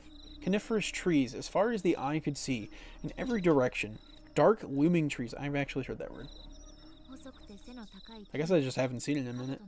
Their tall, thin forms were casting a web of shadows all along the mountainside, obscuring our vision of anything at all outside our immediate surroundings. Don't you have a compass on your phone? Yeah, but it won't work. It uses GPS. Oh, it does? Why can't this stupid thing get any location data? God, what good is it if most... Oh my god, I can't... Dude, maybe I am dyslexic. God, what good is it if it craps out on me when I need it the most? Land of living? Did you just hear a voice? I couldn't make out what it was saying, but yeah, that sounded like a person. Maybe it was just the wind in the trees, though. Phone compasses don't use a GPS. I mean, this takes place in, like... Man, I can't even... I think Zion told me, like, 2004? 2004? I don't know. At any rate, we need to find our way off this mountain. Do you have any ideas? I mean, we shouldn't just wander aimlessly. That's true. If we got lost in the mountains, They say you should never head toward low ground. I didn't know that. The best course of action is probably just to stay in place and wait for daybreak, but it's cold and we have no tent. Maybe if we huddle together? What are they gonna do? Just sit in the grass all night? That's fine, but I'm good to walk at least a little longer, so how about we keep at it for a bit? If we get near enough to the road, we might see the truck. Yeah, at least then you can, like, sleep in the bed of the truck. It's better than sleeping in the grass. Like, what the fuck? I swear we've walked right by those trees already. But there's no way we could be walking in circles, is there? Everything looked the same up here. No matter where we went, we both began to wonder if we were making any progress at all. Whoa, whoa, whoa, whoa, whoa, whoa. What's happening? What is it? Over there, I heard something.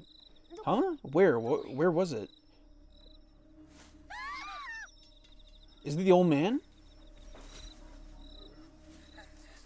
God, what next? Old man, old man, old man. What was that? Old man? Okay, that was a very long black fade. Old man, old man, old man. We kept clinging to the faint hope. Oh man, they're really gonna blue ball us. Kept clinging to the faint hope that we might soon emerge from these endless woods, but all that got us was a good 2 hours worth of slogging. The rough terrain was killing our legs, and our stamina had been worn down to the bone. I can't move anymore. The class rep plopped herself down onto a bed of dry leaves on the ground, and just as she did...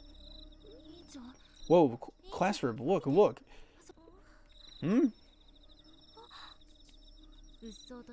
Beyond the silhouette of the many conifers at the edge of our vision, a faint light could be seen. We're saved. Bro, I know this is supposed to be serious, but like, bro, my brain went to that episode of SpongeBob where they're lost in the kelp forest. I'm free. And he's like slicing through the kelp forest. Squidward is running through the dark to that light shining through. Oh my god, I'm sorry. I'm killing the tension. It's funny as hell. Thank you, Nakashima. Thank you for noticing that. No problem, let's go. We were both dead tired and our legs hurt like hell, but we forgot all of that at the sight of possible salvation and just took off running. As it happens, the barn we've been looking for all this time was the source of the light. Those naked light balls shone like beacons in the night sky. Thank God. Oh, it's the barn. I thought it was going to be the old man's truck. Yeah, me too, but this is even better. The barn is what we're looking for, after all. But I don't remember leaving the lights on when we left, do you? We should have shut them off, yeah, but it's certainly possible we didn't. Well, if we're the ones who left them on, then we just saved our own asses, so I guess I should thank goodness for small favors. All we had to do was push through some undergrowth as tall as we were, and then we'd be there. Seems we'd somehow circled around to the back of the lot. Oops, what the fuck? I just jump scared myself. We made it. Let's go inside, shall we? Sure. Man, just having light makes all the difference in the world, doesn't it? My phone's clock was showing just past 10:40. Damn. So that's only been like 4 hours? Yeah, I think like 4 hours exactly. I started thinking about home and about how much my mom must be worrying by now. Feeling a bit sad, and I hesitated at the barn door when all of a sudden... Whoa, what's happening? The class rep let out a nearly voiceless cry of absolute shock. She was staring into the darkness just past the building and shuddering in terror. What's wrong? Nakashima, look, right next to the barn. Huh? What I saw there was something that couldn't be, something far beyond my imagination and comprehension alike. Show it. Brother, there ain't no way. That's the whole Shinozaki estate as a ghost. That's... What? How can that... There, where the Shinozaki estate once stood, and what was nothing more than an abandoned lot only a few hours earlier. An old, humble residence now rose above us. It seemed almost to be floating in the air, but it was very clearly an actual corporeal building. The two of us stood there, staring at it for several minutes, completely dumbfounded. Bro, if anything, I'd be looking through the window. Why, it wasn't there. This evening, was it? It wasn't, it definitely wasn't, but... So why is it there now? How should I know?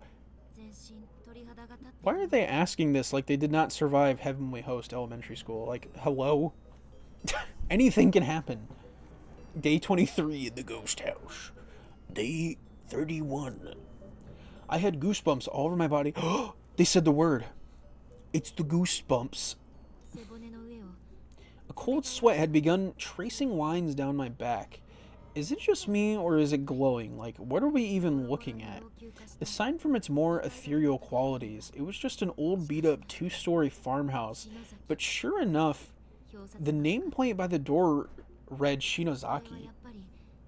This was, without a doubt, the house where Yoshi and Sachiko Shinozaki lived. Oh god, you're hyperventilating. Are you alright? The class rep raised a hand to stop me from intervening. I'm okay, but thank you. I just have to keep my mouth closed, and it'll pass. Deep breath, deep breaths. That's how you deal with it. Hey, Nakashima, I think now's our chance. What? We came here to learn the secrets of the Shinozaki estate, and well, here we are. It's inviting us in. It's daring us to look around. You mean go in there? I know it's really scary, but we can't turn back now.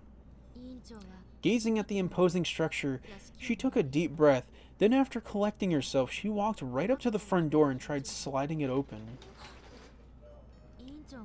It gave no resistance at all. Yoshi, beware, you're in for this car. Blah, blah, blah. Let's go. Wait. Yes? We're actually seeing inside the house? I thought they were going to save this for the next game. No good. The Phantom Estate house had no power, it seemed. The barn still has working lights, but not the main house? Fortunately, there was a flashlight on a nearby table. This class rep picked it up and switched it on, illuminating the wall across from the entrance. Not that there was much to see. The entranceway itself was extremely small, breaking off to the right at a solid wooden door just a few steps in. A quick pan to the left then revealed a steep hardwood staircase leading up, and that was pretty much the entire room. Be careful. The energy in here is strong. She'd gone completely pale. I could tell just by looking at her that she sensed something. Her eyes shone with a mixture of terror and determination. It's much darker than Heavenly Host. The energy in this house is jet black. Really? Don't let your guard down, not for 1 second. Thinking back, our first steps into this house were basically the start of it all. It was at that point that we'd left the world of the ordinary far behind. Simply being able to see these walls, these floors, these ceilings with our naked eyes directly defied the laws of nature. The house itself was a ghost. The ghost house. Wait a minute, this is just Monster House. What the fuck? Wait. Guys. This is just Monster House the video game. Literally anything could happen in here. I knew that, and I was doing everything I could to brace myself for the trials ahead. But the fear was still there, and the shaking wouldn't stop. I don't really know how to explain it, but there's something like a literal wave of emotional turmoil cutting right through the air in here. It's pretty deeply ingrained, too. I wonder what happened before this place was torn down. I'm actually allowed to go in further? Hold on, how many... Hold on. How many name tags are we missing? Oh, that's 1, 2, 3...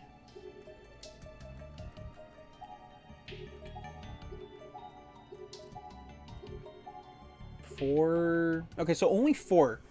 I'm really curious if this is gonna... What? This is a whole ass area. What? The shoe shelves are full of dead rats, and each one of them, without exception, has had its stomach dug out. Maybe they ate each other. Hopefully they ate each other. Why would you say hopefully? It's an old picture frame, but the glass is broken, and there's no picture inside. It's a landscape painting of a lake somewhere. It's hard to tell in this light, but it looks almost like the lake's surface is comprised entirely of outstretched hands reaching up from above. It couldn't be more unsettling. Okay. This mirror frightens me. I'd rather not look into it at all if I can help it. Why not? Well, a mirror is an object that people peer into, and over time, their thoughts and feelings can burn themselves into the glass. It's very common. Is that like a spiritual thing?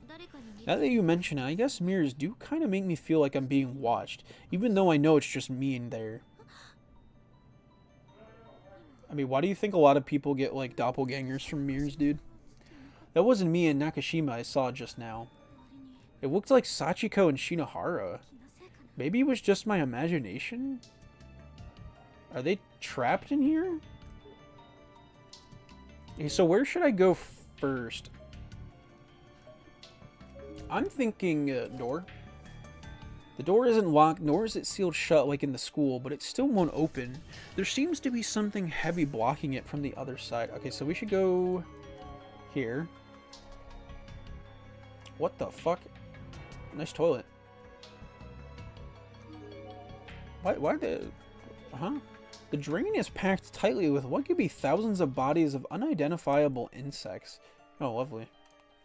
Very, very lovely. What is this? There are white objects stuck to the wall here that look kind of like go pieces. Each one is protected behind a thick barrier of spider webs. Go pieces? What is that? They're probably spider eggs. Ew. Wait, what are go pieces? I've never heard of that. There are spider webs strung all across the corner of the room. The window is located surprisingly high up along the wall, revealing only a view of the night sky. Okay. It's a Japanese-style floor toilet. Every part of it is distressingly filthy, and there are spider webs strung up all along the inside. There's blood on the floor here. It's old and dried out, thankfully, but you do have to wonder why nobody would have ever bothered wiping it up. I don't know, bro. The bath. Well, good luck in the murder ghost house. I'm off to hell dive. Okay, Tarth. You have fun doing that. It's an old-fashioned wooden bathtub cover. It looks extremely brittle and has rotted through completely, sporting numerous holes and missing or warped beams. This window seems to be facing the moon right now and is letting in a surprising amount of ambient light. It's an old soaking tub with a water heater feeding into it. The heater is clearly broken and the tub is half filled with green stagnant water and bugs. Brother, huh? Don't look into the water. Yoshi and Sachiko aren't the only spirits in here.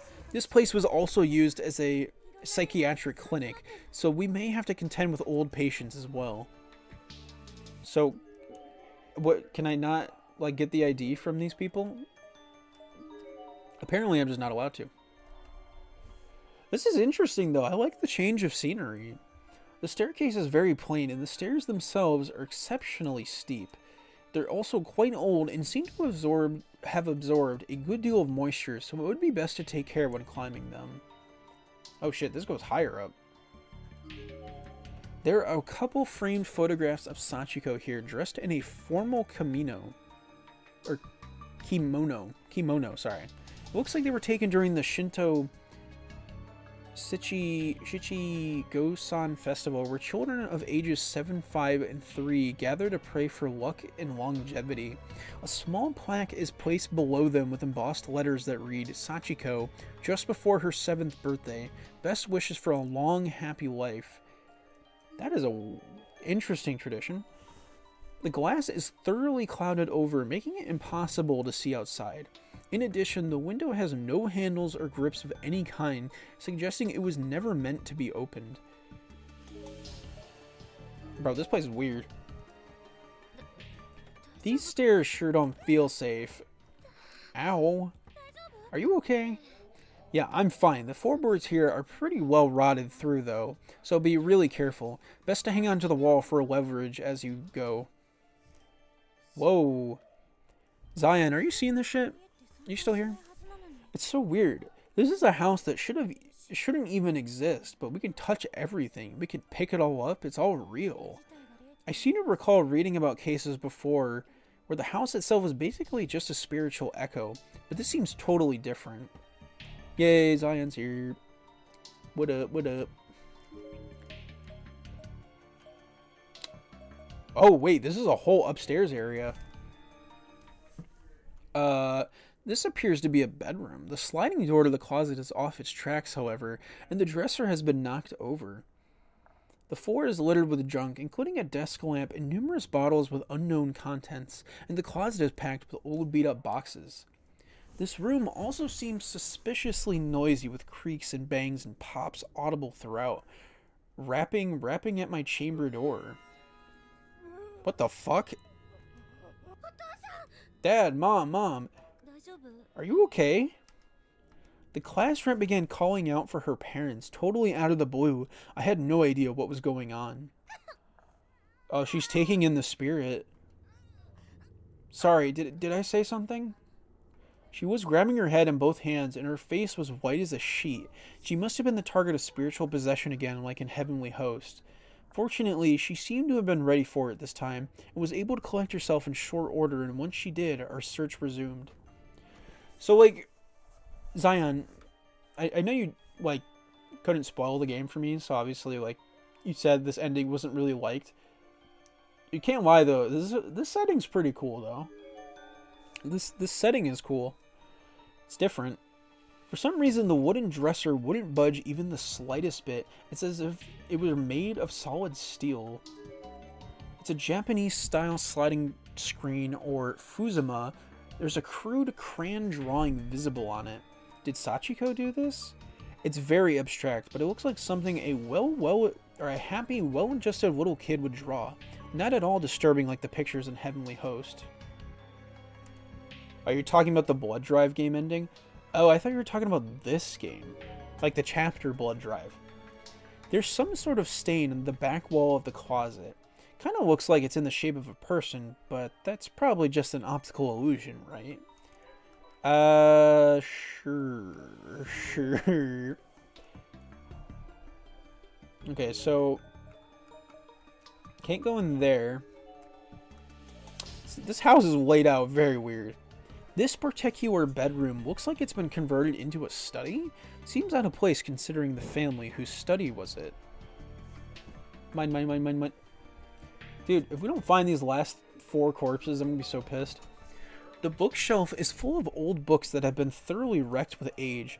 Every one of them is yellowed, musty, and falling apart. Delicious. Okay, so we can't see anything there. The desk is piled high with dust, but the items situated on it are neat and tidy. Whoever used it was very organized. Right in the middle of the desk sits a lone key, completely covered in dried blood. Take it? Alright, bet. Acquired key to Yoshi's room. Wait, do you hear something? It sounds like footsteps echoing through the wooden frame of the house, specifically like someone with leather shoes walking around on the first floor. Hello? Class rep and I looked at one another and shuddered. After a moment, the footsteps then began loudly stomping up the stairs. It's coming toward us. We have to hide. We scrambled against the wall of the room, leaving the door ever so slightly ajar so we could survey the staircase. Whoa! There really is something in here with us, something walking around the halls. God, I can't take this anymore. The constant, unrelenting pressure of this search was beginning to take its toll on me. The class rep, sensing my agitation, took my hand in hers. Keep her together, Nakashima. Stay strong. Remember Heavenly Host. If we allow those holes to form in our hearts, we'll just fall prey to the darkening. Oh, you're right. Thank you. So the spirit's just gone just like that? There's no longer anything of interest in the desk. One of its right legs is bent beyond repair, and there's a thick layer of dust piled on top of it. No one's been sitting here for a long time. Okay, it's the frame to an old mirror that's long since been busted out. Where the looking glass once stood, there's now a creepy drawing of an old woman. It's just a rough sketch, but it looks absolutely realistic, as if it could just up and jump out of the frame at any moment. You don't think that's representative of the old woman from the one chapter, do you? There's no longer... Okay, so nothing there. Well, it was worth a shot. Well, at least you tried. At least you tried, I guess.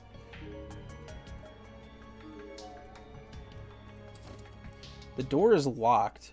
Yeah, use that bitch. But it looks like the key from the other room fits. This is...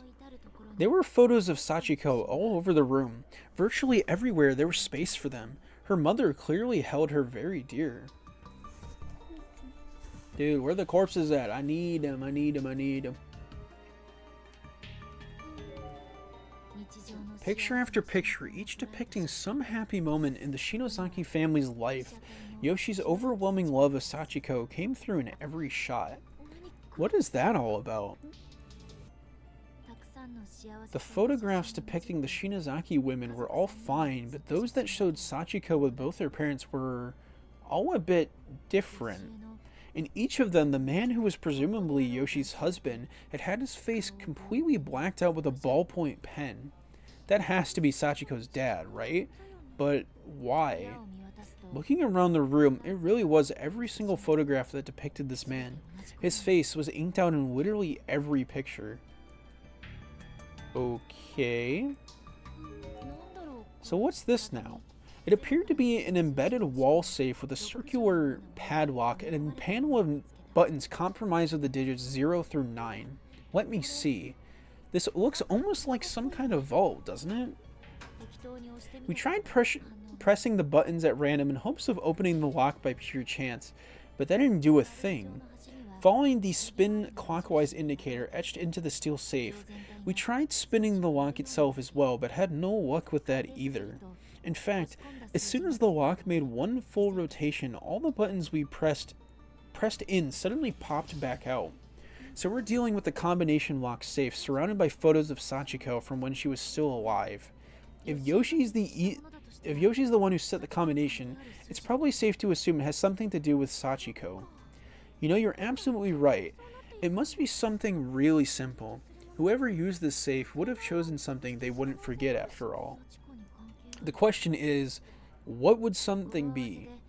We tried a handful of different combinations based on homonyms, rhyming, and the like. But every time we just spin the lock, hear a metallic thunk, and watch as the numbers reset on us. Sachiko, come on, think. We made it back from Heavenly Host Elementary alive, so there must be some tidbit of knowledge we can use. What had we actually learned about Sachiko, though? Number-wise, all I could come up with was an approximate height, and that didn't work. What was it that plaque in the stairwell said? Sachiko just before her 7th birthday? It seemed as if Yoshi were really fixated on Sachiko turning 7, so what about just the number 7 by itself? It was a long shot, but... Brother, huh? Hey, I got it. Wow, nice job, Nakashima. The area of the wall all around the safe opened up like a secret door, with the combination lock holding in place and serving as a doorknob. Ah. Beyond the tiny door, a door so small that we had to crawl to fit through it, was a long staircase stretching down into a hidden underground room. Spiderwebs in the dust here is really thick. Hey, come on, I want to see too. Is it some kind of storehouse, maybe? I tried to get a better look at what we were crawling into, but the stairs went so far down that even with the flashlight, it was just too dark. So, this is a hidden passageway that shouldn't exist, inside a building that shouldn't exist. I think the danger level has reached its peak here. It feels like we're standing at the entrance to some realm that's not even part of this world. The class rep looked me right in the eye. I was scared, but I knew exactly what she was going to say. She didn't need to speak a single word. Even if all that awaited us down here was an unimaginably horrific end. We were standing at the source of the answers we so desperately sought. We were poised to uncover the truths behind the curse of Sachiko Shinozaki. This was the gate to a new world. If we turned back, we'd regret it for the rest of our lives. So the two of us just looked one another in the eyes and nodded. We were ready to descend the staircase into whatever abyss lurked below. I don't think even Neho made it this far, so be careful, Nakashima. Stay alert and focus down there no matter what happens. She'd begun descending the stairs ahead of me, but stopped and looked back after only a few steps to issue me this one last warning. I nodded again. Whoa, shit. It's those same footsteps. There really is something else in here with us, wandering around, and it sounds like it's on the 2nd floor. They were extremely close. It sounded as if they were poised just outside the door to Yoshi's room, just a few feet away. Nakashima, down the staircase, hurry. Okay. I feel like I just missed out on so much extra shit. Unless I can go back. And so the two of us fled through the secret door and down the stairs, no more hesitation. The wooden steps creaked and groaned beneath us, even more than the ones from the main stairwell. It felt like they might fall apart at any moment. We took one step at a time, swallowing our fear and just pushing onward until eventually, finally, we arrived in a small, damp, musty room underground. Are you alright? There's a lot of junk on the ground here, so be careful where you walk. Okay. There was no light down here with us whatsoever, save for the class rep's shaky flashlight beam, and all that beam revealed was a mess of books and clutter. With a twist of the wrist, they really just said that, and then shone upon a desk containing a chaotic mountain of books, loose leaf notes, documents, and assorted beakers and flasks. It looked like some mad scientist had done research and conducted all manner of untold experiments down here. What's that? It looks like someone's family tree. The class rep shot over toward a desk farther in, her interest piqued by a glimpse of a large document spread out on its surface. I followed her lead. You need light too, don't you? Sorry, there's a desk over there with saw blades and other sharp tools on it, so it's kind of dangerous. Stay where you are. I don't trust this shit at all. Genealogy chart. Gifted line? It really is a family tree, but what does it mean by gifted? Shinozaki, Mifune, Shimamura, Mita, Nego. Oh, I recognize some of these names. Hino, that's right. That's not necessarily a lie. There were many individuals born in the closing days of the Meiji period who possessed remarkable powers. These people achieved fame for their thoughtography abilities and psychic talents prior to the so-called Senrigen Heiken or clairvoyance controversy. Chizoko Mifune in... Bro, I am so butchering all this shit. Were particularly noteworthy figures at the time, and whether their abilities were real or not is besides the point. What matters is that even after the scientific community discredited such abilities, the truly gifted continued exploring them anyway, often in secret. So if they're the gifted line, does that mean Yoshi and Sachiko were descended from those famous clairvoyants? It sure seemed that way, and from the looks of it, the Shinozaki line was never blessed with male heirs either. It's a maternal house. Wait, that's not... Matrilineal house that passed its blood and family name down from mother to daughter, generation after generation, through adopted son-in-laws. I was certain if I traced this family tree for far enough, I'd find the names Yoshi and Sachiko. Ah, there they are. And just like everyone before her, Yoshi had married a man who'd been adopted into the family in order to keep the Shinozaki name. Looks like the root of the tree is this person named Sira.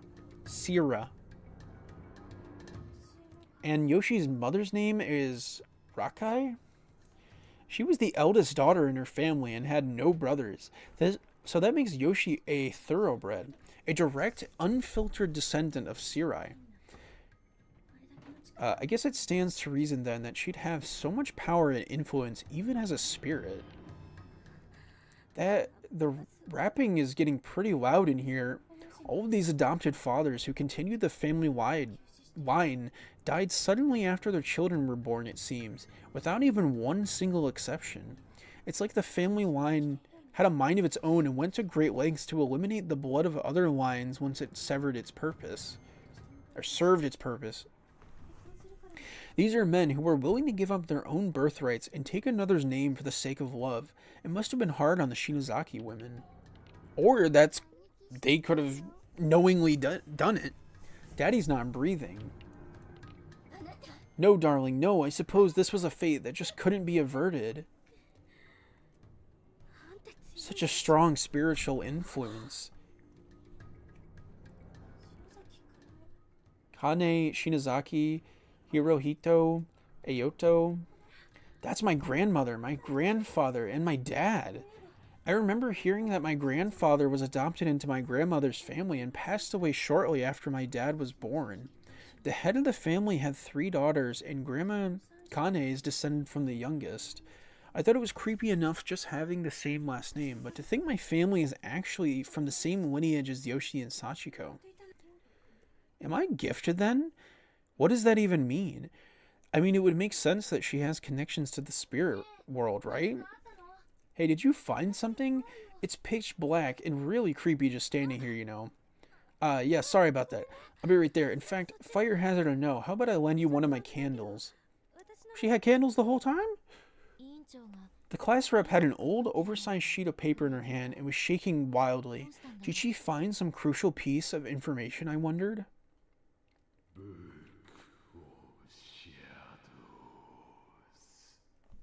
Roll credits. Class rep, are you okay? It hurts. My head, it feels like it's being crushed in a vice. No, stop this. Keep it together.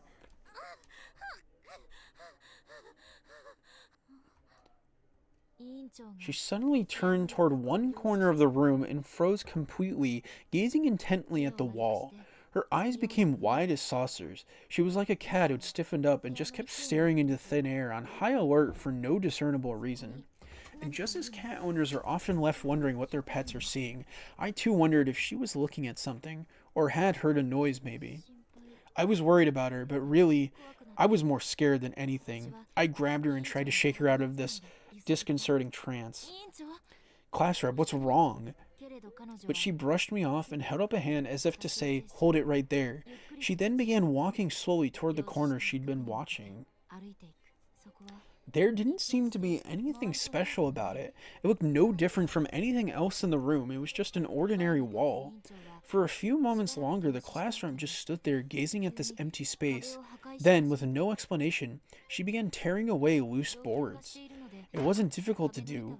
The entire room was old and in tremendous disrepair, and the wood was quite thoroughly rotted. Each board came off easily. Eventually, small gaps began to form, and she stuck her fingers into these and pulled, yanking away whole chunks of wall, forming bigger and bigger crevices. These crevices then finally merged into one big gaping hole, through which a hidden subroom no bigger than a closet had now been fully exposed. Oh my god. And within that subroom sat a thick, dark tome. The Book of Shadows. That's what the game has been building to. It's the book... It's the Book of Shadows. Why is this in Japan? What's going on? What's the Book of Shadows? Whatever it was clearly a very old book, and it didn't look like it was bound from paper. There were small ornamental patterns sewn into it, all of which had a certain disconcerting quality about them. In addition, a liquid that looked just as much like blood as it did ink had pooled into multi-hued stains all across the lip of the front cover, and that grotesque cover was already unpleasant looking enough to begin with. There's no mistaking it. These pages were made from human skin and animal hide. This is, without a doubt, the Book of Shadows. Sis told me about it. It's a dark tome with a long history wrought in blood, passed down from generation to generation in secret. It dates back to the tumultuous days of the witch hunts that occurred at the end of the Middle Ages, primarily in Europe. The lore drop right now. This shit is so much. Witch hunts. Yeah, mass paranoia led to the indiscriminate persecution and slaughter of as many as 40,000 people? What? They were suspected of practicing black magic by making pacts with the devil. So the churches and local communities brought them to trial, where they were almost always subjected to horrible torture and eventually executed, usually in really cruel ways. People began blaming them for natural disasters, poverty, and other unfortunate realities of life, and influential individuals used them as scapegoats. Though the vast majority of those killed were just innocent victims of circumstance who happened to be at the wrong place at the wrong time. But there were a few gifted people among them who had legitimately mastered the practical use of magic. Oh my god. Oh my god. Oh my god. You know where this is from? This is from the first game. The extra chapters where she was talking to her mom. And she showed her this book. Oh my, oh my god. That makes so much more sense, because I was so confused why they were showing that. It was so random. What the fuck? There were a few gifted people among them who had legitimately mastered the practical use of magic. Gifted people? And what do you mean practical use of magic? Are you talking like witches flying around on brooms and stuff? That's impossible. It is hard to believe, isn't it? But I want you to know everything about this, Ayumi. About the things in this world that science can't really explain about the paranormal. I'm already familiar with your studies, though. You taught me the laws of the natural world and that the true nature of magic is prayer. It makes sense, too. It really is easy to understand how powers like that would work. But anything more than that, like flying around on brooms and stuff, it seems like fantasy to me. And I'm sure that's what Dad and Mom must have thought, too, when I told them I was interested in Wicca? Wicca? What is that word? To them, it's all just dangerous fantasy. I'm assuming that's like maybe like an abbreviation of like witchcraft? I don't know. Though there are also the Shinozaki family roots to consider, but that's a long story, so how about we save it for another time? Huh? Okay. Witches, you see, were usually village elders and sages back in those days, conducting themselves with intelligence, dignity, and honor. So when the witch hunts began, they were smart enough to hide their powers from public view, and as a result, ironically, the majority of them survived.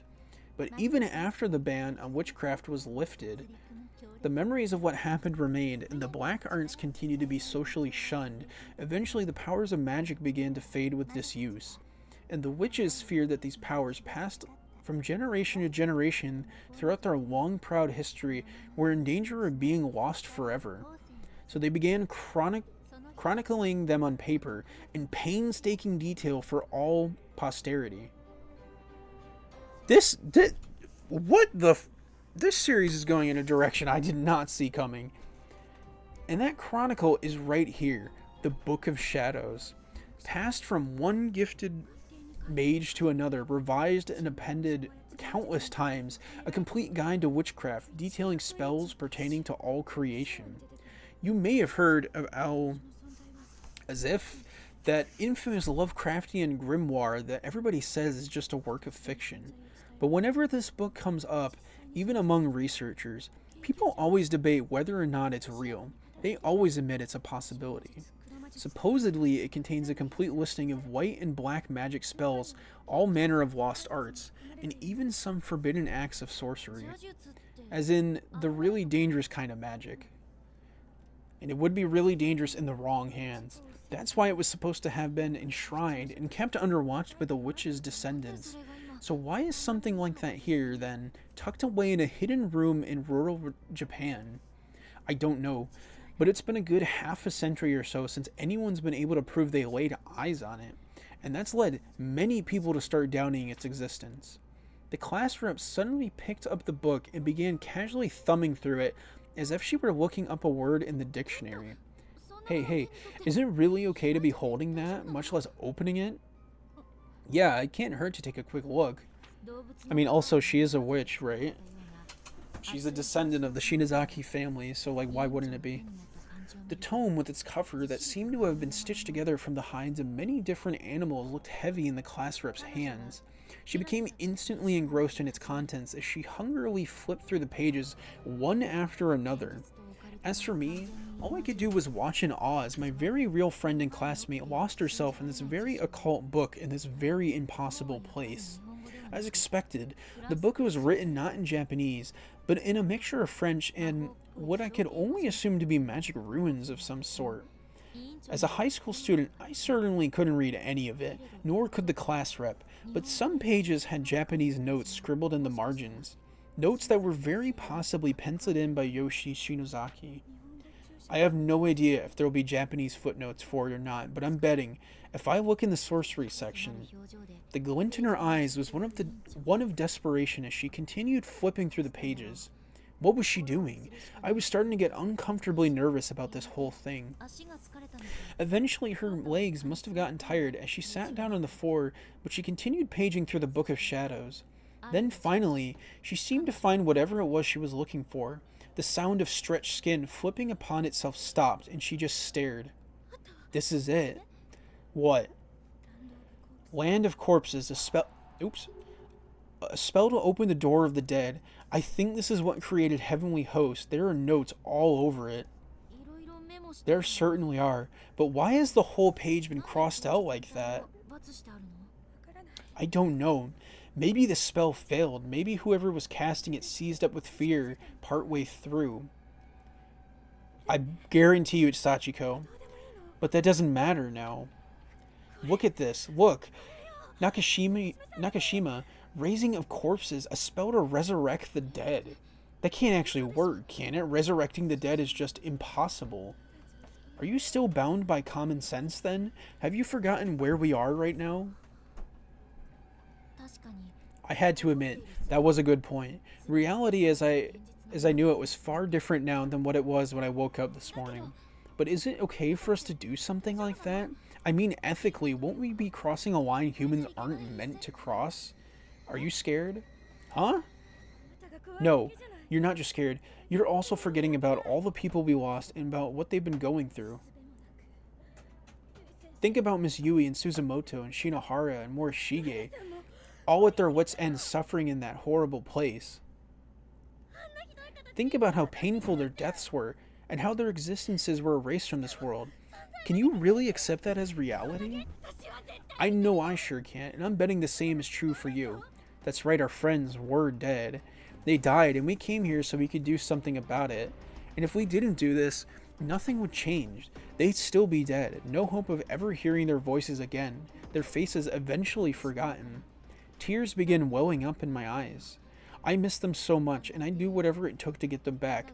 If I could just see them again. If I could talk to Seiko one more time. It's okay, it's okay. There's nothing to be afraid of anymore. We climbed our way out of that hell. We broke free from Heavenly Host.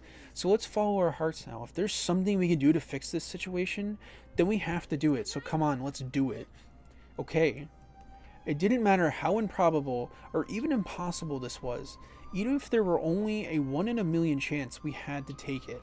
It was absolutely foolish of us to try this. It was unnatural and unholy and completely inadvisable, but as long as there was that slight possibility, this was something that just had to be done. We weren't about to give up without a fight. Can't read. Woo! I've heard that practitioners of forbidden sorcery suffer even greater payback for their actions than black magic users. But this book wasn't written in Japanese, and I can't read the parts that warn about that, so out of sight, out of mind. I can handle this. Woo! This isn't quite the solution I had in mind, but as long as it lets us reunite with the friends we lost, I really don't care. Since they don't even exist in this world anymore, dragging them back by force seems like our only option. Yeah, so let's just do that. Okay, how about we start with Suzumoto? We need a photograph for the spell to work, and I've got one of her with me. Alright. We're actually doing it, like, right now? Our first attempt at resurrecting the dead was going to be a spell to bring back Mayu Suzumoto. All the materials we needed were present and accounted for in bottles and jars within the room. A beetle, carapace, part of an animal's body, etc. The first step was to carve a pentagram into the floor with a knife, then place 3 paper dolls in its center of the sort used in the Sachiko ritual. The one in the middle would bear the name of the person we wished to raise, and the ones on either side would bear the names of the casters. Our names. Mayu Suzumoto. The class rep was then to place Suzumoto's photo on top of the paper doll dedicated to her. As for our paper dolls, we each had to blow on them 3 times, then cut both our palms with the knife and coat the spell materials in our blood.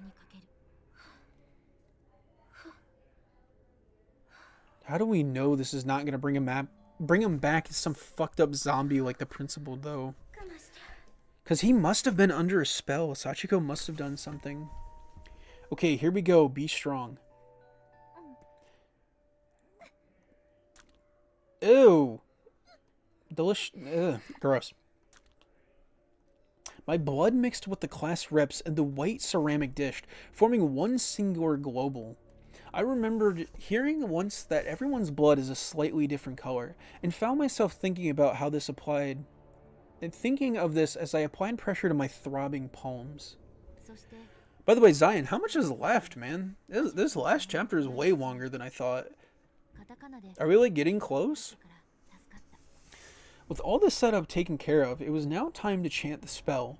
Fortunately, these foreign words all had Japanese pronunciations written in above them. You're almost done? Alright, cool. My throat is killing me, man. Doing this for 10 hours. Arya, Timoria, Kanda... Wakanda? Black Panther? Atrios, Inumis, Kalai Dumura. I don't know what the fuck any of these words are. This was starting to feel crazy. I was sitting here listening to the class rep chant a magic spell to raise the dead, for goodness sakes. I wasn't sure how much of a grip I had on reality anymore. What were we thinking? Trying something like this? Would this really bring back Suzumoto? No, I had to concentrate. If I doubted the spell, then the spell would fail. For now, I had to believe that this would work, and I had no reason not to.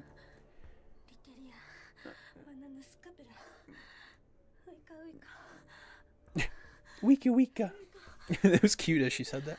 Wika wika.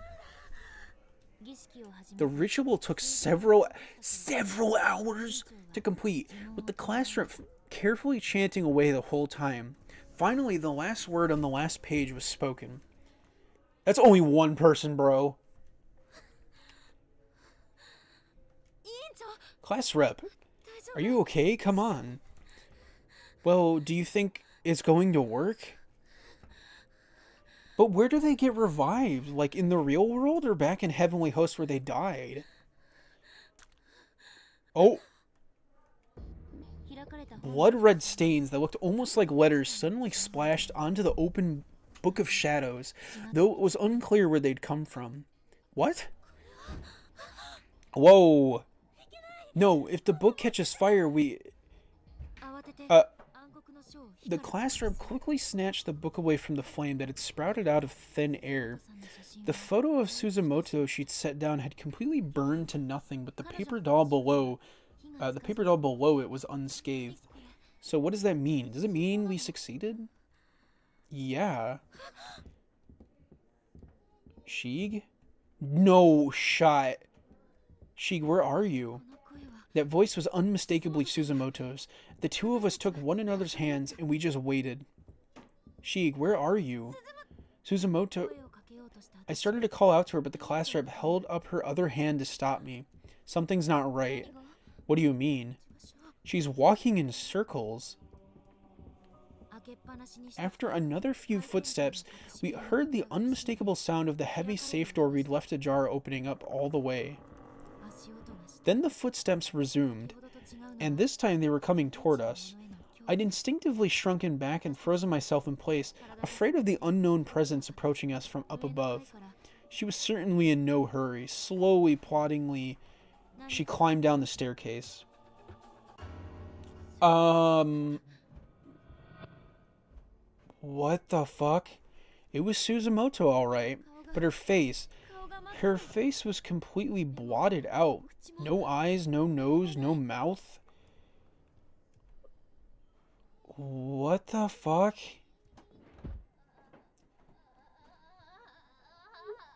What?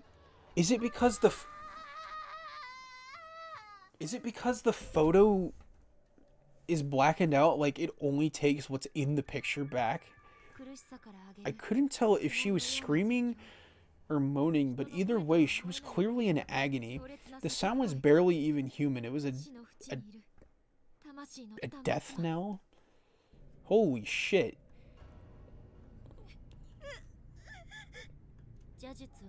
Our spell had failed. The Suzumoto-like being we'd summoned was lying flat on the ground, face up, writhing and spasming. There was nothing we could do to help her, nothing at all. As I observed these convulsions, I noticed rune-like symbols appearing all over her body.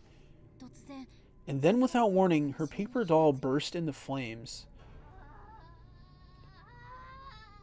What is happening? As soon as it did, blood began spraying from each of the ruins on her body like water shooting from a fire hose.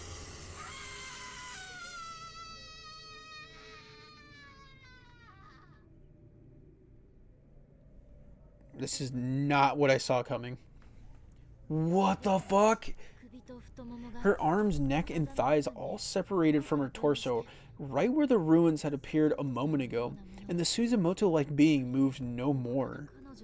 The flame that engulfed her paper doll was now completely extinguished, leaving behind nothing but ash. What did they do wrong?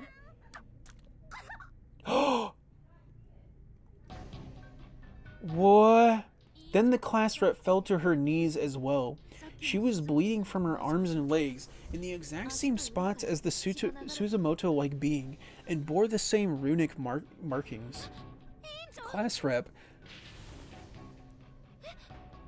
Wait, what? Why is that catching fire?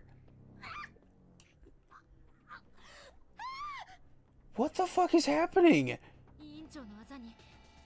Rounded saw blades were now jutting from the marks on her body. Why? Where had they come from?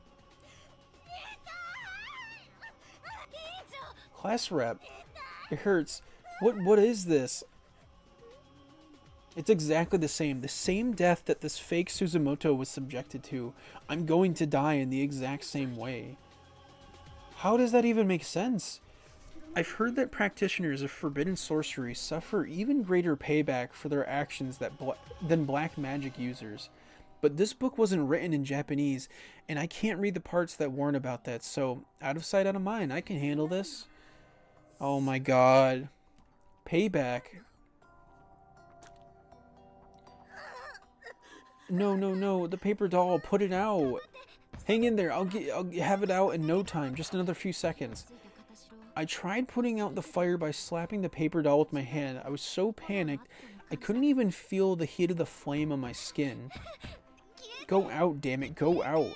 Go out already. It wasn't working, it wasn't doing anything. The fire just continued to burn. It's not going out, what do I do? No, please.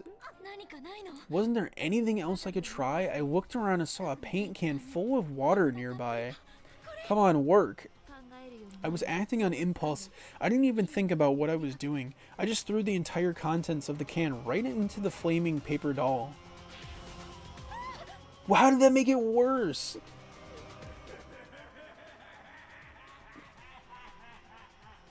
Fucking shit. Blood began spurting from the mark on the class rep's neck. The rounded saw blade from the desk earlier was digging into it for some reason. It hurts. No, I don't want to die. Save me. Class rep. There seemed to be no escape for us. We were destined to die here. This was our punishment for meddling in things no human should, for playing God. No. Mine was on fire now, too. I was next. There was no fighting this. We were both going to die here. We were both going to die horribly and painfully. Dude, what is going... What? Ayumi. Like an angel sent down from on high, our savior suddenly appeared. A woman older than us scrambled down the stairs, calling out the class rep's name. She leaped over the railing and practically dove toward the burning paper dolls. By the power of the guardian spirits, I cast out that which would do us harm. Her mom actually just came in clutch like that.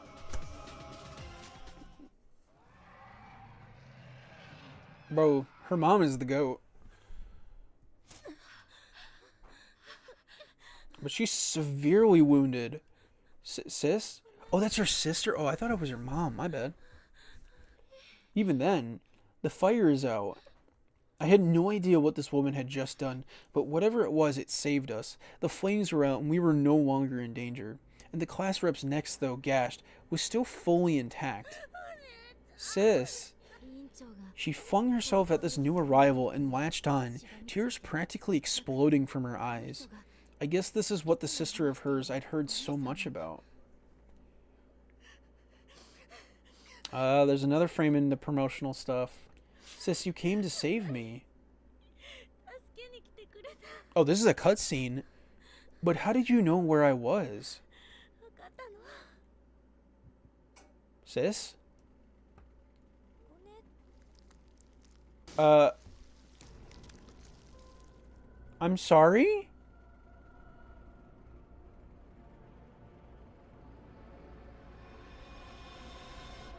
What? What? No.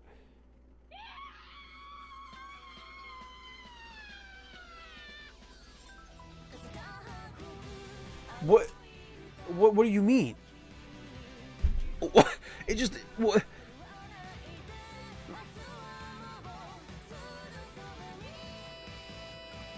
What do you mean? You can't end it like that.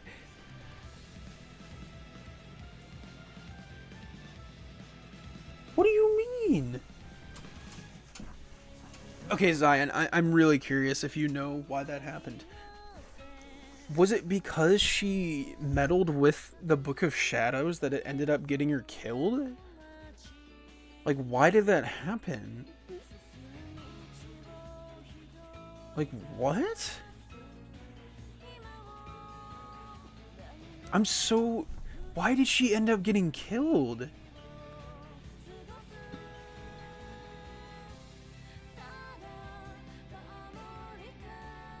Dude,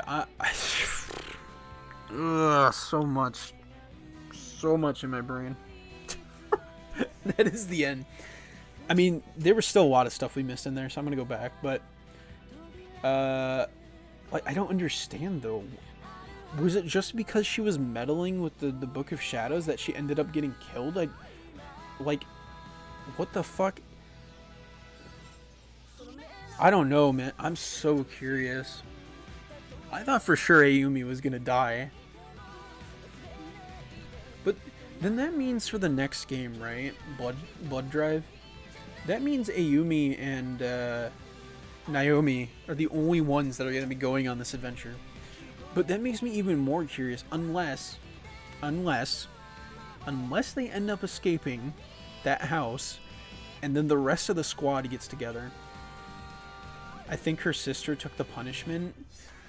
So what you're saying is the sister transferred the punishment that she was being afflicted by and then took it and got murdered. What the fuck? Whew. That was a cool ending though. I like that ending a lot. That was a very, very cool finale.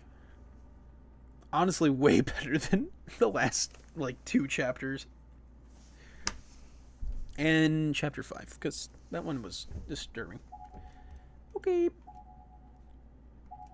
Okay, so before we do any of this extra stuff, I want to go back. Yeah, she does sacrifice herself to save Naomi and Ayumi. Yeah. Just makes me so curious, though. Like, I don't know, man. That's crazy, though. That's I don't know.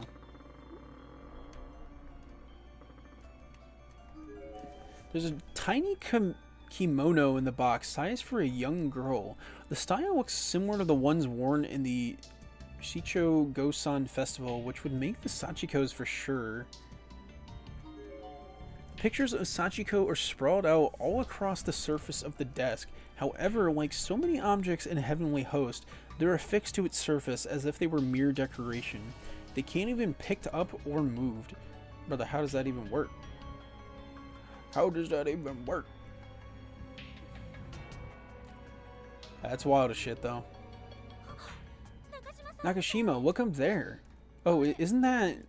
Perched high off the ground, a traditional household shrine was affixed to the wall, and within it was an easily recognizable paper doll. An offering, I guess. It's enshrined alongside a mirror imitating the shape of Yato no Kagami. This must be the doll that Neho brought back with her. Apparently, the class rep's parting in Heavenly Host with her former role model, Neho, had not been a pleasant one. She looked momentarily distraught. In front of the enshrined doll, there was a square sheet of yellowed paper containing hand-inked instructions on performing an all too familiar ritual. Spirit in the ever after, to confer a dying land upon an offering, one shall meditate upon his or her name. Please must be spoken in silence a number of times, equal to all transgressors plus the offering. An avatar for the offering must then be torn and split equally amongst the transgressors. If performed correctly, the offering's desired location shall become the land in which he or her dies. This was the original form of the Sachiko Ever After ritual. So did Yoshi use Sachiko as an offering in order to make the heavenly host the land of her death? This would have had to happen while she was still alive, but why? What was she hoping to accomplish? Beats the fuck out of me, dude.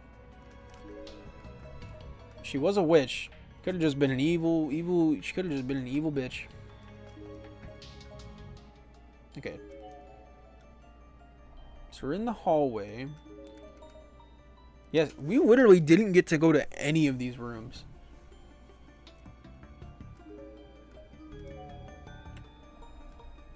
Okay, so that was pointless. But there's like 2 secret rooms we haven't gone in. A traditional tatami mat of the sort commonly found in virtually any Japanese home is propped against the wall here. It seems to be infested with bugs. Oh, wonderful. Please wait for your name to be called. Please help yourself to some tea. Dude, I almost forgot that this place is like a psychiatric clinic. Wait here. I guess that makes sense. Yoshi did run a clinic from this house after all. What the fuck? Mr. Yukimura? Yes. What seems to be the problem?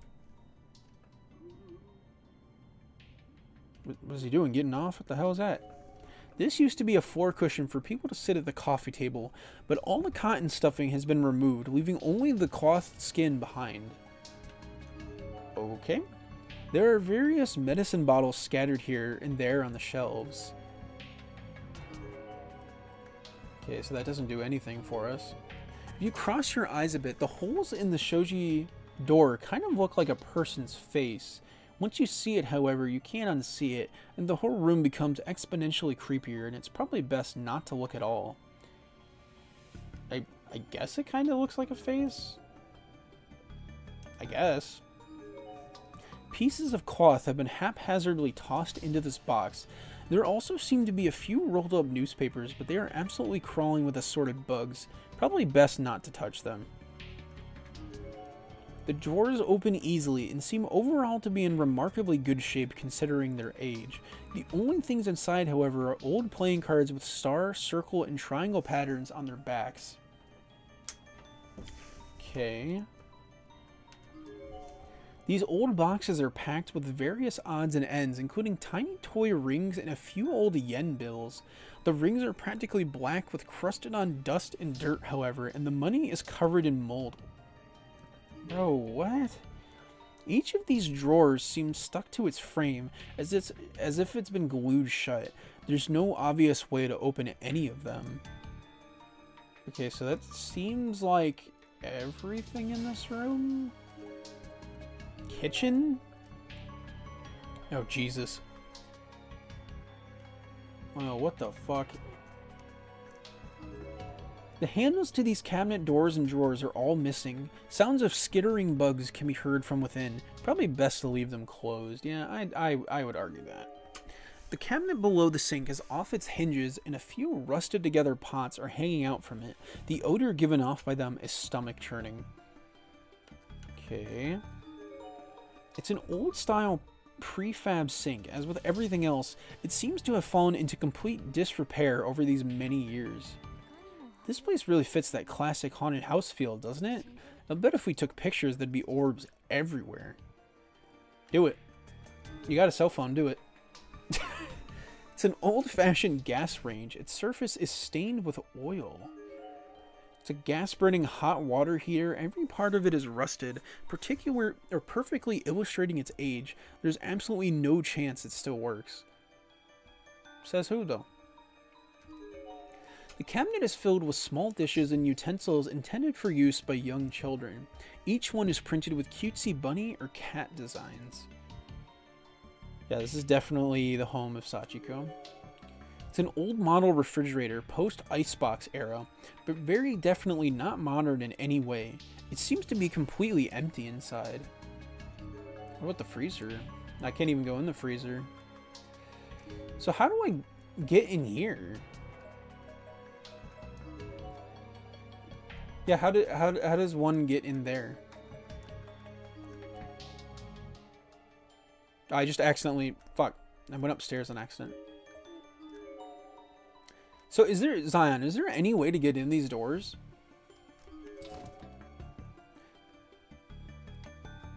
Or is it just like... You just literally can't get in there? 'Cause I'm starting to think like there's no actual way to get in there.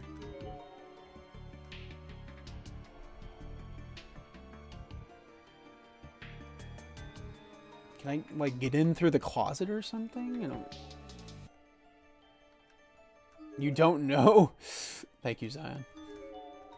Okay, so it doesn't seem like it. I don't know.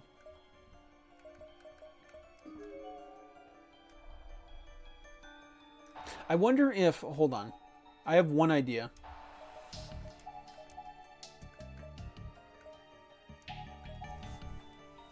I have one idea. So if we take the key, but instead of going to Yoshi's room, what if we go to the other room, like first? Maybe then it'll work? Fuck. Okay, well that doesn't work. So, damn, that might be it. That's every ending in the game. The only thing we're missing is, like, 3 name tags, though. I don't know where you would find these at.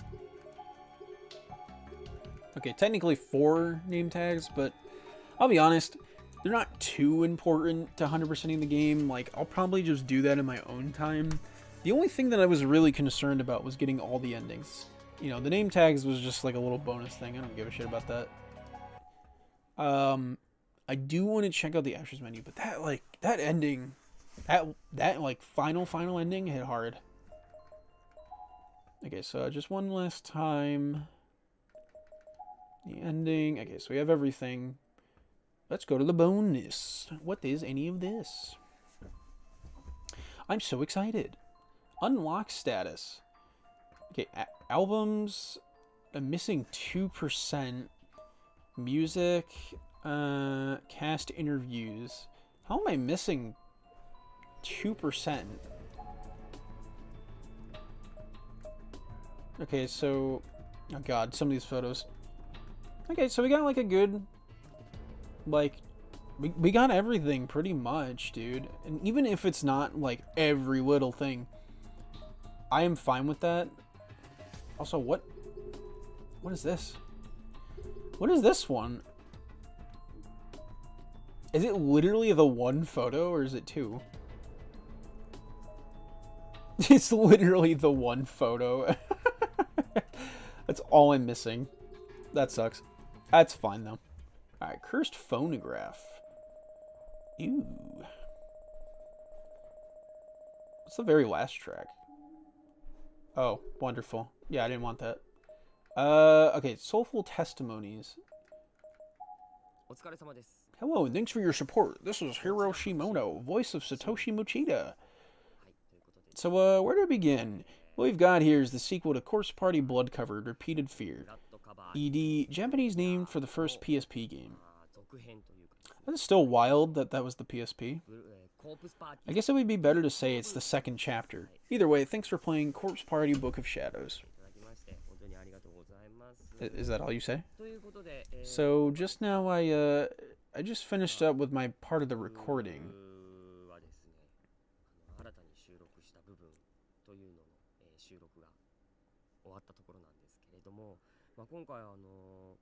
My part was a little separate from the main story, taking place before the events of the first title. What are you talking about? And it was all about Miss Yui and I. Well, how can I put it? It was like that faint sensation you get, you know, when that little blushing, that sense of kind of an awkward embarrassment, I guess you could say. 少し僕もね What?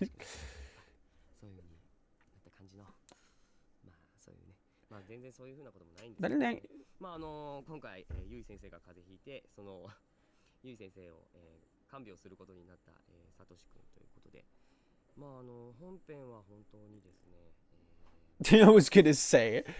怖いという風な、本当に怖い印象があったりとかしますけれどもね、結構僕もファンレターでいろいろと本当に怖いまず I kind of love this guy. I'm not gonna lie. 電源を消しましたっていう人もいたぐらい本当に、怖いものになっていますけれどもまあこのゆい先生との、このストーリー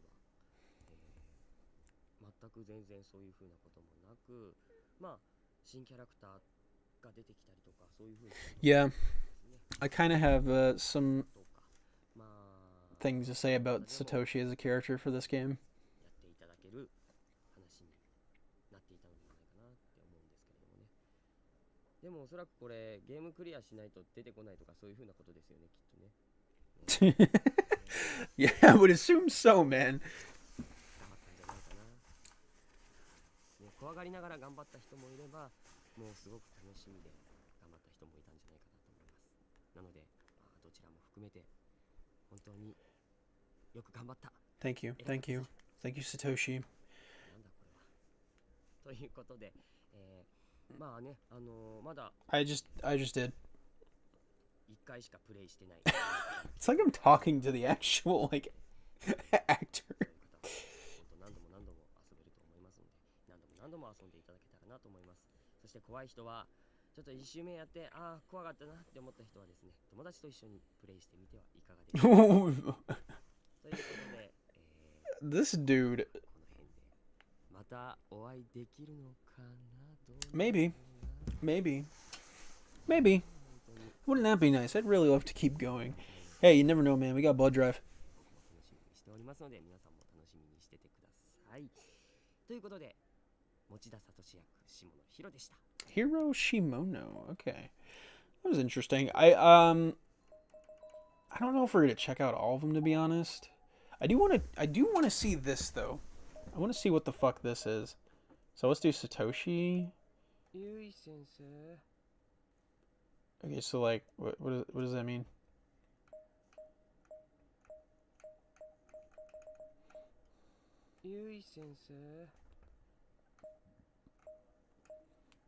So, what does this exactly mean? Like, I saw there was a Steam achievement for doing this, and I'm like, I'm not exactly sure what I'm like supposed to be making like a 3D voice. What the hell are y'all saying? I can't understand. I can't understand you. Seiko? Oh, it's because my right shoulder button doesn't work on this fucking Xbox controller. My bad. Okay, so hold up. Oh, I'm like... It plays with your ears? What the fuck? This is so random of an inclusion. Okay, so I guess I'll do like, I don't know, Satoshi 9. I don't know, man. I'll just make like a whole ass playlist of random ass people. Guys, what if I made a 3D model of my voice and then put it in a fucking horror video game? That would be funny. What if I 3D modeled my voice in your ear holes? What do we think about that? Sachiko. Damn, she's got 91 voice samples. Okay, let's do Neho. No, you're not supposed to play it. No! I wasn't ready. Stop. Okay, there you go. Play all. Actually, you know what? I'll save. It won't let me save. Yay! It's supposed to creep you out more creepy out more hearing something directly up to your ear. That, you know what? That's probably why it's not working. I play stream games with one headphone on. That's cool though. I got the Steam achievement, so I did. What the fuck? No, get out of here, bro. I don't know what the hell that is. Get me out of here. That was interesting. Binaural 3D voice files. Did that unlock anything else? No. So again, I don't think I'm gonna listen to all of these. Again, if you guys really want to go listen to all these, go get the game yourself. Look up a YouTube video. But like, dude, there is probably like 2 hours worth of fucking content here, and I'm streaming for over 10 hours, man. I kind of want to end. Not saying I didn't enjoy all of this. I did enjoy this game a lot, but you know, it's fucking late, man. Let me go to bed. Let me go eat dinner and go to bed. But yeah, so we got every soulful testimony. Again, we didn't get like everything in the game. We're missing like 1 art piece, and we're missing like 4 student ID name tags. But you know what? Again, I'm not really worried about those collectibles. I was only really worried about just getting the endings for this stream series, so I don't really like care.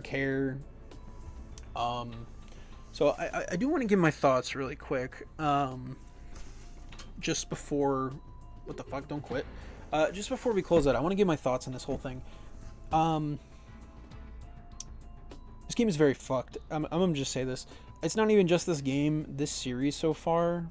We're only 2 games in, and there's still the 3rd game, which is supposedly the end of the Shinozaki family trilogy, or saga, I should say.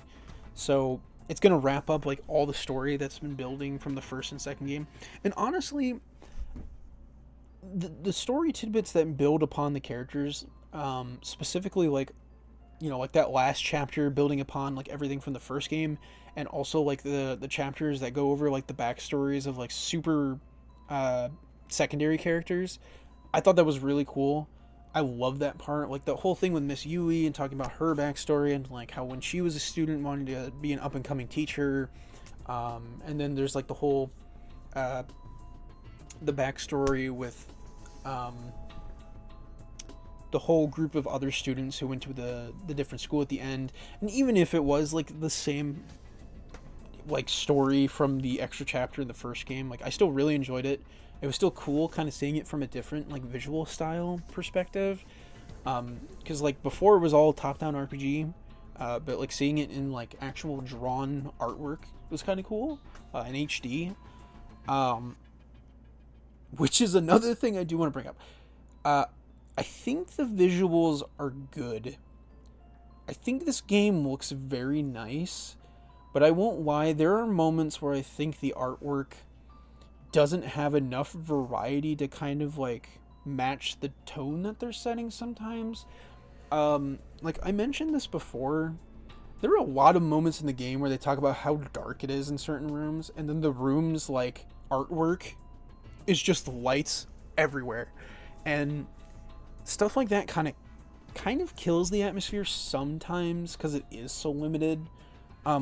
Which again, I like visual novels. I give it the benefit of the doubt.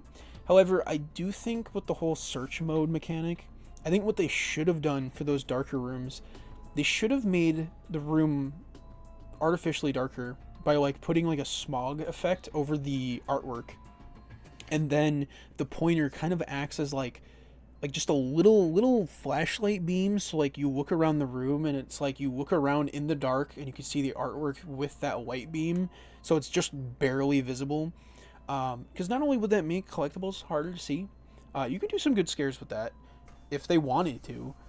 And I feel like would have added more to the atmosphere. Like I think even that last chapter when they were talking about like, oh, it's getting so late out in the countryside, it's getting so late, and it was daytime the entire fucking time. And like, yeah, later in the chapter they did change up like the sun setting and like the night, but it's like that first beginning part where they kept like, it's getting late, we keep looking at our watch, and then it didn't change. That was just like, I feel like there needs to be a little bit more, just a little bit, just to kind of emphasize their points.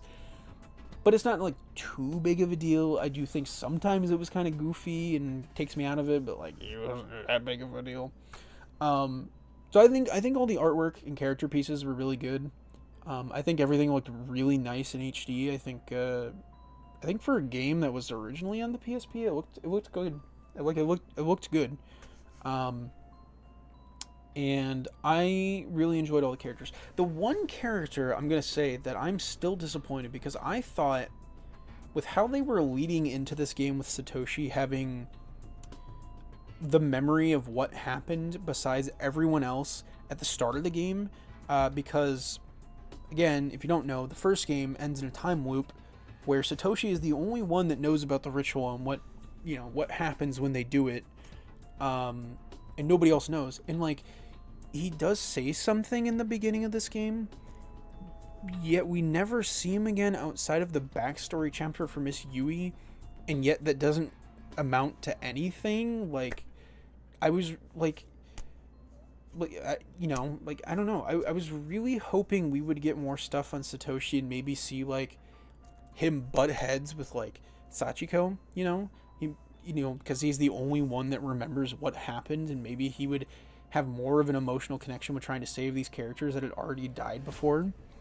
But like none of that happened, and I was kind of bummed out. It's like the one plot thread I wish actually got some time, because it had a lot of potential for like a lot of emotional moments, but it didn't go anywhere. But I think like for the characters that were there, I think they were all well written. Sometimes a little too well. The gore in this series, specifically this entry too, was a little much at times. I will admit the shock value and gore and everything is just a little bit much at times.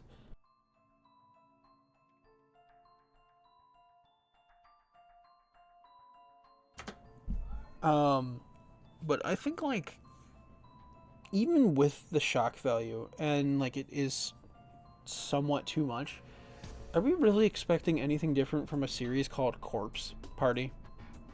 It's literally called Corpse Party. And while it is like, you can make any argument you want about that, I don't know, man. Again, my point I brought up earlier.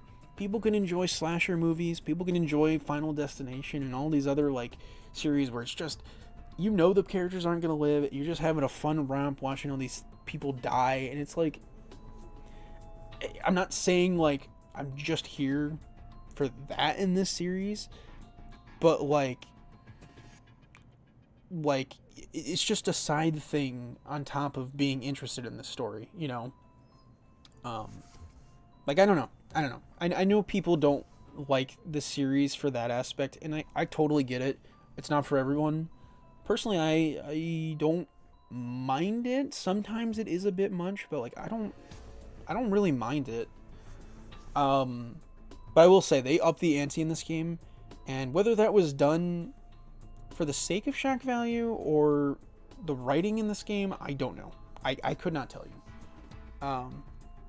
But I enjoyed this. I think the music was really good. I think the music throughout this game was fucking amazing. Like, I don't think it was as good as the first game soundtrack, but it was really good. Like, really, really good. There was a lot of catchy stuff in this. So, like, I think it all fit together pretty well. The only thing I didn't like was kind of like the whole search mode mechanic. Like, it was fine, but like, it's kind of just boring after a while, where it's just kind of like, all right, we'll talk visual novel style, then we'll stop. Then you got to do exploration where you just move the cursor across the screen for like 5 minutes. Then you go back to talking. Then it goes back to point and click. Then it goes back to talk. And like chapters 3 and 4 didn't have that at all, which kind of threw me off. Because it's just like, why did those chapters not have the search mode? It was fine. I don't think it's my favorite, but it was fine. So, that's really all I gotta say, man. I enjoyed my time with this game, even if there were some weird moments. I enjoyed this all the way through.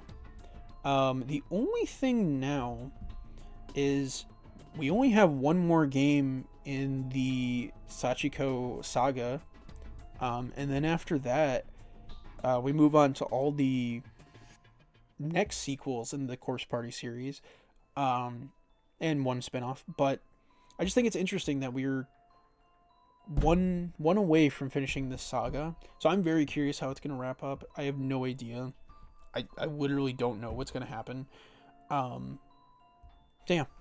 I don't know, man. I don't know. I'm excited. I'm excited to see where this goes. Apart from that, I will be back on Thursday for another stream. I'm gonna come back with Atlas Part 2. Because I know a lot of people were asking me, they're like, where is Atlas, dude? You're not playing Atlas. And I'm like, fine. I'll play Atlas. Just for you.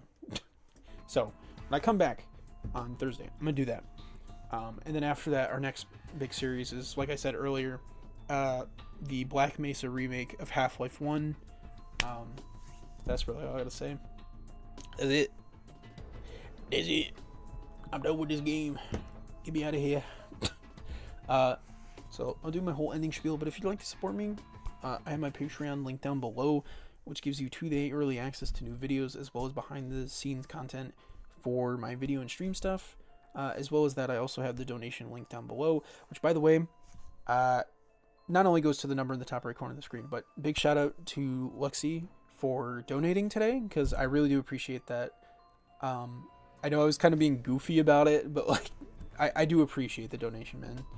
And apart from that, I also have my website linked down below, which goes to my portfolio and demo reel. So if you want to check all that out, you don't have to, but it is completely free to follow me over on Patreon. Just keep up with all that stuff. So I don't know, you do you. I don't know, I'm just existing here. So I'm done. I'm going to bed. I'm gonna have nightmares about fucking corpses, dude. I need to go to bed.